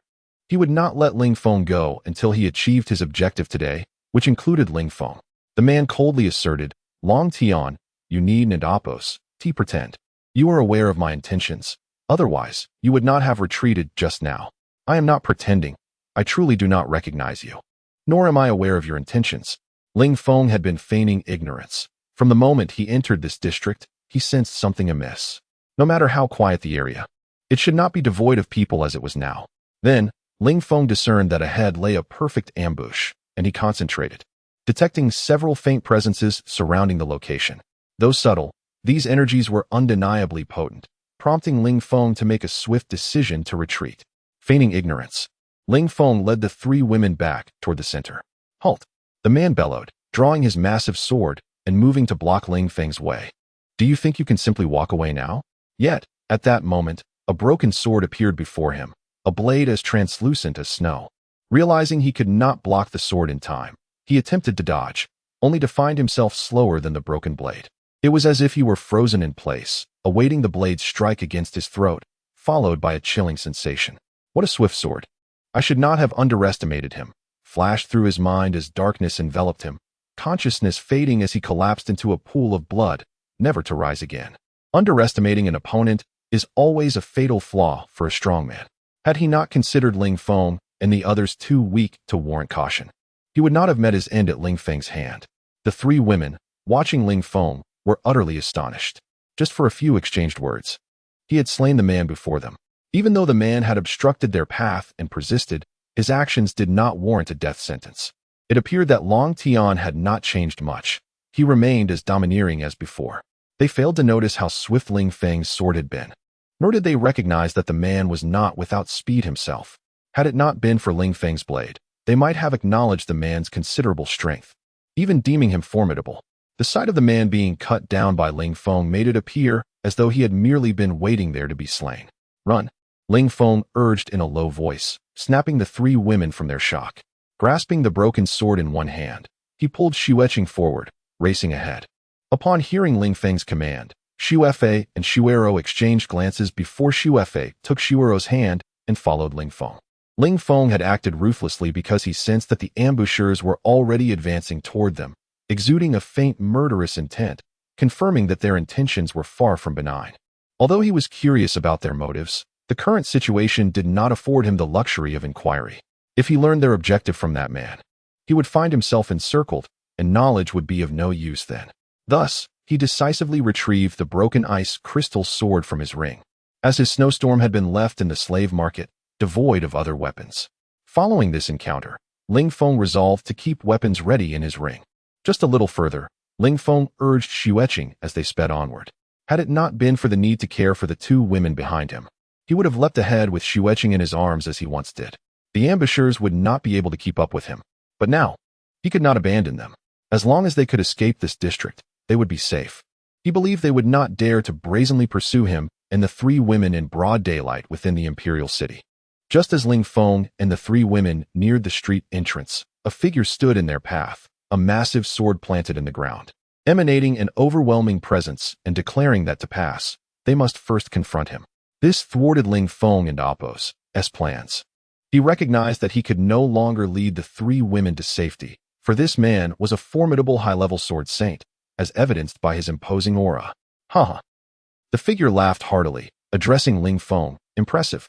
I did not expect you to detect our presence, nor to eliminate a mid-level sword saint so efficiently. It seems your strength surpasses the reports that labeled you merely a high-level swordsman, perhaps even approaching that of a high-level sword master. Spare me your flattery. I will not grant you any favors. Now, tell me your objectives for today, that so many masters have been mobilized. Ling Feng thought himself fortunate, realizing the man he had just slain was indeed a mid-level sword saint. Had that man not underestimated him and been unfamiliar with his technique, he would not have been so easily dispatched. You have no chance of escaping now, so allow me to enlighten you. The high-level sword saint emitted a fierce killing intent, stating that today, they would leave their lives here. Though he acknowledged Ling Feng's strength, he did not believe Ling Feng could escape his grasp, nor did he think Ling Feng's defeat of a mid-level sword saint was due to superior strength, but rather a successful ambush. Thus, he regarded Ling Feng and his companions as lambs to the slaughter. Ling Feng's prior strike had employed techniques unseen in this world, and he had not revealed his full strength, so no one had perceived his true capabilities. Do we need so many masters to take our lives? It seems your arrival is rather generous, given the grand display, Ling Feng remarked, while attentively scanning the surroundings. He felt the pursuers had ceased to conceal their intentions and were advancing rapidly toward him. If they formed a tight encirclement, he would be unable to protect the three women. If the plans outlined in the intelligence reports were executed, he feared they would suffer a devastating defeat. He had initially opposed sending so many to assassinate a few young children, particularly since he was expected to accompany them. The notion of a high-level sword saint, nearly on par with a grand sword saint, collaborating with a dozen mid-level and junior sword saints, along with magic users, to deal with for young children, felt utterly absurd to him. This was why he held his position. He had no desire to associate with such individuals. Ironically, it was this unexpected deviation from the plan that allowed him to intercept Ling Feng and his companions. Otherwise, today's mission would have ended in failure, resulting in a far greater humiliation. Ling Feng released Xue Qing's hand, raising his sword toward the high-level sword saint, calmly stating, "Tell me your main objective for today. I doubt you anticipated our presence together. Our meeting was purely coincidental. Also, do introduce yourself." My apologies for not introducing myself sooner. I am Huang Ba, and I must inform you that I am a high-level sword saint, nearing the ranks of a grand sword saint. I am not on the same level as the man you just killed. Do not think you can pass me." Huang Ba observed Ling Feng with his hands behind his back, uncertain of his intentions. However, he dismissed Ling Feng's actions as inconsequential, continuing, "You are quite clever. Unlike the reports I received about the second young master of the Long family. Since you are all destined to die, let me reveal that the target today is the two princesses, and you are merely the unfortunate ones who crossed our path. Since we are all destined to perish, could you enlighten me as to whose orders you are following and why you intend to slay the two princesses?" Ling Feng inquired coolly. "I cannot." Huang Ba began to reply, but Ling Feng darted to the left, fully aware that Huang Ba would never divulge the identity of his superior, even if it meant his own demise. Huang Ba, noticing Ling Feng's intention to abandon the three women and flee, felt a surge of annoyance at such a ruthless act. He brandished his sword and swept it towards Ling Feng, unleashing a gust of wind from the blade. As Ling Feng saw the sword approaching, he leapt forward, attempting to evade the attack. However, Huang Ba altered the trajectory of his strike mid-swing, aiming for Ling Feng's waist. In a swift maneuver, Ling Feng spun in midair, using the ice crystal in his hand to deflect the sword, and propelled himself forward. Realizing that he had inadvertently aided Ling Feng's escape, Huang Ba pushed off the ground with great force, leaving behind a deep footprint and cracks in the earth. Huang Ba dashed beneath Ling Feng, and, using his momentum, leapt towards him with a powerful swing of his great sword imbued with fighting spirit. Ling Feng countered with his ice crystal. The two weapons collided with a thunderous sound, sending them both flying backward to the ground. While Huang Ba was still astonished by Ling Feng's ability to contend with his fighting spirit, Ling Feng had already reappeared before him, launching an attack. This unexpected speed compelled Huang Ba to raise his sword in defense, bewildered by Ling Feng's seemingly accelerated pace. In truth, Ling Feng's speed had not increased. He merely utilized the moment he landed to surge towards Huang Ba. The latter, momentarily distracted by the impressive display of power, perceived Ling Feng's movement as a sudden burst of speed. Thus, the two engaged in fierce combat, with Ling Feng's prowess leaving Huang Ba utterly astounded. He contemplated returning to reprimand the one responsible for the intelligence report. Ling Feng's exhibited strength was clearly that of a mid-level sword saint or higher, a stark contrast to the information he had received. It was no wonder he had so easily dispatched that unfortunate soul. Huang Ba felt a thrill of excitement, thinking that his journey had not been in vain, as he had encountered such an unexpected surprise. Just as he reveled in this thought, a voice interrupted, altering his mood drastically. "Huang Ba, the target is about to escape. Why are you still engaged with this dragon sky?" Someone shouted as they rushed towards him. Huang Ba noticed the three women had circumvented him on the right and were fleeing with urgency. Suddenly enlightened, he realized that Ling Feng had intentionally drawn his attention to allow the women to escape. Relinquishing his pursuit of Ling Feng, Huang Ba turned to chase after the three women. Yet, Ling Feng was determined not to let him close the gap, accelerating and thrusting his sword towards Huang Ba's back, forcing him to pivot and defend. Should he disregard Ling Feng's attack and continue forward, he would surely suffer a grievous wound, jeopardizing his chance to catch up with the fleeing women. From the outset, Ling Feng had been signaling to the three women to move right as he broke left. A simple yet effective plan. Given his ability to contend with Huang Ba, as long as the women maintained distance, Ling Feng could occupy him and facilitate their escape. Realizing that the target would escape if this continued, Huang Ba unleashed a powerful strike at Ling Feng, channeling all his fighting spirit into the blow, which approached with remarkable speed. Ling Feng was forced back, channeling his fighting spirit into the ice crystal to block the ferocious strike. Although the ice crystal could not transmit fighting spirit, Ling Feng covered it directly with his own energy. The impact sent Ling Feng stumbling several steps back, increasing the distance between them. As Huang Ba began his pursuit, he believed that the gap would give him ample time to eliminate the target before Ling Feng could recover. Observers, witnessing this turn of events, felt certain that Huang Ba would succeed in his mission, believing he could dispatch the target before Ling Feng could intervene. However, to their astonishment, Ling Feng halted midair after being struck, then surged forward upon landing, accelerating at a speed far greater than during his earlier confrontation with Huang Ba. This revelation shocked the onlookers. Ling Feng had not exerted his full strength in the previous battle, indicating that his capabilities rivaled Huang Ba's. This revelation contrasted starkly with their assumptions. Had they been in the same position, at least 5 individuals would have been required to secure victory. Fortuitously, their numbers had bolstered their chances of success in this mission. As Huang Ba closed in on the 3 women, just 5 or 6 steps away, he sensed a chilling presence approaching swiftly from behind. Reacting instinctively, he turned to intercept Ling Feng's ice crystal with his sword. Just as the crystal appeared to be deflected, it suddenly retracted. In the moment that Huang Ba's sword passed, Ling Feng struck with the hilt of his sword, knocking Huang Ba's weapon aside and aiming for his throat. Huang Ba, in a decisive move, relinquished his sword to counter Ling Feng's assault with his bare hands, targeting Ling Feng's vital points. Ling Feng parried Huang Ba's punch with his unarmed hand while continuing his assault with the ice crystal. The two engaged in an intense close-quarters battle at a speed nearly imperceptible to the naked eye. Suddenly, both combatants came to a halt, crashing heavily to the ground, with Ling Feng pinned beneath Huang Ba. Upon hearing the thud, the 3 women turned to see Ling Feng trapped below, calling in unison, "Long Tian." Chapter 51.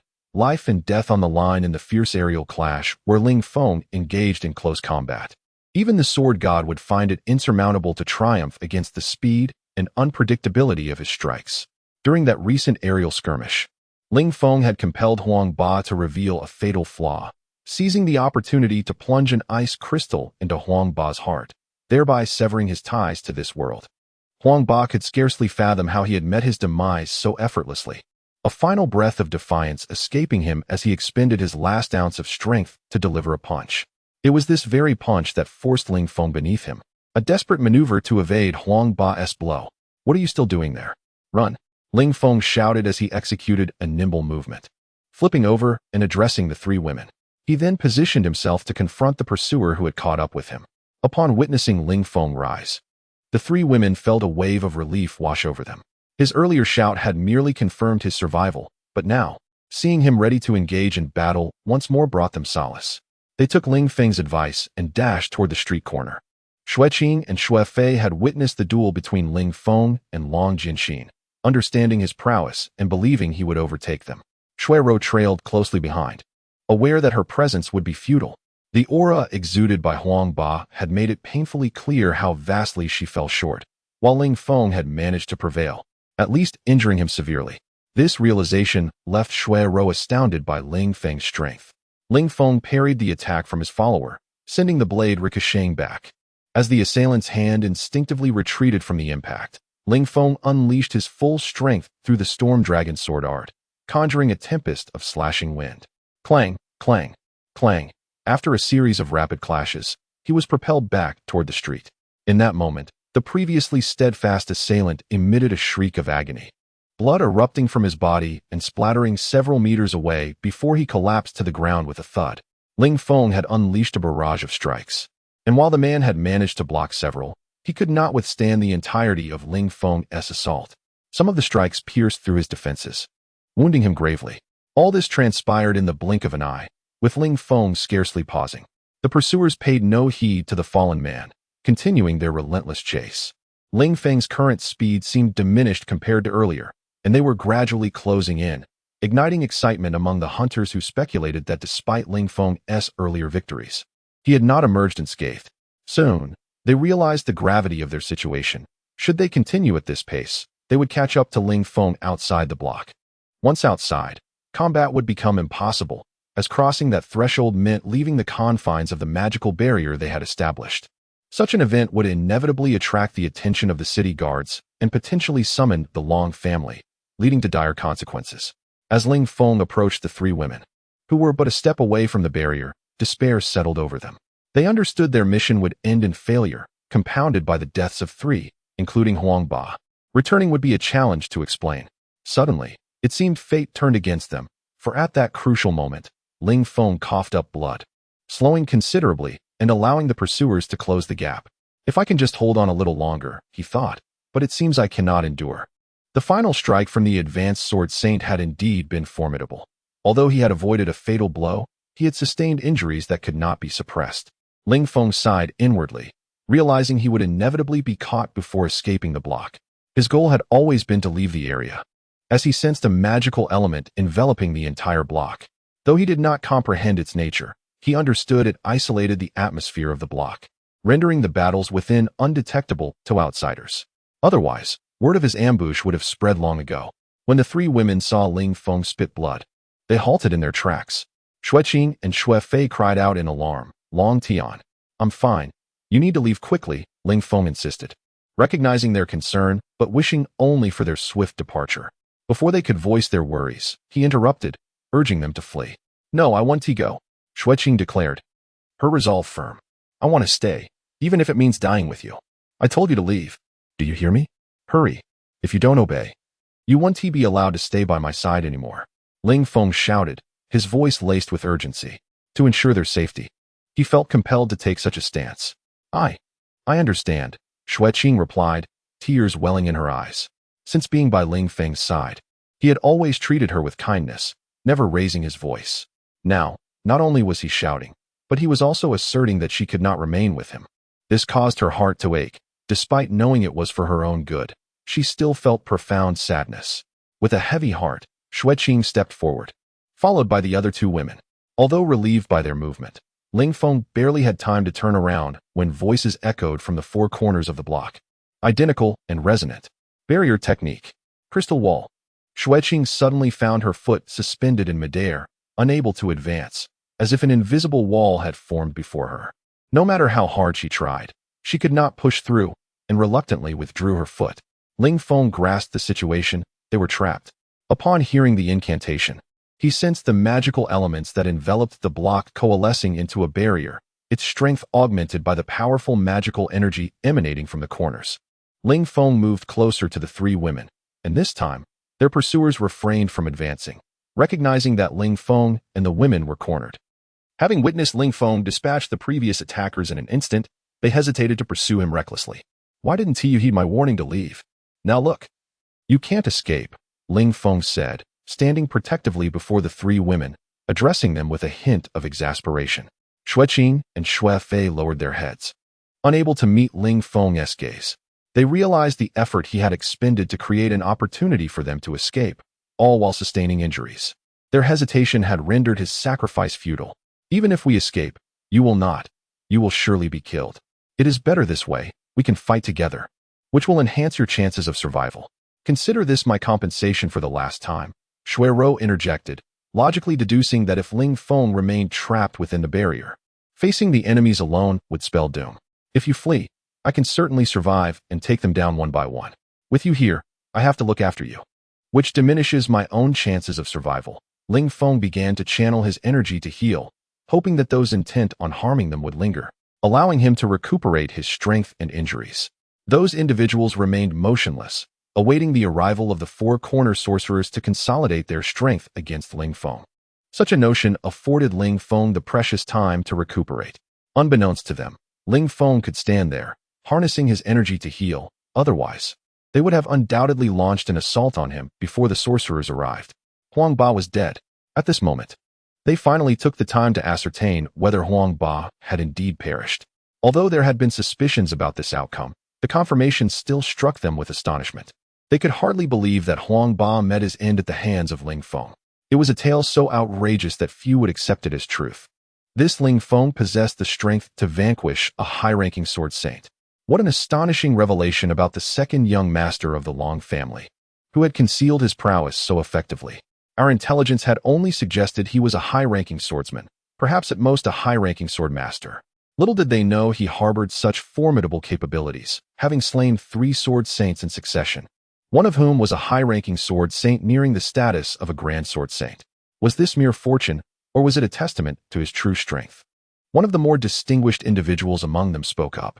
Observing Ling Feng's silence, he continued, "If this is merely luck, then your fortune has reached its end. If it is your strength, know that we shall demonstrate the power of teamwork, regardless of the circumstance. You are left with but one path, death." The final words dripped with an ominous tone, as if Ling Feng were a lamb awaiting slaughter. Ling Feng remained reticent, having gleaned all he needed to know. Some inquiries were futile, for these individuals would not divulge their secrets. Thus, he chose silence, channeling his energy to heal while awaiting the sorcerer's arrival. Ling Feng scrutinized the group, and combined with the 3 he had already dispatched, there were a total of 13, including the sorcerers approaching from all directions. In terms of profession, excluding the 3 deceased, there were precisely 5 swordsmen and 5 sorcerers among them. If they could ensnare Ling Feng with the swordsman and harass him with magic, it was likely he would soon find himself overwhelmed. Thus, Ling Feng's mind raced with calculations on how to incapacitate those 5 sorcerers. After a prolonged contemplation, the sorcerers finally joined their ranks. "Since we are all destined for death, could you enlighten me as to who sent you?" Ling Feng inquired, simultaneously reaching into the spatial ring on his left hand. "I cannot." Before the speaker could finish, Ling Feng unleashed several beams of golden light from his hand, targeting the sorcerers. He had anticipated the lack of an answer from the outset. His intention was merely to divert their attention. Ling Feng continued to release golden beams toward the swordsman. As the sudden light materialized, the swordsmen widened their eyes, witnessing small golden sabers hurtling toward them. When the blades were nearly upon them, each managed to evade just in time, narrowly escaping. However, the sorcerers were not as fortunate. All were struck, except for one who avoided a fatal blow. The remaining 4 were slain by an attack they had never encountered before. The one who avoided the critical hit sustained severe injuries. Thus, Ling Feng achieved his objective, neutralizing the troublesome sorcerers. Yu, the swordsman, who had just spoken, pointed his sword at Ling Feng, his emotions a tumultuous storm. He could hardly fathom the outcome. What they had presumed to be an uncomplicated task had devolved into a disastrous loss of men. 13 individuals, 7 slain, 1 gravely wounded. All at the hands of a single person, one they had never deemed worthy of their regard, a person they had previously scorned. The most difficult truth for him to accept was that their target remained unscathed. Xue Qing had witnessed Ling Feng wielding throwing knives while in the palace. At the time, she had paid it little mind, never anticipating the destructive power they could unleash, particularly against sorcerers. Faced with Ling Feng's throwing knives, she would have been utterly defenseless. Ah, the swordsman cried out, charging toward Ling Feng, his sword kicking up a cloud of dust. The 4 swordsmen behind him followed suit. The combined assault of 5 individuals proved challenging for Ling Feng to withstand, yet he managed to hold his ground. He merely needed to identify a flaw to deliver a decisive blow and eliminate them. Originally, Ling Feng could have opted for a strategy of evasion, retreating to the adjacent buildings to find opportunities to dismantle them one by one. However, with the 3 women behind him needing protection, he could not abandon his position, forcing him to confront these foes directly. A water sphere whizzed past, aimed at one among the 5. This was Xue Qing's doing, seeking to aid Ling Feng. Yet her intervention alerted the swordsmen, reminding them that their objective was to eliminate the 2 princesses nearby, not to slay Ling Feng. They had momentarily forgotten this amidst the recent chaos, but Xue Qing's reminder rekindled their focus. Exchanging glances, the swordsmen sent one of their own to attack the 3 women. Ling Feng attempted to intervene, but was thwarted by the 4 swordsmen, unable to break free. The chosen swordsman swiftly approached the trio, believing he would easily dispatch them. Just as he readied to strike, a sword intercepted his attack, shattering his momentum. The wielder of that sword was Xue Fei, a fact unbeknownst to her assailants, as she had never ventured outside before. Had it been solely Xue Fei, she would have quickly succumbed to defeat. However, she now had the support of Xue Qing and Xue Rou, both sorcerers, particularly Xue Qing, who could cast spells without incantations, allowing Xue Fei to hold her ground for an extended period. Meanwhile, Ling Feng was still struggling to maintain his position. His current state made it challenging to endure. By cleverly redirecting attacks toward their own ranks, and given that the 5 swordsmen were unable to effectively coordinate their assault, the increasing numbers ironically made it slightly easier for him. Thus, the 2 sides engaged in a tug-of-war. Ling Feng awaited an opportunity to eliminate one of them, determined to do so before any danger arose on the other side. However, events did not unfold according to Ling Feng's intentions. A crisis emerged among the 3 women. The swordsmen attacking them cleaved through with a single strike, sending both the sword and its wielder flying. He then lunged toward Xue Qing's chest. Xue Rou had just completed casting her spell and was unable to react in time. Without magic, a sorcerer was left entirely defenseless, and she could not match the swordsman's speed to shield Xue Qing. Thus, the 2 women could only watch helplessly as Xue Qing faced the impending attack. Ling Feng had been vigilantly monitoring the situation with the 3 women. Upon witnessing the unfolding events, he attempted to rush to their aid but was ensnared by the 4 swordsmen, unable to escape. He silently regretted leaving his little cat at home. The cat, who had always been by his side, had taken a liking to the elves. Initially, the little cat had wanted to accompany him when he left, but Ling Feng, wishing to spare the lonely elf solitude, insisted the cat remain behind. Now, the leading swordsman, perceiving Ling Feng's distraction, launched a deadly strike aimed at his heart. The precarious situation on both sides escalated. Ling Feng could not reach them in time to assist, and he himself was in peril. The next moment, blood erupted from Xue Qing's chest. Xue Fei and Xue Rou cried out in despair. No. Chapter 52. Sacrifice. How is it that there is no pain? Could it be that death comes so swiftly that one does not feel the agony that should accompany it? Xue Qing found herself perplexed, questioning why she felt no semblance of suffering. A sword had pierced her heart. Such an occurrence should not transpire without pain, even in death. Why did she retain her senses? She could distinctly feel her hand upon her chest. Yet, why could she not grasp the sword that had impaled her? Even if her soul could not touch the corporeal, why could she not even see it? At that moment, blood began to seep from her chest, not merely from her own body, but splattering upon her face as well. Whose blood is this? Following the trail of crimson, Xue Qing beheld the very person who had intended to pierce her heart. At that instant, a sword protruded from his chest, a broken sword. Blood gushed forth from this wound, spraying towards Xue Qing. In a daze, Xue Qing stared at the shattered blade. Was this not the ice crystal wielded by Long Tian? How could it possibly be here? Did Long Tian just save me? At that moment, her view was obstructed, preventing her from witnessing Ling Feng's condition. The lifeless swordsman slowly toppled forward. Xue Qing's gaze fell upon the scene, momentarily stunned, before. A shriek escaped her lips, followed by a sorrowful cry. Long Tian. No. Ling Feng was then pierced through the chest by a sword, the blade emerging from his back, blood streaming down the weapon.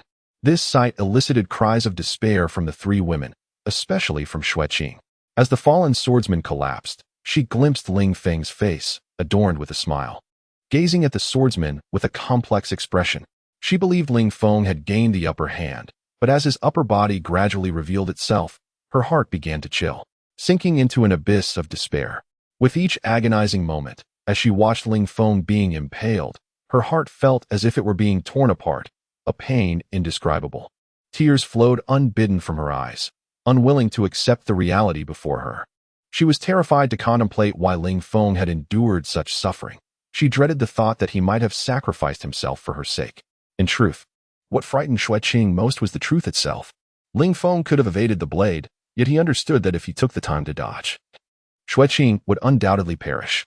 In that fleeting moment, faced with the choice between life and death, Ling Feng chose to forego his own safety and hurled the ice crystal toward the assailant, penetrating the swordsman's heart before emerging from his chest, the hilt reaching its end. As the ice crystal pierced through the assailant's body, blood followed in its wake, splattering onto Xue Qing's chest. While Ling Feng's strike averted Xue Qing's peril, it did not spare him from his own. As the ice crystal traversed the body of his foe, he too was impaled, blood gushing forth. This selfless act left the 4 attackers momentarily stunned, unable to comprehend that someone would sacrifice their life for another, particularly the flamboyant Ling Feng.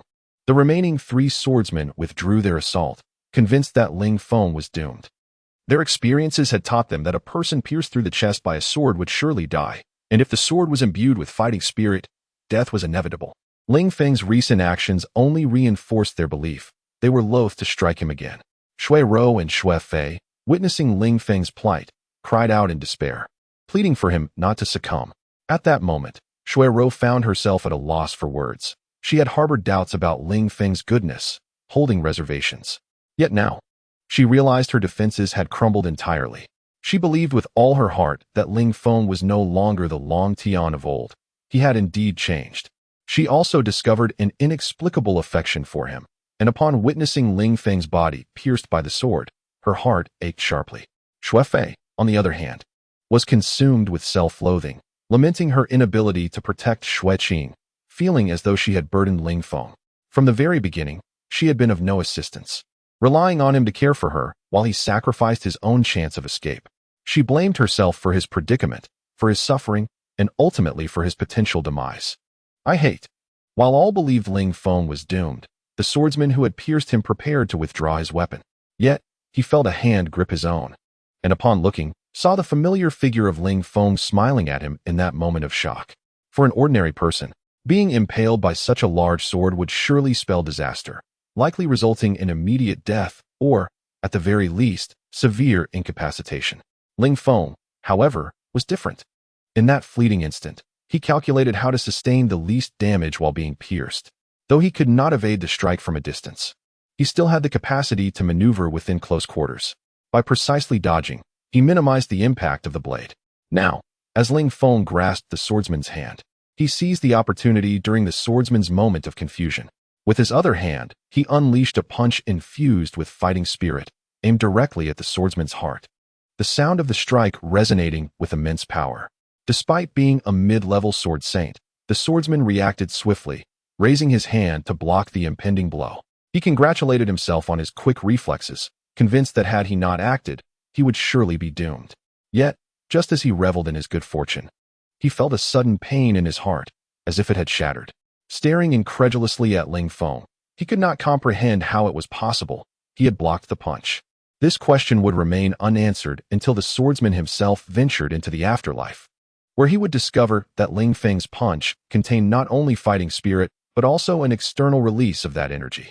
Though he had intercepted Ling Feng's hand, he had failed to block the fighting spirit that permeated his heart, shattering it from within. Even if Ling Feng explained, the swordsman would remain unconvinced.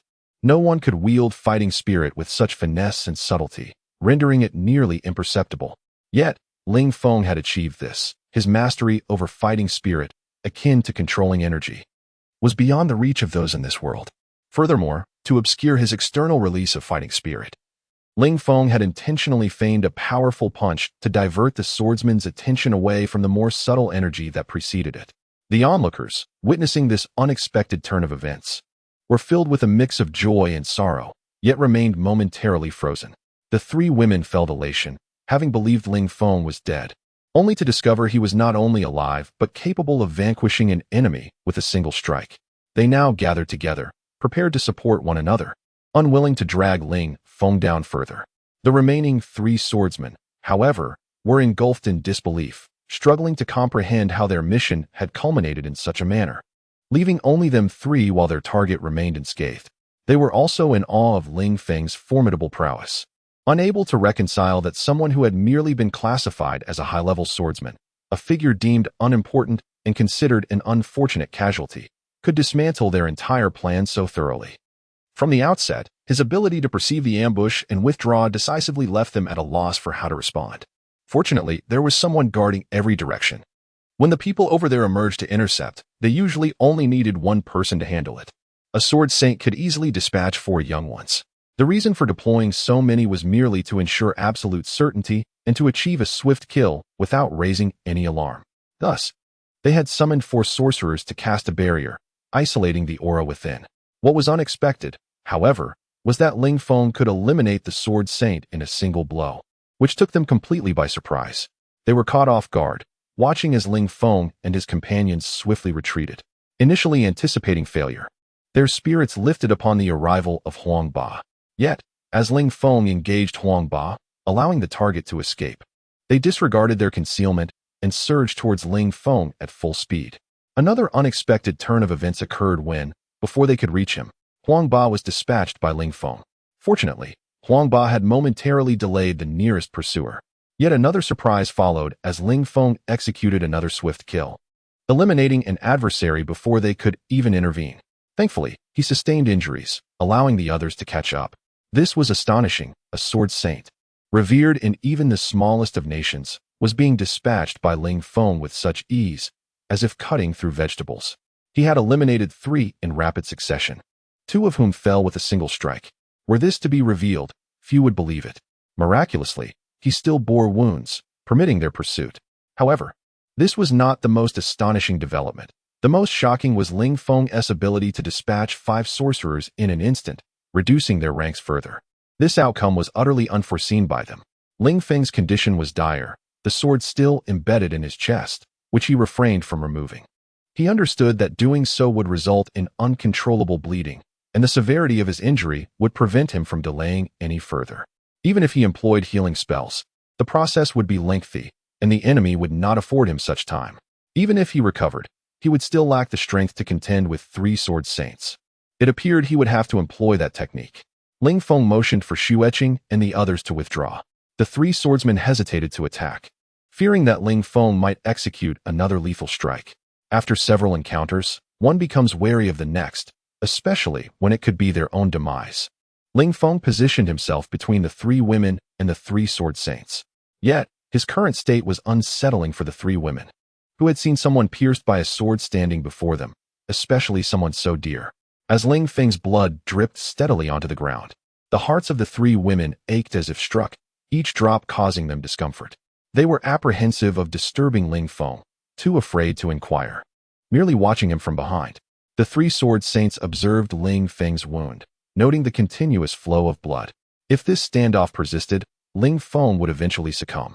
Coupled with their newfound caution, they refrained from advancing. Ling Feng, meanwhile, awaited the opportune moment to dispatch the 3 before him. Thus, they remained locked in a tense standoff, each wary of the other, neither daring to move. Suddenly, Ling Feng sensed a surge of fire elemental energy behind the 3 sword saints, followed by a voice proclaiming, "I, Yak, summon the mightiest fire elemental dragon at the cost of my life." Alarmed, Ling Feng realized he had overlooked a surviving sorcerer. The incantation hinted at a spell drawn from the lifeblood of its caster, its power unfathomable. Such spells typically required extensive preparation, and, given human selfishness, few would willingly sacrifice their lives for such magic. This sorcerer, believing his injuries insurmountable and facing imminent discovery by the city guards, chose to ignite his life force to fulfill the day's mission. The battle between Ling Feng and the swordsman granted the sorcerer ample time to prepare his spell. Once ready, he disregarded his companions and directed the spell towards the 2 princesses. Before them, a fire elemental rapidly coalesced into a western dragon, soaring towards Ling Feng. Its speed and size rendered the 3 sword saints unable to evade fully, sending them hurtling aside. Wherever the fire dragon passed, everything was reduced to ash by its intense heat, swiftly reaching Ling Feng. The dragon enveloped his position, crashing against the barrier behind him, scattering flames in every direction and demolishing nearby structures with deafening roars. For several minutes, the fire dragon remained, leaving behind searing flames and a scorched earth beneath Ling Feng. The barrier's crystalline wall began to crack, threatening imminent collapse. Yak, struggling to rise, laughed triumphantly. "Huh? Who would have thought the second son of the dragon family possessed such formidable power? Yet, no matter how strong you are, before my life-sacrificing magic, you shall descend into the abyss with me." At that moment, Yak was teetering on the brink of death, yet before his life waned completely, he witnessed a scene he could hardly believe. Before him, as the flames gradually receded, the situation within was revealed, and Yak stared in disbelief. "This is impossible." Chapter 53. Annihilation. AK had initially presumed that one of the 3 girls had unleashed the magic, but to his utter astonishment, the trio stood firmly behind Ling Feng, making no gestures of casting spells. In front of them, Ling Feng raised a hand, palm open and inclined forward. His entire hand was enveloped in the luminous essence of water elements, with 5 blue strands connecting to the tips of each finger, linking him to the barrier. With the insight and experience of a sorcerer, EIK realized that Ling Feng was channeling water elements into the barrier to fortify it against the recent onslaught of the fire dragon. The sheer magnitude of magical energy required was immense. Even at his peak, he could not have withstood the attack unscathed. Eik would rather believe that one of the girls possessed extraordinary magical prowess, using Ling Feng as a conduit, than accept that Ling Feng himself could wield such potent magic. If this were true, Ling Feng would indeed be a paragon of both martial and magical mastery, reaching levels of skill that were truly unfathomable. The notion of a dual mastery in magic and martial arts left Ik in a state of profound shock, to the point where he could barely articulate his disbelief. As Eik collapsed, Ling Feng, overwhelmed, coughed blood. He withdrew his hand, placing it against his throat, while the water barrier began to dissipate due to the loss of magical energy. He spat blood repeatedly, his injuries becoming increasingly dire, threatening to overwhelm him at any moment. Long Tian. The voices of the three girls resonated from behind him. Xue Fei and Xue Ro exchanged hesitant glances, while Xue Qing rushed to Ling Feng's side, supporting his faltering form. "Are you all right?" she asked, concern etched in her features. "Of course, I'm fine," Ling Feng replied with a faint smile. "If this is what fine looks like, then what could possibly be worse? Death, perhaps?" Yet, he reassured her, "I'll recover. It merely requires a few days of rest. Don't lie to me. How can you be all right when there's still a sword embedded in your chest? I know you're just trying to comfort me. I feel so helpless. I can't assist you, only burden you," Xue Qing sobbed. "Foolish girl, I promise you I will be fine. I will recover. It's only a matter of resting. Moreover, it is a man's duty to protect those around him. If I cannot do that, what kind of man would I be?" Ling Feng gently stroked Xue Qing's hair, smiling softly. Xue Qing wiped her tears, nodding fervently. She believed every word he said. Meanwhile, Xue Fei and Xue Ro watched the two, caught between jealousy and admiration for Xue Qing's closeness to Ling Feng. Moments ago, they had believed they were destined to perish alongside their companions, perhaps finding solace in dying together. As Xue Ro closed her eyes, unwilling to confront her own impending demise, she suddenly heard Ling Feng call out for a water barrier. Could it be that someone was using a water barrier to shield them from the fire dragon? Intrigued, she opened her eyes to witness an astonishing sight. Ling Feng was indeed using a water barrier to stave off the dragon's attack. A swordsman harnessing magic to block such a formidable spell was beyond belief. Xue Fei, equally incredulous, mirrored Xue Ro's astonishment. Grappling with the impossibility of Ling Feng being both a high-level sword master and a sorcerer. Among the three girls, only Xue Qing remained unfazed, her unwavering faith in Ling Feng unwavering, bolstered by her prior witnessing of his magical abilities. "Have you forgotten our existence, or do you underestimate our strength?" A single remark jolted the three girls back to reality, reminding them of the three adversaries yet to be dealt with. These foes, having suffered from the magical assault, were significantly weakened, and the girls felt confident in their ability to confront them.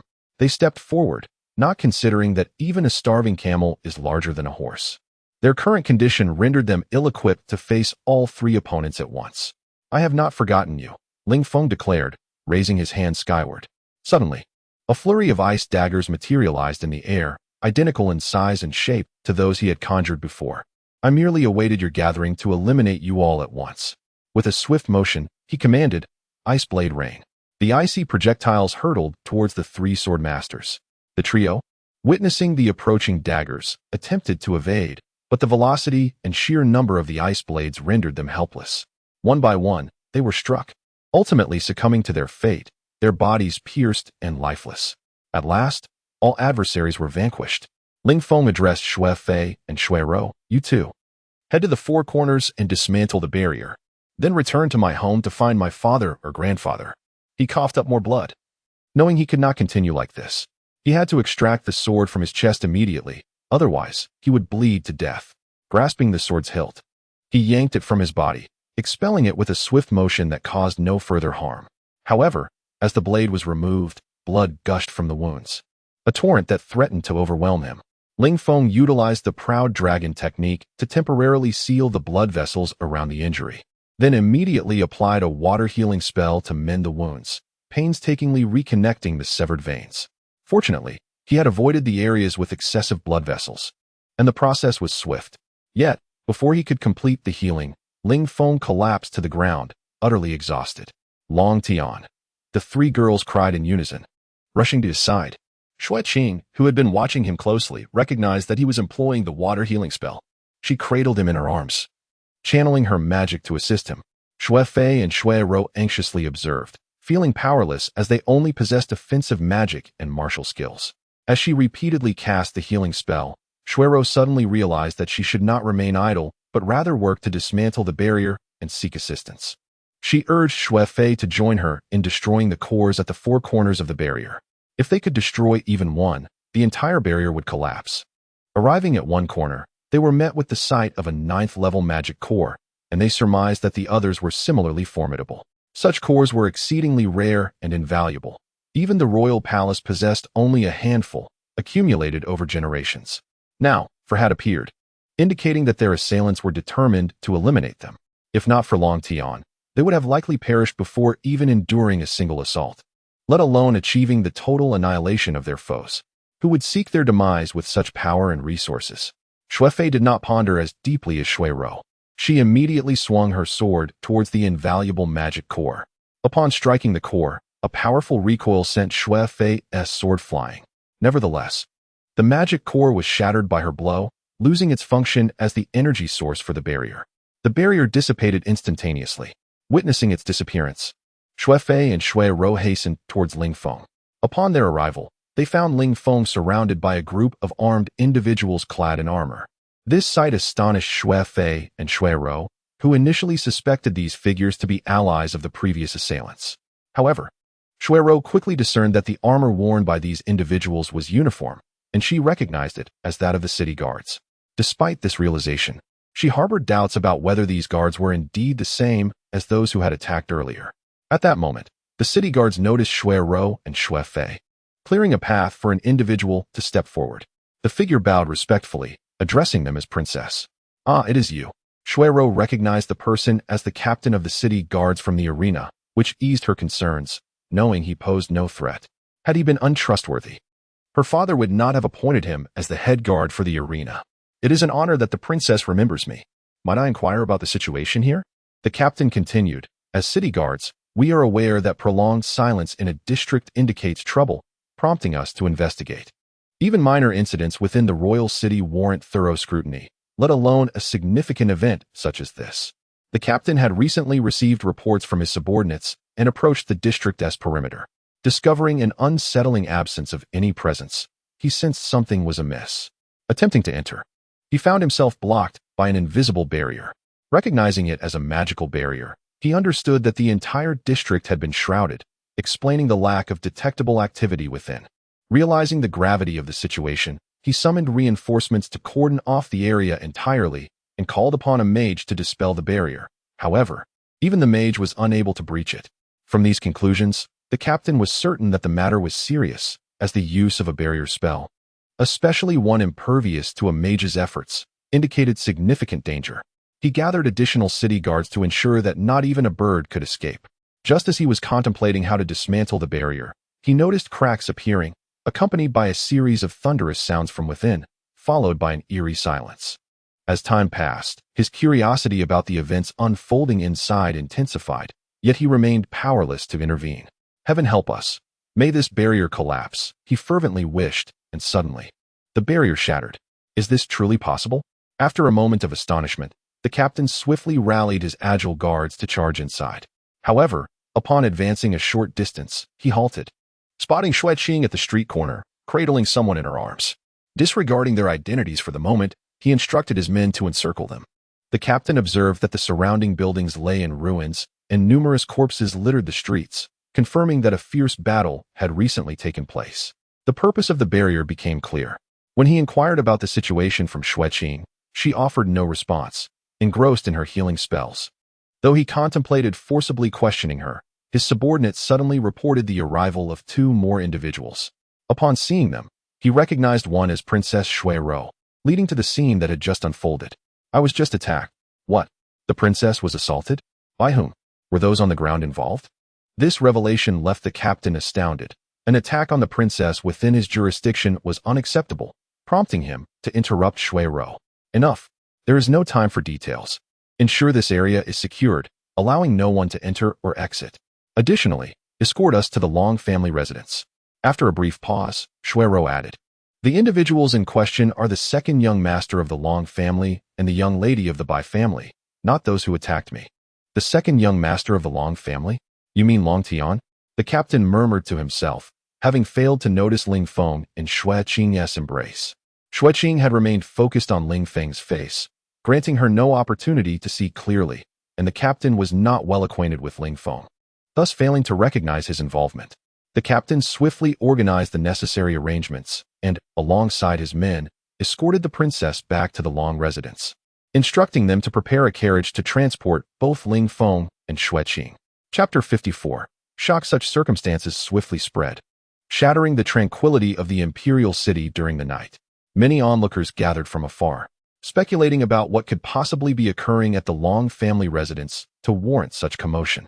Since the founding of the nation, the Long family had never resorted to deploying such a large contingent of city guards for their own protection, a privilege that might have been afforded to the Bai or Dongfang families. However, the Long family has always maintained a clear distinction between public and private matters, refraining from utilizing state resources for personal affairs. This raised considerable speculation among the populace, suggesting that a matter of national security was being deliberated within the Long family, involving many significant figures. Otherwise, such stringent security would be unwarranted. Regrettably, the cover of night limited the number of witnesses who could ascertain who had entered the Long residence prior to the arrival of the city guards. Ultimately, no one could discern the reason behind the overwhelming presence of guards at the Long family estate, leading to much gossip in the days to come. Meanwhile, outside Ling Feng's modest abode, layers of guards encircled the premises, all of whom were protectors of the Long family. Upon witnessing the sudden influx of city guards, they suspected a grave incident had transpired, remaining vigilant in their watch. When the two princesses, Xue Fei and Xue Rou, emerged from the protective ranks, the guards speculated whether the emperor had dispatched them, though the reasoning behind it remained unclear. Perhaps it was for good or ill. Regardless, they assumed defensive stances, prepared for the unexpected arrival of the city guards. The guards were perplexed to observe a carriage at the center of the commotion. Yet the two princesses did not descend from it, but rather stood by its side. Who could command the presence of the two princesses as escorts? Was it the emperor? After all, had he not gone to attend a concert with the old master? It was unlikely he would appear during the performance. Was it possible that the emperor's meeting with the old master was a ruse? As the guards pondered these questions, Xue Qing emerged from within, much to their astonishment. However, what transpired next left them in a state of shock and indignation. They witnessed a figure being carried out of the carriage, none other than the second young master, whom they often regarded with disdain. Regardless of personal feelings, they could not allow their master to be treated in such a manner, especially when it was evident he was incapacitated. The guards sounded the alarm and assumed a defensive posture, demanding the city guards surrender Ling Feng. Observing the Long family's guards' reactions, Xue Rou realized they had misunderstood her and the city guards' intentions towards Ling Feng. She hurried to the forefront to clarify the situation. Upon hearing the alarm, Long Jinxin rushed to the scene. Upon learning of Ling Feng's severe injuries, he swiftly appeared at Ling Feng's side to assess his condition, his expression turning grave. Without uttering a word, he lifted Ling Feng and instructed the guards not to move, vanishing into the depths of the Long residence. Inside the modest dwelling, a crowd had gathered, including the four family heads who had rushed over after hearing the news during the performance. Each one bore a solemn expression as they watched Ling Feng receiving water healing magic. Upon learning of the attack on Ling Feng and his companions, they had departed the opera house immediately for the Long residence. Upon entering, they observed Ao Wuxue performing the healing magic on Ling Feng. The sight of the torn fabric on Ling Feng and Apo's chest, coupled with the surrounding bloodstains, was harrowing. If they were to glimpse the wounds on his back, their expressions would surely be one of utter shock. As Ao Wuxue beheld the extent of Ling Feng's injuries, she was taken aback, tears streaming down her face at the sight of the front wounds. The sight of the back wounds caused her tears to flow uncontrollably. Why had she opted for water healing magic instead of the priest's holy healing? If there had been a lack of time to summon a priest, it would be understandable. Yet, a priest stood nearby. This issue was brought forth by Long Ju. The response revealed that holy healing had shown no signs of improvement despite prolonged application, the wounds remaining unchanged, unhealed. If it had been anyone else, they would have likely healed by now, regardless of the severity of the injuries. The current state of Ling Feng, showing no signs of recovery, astonished those present. Xue Rou, recalling the time Ling Feng had used water healing magic on her, proposed they try the same approach. Thus, Ao Wuxue, a water magic sorceress, enveloped Ling Feng entirely in her water healing magic. The wounds began to mend gradually, alleviating the worries of those who cared for him. Time passed slowly, and silence enveloped the room. The atmosphere grew heavy. Finally, Ao Wuxue exhausted her magical power and ceased. In truth, Ling Feng was no longer in danger.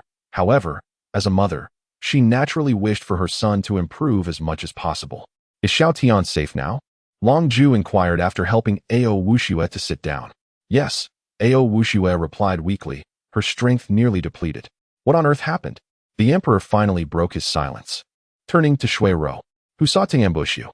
Relate the events in detail. We are uncertain about the specifics. We only know their target was Xue Fei and me.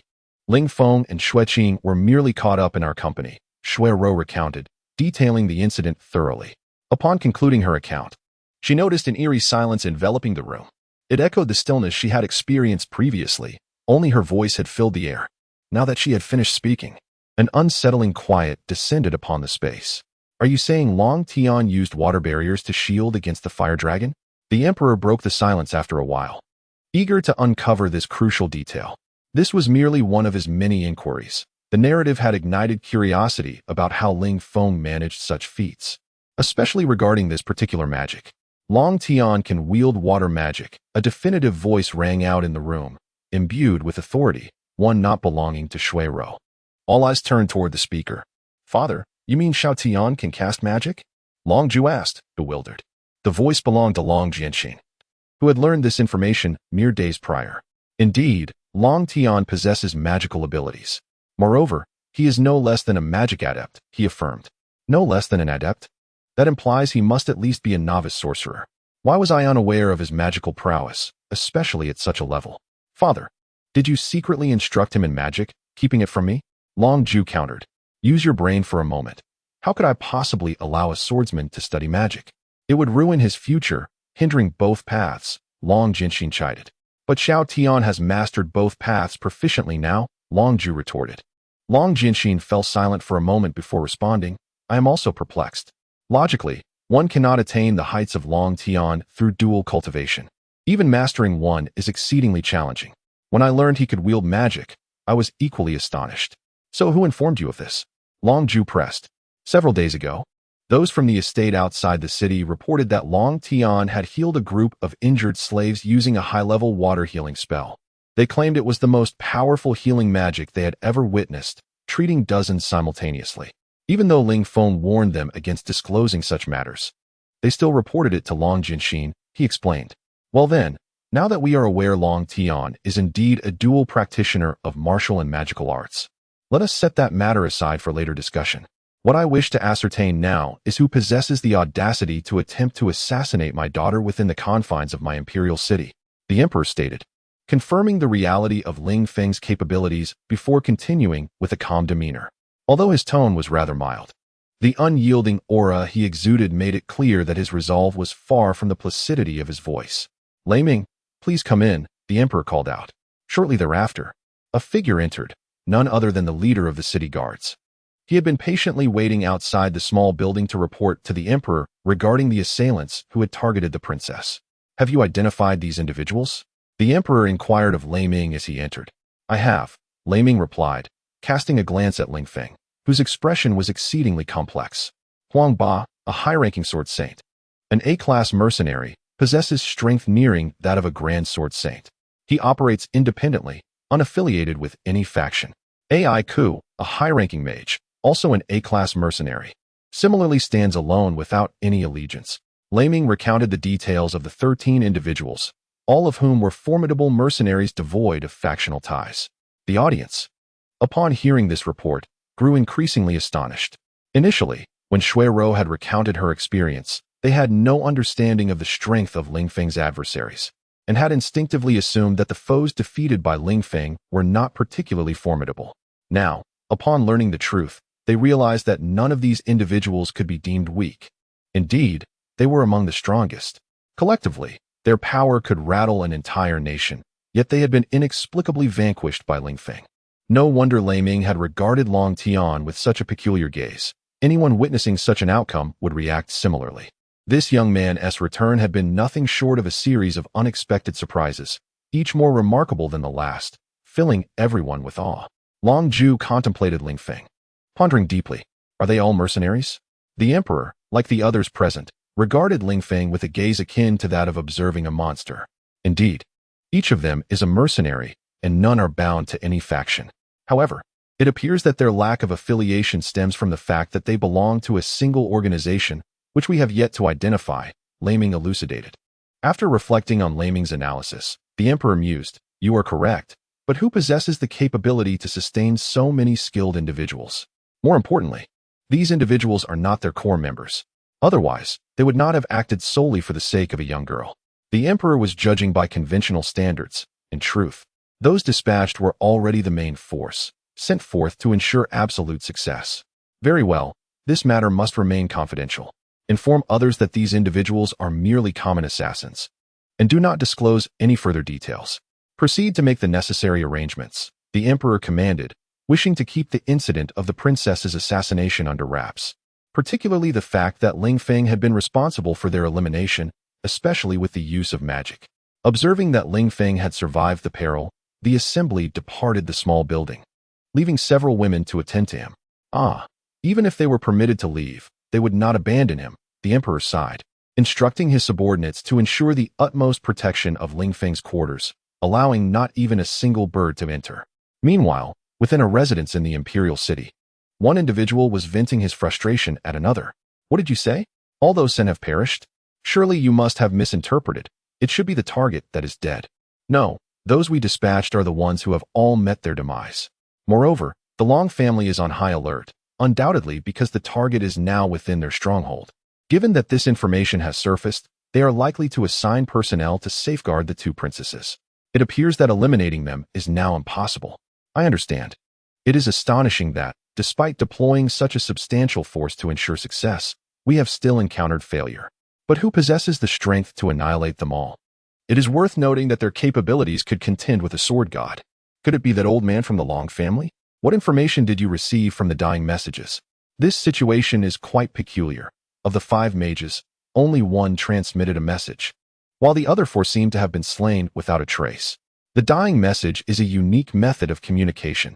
Every mage, before their demise, conveys a final statement that reaches the designated recipient. And what did this one convey? Only the name and Apos, Mo Wushuang. And Apos, Mo Wushuang? Could this be the very individual who thwarted our plans? I have never heard of such a name. Investigate this person.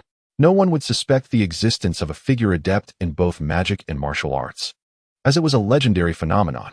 Simultaneously, in the opera house, the performance had concluded. Backstage, a beautiful woman was expressing her ire, repeatedly stabbing a prop with a small dagger while muttering, "I told you not to come, not to watch me perform, Ling Feng." Chapter 55. Awakening. When Ling Feng opened his eyes, he discovered that something was indeed pressing against his chest. He beheld a face of remarkable clarity and natural beauty, with closed eyes and long eyelashes that harmonized perfectly. Silken hair cascaded down, with strands naturally draping, revealing a pointed ear nestled within. This ear unmistakably signified her identity. The being resting upon him was an elf. After observing the elf for a moment, Ling Feng surveyed his surroundings and realized he had returned home, to his own little abode. Reflecting on the fierce battle he had endured, he recalled several critical flaws. First, he had not brought any weapons after blowing snow. And had it not been for acquiring the broken sword of ice crystals from the Dongfang family, he would have been utterly weaponless. In such combat, the absence of a weapon significantly diminished his offensive capabilities. Secondly, he lacked a weapon like blowing snow, rendering him incapable of maximizing his potential in battle. Had he fought with blowing snow, he would not have been cornered in such a manner. Most critically, he had not even considered using magic to attack during the earlier confrontation. Such a strategy could have caught them off guard and eliminated them all at once. This was a consequence of consuming too many novels where protagonists concealed their true power, leading him to subconsciously do the same and refrain from employing lethal techniques. Fortuitously, the enemies had underestimated him due to their unfamiliarity, which allowed him to prevail despite his numerous shortcomings. Ling Feng silently celebrated his good fortune. However, he remained unaware that his unexpected victory had already left others astounded and shaken. If those in the know realized that Ling Feng's displayed strength was not his true capability, the scene would be unimaginable. perhaps no one could articulate it, particularly for those who had perished if they were aware they had been effortlessly slain by Ling Feng, who had not even unleashed his full potential. They would likely die a second time from sheer frustration. As Ling Feng pondered these matters, he was suddenly interrupted by a warm, moist sensation against his face. Turning his head, he saw a small cat beside him, meowing with its mouth agape. Realizing it was the cat licking his face. "Are you worried about me?" Ling Feng extended his hand to stroke the cat's head, observing its contented demeanor. He continued, "I am fine now. If it weren't for you being here, I would have been in a much worse predicament." Meow. The cat raised its paw in a show of defiance, as if to say, "Of course, how could it be otherwise without me? All right, I acknowledge your prowess. I assure you, next time I will bring you along. Together, we can confront our foes as we did in the Beastmaster Forest." Ling Feng smiled at the cat's enthusiasm. "Meow?" The cat exclaimed excitedly. "Don't be so loud. You'll wake her," Ling Feng said just as he noticed the elf's eyelashes fluttering. She slowly opened her eyes, only to close them again, longing to return to her dreams. Fortunately, he had not disturbed her. Just as Ling Feng assumed the elf had fallen back asleep, she suddenly opened her eyes wide, gazing at him with her clear, emerald eyes. "You are awake?" the elf inquired. "Yes," Ling Feng replied. "I am awake, and I thank you for taking care of me. Do you know how many days I have been asleep?" He sought to ascertain the duration of his unconsciousness, a question everyone would naturally ask to ground themselves in reality and dispel the haze of uncertainty. 7 days. Since your injury, it has been 7 days until today," the elf informed. 7 days? That is quite a long time. I feared I would be in a prolonged slumber, perhaps for months. I did not anticipate recovering so swiftly. Ling Feng mused, wondering if the inhabitants of this world possessed extraordinary resilience. He felt as if he had fully healed from his injuries. "Have you been taking care of me all these 7 days?" Ling Feng inquired further. "Not at all. I did not care for you," the elf responded after some contemplation. "Oh, not you? Then it must be." Ling Feng looked around the room, noticing that apart from the elf, there was no one else present. He had expected to see Xue Qing by his side, yet it was the elf who was the first to greet him upon waking. "She is not here. Initially, it was she who healed you, prepared your bed, and covered you with blankets. I merely stayed here, doing nothing." The elf's tone carried a hint of melancholy, contrasting with her usual demeanor. "Who is she? Is she the girl who was with me?" Ling Feng inquired, perplexed by the elf's reference. "Not those girls. I mean the one who struck you on the head and pinched your ear," the elf bluntly countered, oblivious to human customs and entirely disregarding Ling Feng's feelings. Ling Feng fell silent, realizing the elf was referring to Ao Wuxue. He understood that Ao Wuxue must have employed a healing spell on him and tended to his recovery. Wasn't there a priest in this world? Why would his mother use a healing spell instead of calling a priest? Perhaps she wished to keep it a secret and avoid summoning them. He decided not to dwell on the perplexing matters for now and would inquire later. Ling Feng continued. "Where is she now?" "I do not know. She comes to check on you daily, but the timing is erratic. Sometimes she visits more often, sometimes less. She stayed with you for a long time on the first day, but afterward, she came by a few times each day." The elf shared all she knew. "You mean she was only present on the first day? How is that considered care?" Ling Feng expressed his disbelief, astonished by his mother's apparent lack of sympathy. Despite his severe injuries, it seemed as though nothing had happened. In truth, Ao Wuxue had seen that Ling Feng was no longer in danger and simply needed a few days of rest. With a girl already by his side, she had opted not to stay but to check in periodically. "I did not care for you. I merely kept you company. I was unsure of how to help you or provide treatment," the elf said with a downcast expression. From the moment she learned of Ling Feng's predicament, she had not left his side, remaining devotedly at his bedside. Only when utterly fatigued would she rest her head upon the bed, later discovering that sleeping in Ling Feng's embrace was quite comfortable.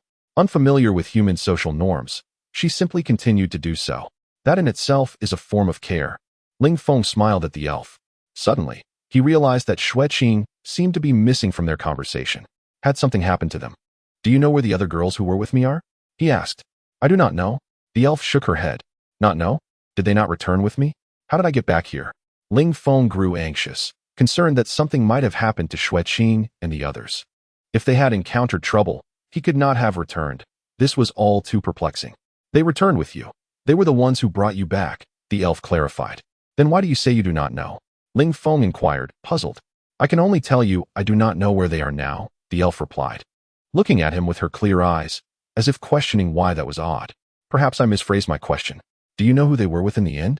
Knowing that Xue Qing and the others had returned safely, Ling Feng felt a sense of relief, no longer burdened by concerns for their safety.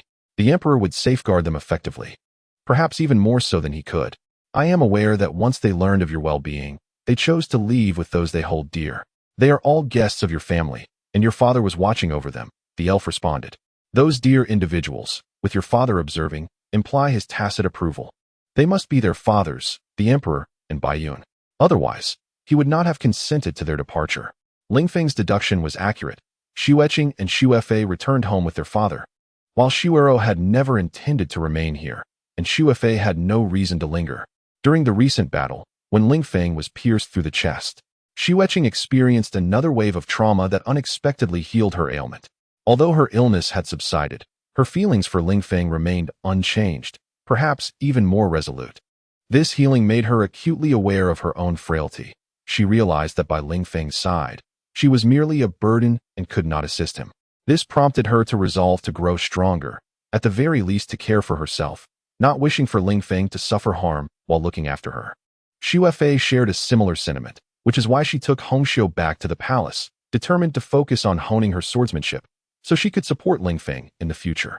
She brought Hongxiu along as she could assist with her bandaging. Xue had been greatly affected today. First, she discovered Ling Feng's formidable strength, capable of single-handedly confronting and vanquishing numerous skilled opponents.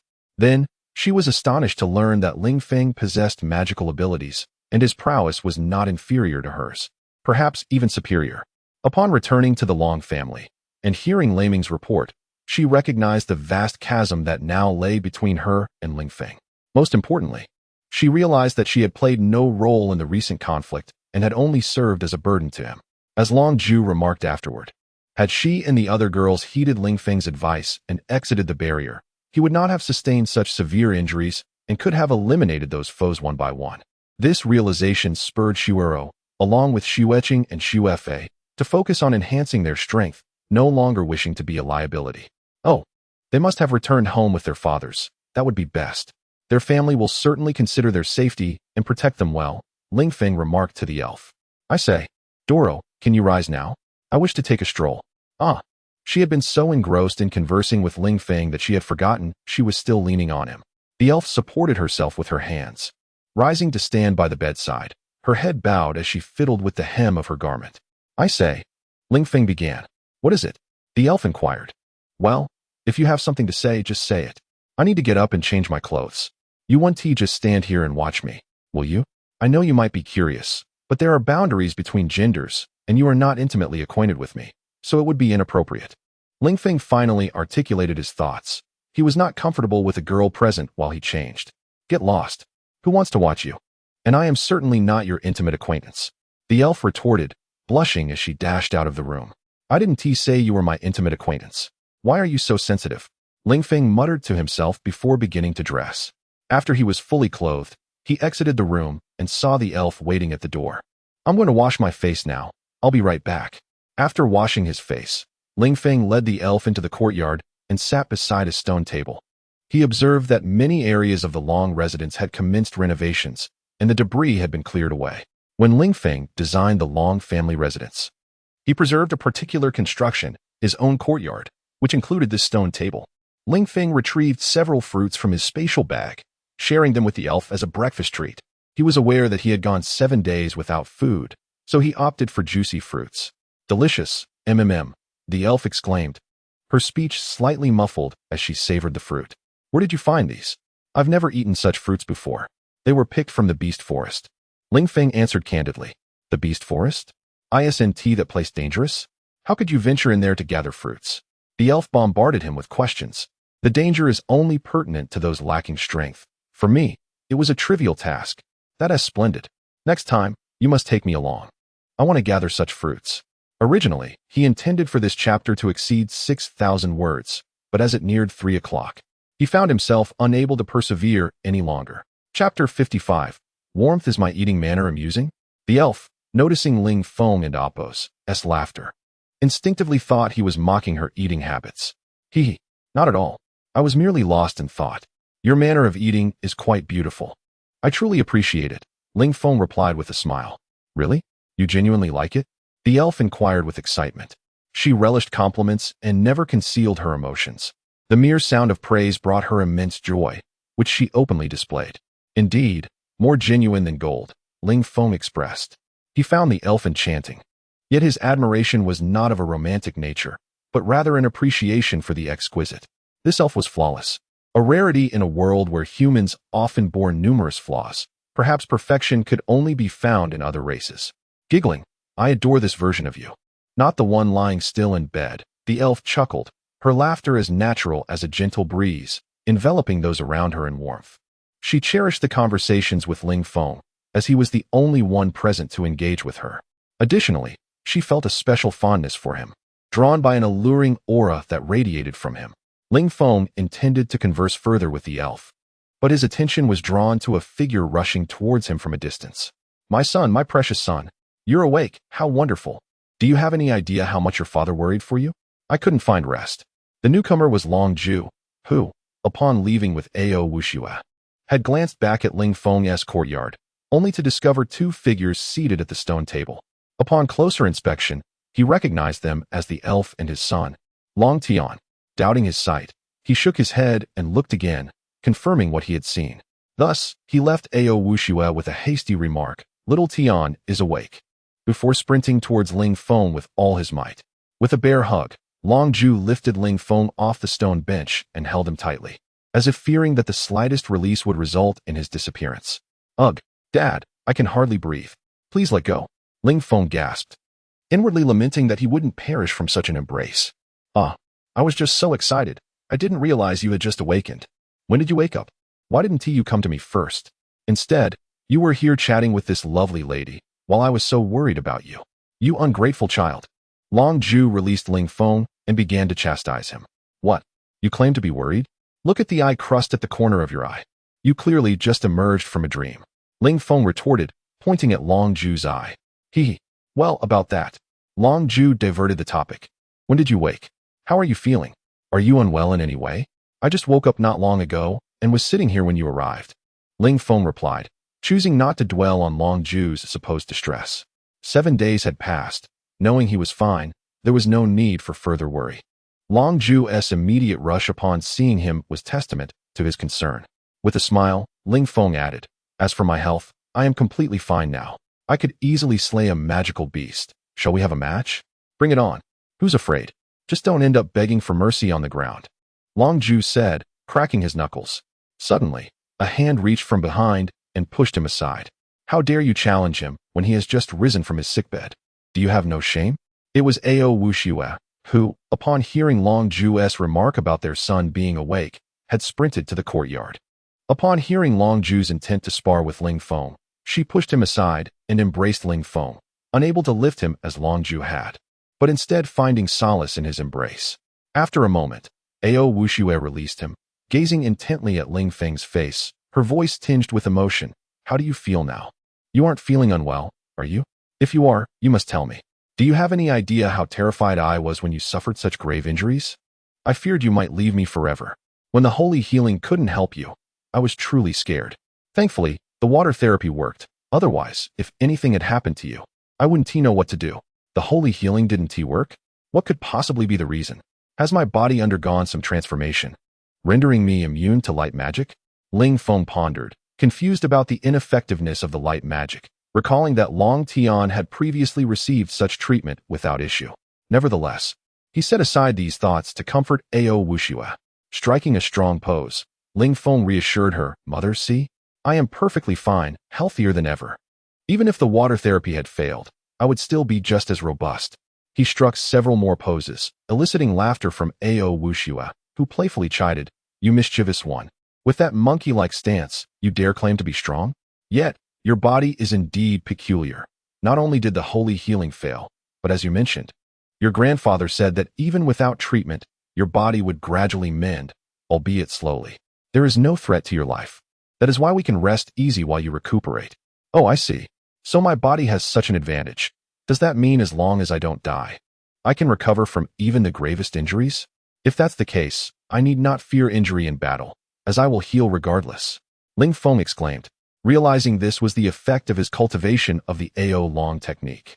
It meant he could recover from non-fatal wounds over time, but fatal injuries would still be perilous. Thus, he recognized that he had become akin to the legendary character Little Strong, possessing extraordinary vitality. Do not celebrate too soon. This might just be temporary. I've never seen you exhibit such abilities before. If you revert to your former state, you will soon learn the meaning of suffering, Ao Wushua cautioned.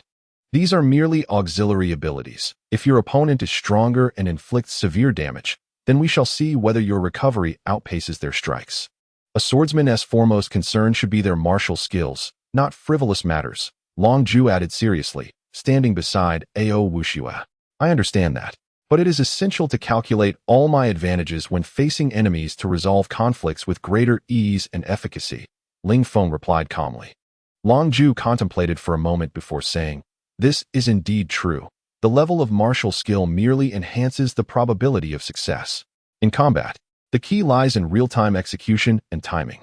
Your ability to escape and eliminate so many formidable foes was due to your sense of timing and unexpected tactics." Indeed, father. You are absolutely right, Ling Feng affirmed. Xiao Tian, how did you manage to defeat those sword saints in such a short span of time? Especially the few whom you dispatched with a single strike. This is something even I cannot achieve. Has your strength truly surpassed mine?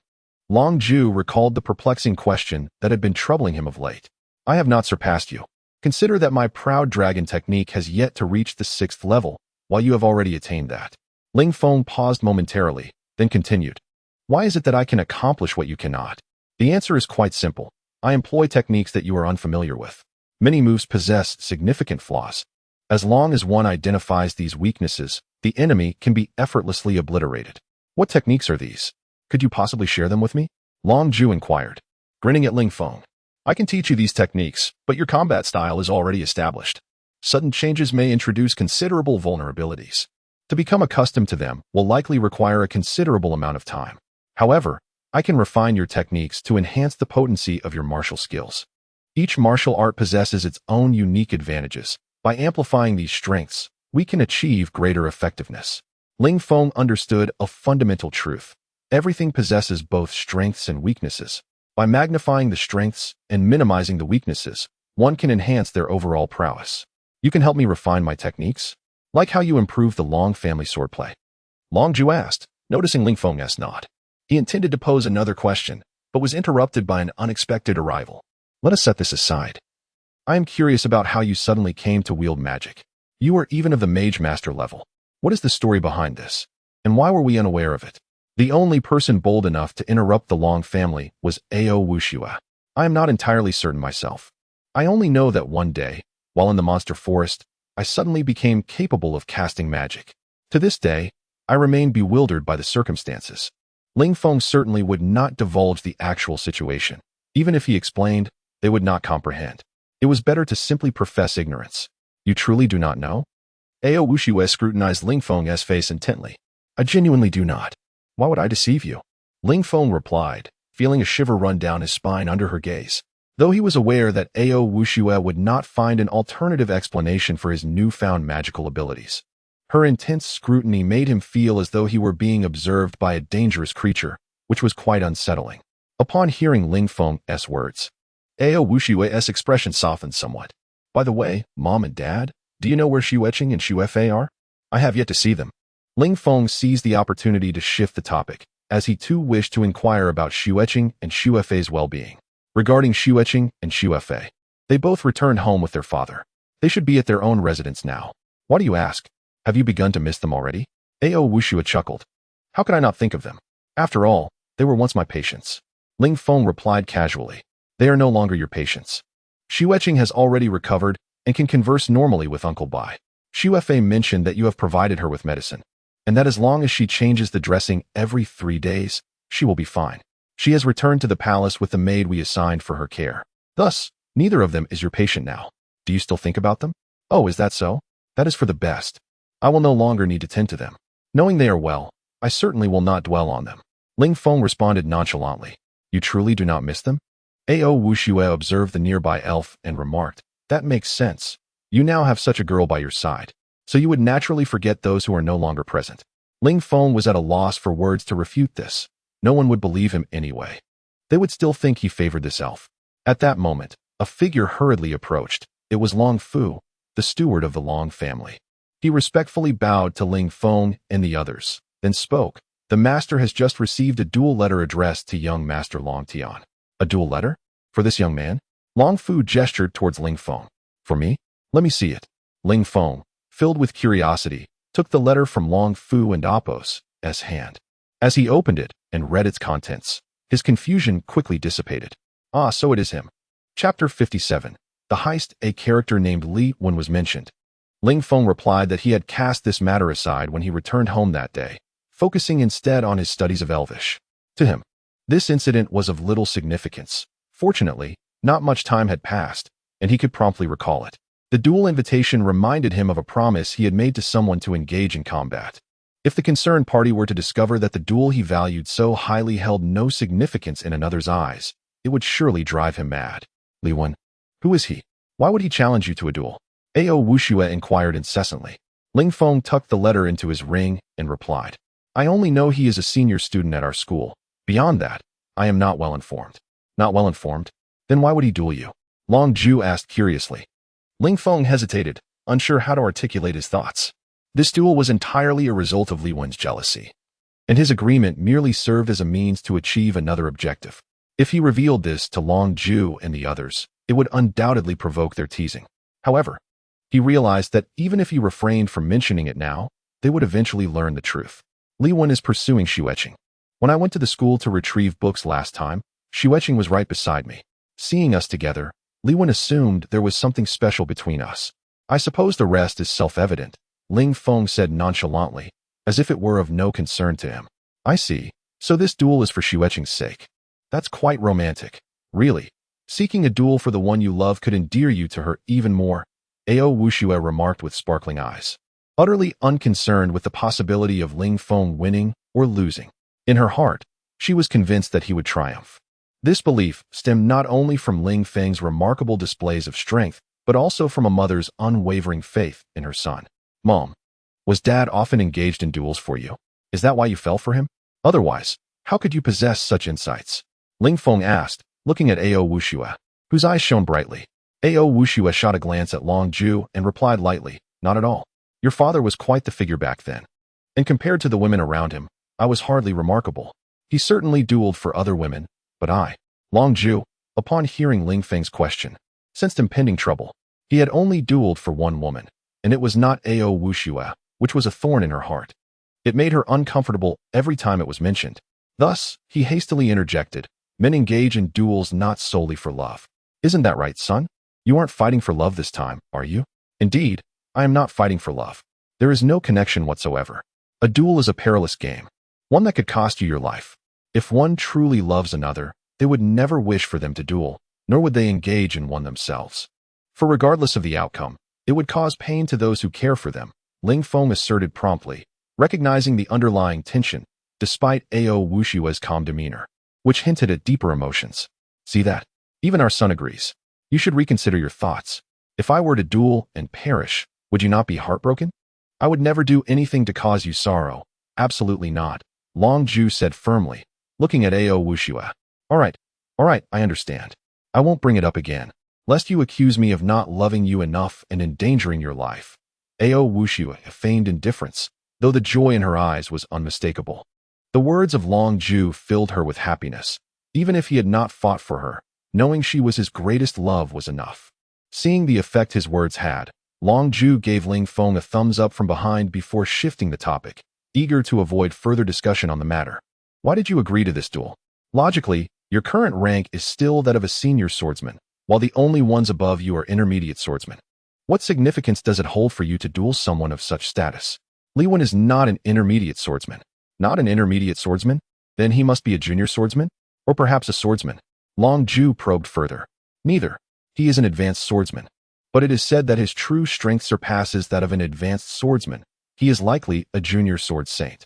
An advanced swordsman? Possibly a junior sword saint? Isn't it ridiculous that he would challenge you, whose rank is 3 tiers lower? Long Ju exclaimed, perplexed by Li Wen's audacity. Who on earth is this Li Wen?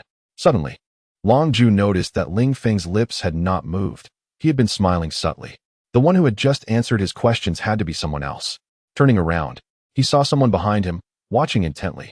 Bai Yun, how is it that you approach without making a sound? You have no presence whatsoever. Last time it happened. And now again. This can't be mere coincidence. How could a mage like you sneak up on me undetected? The newcomer was indeed Bai Yun, who had once again approached Long Zhu silently. He had thought it a coincidence the first time. But now it was evident that Bai Yun possessed a method to approach without detection. Actually, I recently acquired an item that can mask one's presence. Behold, Bai Yun produced a hexagonal copper medal from his possession, intricately engraved with various patterns. This is the Hidden Star Charm, a magical artifact whose primary function is to isolate one's aura, rendering one undetectable. No wonder I couldn't sense you. So you carry such an artifact that conceals your presence.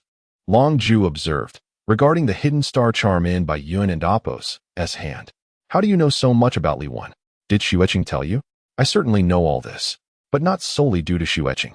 The primary source is actually Li Wen's father. You should be familiar with him. He is our military supply minister, Li Hai. Bai Yun explained slowly. Ah, so it is Li Hai? We are not merely acquainted. We are quite familiar. Every time I request supplies, he always finds excuses to deny me, claiming the empire lacks military funds and urging me not to waste too many resources. What does he understand?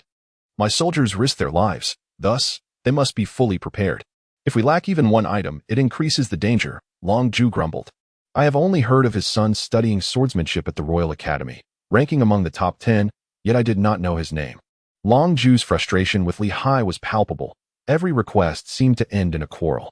He turned to Ling Feng, saying, Son, show no mercy to his son. Give him a good beating, so he cannot rise from his bed for a month. Long Tian, do not heed your father's reckless words. He is only considering the needs of the entire army. After all, he oversees your daily essentials and all military provisions. You can't expect him to procure the finest supplies without sufficient funds. He must also ensure that your troops do not starve or freeze, Bai Yun defended Li Hai, knowing full well the minister's dedication to the army's welfare. I understand that, which is why I couldn't haggle with him. Otherwise, I would have let him have it. But ultimately, this all stems from you, the financial minister, not allocating more gold for my army. Long Zhu shifted the blame back to Bai Yun. This cannot be my fault. I only have this much money on hand. It is not possible for me to conjure additional military funds out of thin air. I still need to allocate funds for the construction of imperial cities, prepare salaries for the officials, and I understand now. There's no blame to be placed on you. You may cease. Whenever this topic arises, Bai Yun tends to bombard Long Zhu with a barrage of financial demands. Long Zhu interrupts him before he can finish, preventing him from continuing. Long Tian, why did you agree to this duel? With your prowess, even the Sword Saint would be manageable. Doesn't it feel somewhat like bullying to confront someone who has yet to reach the Sword Saint level? Bai Yun, having had enough, poses this pressing question, intrigued by Ling Feng's willingness to engage in such a lopsided contest, which seems utterly devoid of significance. Well, I've been rather short on funds lately. So I consented to this duel, Ling Feng explains. His agreement stems from the fact that duels are often accompanied by a wager. Gambling exists in every culture and location. Lacking funds. Are you planning to place a bet? I see. Only a select few are aware of your true strength, while outsiders remain oblivious. In that case, the house would misjudge your actual capabilities and erroneously assess the odds. This could lead to substantial winnings. Bai Yun, astute in his understanding of the empire's economy, swiftly deduces Ling Feng's intentions. Indeed, that's precisely my plan. I intend to place a significant wager, so I would like to borrow some gold coins from you. Once I emerge victorious, I shall repay you double. Ling Feng nods in affirmation. Borrow money? You insolent brat. Is there no money at home for you? Are you seeking funds from others? Ao Wuxue chastises Ling Feng with a sharp tap. What do you mean? Of course, I will utilize the family funds. But I also wish to borrow from Uncle Bai, Ling Feng retorts, patting his unfortunate head. The family's resources are limited. But I can certainly manage to procure 200,000 gold coins. Is that not sufficient for your wager? Indeed, it is insufficient, Ling Feng states, shocking everyone with his audacity. It is unprecedented for one to gamble such a vast sum, and it appears he is not yet satisfied, seeking to stake even more. 200,000 is not enough. How much do you intend to wager? 300,000, 400,000, or perhaps 500,000? Ao Wuxue's frustration mounts. She disapproves of Ling Feng's inclination towards such reckless gambling. 500,000. Mother, that is quite an imagination. I only need 300,000, Ling Feng responds, momentarily taken aback by Ao Wushue's exclamation before quickly asserting his claim. Bang! Ao Wushue strikes Ling Feng again, exclaiming, only 300,000? You truly dare to utter such a request, and you say only? 300,000 is still only? Not to mention 300,000. I wouldn't even grant you 100,000 for gambling. Mother, please. I absolutely require 300,000 to reclaim Xue.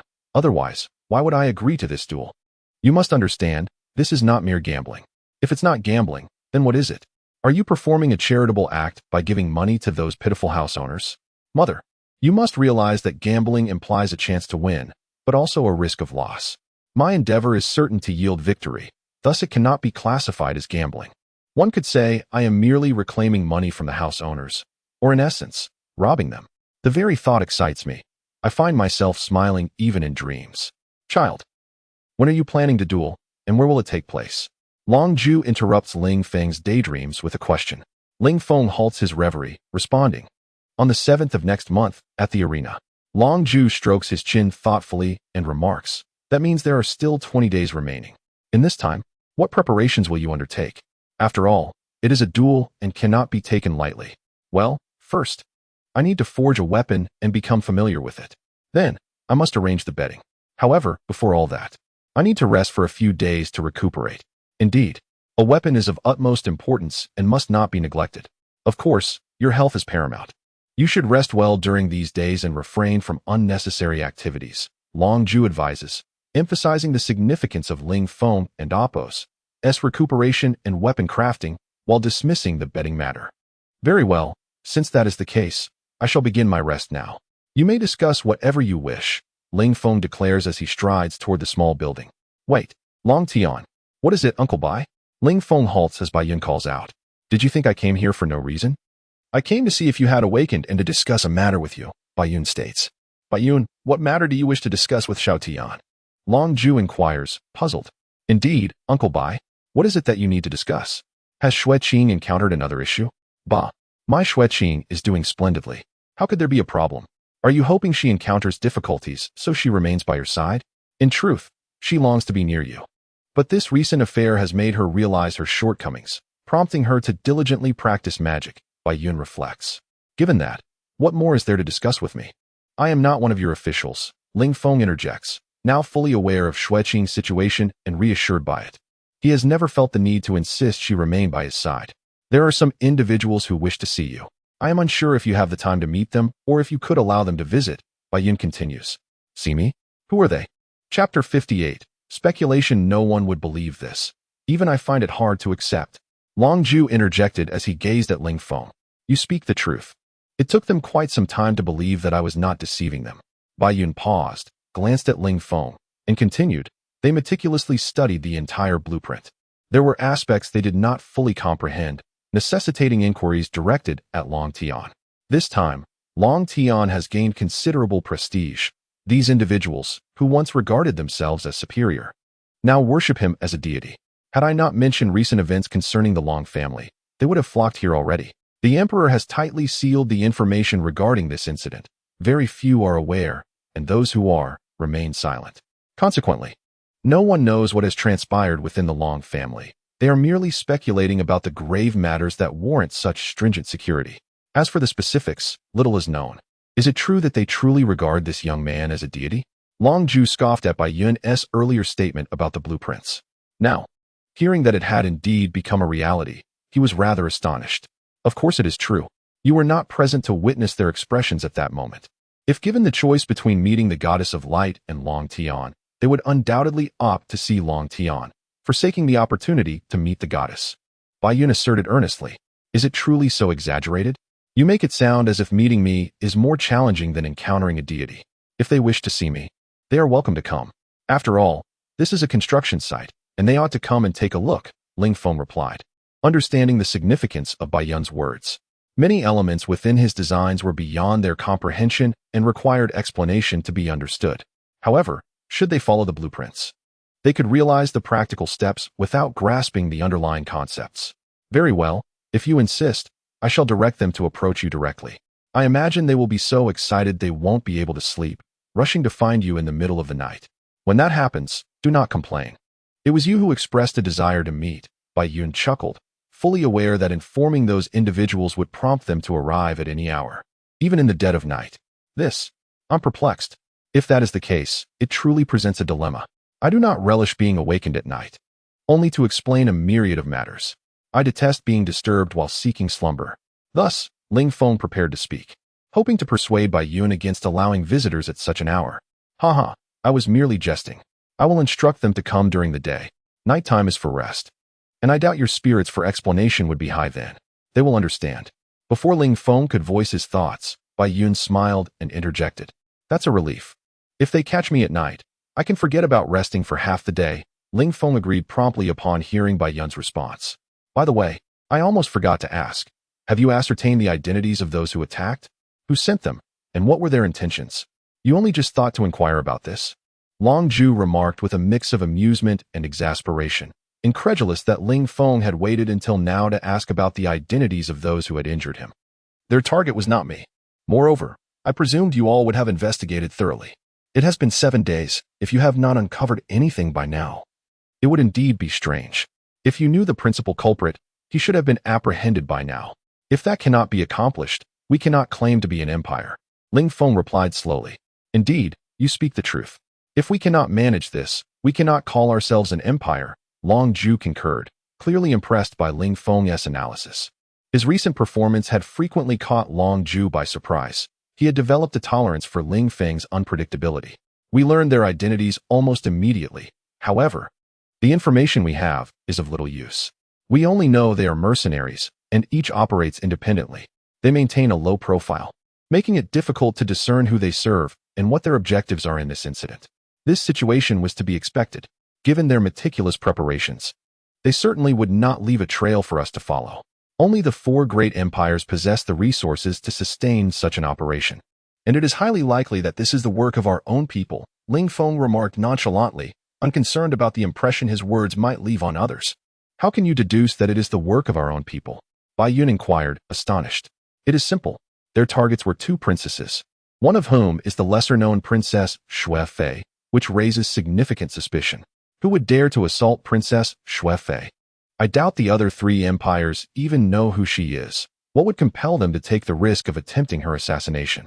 Ling Feng slowly articulated his thoughts. Could it be that they were targeting Princess Xue Ro, with Xue Fei merely a collateral victim? Long Zhu questioned Ling Feng. Not at all. If it were me, I would target several candidates for the throne. Such a strategy would sow chaos within our empire, yielding benefits for them. Even if they succeeded in assassinating these 2 princesses, it would not advantage them in any significant way, Ling Feng continued.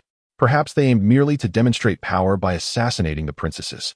Why do you insist it must be an inside job? Long Zhu gazed at Ling Feng, eager to hear his reasoning. Firstly, if their intent was merely to demonstrate power, we need not consider their threat level in the future. Such meticulous planning and the involvement of numerous individuals for an act of senseless bravado could only be the work of a fool. If they are indeed fools, they pose no threat to us. Ling Feng paused, then added, secondly, our imperial city is not easily infiltrated. The presence of so many experts entering unnoticed suggests 2 possibilities. Either our city guards are utterly inept, which is clearly not the case, or there is an insider among us who facilitated their entry. I am merely suggesting that it is highly probable this is the work of our own people, as there are far too many unforeseen variables in this world. There could be forces at play that we are unaware of. As Li Ning said, anything is possible. Li Ning? Who is he? Bai Yun inquired, not recognizing the name. He is a notable figure, possessing a skill set unmatched by anyone. However, you would not be familiar with him.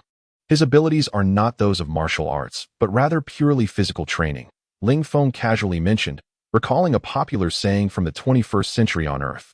Oh, actually, we have conducted our own research and speculated that it might be an inside job, yet we remain uncertain of the identity of the perpetrator.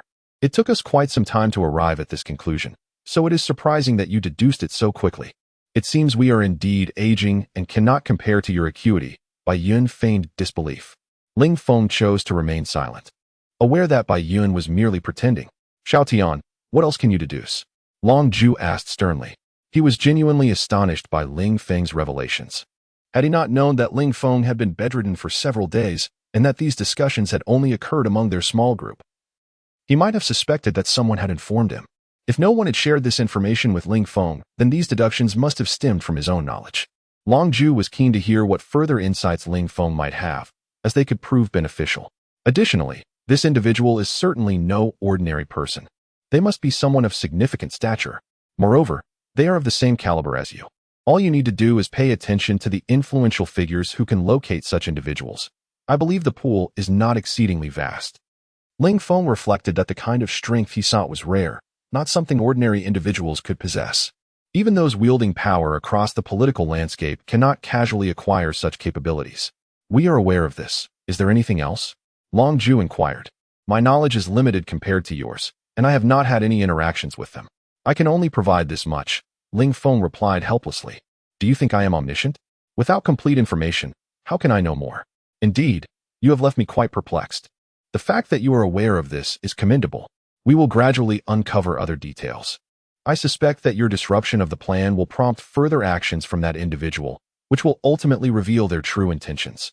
Long Zhu realized he had been too hasty and continued, it would be best to ascertain which of the two princesses poses a threat. If they are absent, we should identify who stands to gain from their absence or who would suffer the most. This way, it becomes easier to deduce who wishes to target them. Ling Feng mused. I understand who benefits. However, what does it imply when one suffers? If it is detrimental to him, why would he target them? Long Zhu asked in confusion. Father, given your extensive experience in the political arena, it surprises me that you do not recognize this. If a situation poses a significant threat to you, your adversaries will undoubtedly rush to exploit it, even if it brings them some harm. Ling Feng responded with resignation. Come now, I am a warrior on the battlefield. The political realm, rife with deception, is not my domain. The battlefield is where I can truly embody my masculine spirit. Long Zhu exclaimed, his temperament only suited for the battlefield. Had he ventured into politics, he would have been besieged long ago. Second brother is ill-suited for the political arena. He has already offended many. In politics, he would surely antagonize even more. And I fear no one would dare associate with him for fear of collateral damage. Bai Yin laughed heartily. You seem quite at home there. It is evident what kind of person you are. I suppose I must reevaluate our relationship. Long Zhu remarked with a sidelong glance at Bai Yun. This is merely a skill, a form of social interaction. If someone like you were to negotiate, you would surely fail. I, on the other hand, would succeed, which highlights the distinction between us. You can only shine on the battlefield, just as I can only excel in the political arena. We each have our roles to play. Bai Yun retorted with irritation. Father, both the political and battlefield arenas are equally vital. Losing either is untenable. To put it simply, one represents martial prowess, while the other signifies combat spirit. Without martial skills, one cannot unleash their full potential, leading to issues of sustainability. Conversely, lacking martial skills while possessing combat spirit results in an inability to harness that spirit effectively, leaving one powerless against their adversaries. Ling Feng explained. Bai Yun stared in astonishment at Ling Feng, never expecting him to articulate such a principle. Although slightly skewed, it effectively illustrated the relationship between politics and warfare. Oh, is that so? Long Zhu remarked nonchalantly. By your logic, we should begin our investigation with the two princesses, correct? Indeed. Ling Feng nodded, stating, this is the most effective approach. No one would orchestrate such a scheme without reason, especially one that demands extensive resources and manpower. Therefore, this endeavor must have a purpose. If we can uncover the details, we should be able to deduce the responsible party. Precisely, I shall instruct my people to initiate inquiries in this regard. Long Zhu affirmed. That should suffice for now. I will retreat to practice the Oolong Ju. Since awakening, I have felt on the verge of breaking through to the 5th level. Just as Ling Feng intended to enter, he heard someone calling from behind. The only one addressed as second young master here was him. He turned to see who was calling. Fu Bo, is there something you need? The caller was none other than Long Fu, the family steward. Second young master. Someone is seeking you outside. I have instructed them to wait in the parlor. Do you wish to meet them or not? Who are they? Chapter 59. Mountains of Scrap Metal Uncle Rock. Tian, when will you return? The individuals addressing Rock were indeed those who had ventured to the dwarven gathering to seek assistance. This revelation filled Ling Feng with excitement. He had just been contemplating the creation of a weapon. and it seemed unnecessary to visit the blacksmiths now that Rock and his companions had arrived at the perfect moment. They could forge steel and craft iron weaponry. We returned last night. I intended to come find you immediately, but Uncle advised me it was too late and suggested I rest for the night. Xue Qing replied eagerly. Even if you had come last night, it would have been futile. I was still asleep. Ling Feng smiled. Did you bring these individuals with you? Noticing a few dwarves accompanying the trio, he surmised they were Rock's recruits. Indeed, I summoned them. Each possesses a unique skill that aligns with our current needs. Rock proceeded to introduce the dwarves, confirming that each had a distinct aptitude, including those skilled in mining, precisely what Ling Feng desired at this moment. Splendid. Uncle, your selections are all elites. Let's south head to your place at once. Prepare the necessary items, and we shall proceed to Blackstone Mountain. I urgently require a weapon. Ling Feng expressed his satisfaction with Rock's choices. Blackstone Mountain. What's the purpose of going there? Rock inquired, aware that Ling Feng had acquired the mountain. Yet oblivious to his intentions, Ling Feng glanced around, feigning mystery. You will understand in due time. Revealing it now serves no purpose. Be mentally prepared, lest you be taken aback later. Haha. Please, it's merely mining, isn't it? I've seen so much of it this month. Uncle has taken us to numerous places. Xue Qing interjected, having accompanied Rock on many excursions and thus gaining substantial experience. Oh, is that so? Ling Feng responded nonchalantly, noting Xue Qing and Tian's considerable growth over the past period. Of course, Xue Qing boasted. All right, I acknowledge your capabilities. Let us focus on our tasks, Ling Feng said. Very well, we shall return to my workshop, prepare the materials, and then head to Blackstone Mountain. Rock had faith that Ling Feng's intentions were purposeful, believing there must be a reason for their journey to the mountain. The group stood before Rock's workshop, astonished by the sight before them. Long Tian, did we come to the wrong place? Is this really Uncle's workshop? Xue Qing stared blankly, questioning Ling Feng. I believe it is. Ling Feng responded. I don't think so. It was definitely not like this when I left, Tian asserted confidently. Indeed, we must have taken a wrong turn.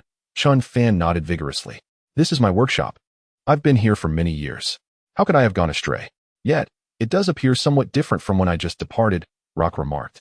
Not just somewhat. It is entirely transformed. Uncle, were there these items here when we left? Xue Qing pointed ahead. Absolutely not. Tian replied emphatically. Long Tian, explain this situation to me. You must know, Rock demanded, gesturing towards the scene. What situation? Wasn't it always like this? Look, this is your house. The walls remain unchanged. And the building is still the same. There's not a single alteration, Ling Feng remarked indifferently. The building is unchanged. But, Rock exclaimed loudly, look at the items in the yard. They are stacked as high as the house. How can you claim there are no changes? This isn't particularly high. It's not an excessive amount, Ling Feng dismissed. Not excessive. If it were only in my yard, that would be one thing, Rock's brow furrowed. A few dark lines appearing on his forehead as he bellowed. Now, not only are the nearby houses affected, but even the streets are filled with this scrap metal. Is this still my former weapon shop? Is this the same street as before? Before them lay mountains of scrap metal, emanating from Rock's shop and spreading outward. The nearby houses and streets were essentially buried beneath, and had this occurred on Earth, city officials would have confiscated everything, rendering Ling Feng's acquisitions pointless. With the assistance of Lin Feng and his team, the acquisition of scrap metal surged, quickly overwhelming the yard's capacity. Eventually, they began placing it on the streets. But soon even that space became insufficient. Thus, Lin Feng suggested renting or purchasing nearby properties, as Ling Feng's remaining funds were more than adequate to buy the entire block. Without hesitation, Lin Feng procured the money and set out to make arrangements. Fortunately, Lin Feng was a person of integrity. Had it been someone else, they might have absconded with the funds. The dwarves were entirely oblivious to such matters, so it was crucial to avoid allowing them to manage finances, lest they fall prey to swindlers. Initially, Lin Feng believed this would suffice, but developments exceeded everyone's expectations. The volume of scrap metal surpassed all calculations. Eventually, Lin Feng and his team resorted to using areas intended as pathways for storage, stacking the metal higher than the houses. Do not fret, this is merely temporary. The scrap will be transported soon. If it were to remain here, what would be the purpose of my acquisition? Furthermore, you won't be working here indefinitely. Once we reach Blackstone Mountain, I doubt you'll wish to leave, Ling Feng assured. Not here. Once we reach Blackstone Mountain, I won't leave? Rock paused. Quickly grasping that Ling Feng implied, he would be staying at Blackstone Mountain in the future. Indeed, we shall engage in work at Blackstone Mountain, including mining, smelting, and crafting everything. Today serves merely to retrieve your tools and the scrap metal. Ling Feng articulated Rock's unspoken thoughts. And what about this place? Xue Qing, ever curious, inquired. Ling Feng surveyed the surroundings and stated, I will demolish this and rebuild it. It will serve as a storefront. A storefront? Xue Qing questioned, entirely unfamiliar with the term. A storefront is a place for conducting business and trade. In the future, Uncle and the others will craft weapons at Blackstone Mountain, while the products will be sold by others. Additionally, this location will handle custom orders, allowing them to focus on their craft without distractions, Ling Feng explained calmly. Oh, I see. Xue Qing grasped Ling Feng's intent, realizing this would transform into a storefront, though he remained uncertain about the benefits. In this land, individuals typically consider the creator's reputation before choosing a product. They came here due to Rock's presence. Otherwise, they would not have sought this place. Xue Qing, however, could not comprehend Ling Feng's broader vision. This continent lacked brand awareness. In the future, Ling Feng planned to imprint a mark on every weapon produced, akin to a trademark known to Earthlings. He intended to open specialty shops and find agents to promote his brand widely. By doing so, we can concentrate on crafting weapons. This is the most advantageous for us. We inherently dislike dealing with people. If it weren't for necessity, we would prefer to avoid business negotiations altogether, Rock nodded, acknowledging that dwarves were not inherently suited for commerce. Without their exceptional skills, they would likely struggle to make a living. This is precisely what I desire. Each person should utilize their strengths, delegating tasks to those proficient in them. Only then can we enhance our craft and elevate the quality of our weapons. Ling Feng spoke lightly. Let us discuss this later. We must first address the matter at hand. Feng Tian added. After Feng Tian's reminder, Locke realized that the most pressing issue was to find his son, Tian, and ascertain what had transpired here. Tian Locke, uncertain of how to enter the courtyard, called out from outside. Who is calling me? If you're looking to sell scrap metal, you can find old Lin. I'm busy right now, came Tian's voice from within the courtyard. Locke felt a vain throb on his forehead, and he roared, You've forgotten my voice too? It seems your skin is itching for a beating. I am your father. Come out this instant. A loud shout echoed from inside, followed by a series of clattering sounds.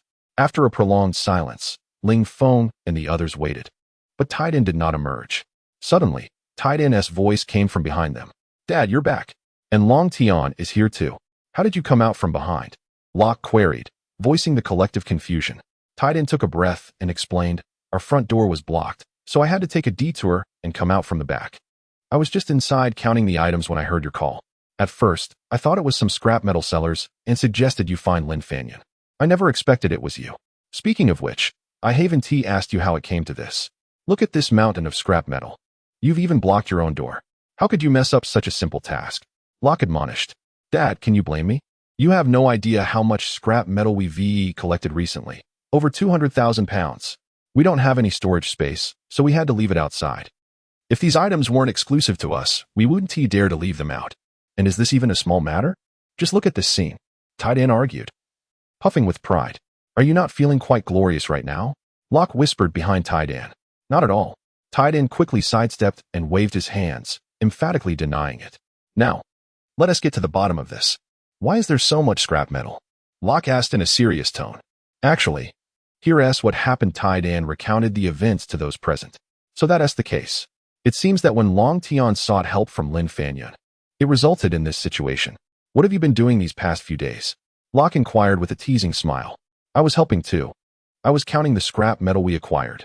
Tian replied, somewhat sheepishly. In truth, he had been slacking off when Ling Feng arrived, as he had been exhausted from the previous days of work. Moreover, Ling Feng and the others managed the tasks so thoroughly that there was little for him to assist with. Given how hard Tian worked previously, it's all right for him to take a break now that old Lin is helping. Besides, his efforts pale in comparison to what Lin and the others can achieve. Ling Feng interjected, having observed Tian's struggle. I'll let you off this time, Locke said, shaking his head before turning to Ling Feng. So how do we handle all this scrap metal? Can we possibly dispose of all of it? Rest assured, I will manage as much as I can. I'm concerned there might not be enough. I've contacted the military to handle their discarded weaponry as well. They will assist in transporting this scrap metal and will even be stationed there, Ling Feng remarked, surveying the towering pile of scrap metal. He had not anticipated such an enormous quantity. He initially thought 1 million pounds would be impressive, yet now it was clear they had at least 3 million pounds. Fortunately, Ling Feng's plan involved forging several million weapons to equip the Tianxiang Empire's army, rendering them invincible. This way, he could wander freely without worrying about the Long family or the Tianxiang Empire. Isn't that insufficient? Is there a chance it will diminish in size during the forging process? Locke questioned, puzzled by the sheer volume and how many weapons could be produced from it. It won't shrink, but I intend to forge a great many items. This still isn't enough for my purpose. Ling Feng's words struck Locke like a thunderclap. Not enough? By heavens, how did I end up in this predicament, agreeing to serve under someone who seems to be a vampire, intent on exhausting me? Fear not. I won't be asking only you to forge. I will enlist many others to assist. I will make the arrangements, Ling Feng said. Noting the change in Locke's expression, Tian, summon old Lin, Ling Feng instructed Tian. Understood, I'll go at once. Tian dashed off, weaving around the mountain of scrap metal, disappearing behind it. Soon, Lin Feng followed Tian, and upon arrival, he bowed respectfully, saying, Young Master Long, how may I assist you? There's no need for such formality, just call me Long Tian. When working under me, there's no need for subservient titles, Ling Feng replied with a smile. I dare not address you by your full title, Young Master Long, Lin Feng said reverently. Then simply call me Master. It's merely a title. And there's no need for concern, Ling Feng suggested, viewing it as just another nickname. Now, please tell me the total amount we have acquired, Ling Feng continued. Upon hearing Ling Feng's request, Lin Feng produced a small notebook, flipped to a page, and stated, during this period, we have collected 365,000 pounds, plus the 53,000 pounds Tian acquired previously, totaling 418,000 pounds. The specific amount is 418,923 pounds. 418,000. Locke and the others were taken aback by this staggering figure. Chapter 60. The contract I understand. Just have old Lin calculate it when the time comes. Tian interjected. Young master, are you not planning to proceed with the acquisition? Lin Feng asked, a hint of disappointment in his voice. His earnings during this period had surpassed those of several years combined, and now the prospect of losing it all left him somewhat despondent. Nevertheless, he considered himself fortunate. Such opportunities were rare, and without Ling Feng, he would not have even had this chance. Yes, I shall continue until there is no one left to sell, or it no longer proves worthwhile, Ling Feng replied. In that case, I can carry on and fulfill the tasks assigned by you, young master. Lin Feng was reluctant to forego this opportunity, and upon hearing Ling Feng's intention to continue, he immediately sought to seize it. If you wish to stay, it will be under the nature of working for me, unlike the current arrangement, Ling Feng stated, observing Lin Feng with satisfaction at his proactive approach. Only those who grasp opportunities and are eager to pursue them can be deemed true talents. What does that entail? Lin Feng, though honest, was not naive. On the contrary, he was quite clever. After all, he had been the first to step forward to assist Ling Feng in acquiring scrap metal.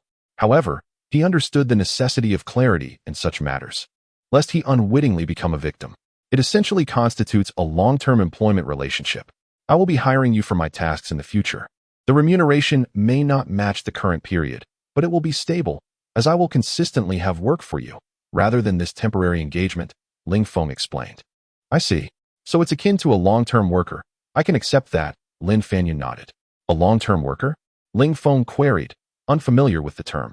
Long-term workers are similar to contracted workers on Earth, but the workers cannot terminate the contract. Only the employer can.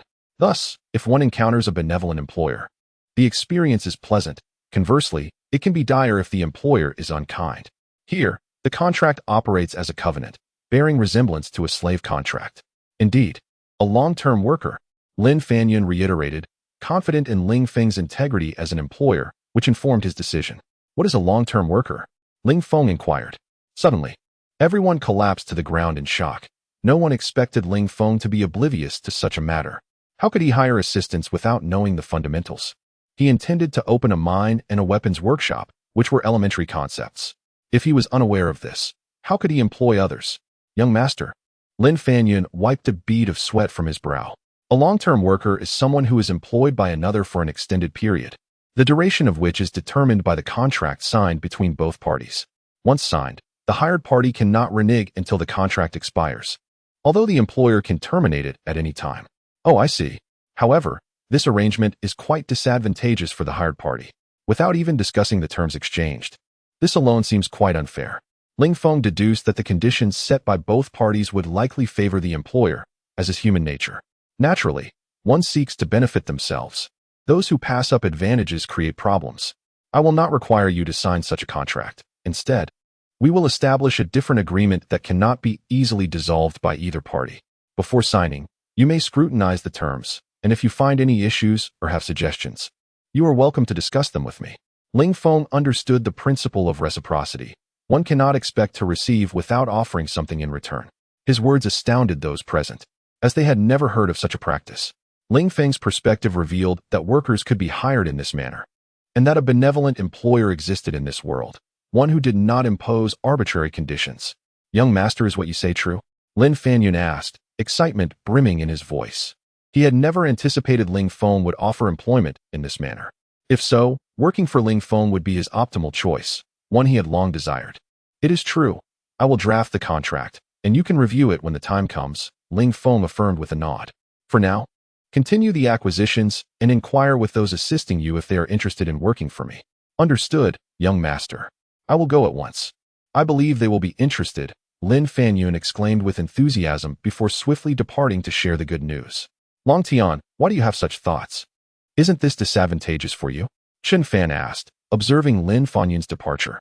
Ling Feng surveyed the room, noting the puzzled expressions on each face, all awaiting his response.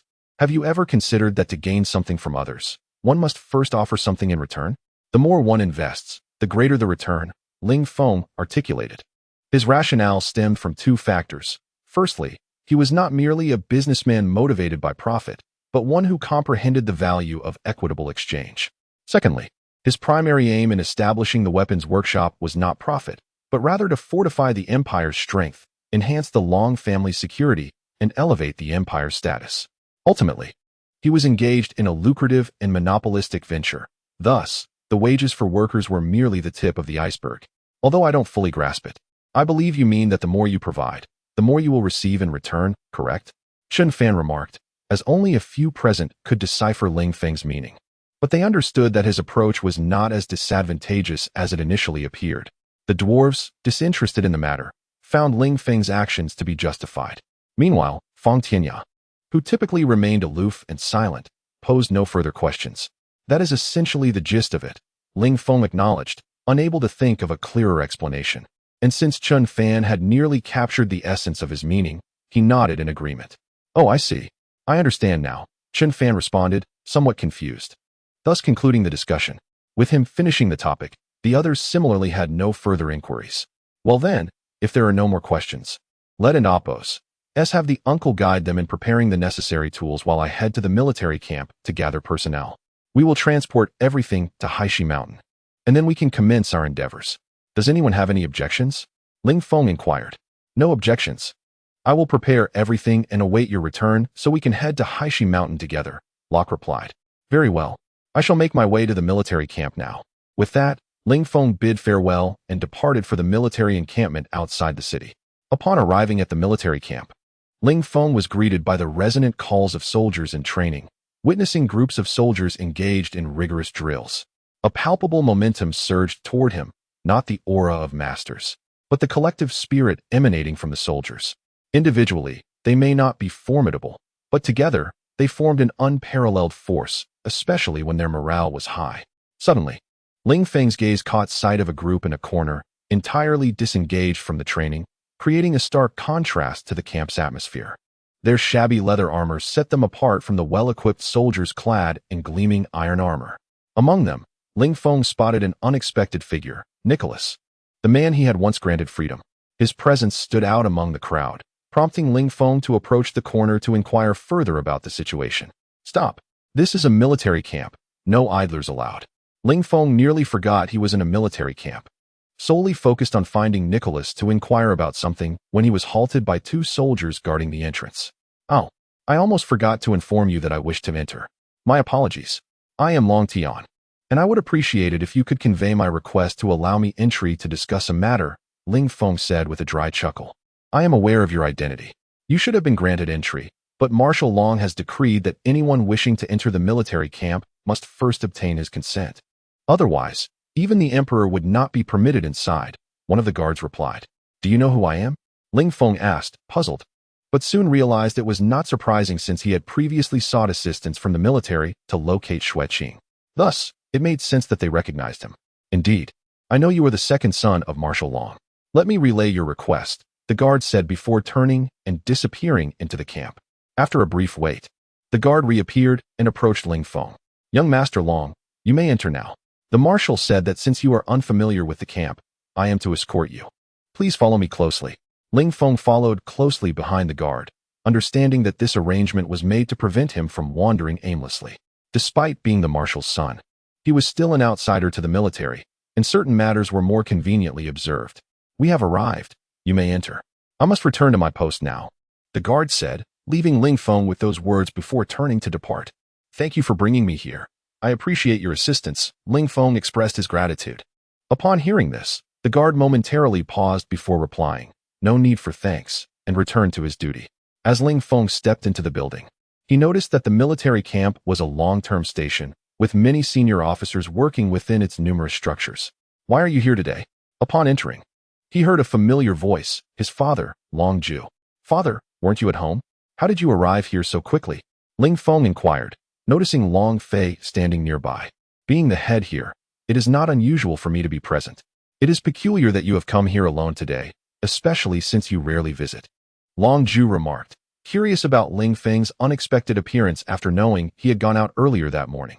Do you remember our previous discussion regarding the discarded weaponry? I have come for that purpose, Ling Feng stated. I am not so forgetful as to overlook that. What do you need to accomplish today?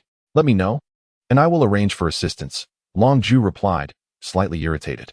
Your military's transport unit should possess ample space for equipment, correct? Ling Feng asked. Yes, but why do you inquire? Long Ju responded. The military serves as a hub for various technologies. They possess every form of technology that could be beneficial to them. Space equipment holds significant value for the military, particularly in transport and storage. I mentioned previously that I was acquiring scrap metal and requested your help in transporting it to Haishi Mountain, Ling Feng replied. I recall you mentioning that. Very well. How much scrap metal do you have? I will assist in transporting it, Long Ju said nonchalantly. Believing that Ling Feng's collection was modest and not anticipating the vast quantity he would soon reveal. It's not much, just over 4 million pounds. Ling Feng feigned indifference while observing Long Ju's reaction. Uffed. Long Ju coughed, spraying the tea he had just sipped. Sir, you have splashed me again, Long Fei exclaimed, having been hit once more by the unexpected spray. Quiet. Little Tian, repeat that amount. You didn't mistakenly add an extra 1,000, did you? Long Ju hastily asked, disregarding Long Fei's outcry. Over 4 million, specifically, 4,118,723 pounds. I did not omit a single thousand. Ling Feng said proudly. Over 4 million? What do you intend to do with such an excessive amount of scrap metal, you spendthrift? Long Ju shouted. In his eyes, scrap metal was merely waste, utterly devoid of value. Although Ling Feng had mentioned having a purpose, Long Ju had yet to witness its potential. I have already explained my intentions. When my project comes to fruition, I hope you will not criticize me for acquiring too little, Ling Feng replied nonchalantly. Enough of this. Regardless, it is already done. If you fail to deliver results, you shall face my ire, Long Ju conceded, realizing that further discussion was futile. Here, take this token, and Long Fei will guide you. He tossed a token to Ling Feng. I have one more question for you, Ling Feng said, catching the token and turning to Long Ju. What is it? What is the situation with Nicholas, and what about the individuals around him? Chapter 61. The elite troops. What on earth is happening? Father, why are you speaking so ambiguously? This is not like you, Ling Feng inquired, puzzled. Long Ju sighed. Those individuals are soldiers of the army who have been enslaved. Enslaved soldiers? Why is Nicholas among them? I granted him his freedom and lifted his status as a slave. Ling Feng questioned further. Well, Long Ju hesitated, unsure of how to articulate his thoughts. I know he is not a slave, but there are those who still perceive him as one. Some are discontent with my decision to appoint him within the army. In their eyes, he remains a slave, leading them to ostracize and undermine him. Thus, I had no choice but to designate him as the leader of the enslaved troops, hoping to find a better opportunity for him later. I suspect there is more to this. You must have more to say, Ling Feng remarked, recognizing that the situation was far more complex than Long Zhu had initially conveyed. You may not understand. We soldiers harbor a sense of pride born from prolonged battles. We do not submit to anyone except our own commanders, and even our comrades are no exception, Long Zhu expressed, revealing a hint of pride. Nicholas's sudden entrance has ruffled feathers, and when they learned that he is still considered a slave, having entered the military immediately after his contract was lifted, they were further incensed. This led to challenges against him. Did you not intervene? Did you not inform your subordinates that Nicholas is now free? Ling Feng pressed. I have, but their pride prevents them from accepting it. Moreover, some of my subordinates, out of concern for their own, protested my decision, Long Zhu explained, referring to the senior officers directly under his command. Some even went so far as to challenge Nicholas, which I had not anticipated. My intention was merely to recruit a talented individual, not to create such internal discord. I can understand that. I just did not expect such treatment of a slave within the military, Ling Feng mused, reflecting on the grim status of slaves in this land. It was essential to highlight the role of enslaved soldiers in the army. They were mere cannon fodder. In every conflict, enslaved troops were thrust into battle first, only to be annihilated before the regular forces engaged. If one side was overwhelmingly strong, they would rely solely on enslaved soldiers, regardless of the casualties they incurred, leading to their eventual depletion. The victorious side would then capture the defeated soldiers and convert them into new slaves for the next battle, perpetuating this cycle. One cannot entirely blame the commanders, Long Fei interjected, as some nobles feel insulted by this arrangement, believing it beneath them to be led by someone who is still a slave. Nobles? Ling Feng queried, puzzled. You may not grasp the dynamics within the military. Some nobles seek to earn merit for future promotions, while others are sent to monitor the situation within the army, Long Fei clarified. I can comprehend the desire for merit. But monitoring? Ling Feng inquired further. You are aware that the commander supports the faction of the eldest prince, but there are other princes with their supporters. While they may not be able to confront us directly, they will not yield easily. Those individuals are the ones sent to spy on us, hoping to uncover something to use against us. Typically, we deal with such individuals by segregating them, as has been our long-standing tradition, Long Fei explained. Long Zhu did not feel the need to elaborate further. Military matters were complex. He believed he had nothing to fear, as his conscience was clear. There was an unspoken tradition of isolating these nobles in unproductive roles, allowing them to remain within the army without causing disruption. Indeed, Long Fei affirmed, recognizing that Ling Feng was an ally, albeit not a military person, and thus not privy to such matters. I understand that where there are people, there will be conflict and politics, Ling Feng remarked coolly, but I dislike this environment, and therefore, I plan to take Nicholas away. I comprehend. You may take him with you, Long Zhu replied, observing Ling Feng's disappointment. The expression on Ling Feng's face revealed that his indifference was a facade. He was clearly troubled by the situation. If possible, it would be best to eliminate the enslaved soldiers altogether, as they do not benefit the army. Quality is more valuable than quantity, Ling Feng stated calmly. Quality over quantity? Long Zhu pondered, reflecting on Ling Feng's words, which often echoed in his mind. This notion had prompted him to form an elite unit for specialized training. However, he had never considered applying this principle to the entire army, let alone to the enslaved soldiers. Ling Feng's remarks today sparked deeper contemplation within him. If you treat these enslaved soldiers like ordinary soldiers and provide them with the same training, I believe you will come to understand this principle in time, Ling Feng asserted before turning to leave in search of Nicholas. Wait, Long Zhu called after him. What is it? Ling Feng turned back to Long Zhu. Your words have illuminated certain truths for me. I intend to train these enslaved soldiers, Long Zhu declared, making a momentous decision that would impact the military across the continent. It would be ideal if you could make such a decision, but what do you expect of me? Are you suggesting that I train them? Ling Feng tentatively asked. Though he sympathized with the plight of the enslaved, he was reluctant to undertake such a burdensome task. Yes, that is precisely my intention, Long Zhu responded, causing Ling Feng to feel a headache coming on. He waved his hands dismissively. These matters belong to your military. How can you entrust them to a mere commoner like me? First, you are not merely a commoner. You are a viscount of the empire. Secondly, this idea originated from you. Thus you must take responsibility for it, Long Zhu insisted, unwilling to let Ling Feng off the hook so easily. What of it? I am not part of your military and cannot dictate military affairs. Even if I were to agree, others would surely object, Ling Feng countered. Who says anyone will object? You see, those with titles, upon the marshal's consent, can lead a unit of soldiers on missions. I hereby grant you permission to lead them on a task, to protect your Blackstone Mountain, Long Zhu continued, echoing Ling Feng's words. That seems rather cunning of you, father.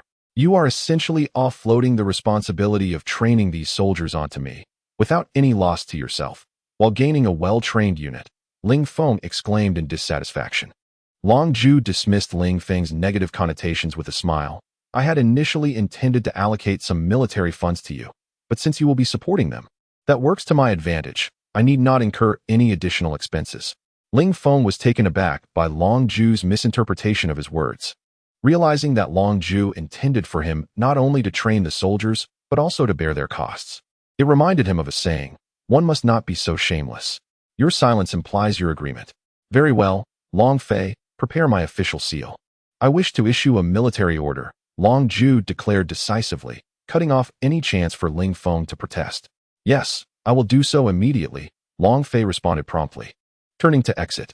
As he did so, Ling Feng noticed a smirk on his face, reveling in the misfortune that had befallen Ling Feng. Father you. Ling Feng found himself at a loss for words as he faced Long Zhu. Just moments ago, he had been blaming Long Zhu, only to have the tables turned on him, with a burden suddenly placed on his shoulders. Truly, the elder is always more cunning. What? Do you think I am wise and admirable, don't you? Long Zhu declared with a sense of pride. It's nothing. Just forget I said anything, Ling Feng replied. Then muttered something under his breath, just loud enough for Long Zhu to hear. He was taken aback by his father's audacity, realizing he needed to reassess his estimation of him. What did you say? Long Zhu slammed the table, demanding an answer. Ling Feng gazed at the ceiling, feigning innocence. What did I say? Did I say anything at all? You little brat, are you planning a rebellion? Long Zhu stood up, leaning over the table, prepared to strike Ling Feng. What is going on here? Long Fei entered the room and was taken aback by the scene, bewildered by what could have transpired in his brief absence. Nothing. Don't think this is over, you little rascal. I'll teach you a lesson when we get home. The former remark was directed at Long Fei, while the latter was aimed at Ling Feng. Bring me the seal. I'll draft a few orders. And then you take this brat and leave here, Long Zhu instructed. After retrieving several sheets of parchment, he began to write. Take this. Upon completing his task and sealing the document, he handed it to Long Fei. You take this rascal to the logistics department and have them send a team to transport his scrap metal to Blackstone Mountain. Also, instruct them to bring along all the discarded weapons. Then, go to the personnel department and arrange for a portion of the slave soldiers to be taken away. A portion of the slave soldiers? Ling Feng wondered why not the entirety. Wouldn't that be more beneficial for Long Zhu? Do you think we have only a handful of slave soldiers here? Let me tell you, there are over 100,000 of them. Can you afford to maintain them all? Long Zhu replied curtly to Ling Feng's inquiry. If I had to, I could manage it. However, that would leave you without any slave soldiers, which would adversely affect your army, wouldn't it? As for now, I still cannot afford over 100,000. I would end up asking you for money again, Ling Feng deduced. He understood that Long Zhu's hesitance stemmed not only from financial constraints, but also from the potential panic that could arise among soldiers if they suddenly lost their slave soldiers. Fearing they would be treated as expendable, it was imperative that Ling Feng properly train the slave soldiers, allowing them to charge into battle, thereby demonstrating to the world that they too deserve training and fair treatment. Haha, Long Zhu chuckled awkwardly, feeling exposed by Ling Feng's insight, especially when it came from someone he had previously underestimated. You should hurry and take your belongings and leave. Don't delay, or you'll have me to blame. Long Fei quickly took Ling Feng to handle the matters at hand. I'm off then. I might not return from Blackstone Mountain for a few days. So don't worry, you and Mother should refrain from making a fuss like last time, Ling Feng stated. Understood. Off you go. Long Zhu waved his hand, urging Ling Feng to depart swiftly. Commander, I'll take Long Tian out now. Long Fei, sensing the moment had come, bid farewell to Long Zhu and turned to leave.